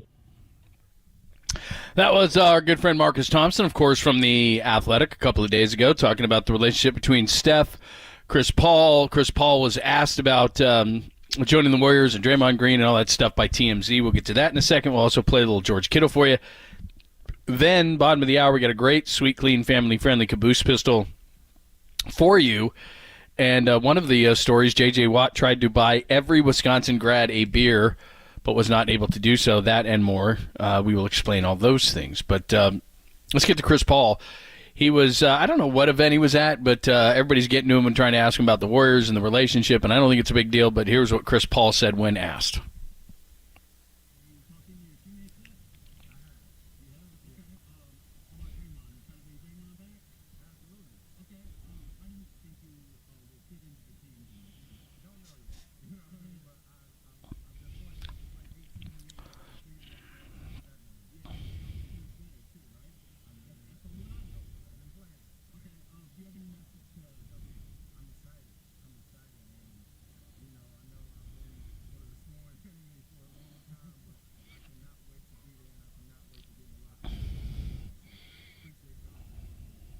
And I cannot wait to start. Uh-oh. We'll see how all that goes. Let it roll. So, you know what weird is, do you want to bring Draymond back? What? This is Draymond's team. You're the one who's new here. I mean, it's like the whole thing with Chris Paul being a Warrior.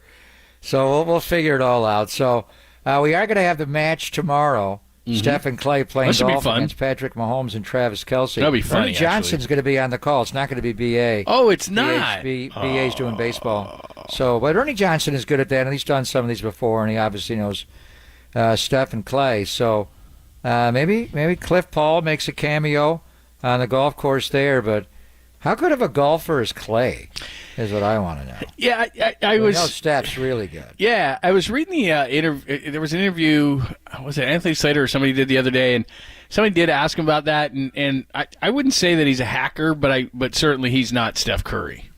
He'll be on national TV. Not Steph Curry. Is he better than Tom Brady? Brady struggled in that, but he made some big shots. He rolled in a big putt at the end. Mahomes is pretty good. I get the sense that Mahomes is good, Kelce not as much, and obviously we saw Steph, and he holed one in on a back spinner. I don't know how many yards he was out, but he was out there practicing. He nailed one the other day. That was pretty cool. But I get the sense that it's going to come down to a Mahomes versus Curry kind of thing, and Kelce and Clay are there for comedic purposes. So we'll see. That's the sense I get. But I could is Sir Fat Ass showing up? Is Charles going to be He there? always does that thing, doesn't he? Even in the rain. Remember the one year it was pouring? That was funny.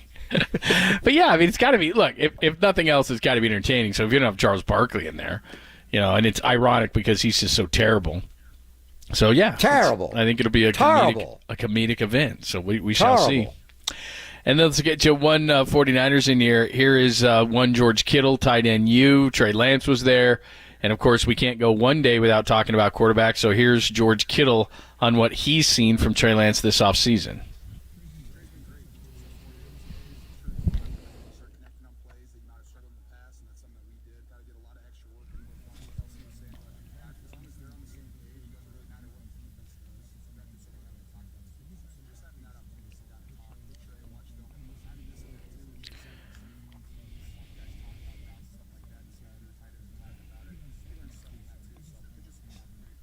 I give George and all these guys a ton of credit.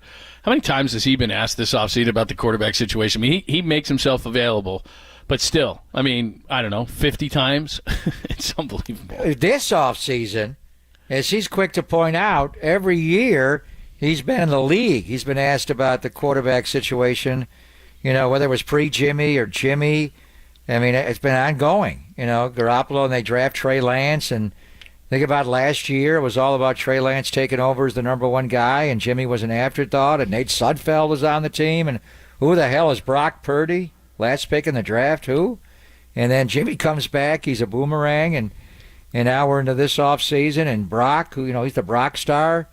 And then you got Sam Darnold here, and you got Trey just doing his thing. I mean, Kittle gets asked about this constantly. It's been his entire career as a 49er. They ask him more about the guy throwing him the football than Kittle's play. It's just a part of the offseason for George. And in season. It happens exactly. all the time. Well, it started, I mean, this year even started the Super Bowl when we were down there in Arizona. I mean, he made headlines by saying, look, Brock's earned this whole thing and blah, blah, blah, blah, blah. So anyway, he's been asked about all the guys throughout the entire offseason. And like you said, his entire career as a 49er, it hasn't been settled. So there you go. That is an extended version of your foreplay. Remember, Pop and Lund sponsored, I was going to say proudly, but I don't know.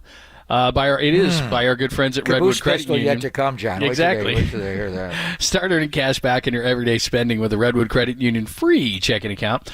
No monthly fees, no minimum balance in your debit card. Earns cash back, travel, and more. Get started. redwoodcu.org/free checking. Federally insured by NCUA. It's a good version today. I told you a little bit about J.J. Watt. We have a little bit more on Mariah Mills. She's pulled something else. Not a good idea to drink all 21 cocktails on a menu on your Jamaican vacation. Plain a lot issue. of rum, John. A lot of rum. We already talked about the hot dogs. We could split, or we could skip that one. Naked commuters, women topless at swimming pools, Vegas casinos. I mean, it's got it all today. We are absolutely packed. We'll do all of it. Well, we'll get to as much as we can next on the air on the Sports Leader.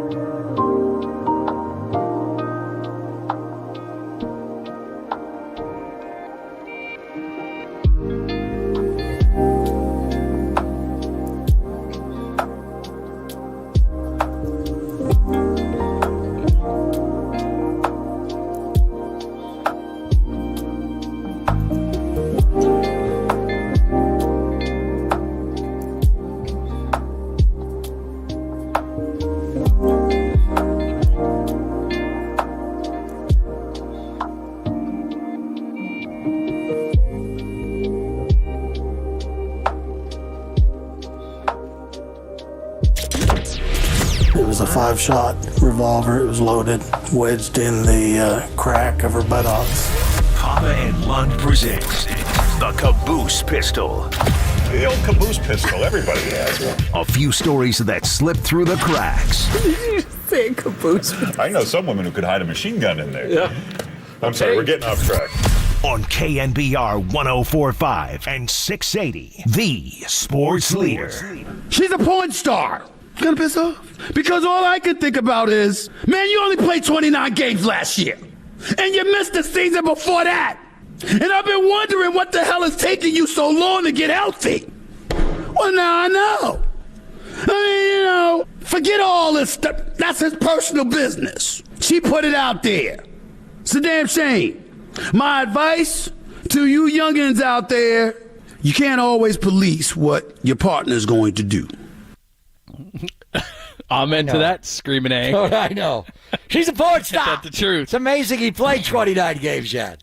I know. He was busy. Women, weakened legs. Oh, man. I guess we will start there. Yeah, she has done all sorts of crazy things. If you've kept up on this whole Mariah Mills thing with Zion Williamson, she's the porn star that she has posted all sorts of crazy things and everything, and he's off with another girlfriend who's having a baby, and so she feels scorned. So she's gotten her Twitter account suspended because she was threatening him, and she was posting all sorts of financial information that he gave her a bunch of money and texts that said he was going to fly her here and fly her there, and et cetera, et cetera. And then last week there was, and I still don't know if this is real or fake, that she went into a tattoo joint and got Zion tattooed on her face. I just find that very hard to believe.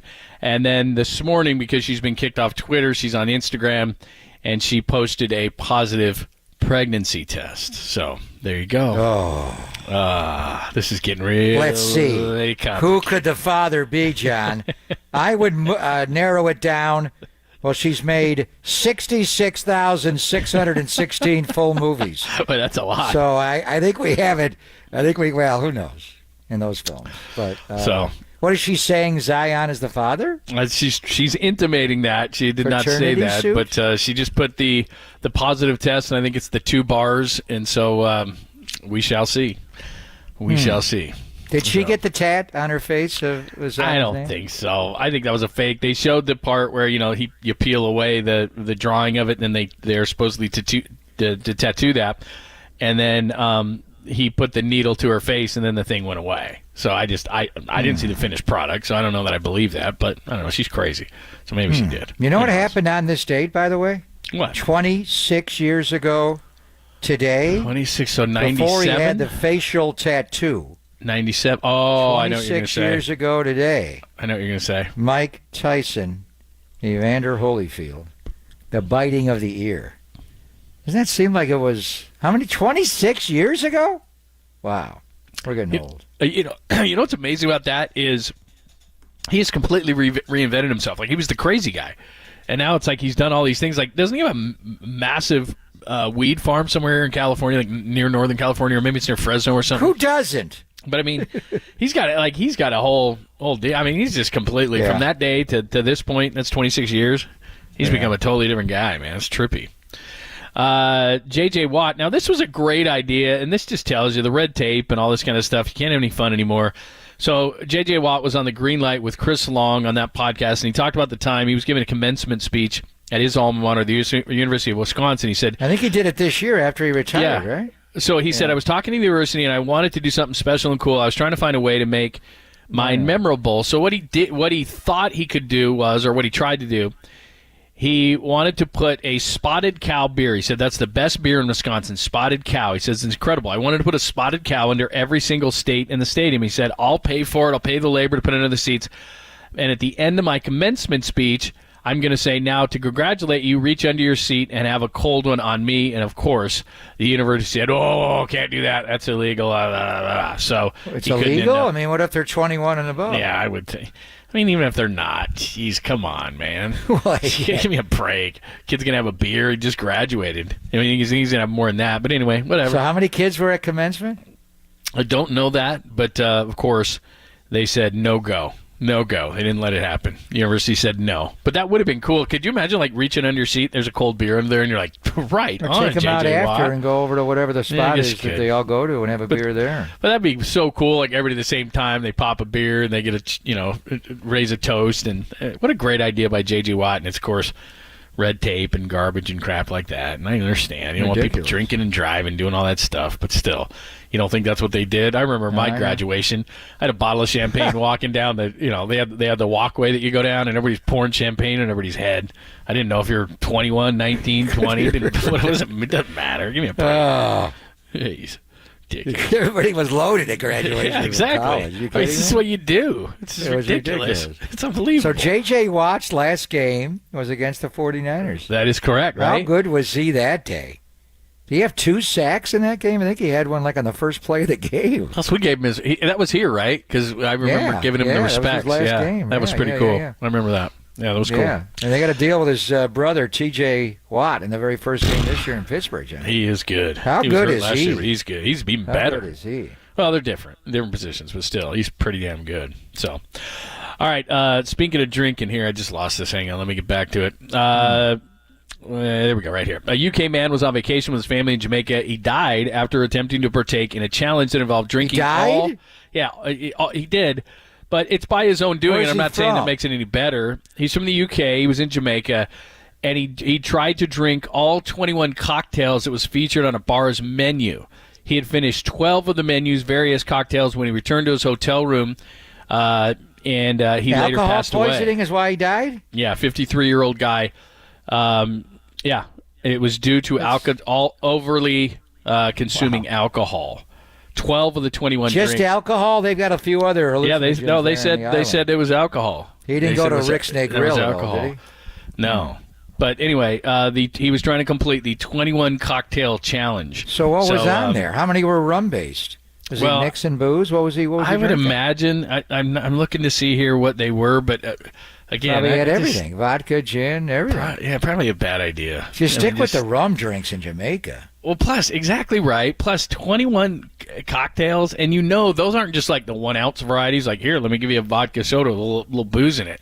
I mean, down in Jamaica, if they're giving you the 21 cocktail challenge, that thing's probably like, there's a little juice in those babies. Salute. Yeah, that's not. I'm just again, it's very sad, but I'm just. Who was he with? Warning. He died. This is terrible. He only got through 12 of them too. So can you imagine how strong those cocktails were? My goodness, man.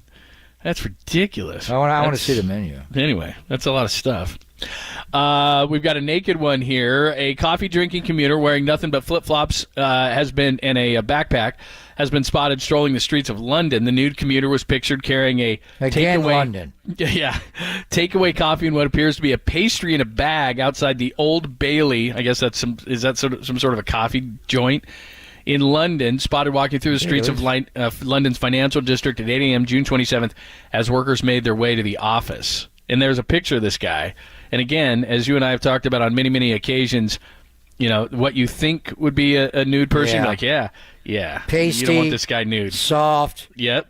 Kind of like the pastry they were balding. serving at the Bailey's. Yeah. And he's just got a coffee, literally, in his left hand, he's got a coffee, and he's got a backpack on, and he's got flip-flops. That's it. You're spoiling Wimbledon for me, John. Ugh. So what? How many per capita? Are there more nudist colonies in the UK? I mean, it seems like every story we talk about where it involves nudes, they're coming from the UK, John. Yeah, we're not as accepting. Now, San Francisco might be a different story because we've had this conversation before. But as a general rule, I just think here, we're kind of like, we're afraid of that kind of stuff. Although I have, so the Brits embrace it more? I think so. I would think that's a fair statement. Seems that way. I don't know. Yeah. I think the rest of the world does. I mean, we get all kind of sophomore. How many nude beaches do we have here? We have in Florida, don't we? We have any nude beaches in California? There's got to be, right? Text line is wide open. I don't know. I've been to one. Well, I told you. In Europe, they love them. It's like, sir, go down there a little bit, would you? No, I've seen them in Europe. Like I said, I've seen them in Hawaii. I stumbled onto an accidental one, and then, and I told you this before. When I was dating after my first marriage, what broke it up was this woman wanted to go to she was a nudist, and she wanted to go, and I was like, look, No. You know, it's kind of like Christmas nude. morning and you're unwrapping your gifts. You do want to unwrap the gifts, do you? Yeah, you want to see. You just don't want the box thrown at you. Exactly. That's a great way to put it.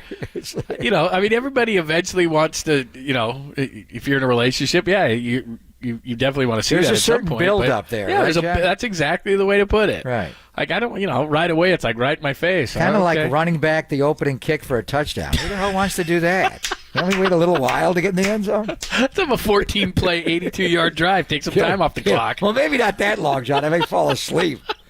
But you do like a little build-up, don't you? Yeah, the mind is powerful. I agree 100%. I don't know. So what did you do when you go? Did you ever go on a date to the Nudist colony with her? No, because she kept saying, like, well, when can you go and what date? I'm like, oh, that's a bad date for me. Tied up this night. That. Oh, I can't go. And then finally, after a while, I ran out of excuses. And I don't know that it was the only reason. Shopping on this night. Exactly.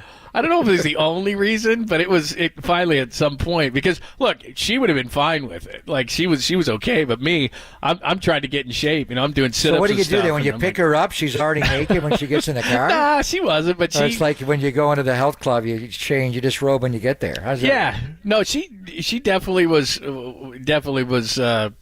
was a lot more free than I was, you know, and she'd just be like, you know, walking around the house that way. But it was always a conversation point, like, when are we going to go up there? When are we going to go up there? And I'm just like, yeah. And what do you wear there? What do you wear, like a bathrobe? What do you, That's a what do you wear? That is true. What would you Are we going to an actual real place afterwards? Yeah. Do I need clothes or what do I got? That's a great point. I don't know what you would do. That's a good question. I'd just be the whole time I'll be thinking to myself, don't look down, don't look down, don't look down. I would just be, I don't know. I'd be very uncomfortable. So trying to think, who's the one Bay Area athlete that had no problem talking to the media completely full money? Oh, man. Who's that guy? You go into locker rooms and clubhouses and rooms more than I do. Yeah, it's, you know what? There's always one guy that just doesn't want to get dressed. Yeah. I'm trying to think. You know, most guys, it's less and less now. It used to be like guys strutting around all the time, but most guys they try to get dressed real quick because there's cameras, there's a ton of people, there's so much media now. Most guys are getting dressed pretty fast. But I do remember, I told you this. I used to do the live mic in the locker room for the Utah Jazz Radio Network, and they'd tell me, okay, this is the player of the game. You got to go talk to him. And the one guy that used to always mess with me was Antoine Carr. Always used to mess. He's a shocker from Wichita State. And he used to, and just to, again, not to be graphic, but he would lotion up while I was interviewing him, and he wasn't lotioning his arms or his shoulders. It was a leg. Wow, is what he was. Antoine, it seemed like the pick and roll was really working well tonight. And he would just have this smile on his face as he's lotioning up, and he just looked at me like, "Can you handle this?" And I'm just like, keep your head up, keep your head up, keep your head up, keep your eyes up, the whole time. That's all I could think. And he thought it was the funniest thing ever, man. It was funny. A weird thing though, going into the locker room. It is. It's totally weird. It's totally weird. Yeah. So anyway. But yeah, nowadays, guys don't strut as much as they used to strut around and hang out. Who's the one guy who would always do it? The gym that I go to, there's a guy that does it, and it's just like, could you not? And he's like 92, and I think he's just like, what do I care? You know, it's like, what do you go, Sharpay? I mean, let's go on, move it along. Jeez. Sharpay. There's a few wrinkles there. All right. There's a couple. We got a giant lineup, John. Oh, we do. Very nice. Casey Schmidt is in the lineup. Really? Hallelujah. Wow. He's been probably who did we talk to today? He said he was working on some stuff. Was that Javi or... Yeah, maybe. Susan Slusser, I think, told us that yesterday. Oh, that's right. He's been working on some stuff. So hopefully we'll do that. All right. We'll give you the full Giants lineup coming up next. And remember, 3:07 for the pregame, 4:07 for first pitch today as Logan Webb goes to the mound. So we'll give you the lineup next before we get out of here. And then, of course, Tolbert and Copes at the top, only here on the Sports Leader.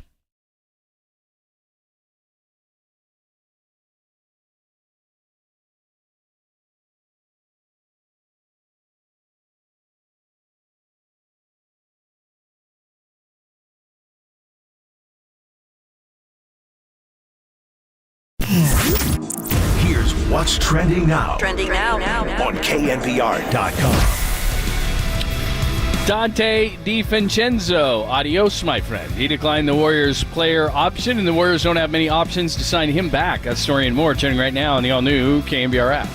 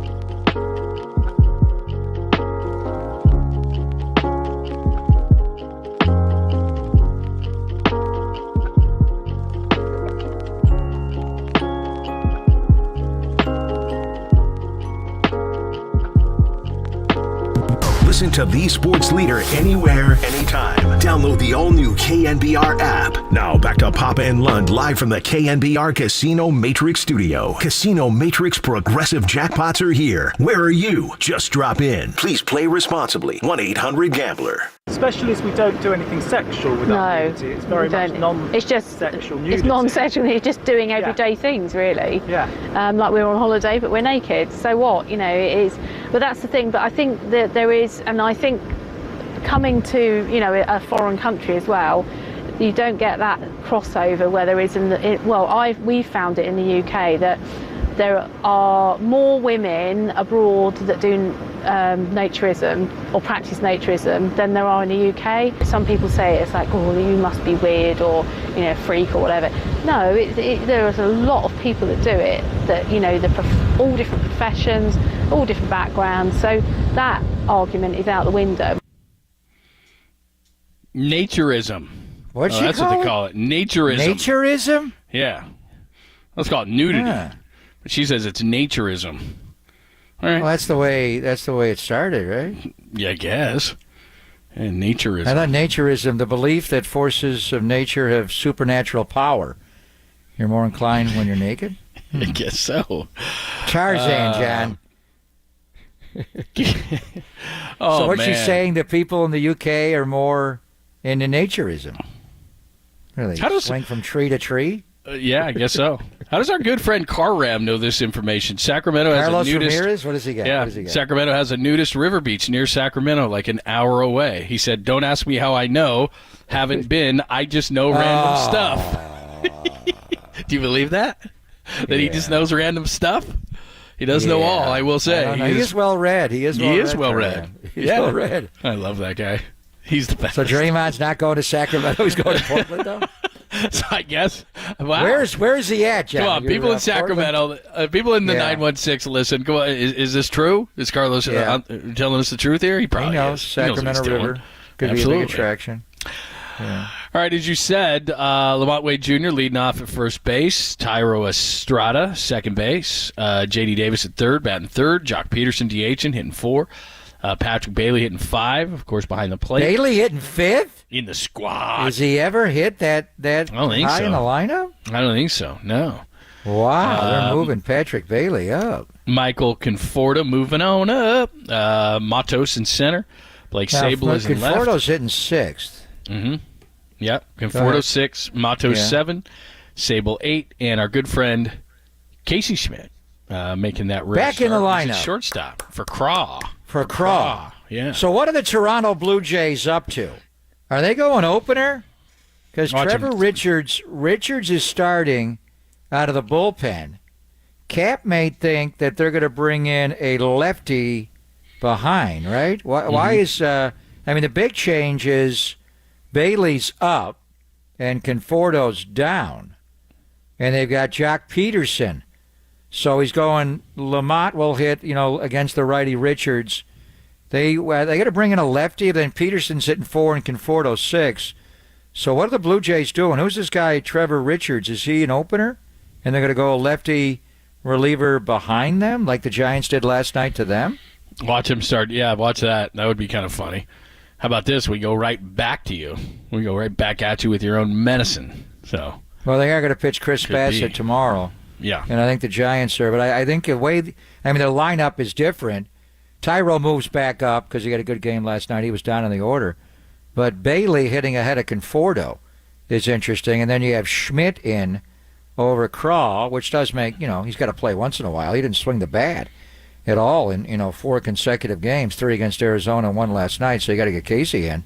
But I think they're anticipating Richards to be a short timer tonight, John, and then they go to maybe a lefty out of the bullpen, huh? Yeah, there you go. What else do we have today? Oh, I forgot to mention this today. Ryan Seacrest named as the new host of Wheel of Fortune. Are you serious? That was quick. Yeah. How many jobs does that guy have? Unbelievable. Well, he left Kelly Ripa in the morning. Yeah. He still does a radio show, I think, and some other stuff. He still does American Idol, but not as much. It's more. No. I think he comes in later in the season to pick the winners. Yeah. So did you also hear Vanna White is in negotiation to come back? Yeah, and what's amazing is, so I read this yesterday.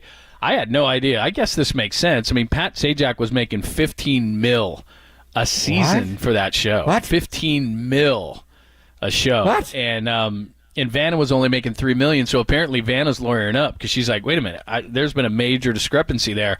And I would. Well, she doesn't have a speaking role until the end. She but just stands there and turns letters. Yeah, but I think I'd tune in more for Vanna than Pat. I mean, if we were just, if we were I don't tune in at all. No, I don't either. But I mean, you watch that show? No, it's been a long time. I mean, after Jeopardy's over, it's time to turn it off. Yeah, I mean, once we figured out how much exactly is all the letters. Seacrest going to get? Is he getting Sajak money? That's what I'm thinking. Like if I'm Seacrest, if Pat was making 15, I mean that's not a bad gig. I think I got to get that. So is he still going to do New Year's Eve? Dick Clark's rocking sure. New Year's Eve. How many jobs does Seacrest have? He's overexposed. Not as many as Michael Strahan, though. No, that's true. But I'd say that if we had a Mount Rushmore of overexposed, he'd be on it. Strahan would be on it. I mean, that'd be, Stephen A-hole. So that means exactly. Stephen A-hole is not going to host Wheel of Fortune? I guess not. Yeah, there was a suggestion. Is he going to do both? Can you imagine? That'd be unbelievable. He would just berate people. How did you not know? She's a porn star. She's a porn star. It'd be crazy. Anyway, so I'm not talking about you, Vanna. Yeah, exactly. Yeah. So is Vanna White, she was there with Pat all these years, was she there with Ralph Bernerska? Going back she must have been because he started it this is amazing to me. He started in 82. She started in 83. Think about that. And then he left a little while to host the Pat Sajak show. Yeah, that didn't go so well. Which was wildly successful. Yeah, that was kind of like the Magic Hour or the Chevy Chase thing. That goes down in history. If not the worst, pretty damn close. There was a roll there, weren't there? One and done. Lord. Remember Joe Buck's show? That lasted a few episodes. Not good. Not as easy as you think, people. Not as easy as you think. You could do it. You did do it. You did like a Chronicle Live. Right. You did one of those. You sat in that chair. I always wanted to be a game show host. Oh, you'd be amazing at it. You'd be the Wily Wizard. You'd be Chuck Woolery. Martindale. You'd be Chuck Woolery, the 2 and 2. I'd be Bob Eubanks. Oh yeah, that's true. My mom swooned over Chuck Woolery, though. You'd be like that. We'll be back in 2 and 2. 2 and 2. So, what do your Portland contacts say about Draymond? I'm texting him right now. I will let you know. Find out. Where's he at? Yeah, there's a couple of places. Are they live streaming? Is he doing a podcast from the Willamette? Oh, I love Portland. LeCobb. Exactly. That's what he's going to do. It's raining, but I love it. All right. Thanks, as always, to Walter and to Danny doing a tremendous job. Great guests, as always. Just go to KNBR.com if you missed anything. Tolbert and Copes, and we will have a report tomorrow on Portland. Tolbert and Copes coming up right now on KNBR AM and FM San Francisco, the sports leader, Cumulus Media Station. You can't always police what your partner is going to do.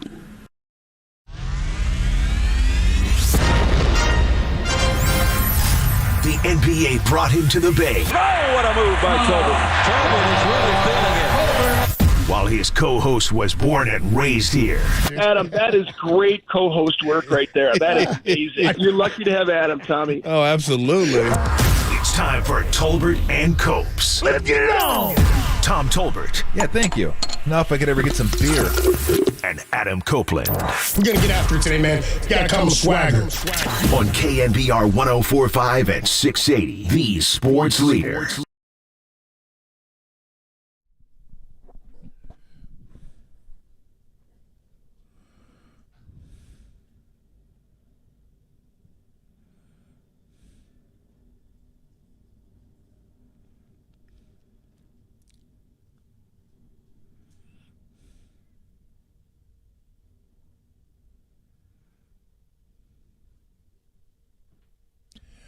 What is shaking? Adam Copeland, Tom Tolbert with you. We're going to be with you for about an hour, then get you ready for the Blue Jays and the Giants. Susan Slusser is going to join us at 2:30.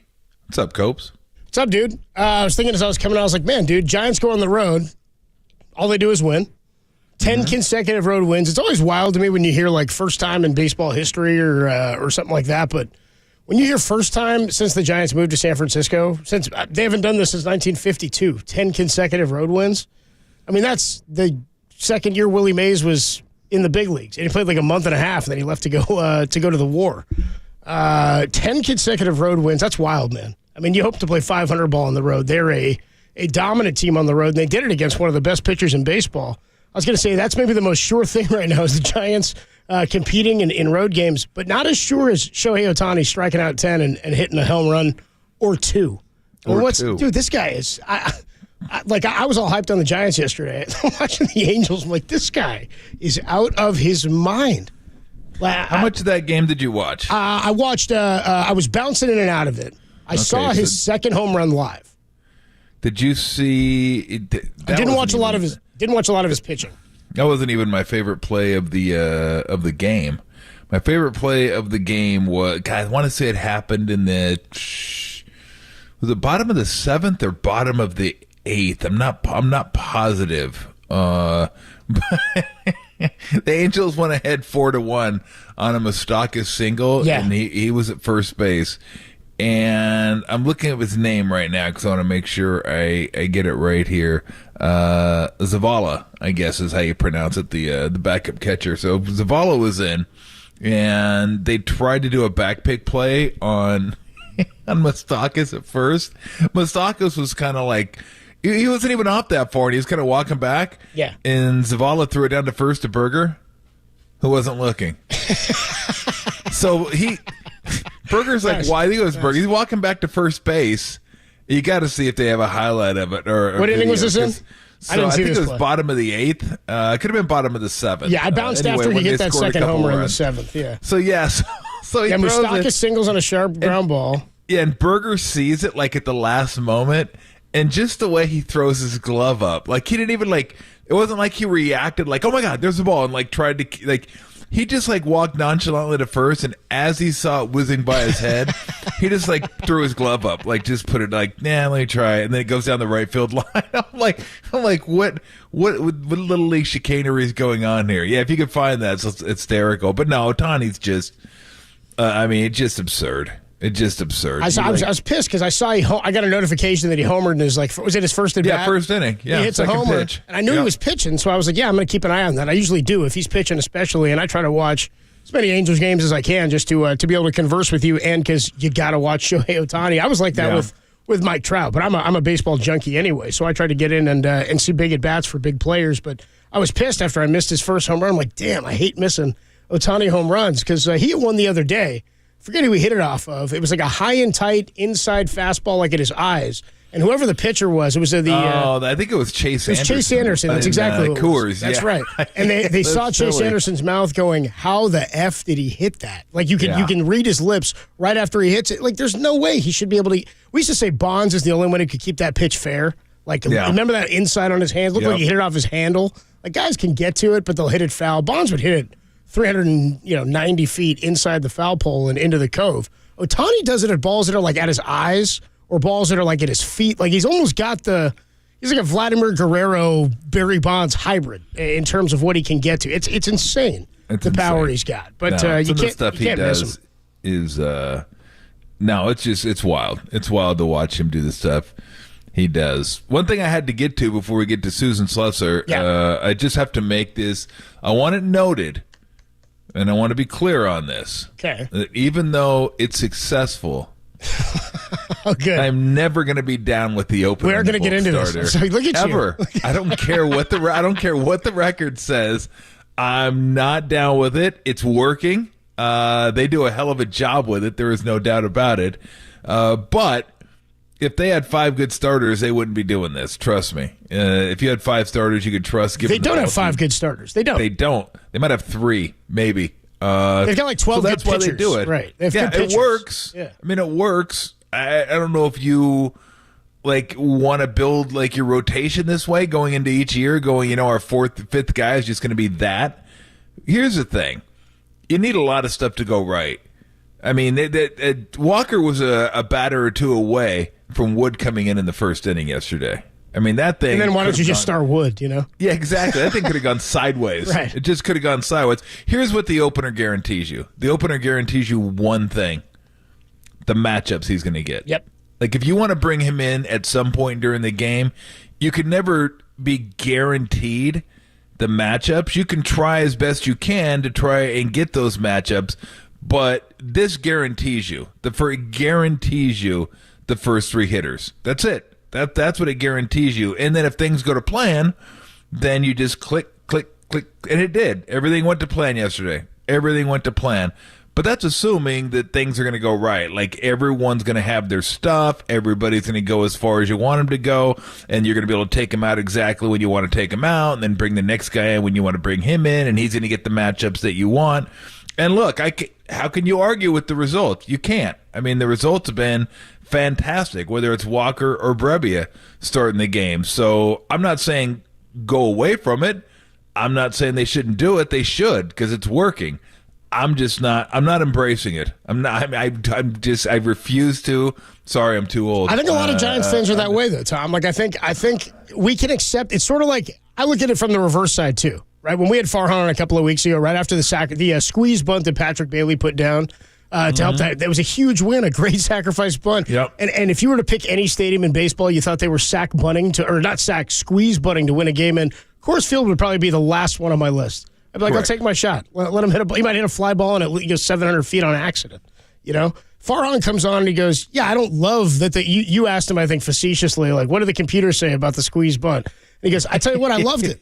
He says, "I don't love it every time. I don't love it when we're have big thumpers up and guys are trying to bunt for a hit. We don't love it when Brendan Belt does it when he's hitting, over 300 or near 300 with 28 homers in a big situation. You don't want that to happen."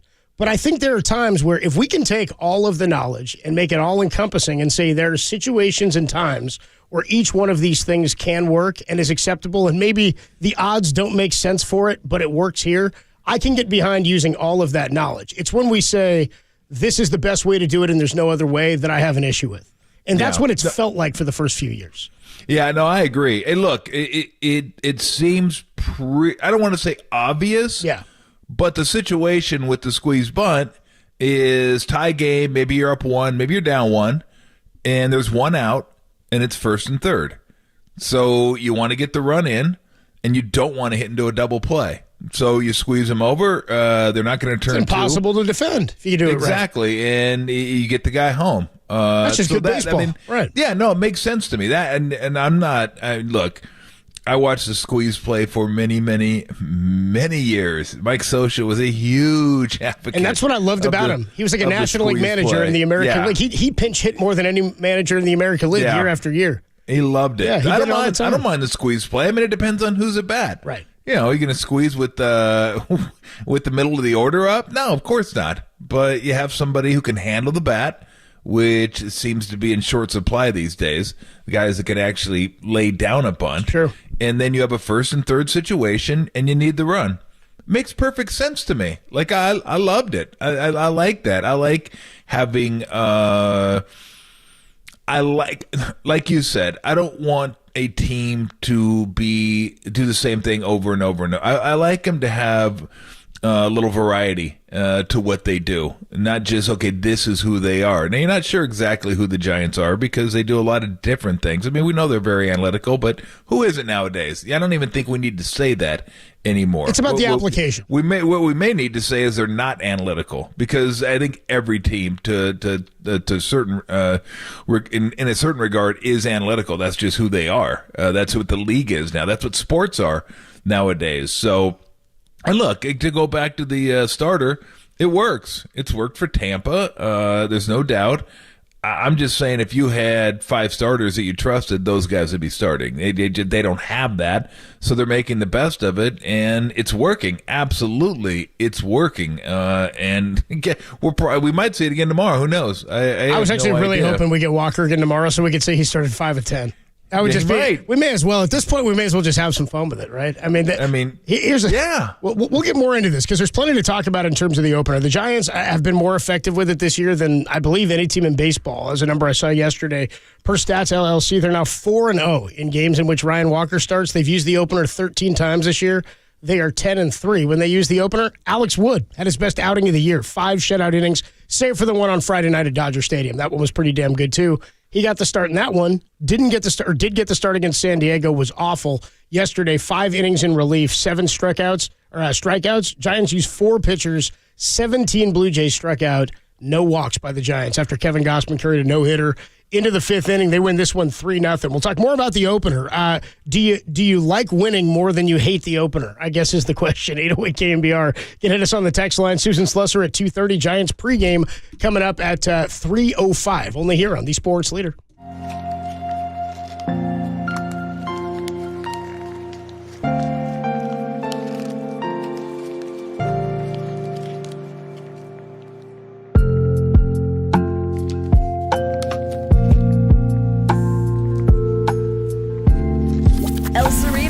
Shout out to you for supporting KNBR, El Cerrito's sports leader.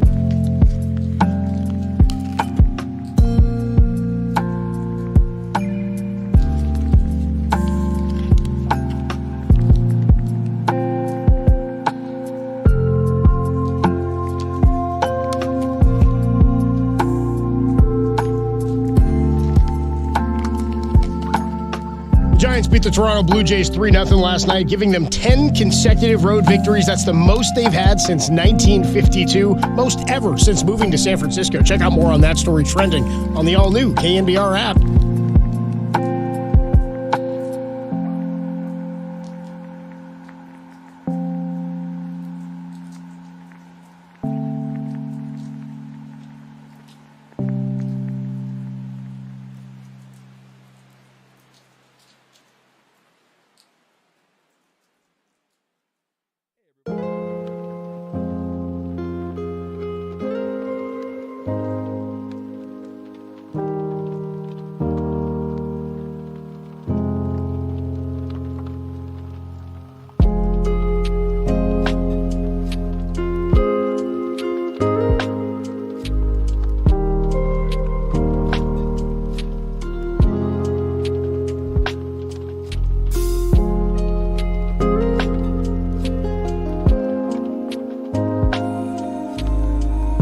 Hey everybody, Mr. T here for Alex Kugelman and the Kugelman Law Team at sftaxteam.com.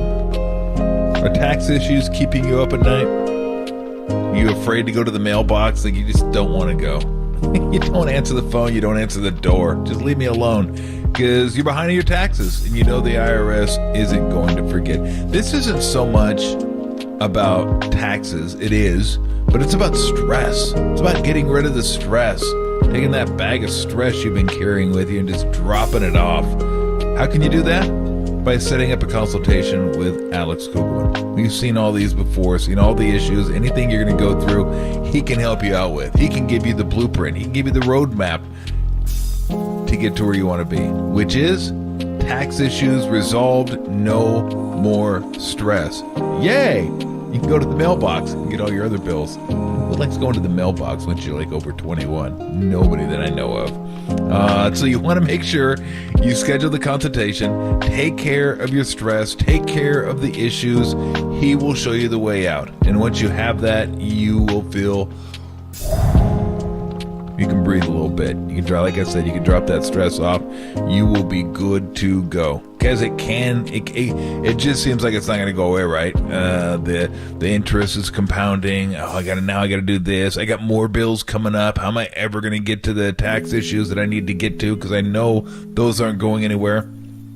Consultation, Alex Kugelman, and the Kugelman Law Team. There you go. Now you have your blueprint. Now you have your roadmap. Now you are good to go. Oh, and by the way, he did my taxes. I didn't have tax issues, but I felt over-prepared. He gave me, here's what we're going to do, here's how we're going to do it, this is what you need to do, boom, bing, boom, done. And it's over. So I know if it's that easy, I know this guy knows what he's talking about, and very personable too, very easy to talk to. So set up your consultation. That's the first step to putting your tax issues behind you. That's the SF Tax Team at sftaxteam.com, or just Google Kugelman, Kugelman, Law. That's Kugelman Law, your tax and crypto attorneys. Alexander Kugelman, managing attorney, 21 Tamil Vista Boulevard, Suite 202, Corte Madera, California, 94925. This paid endorsement does not constitute a guarantee or prediction of results.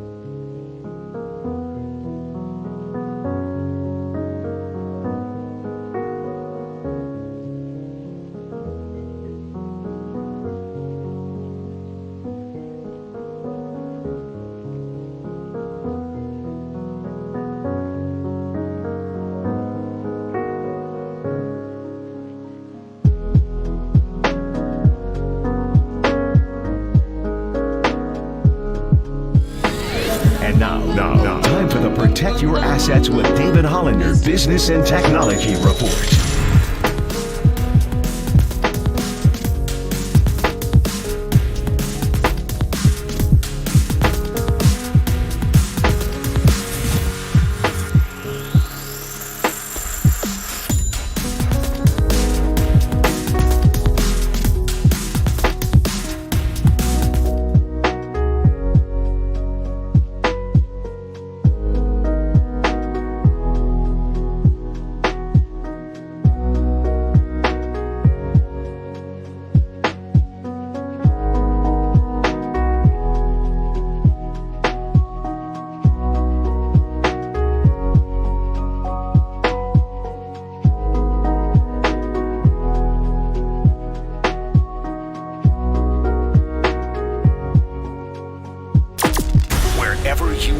We're streaming 24/7 at KNBR.com. This is Tolbert and Copes. Tom Tolbert and Adam Copeland on KNBR 104.5 and 680, the sports leader. Giants 3, Blue Jays nothing. 2 down, nobody on. Last of the night, the pitch. Swing and a miss. He struck it out with a high fastball up on the outside, and he strikes out the side in the 9th inning.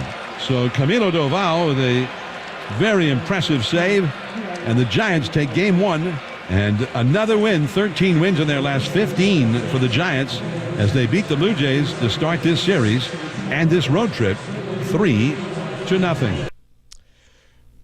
Tolbert and Copes is sponsored by Redwood Credit Union. Start earning cash back on your everyday spending with a Redwood Credit Union free checking account. No monthly fees, no minimum balance, and your debit card earns cash back, travel, and more. Get started at redwoodcu.org/free checking. Federally insured by the NCUA. Camilo Doval hammering it down again for the Giants. I'd imagine he's on his way to the All-Star game.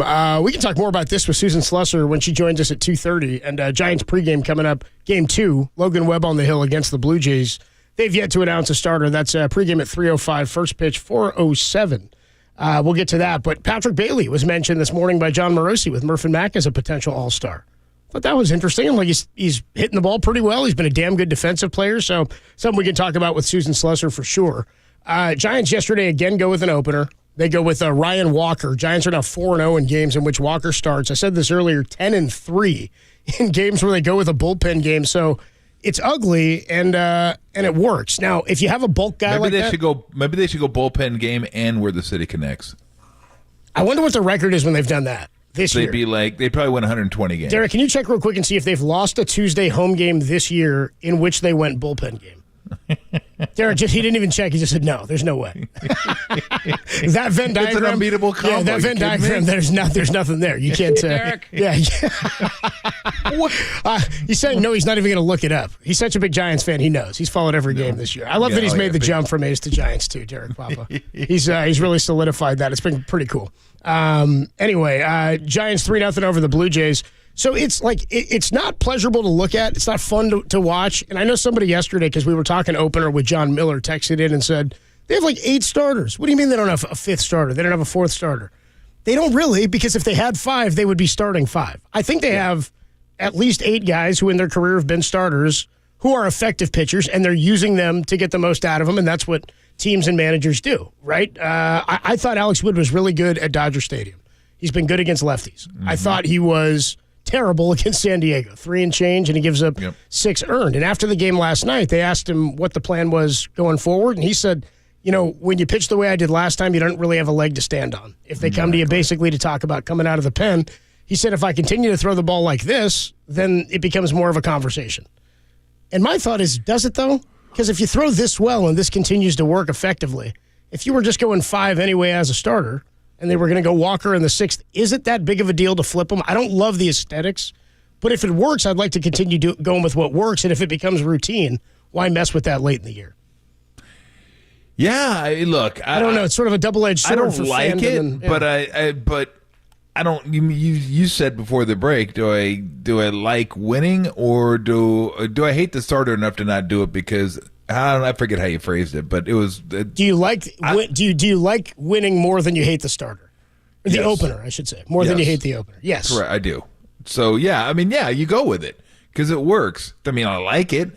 It just doesn't. And again, I think it's out of necessity more than, we have 5 starters, but we're going to do this because we like this better. No. I mean, you do it because you don't have 5 starters. And I think that's why other teams have done it, because there's just not that many quality starters. I'm on like quarterbacking in the NFL. There's just not enough quarterbacks to go around for every team. Yep. There's not enough starters for every team. I mean, what are you looking at? 5 starters, 150 starters. Not 150 quality starters out there. The thing is, it's interesting, is some of the best teams in the league are doing it. The Giants are doing it. The Tampa Bay Rays have done it for two a of the long 3 time. most bullpen innings Now, in baseball. Those two. yeah, exactly. So they do it, and look, they know how to do it. They figured out a way to piece it together. I mean, I said the reason I don't love it, because you're hoping everything goes right, and you're hoping everybody has their stuff.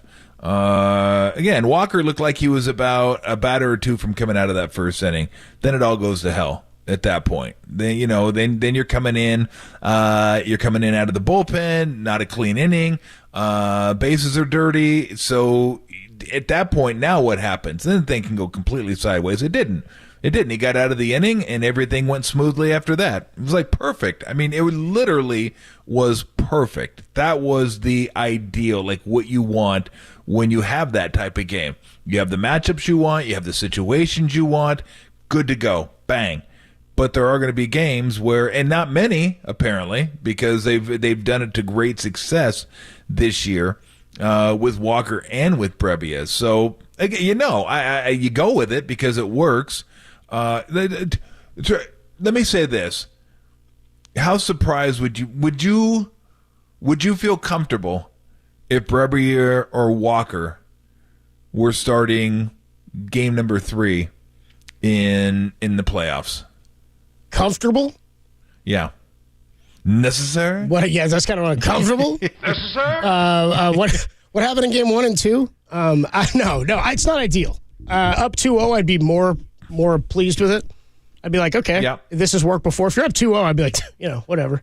Depending on what if it's 1-1 or 0-2? Yeah, I'm not feeling great about it. I mean, again, what are the other options? Is the other option like Anthony DeSclafani? Is it go opener here and then go with Alex Wood? And then I don't feel great if those are probably your 2 options right now. Because you're probably Wood or Wood. Because Cobb and Webb will be your number 1 and 2. And then it's how is Stripling throw him when he gets back? We'll see. But as it stands right now and what we know about this team, that might be your 3rd best option right now. Maybe it might be, and it's a great question. City Connects, you can't lose. You can't lose, dude. I mean, it's a great. Who cares? I don't care who we're facing. We win. We get to the playoffs. I don't really want City Connects. The other team may not even show up. They may just go. You kidding me? They City Connects and going starter and Ryan Walker starting. Yeah, we're just going to bang this game. You got it. Are we going to have a debate here on the Sports Leader before Game 3 about is it Brebbia or Walker? I'm like arguing you. Like, dude, no, start Walker, man. You're like, Brebbia is the far better opener, dude. Don't forget about Alexander. Yeah, there's like a bunch of opener names to get in the mix there. So that would be. But here's the difference, and I know we got to run for Susan, but it's not. I accept it. Yeah. I'm just not going to embrace it. Fair enough. And I wonder if fans feel the same way. Like, acknowledge it. Maybe some of the younger fans can embrace it. Again, people probably understand. I grew up in an era where guys took the ball, went 7, 8, sometimes even 9. They actually went 9. Me too. I'm right here. It wasn't a huge deal. Let's come game 1. Can we get 15 Ks? So, Tim, you were there. What the hell? I just think if you have starters, I'd rather have the starters go, because look, if the starters have better stuff. If they didn't, they'd be in the bullpen. Yeah. And the guys out of the bullpen would be starting. And they make more money. By definition, they're better. They have better stuff. They have more pitches. So I want those guys starting the game. Again, by definition, you're not starting your best. Maybe you could say, well, Walker's as good as anybody on the team for an inning. Maybe, I guess you can make that argument, and maybe you can make the argument Rogers is as good as anybody we have on the team if we can find that certain slot we want to put. Okay, I mean, some ground balls, yeah, I get by that. But again, when you start piecing stuff together and there are more pieces to it, there's a chance one of the pieces could falter, and then where do you go? Because when it doesn't work perfect, and I know they have contingency plans, it's a given. They already know what they're going to do in all these situations. It's not like Kapler walks into the game going, man, if this breaks down, I have no idea what the hell I'm doing. Like, they've thought about all this stuff. If it breaks down here, and this guy's up, and this part of the order's up, here's what we go with. If it's here, this part of the order, here's what we go with. And they have it all they have it all planned out, so they're prepared for everything. But again, more things have to go right. And when you have more pieces, there is a chance something could go wrong. It really hasn't this year. It's worked great for him. So again, I accept it. I know that's baseball nowadays. It's just, I would rather have a starter. I guess I have to come to grips with the fact there isn't as many starters out there. There's just not as many of them. So this is the best way to go about business, and for business has been good for the Giants. Let's just say that. Yeah, 10-3 when they use an opener. Logan Webb, a starting pitcher, gets the ball today, 7-6 with a 3.16. But the starter for the Blue Jays, an opener, Trevor Richards. We'll talk to Susan Slusser about this. On the other side, can't get away from the opener. It's Tolbert and Copes. Giants baseball coming up pregame at 3:05. Susan Slusser is next on the Sports Leader.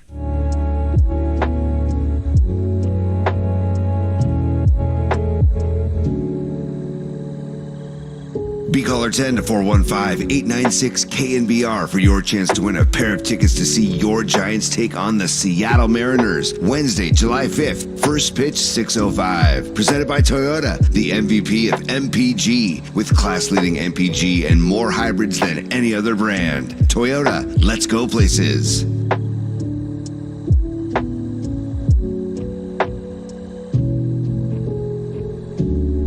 Hey, what's going on, everybody? Adam Copley here talking about one of my favorite places, Furlong Vision Correction, down in San Jose. It's where I had my LASIK vision procedure done. The reason I like talking about it, it's something I experienced. It's something I went through. It's something that changed my life. I used to wear glasses, used to wear contacts. Didn't mind the glasses quite as much until we got to COVID. I had to start wearing the masks. The contacts have always irritated me. I get hay fever, I get bad allergies, stuff like that. Windy here in San Francisco, windy nights. You hate putting them in the morning, having to take them out at night.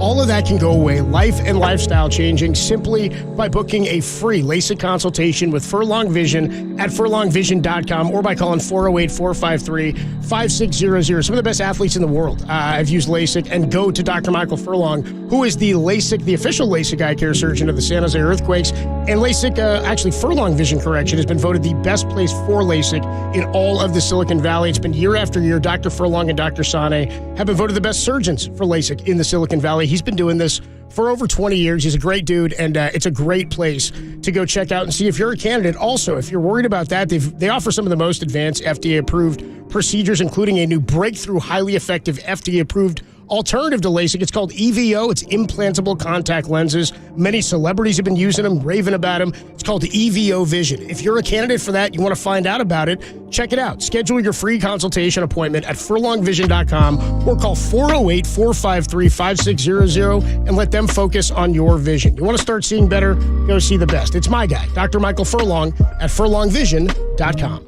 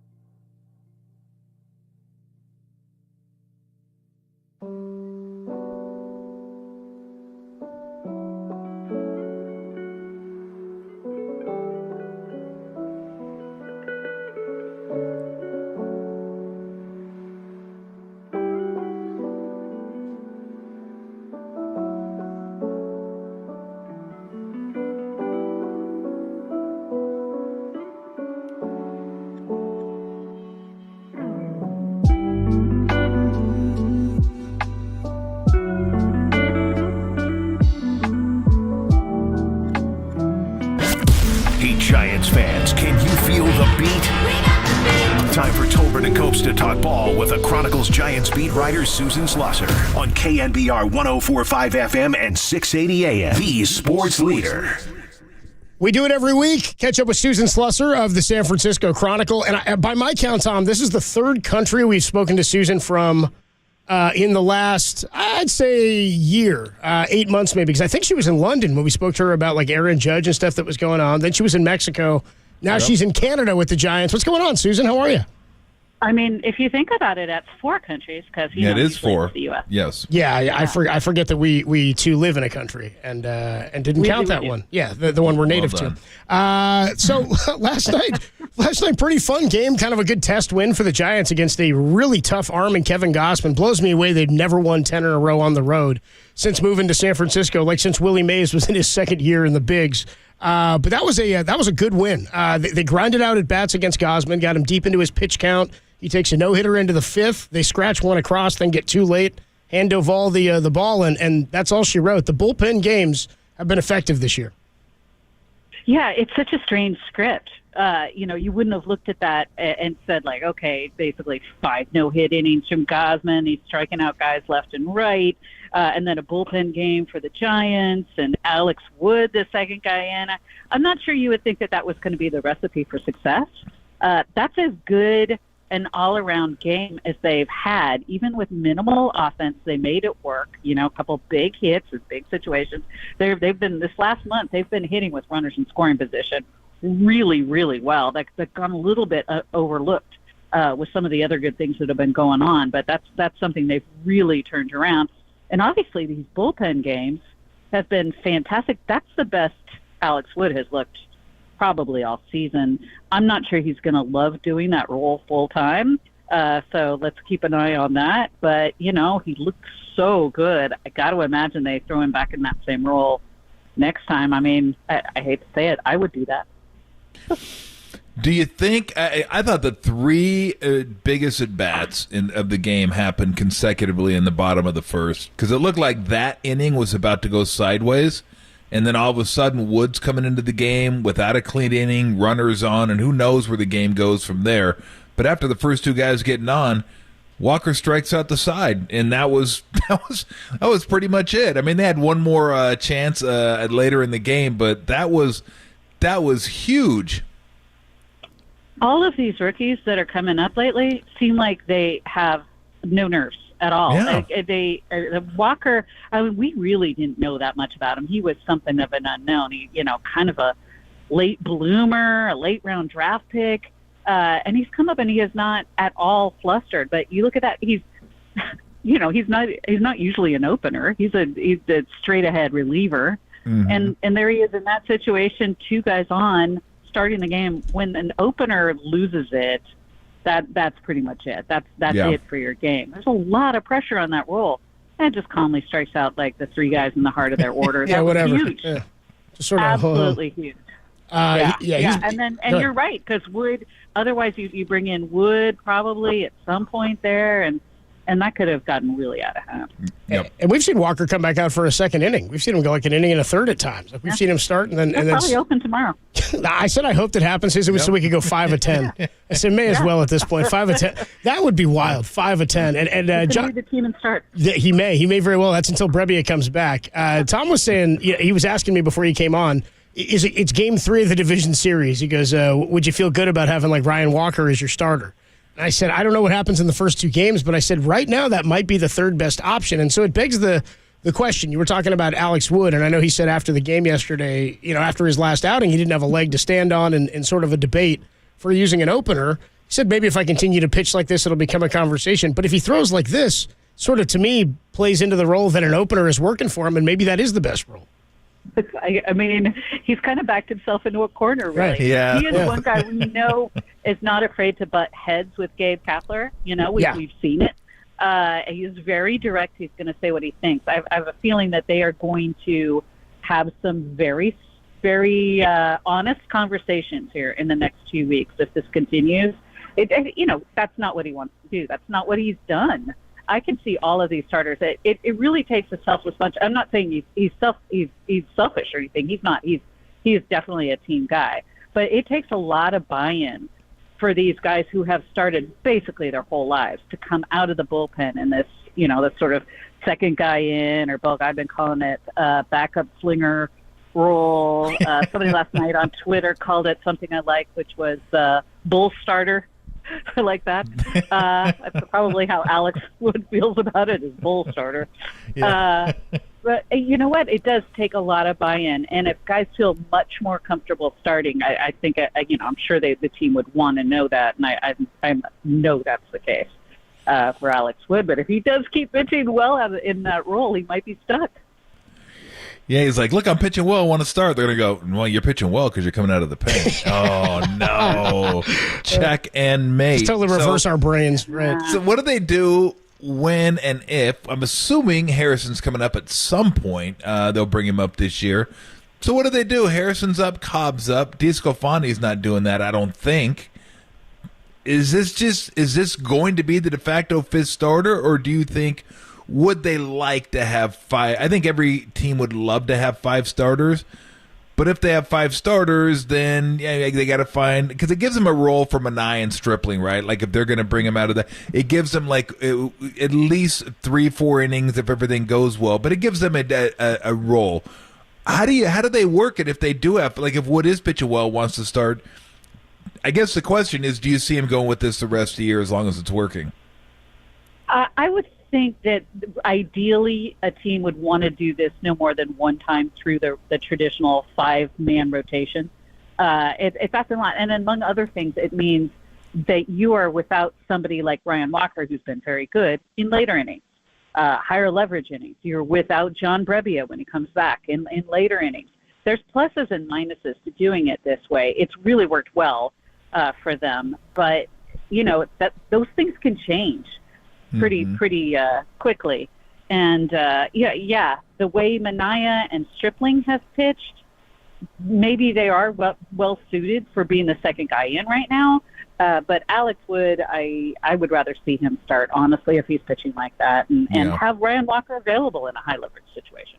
Another minute here with Susan Slusser. Giants and Blue Jays game 2 coming up at 4:07 here local time, 3:05 pregame, and Logan Webb is going to take the ball today. Just a quick one here. John Morosi was on with Murph and Mac this morning, and he had suggested that Patrick Bailey could be getting All-Star game consideration. It's not a lot of great catchers around baseball. He's held his own. I mean, you talk about the poise and the lack of nerve. He's like the lack of nerve these guys have, where it just seems like they're cold as ice out there. And he's playing every day. I think it would be an awesome thing if he got a nod. I don't know if he would get the consideration. But what do you think about that? Where he's playing among other National League catchers? I would be stunned because he just has so little time. Sure. It's been about a month, little over a month. But man, I would love it if they certainly gave him consideration, and they should, because he has been phenomenal. He is so smart, both behind the plate and at bat. He seems like he carries that knowledge of everything he's doing when he's catching a guy to the plate, when he's hitting, and that I was not expecting. The rep was not that he was going to come up and hit the way he has. He's a great two-strike hitter. The arm is phenomenal. He calls a game as well as anybody we've seen here for a while, maybe with the exception of Buster, but he's on it. And you can't argue with their record in his games. Like, they're 19-8 with him behind the plate now. At some point you stop going like small sample size, or, that's a meaningless stat or whatever. And it certainly means something. Look what the pitching staff is doing with him, particularly in these bullpen games, which are challenging for catchers. They really are. I would love it if it gets considered. I'd be surprised, and the Giants certainly have some guys who have put together very strong all-star seasons. Camilo Duvall has to be on that team as far as I'm concerned. And I really think Lamont Wade deserves a very, very strong look, among others, and J.D. Davis, of course. Yeah, they've been fantastic. Hey, real quick, I know we're going to run, but real quick, I got to ask you, do you think they'd lose a game if they went starter or opener in their City Connects? Could they be beaten? With Bailey catching. With Pat Bailey behind the plate, unbeatable. Do that. Every City Connects, Bailey behind the plate. Can they wear those City Connects on the road? Oh, they just win all the road games anyway. So. They just win them all anyway. Don't worry about the road. We got that handled. It's the new Spawn and Sane and Pray for Rain. City Connect and go with the opener. Susan, have a great time. We will talk to you next week. Fantastic. Thanks, guys. Great stuff there. Susan Slusser does a great job covering the Giants for the Chronicle. By the way, Bailey entering today. So, yeah, he's only played 30 games. There are 19-8 in games that he starts at catcher. 111 plate appearances. He's got 103 at-bats. He enters today hitting .320 with a .349 OBP and .883 OPS. Again, small sample size. He's got 175 fewer plate appearances than Lamont Wade, but they have the exact same OPS plus, which is pretty cool. 830 or 883 is where he's at. like it. JD Davis. How about this one? Fantastic. How about City Connect and Road and then go to the commode? How about that? City Connect Road, go to the no, that's not go to the commode. No, you're looking for the Spawn saying pray for rain? Yeah. I did go Lincecum Kane and pray for rain for about a year, and then we didn't have to because then it was just then Bumgarner showed up and that was it. It was no big deal. There's just not a lot of odes out there that. No, so you have to flip them. You have to flip them. Yeah, we'll come up with something. We got all summer. 510, by the way, on the Cash Creek text line says we were talking about the opener, and you said back in my day, guys would throw complete games. Dude checks in says Gaylord Perry had 29 complete games in 1972 and 1973. Dude had 58 complete games over 2 seasons. That's unreal. That's almost as many starts as Ryan Walker will have this year. Exactly. Quick check on what's going on in the NBA because this became news yesterday. How does Draymond Green's future impact Damian Lillard's decision to stay in Portland? We'll tell you about that next. It's Tolbert and Copes, only here on the Sports Leader.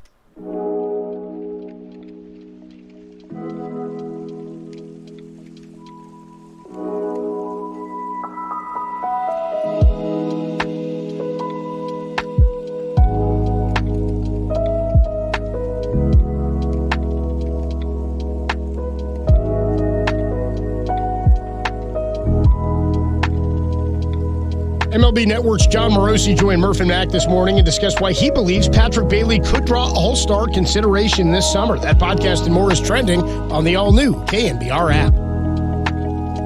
Hey, what's going on, everybody? Adam Copeland back here. My good friend Steve Moskowitz is hanging out on the line. And, Steve, we talk every day. We talk about the ERC. We talk about if you can't pay your taxes or if you forgot to file. But people can just call you for any tax questions or tax needs. Isn't that right? Absolutely. There's all kinds of things that come up. Tax planning. Suppose you're thinking about doing a transaction. The last thing in the world you want to hear from the person that does your taxes is, oh, too bad you did it that way. It can be something from a lawsuit. Is it taxable or not? Business planning you're doing. And, of course, all the things that we talk about all the time, we've been doing for years, like unfiled tax returns or not being able to pay your taxes or the ERC and lots of other things. The bottom line is if it's tax, just call us. We'll tell you about it, and then you can take the best possible tax position. Thanks so much, Steve. Let Steve take care of it for you. If you got questions, give him a call, 1-888-TAX-STEAL, or you can find him online at MoskowitzLLP.com.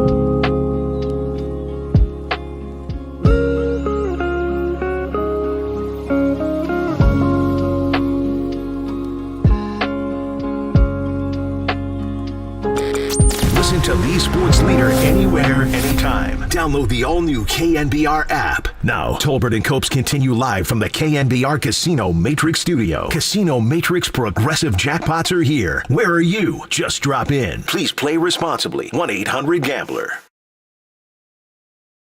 This was the meeting that a lot of the league was watching to see if Damian Lillard requested a trade, and he absolutely did not. In fact, from what I understand, the tenor of the meeting was that he doesn't want to put pressure on the Blazers, that he wants to see what they do in free agency, and he's going to give them that time to do that. So this is an interesting strategy move. He said at the end of the season, get me veterans. The draft came and went, no veterans. He's still not pressing, from what I have been told, that he is still going to give the Blazers every opportunity to work through this free agency process this week, whether it's through trades or signing players. Now, I will tell you that this is going to potentially cause some teams that were going to make offers for him to have to move on with business. They were waiting to see whether Dame Lillard was going to be on the market before they started to make moves this week. Now some teams are going to have to make a decision, either go forward or wait around. Lillard is going to wait around. That's a lot of words from Brian Windhorst to say he met with the Blazers and nothing happened. Correct. I mean, it's basically what he told us. I love, too, when they're like, yeah, he's the thought was that he's demanding that they go get veterans, and they didn't get veterans, but he's okay. So then it wasn't a demand. There was no feet to the fire. As it relates to Draymond Green, so the latest is the statement from Portland GM Joe Cronin after he met with Damian Lillard on Monday. He said, I met with Dame and his agent Aaron Goodwin this afternoon. We had a great dialogue. We remain committed to building a winner around Dame. Well, okay, you remain committed. Go do it. Let's get him some pieces then. I'd love to see Dame compete for a championship. Sam Amick, our buddy at The Athletic, then reported that Lillard's interest in going to the Heat, well, he is interested still in going to the Heat, but is willing to see if what the Trailblazers do in free agency. He's asked that they re-sign Jeremy Grant and that they sign Draymond Green. Now, it's fine that he asked that, but then according to reports, Draymond is going to meet with Damian Lillard in Portland tonight. How about that? Yeah. So for what we thought was going to be an offseason of just sort of Kings and maybe Lakers or a couple of other teams involved in him, Portland has won another one in your conference with a big centerpiece in Damian Lillard, where I don't know if he makes them a championship competitor, certainly makes them a dangerous team. It certainly, no, I don't think it makes him a championship competitor, but it makes I get what it does for Dame and for his thought in wanting to stay. It also is, addition by subtraction for them and the Warriors. Yeah, I would say this, that I'm shaking my head. No, it does not. But I need to see Scoot Henderson. Maybe he's really, really good. And if that's the case, then maybe that changes the dynamics. But look, Portland blew it like 8 years ago. Yeah, they could have got rid of McCollum. Yep. They waited too long. They gave him a contract and then waited. Yeah, way too long to let him go because he was really good. And they could have got more for him. It just that wasn't going to work, and it didn't. I said this last week. Once you get to free agency, you never know what could happen. Like, we assume Draymond's coming back. I still think he is coming back, but you don't know who moves he's who. a free agent. Yeah, we don't know what happens. Talk to somebody and, wait a minute. Okay, that's interesting. Maybe the Kings say, screw it. Let's give him 4 years. Like $120 million. What are you going to do? Now what are the Warriors going to do? Are they going to be good with the fourth year? Like, do they want to do that? Probably not. Oh. So when you go to free agency, goofy stuff can happen. Now, I don't know that would intrigue him going there. I still don't think it's a championship team. I don't know who they'd have to get rid of to free up enough cap space even to sign him. That's what I would need to know. Like, okay, who do they have to let go? Who do they have to trade to get him? And then what does the team look like? So we know the Kings would have to, what'd you say, renounce Harrison Barnes and one other player. Trey Lyles, I think it was. No, I read they could keep Trey Lyles because that's only going to save him like $2 million. It was one other player. There's another player there. But it still would be a really good team because you'd have Sabonis, you'd have Fox, you'd have Murray.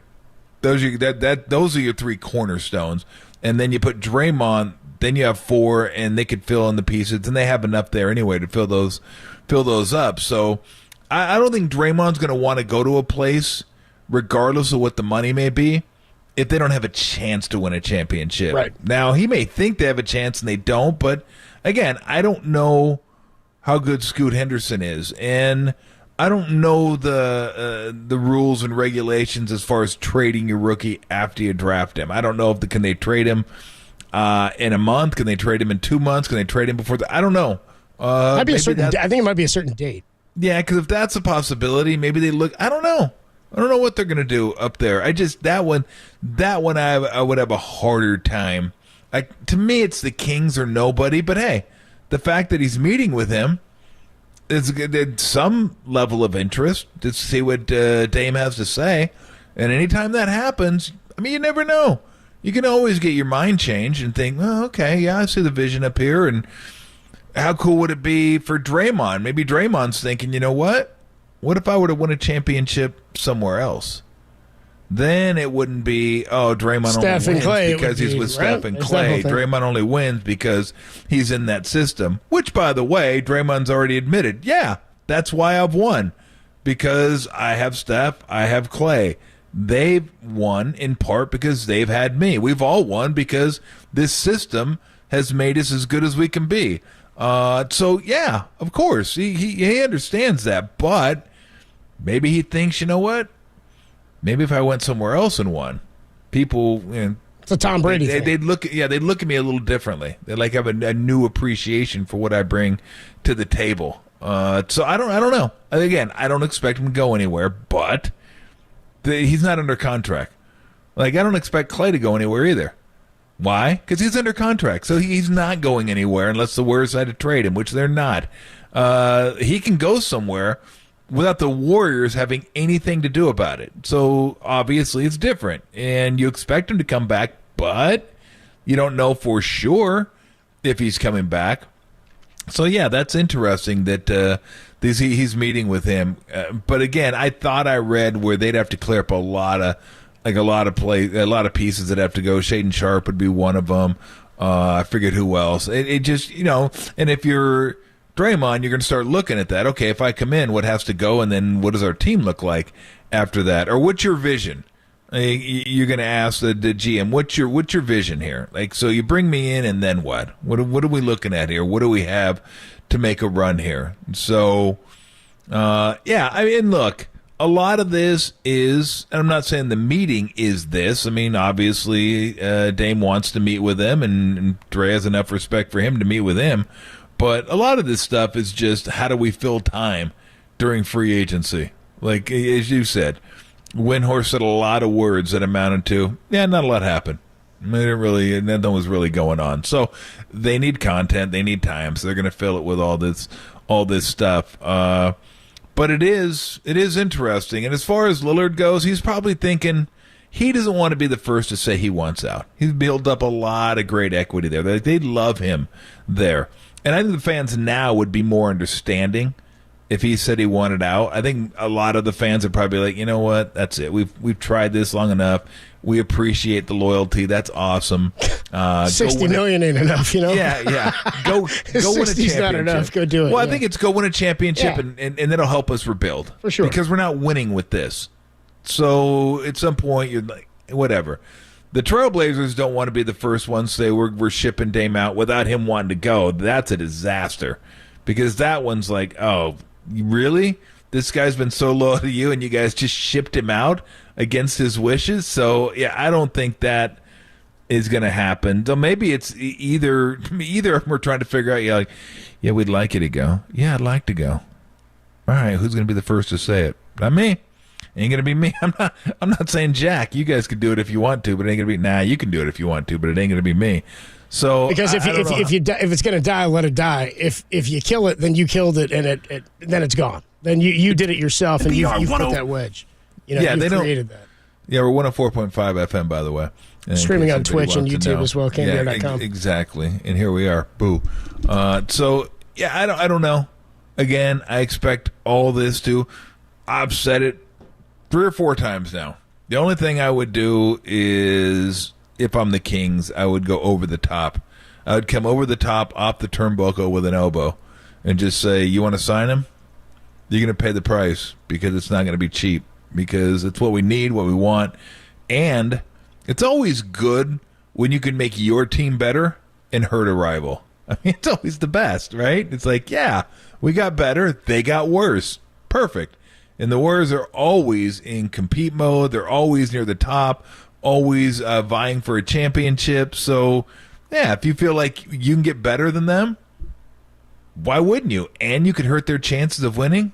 Why wouldn't you? And that's really my concern. That's what I think is the more likely scenario. Is that he speaks to several teams and then they make offers that make it uncomfortable, because almost as good as pulling apart that trio of Draymond, Steph, and Clay would be making it real tough for the Warriors to keep them and add anything else, or make it a deal that makes it tough for them to compete down the road beyond the next year or two. And that's really what I think free agency is ultimately going to do. I'm not worried about him leaving. I'm worried about what it's going to cost to keep him and for how many years. Look, they can afford whatever. Yeah, because they can get out from underneath the Chris Paul contract next year. It's not about this year. It's about 3 years from now that I'm worried about. Exactly. So we'll see. Again, I'd be surprised if he wasn't here. But yeah, once you get to free agency, you never know what's going to happen. All right, coming up, we're going to get you ready for the Blue Jays and the Giants. Want to thank Susan Slusser for joining us. Yeah, let's do it. Let's do it. Come on, and let's thank Logan Webb for starting. Thanks, Logan. Because guess what? Logan's a starter, and he's a real and he's gonna. I don't want to say how many innings he's gonna go, but if all goes well, he'll go 6-7 innings. That's what starters do. Shout out Gillard Perry's 58 CGs and 72 and 73. Also, just putting it out there. Absolutely insane. Invite a Blues MVP. Thank you very much to Derek. Thank you very much to Tim. Nice job, guys. Coming up, Blue Jays. Giants here on the Sports Leader. Take it away, Dirk. Oh, my God.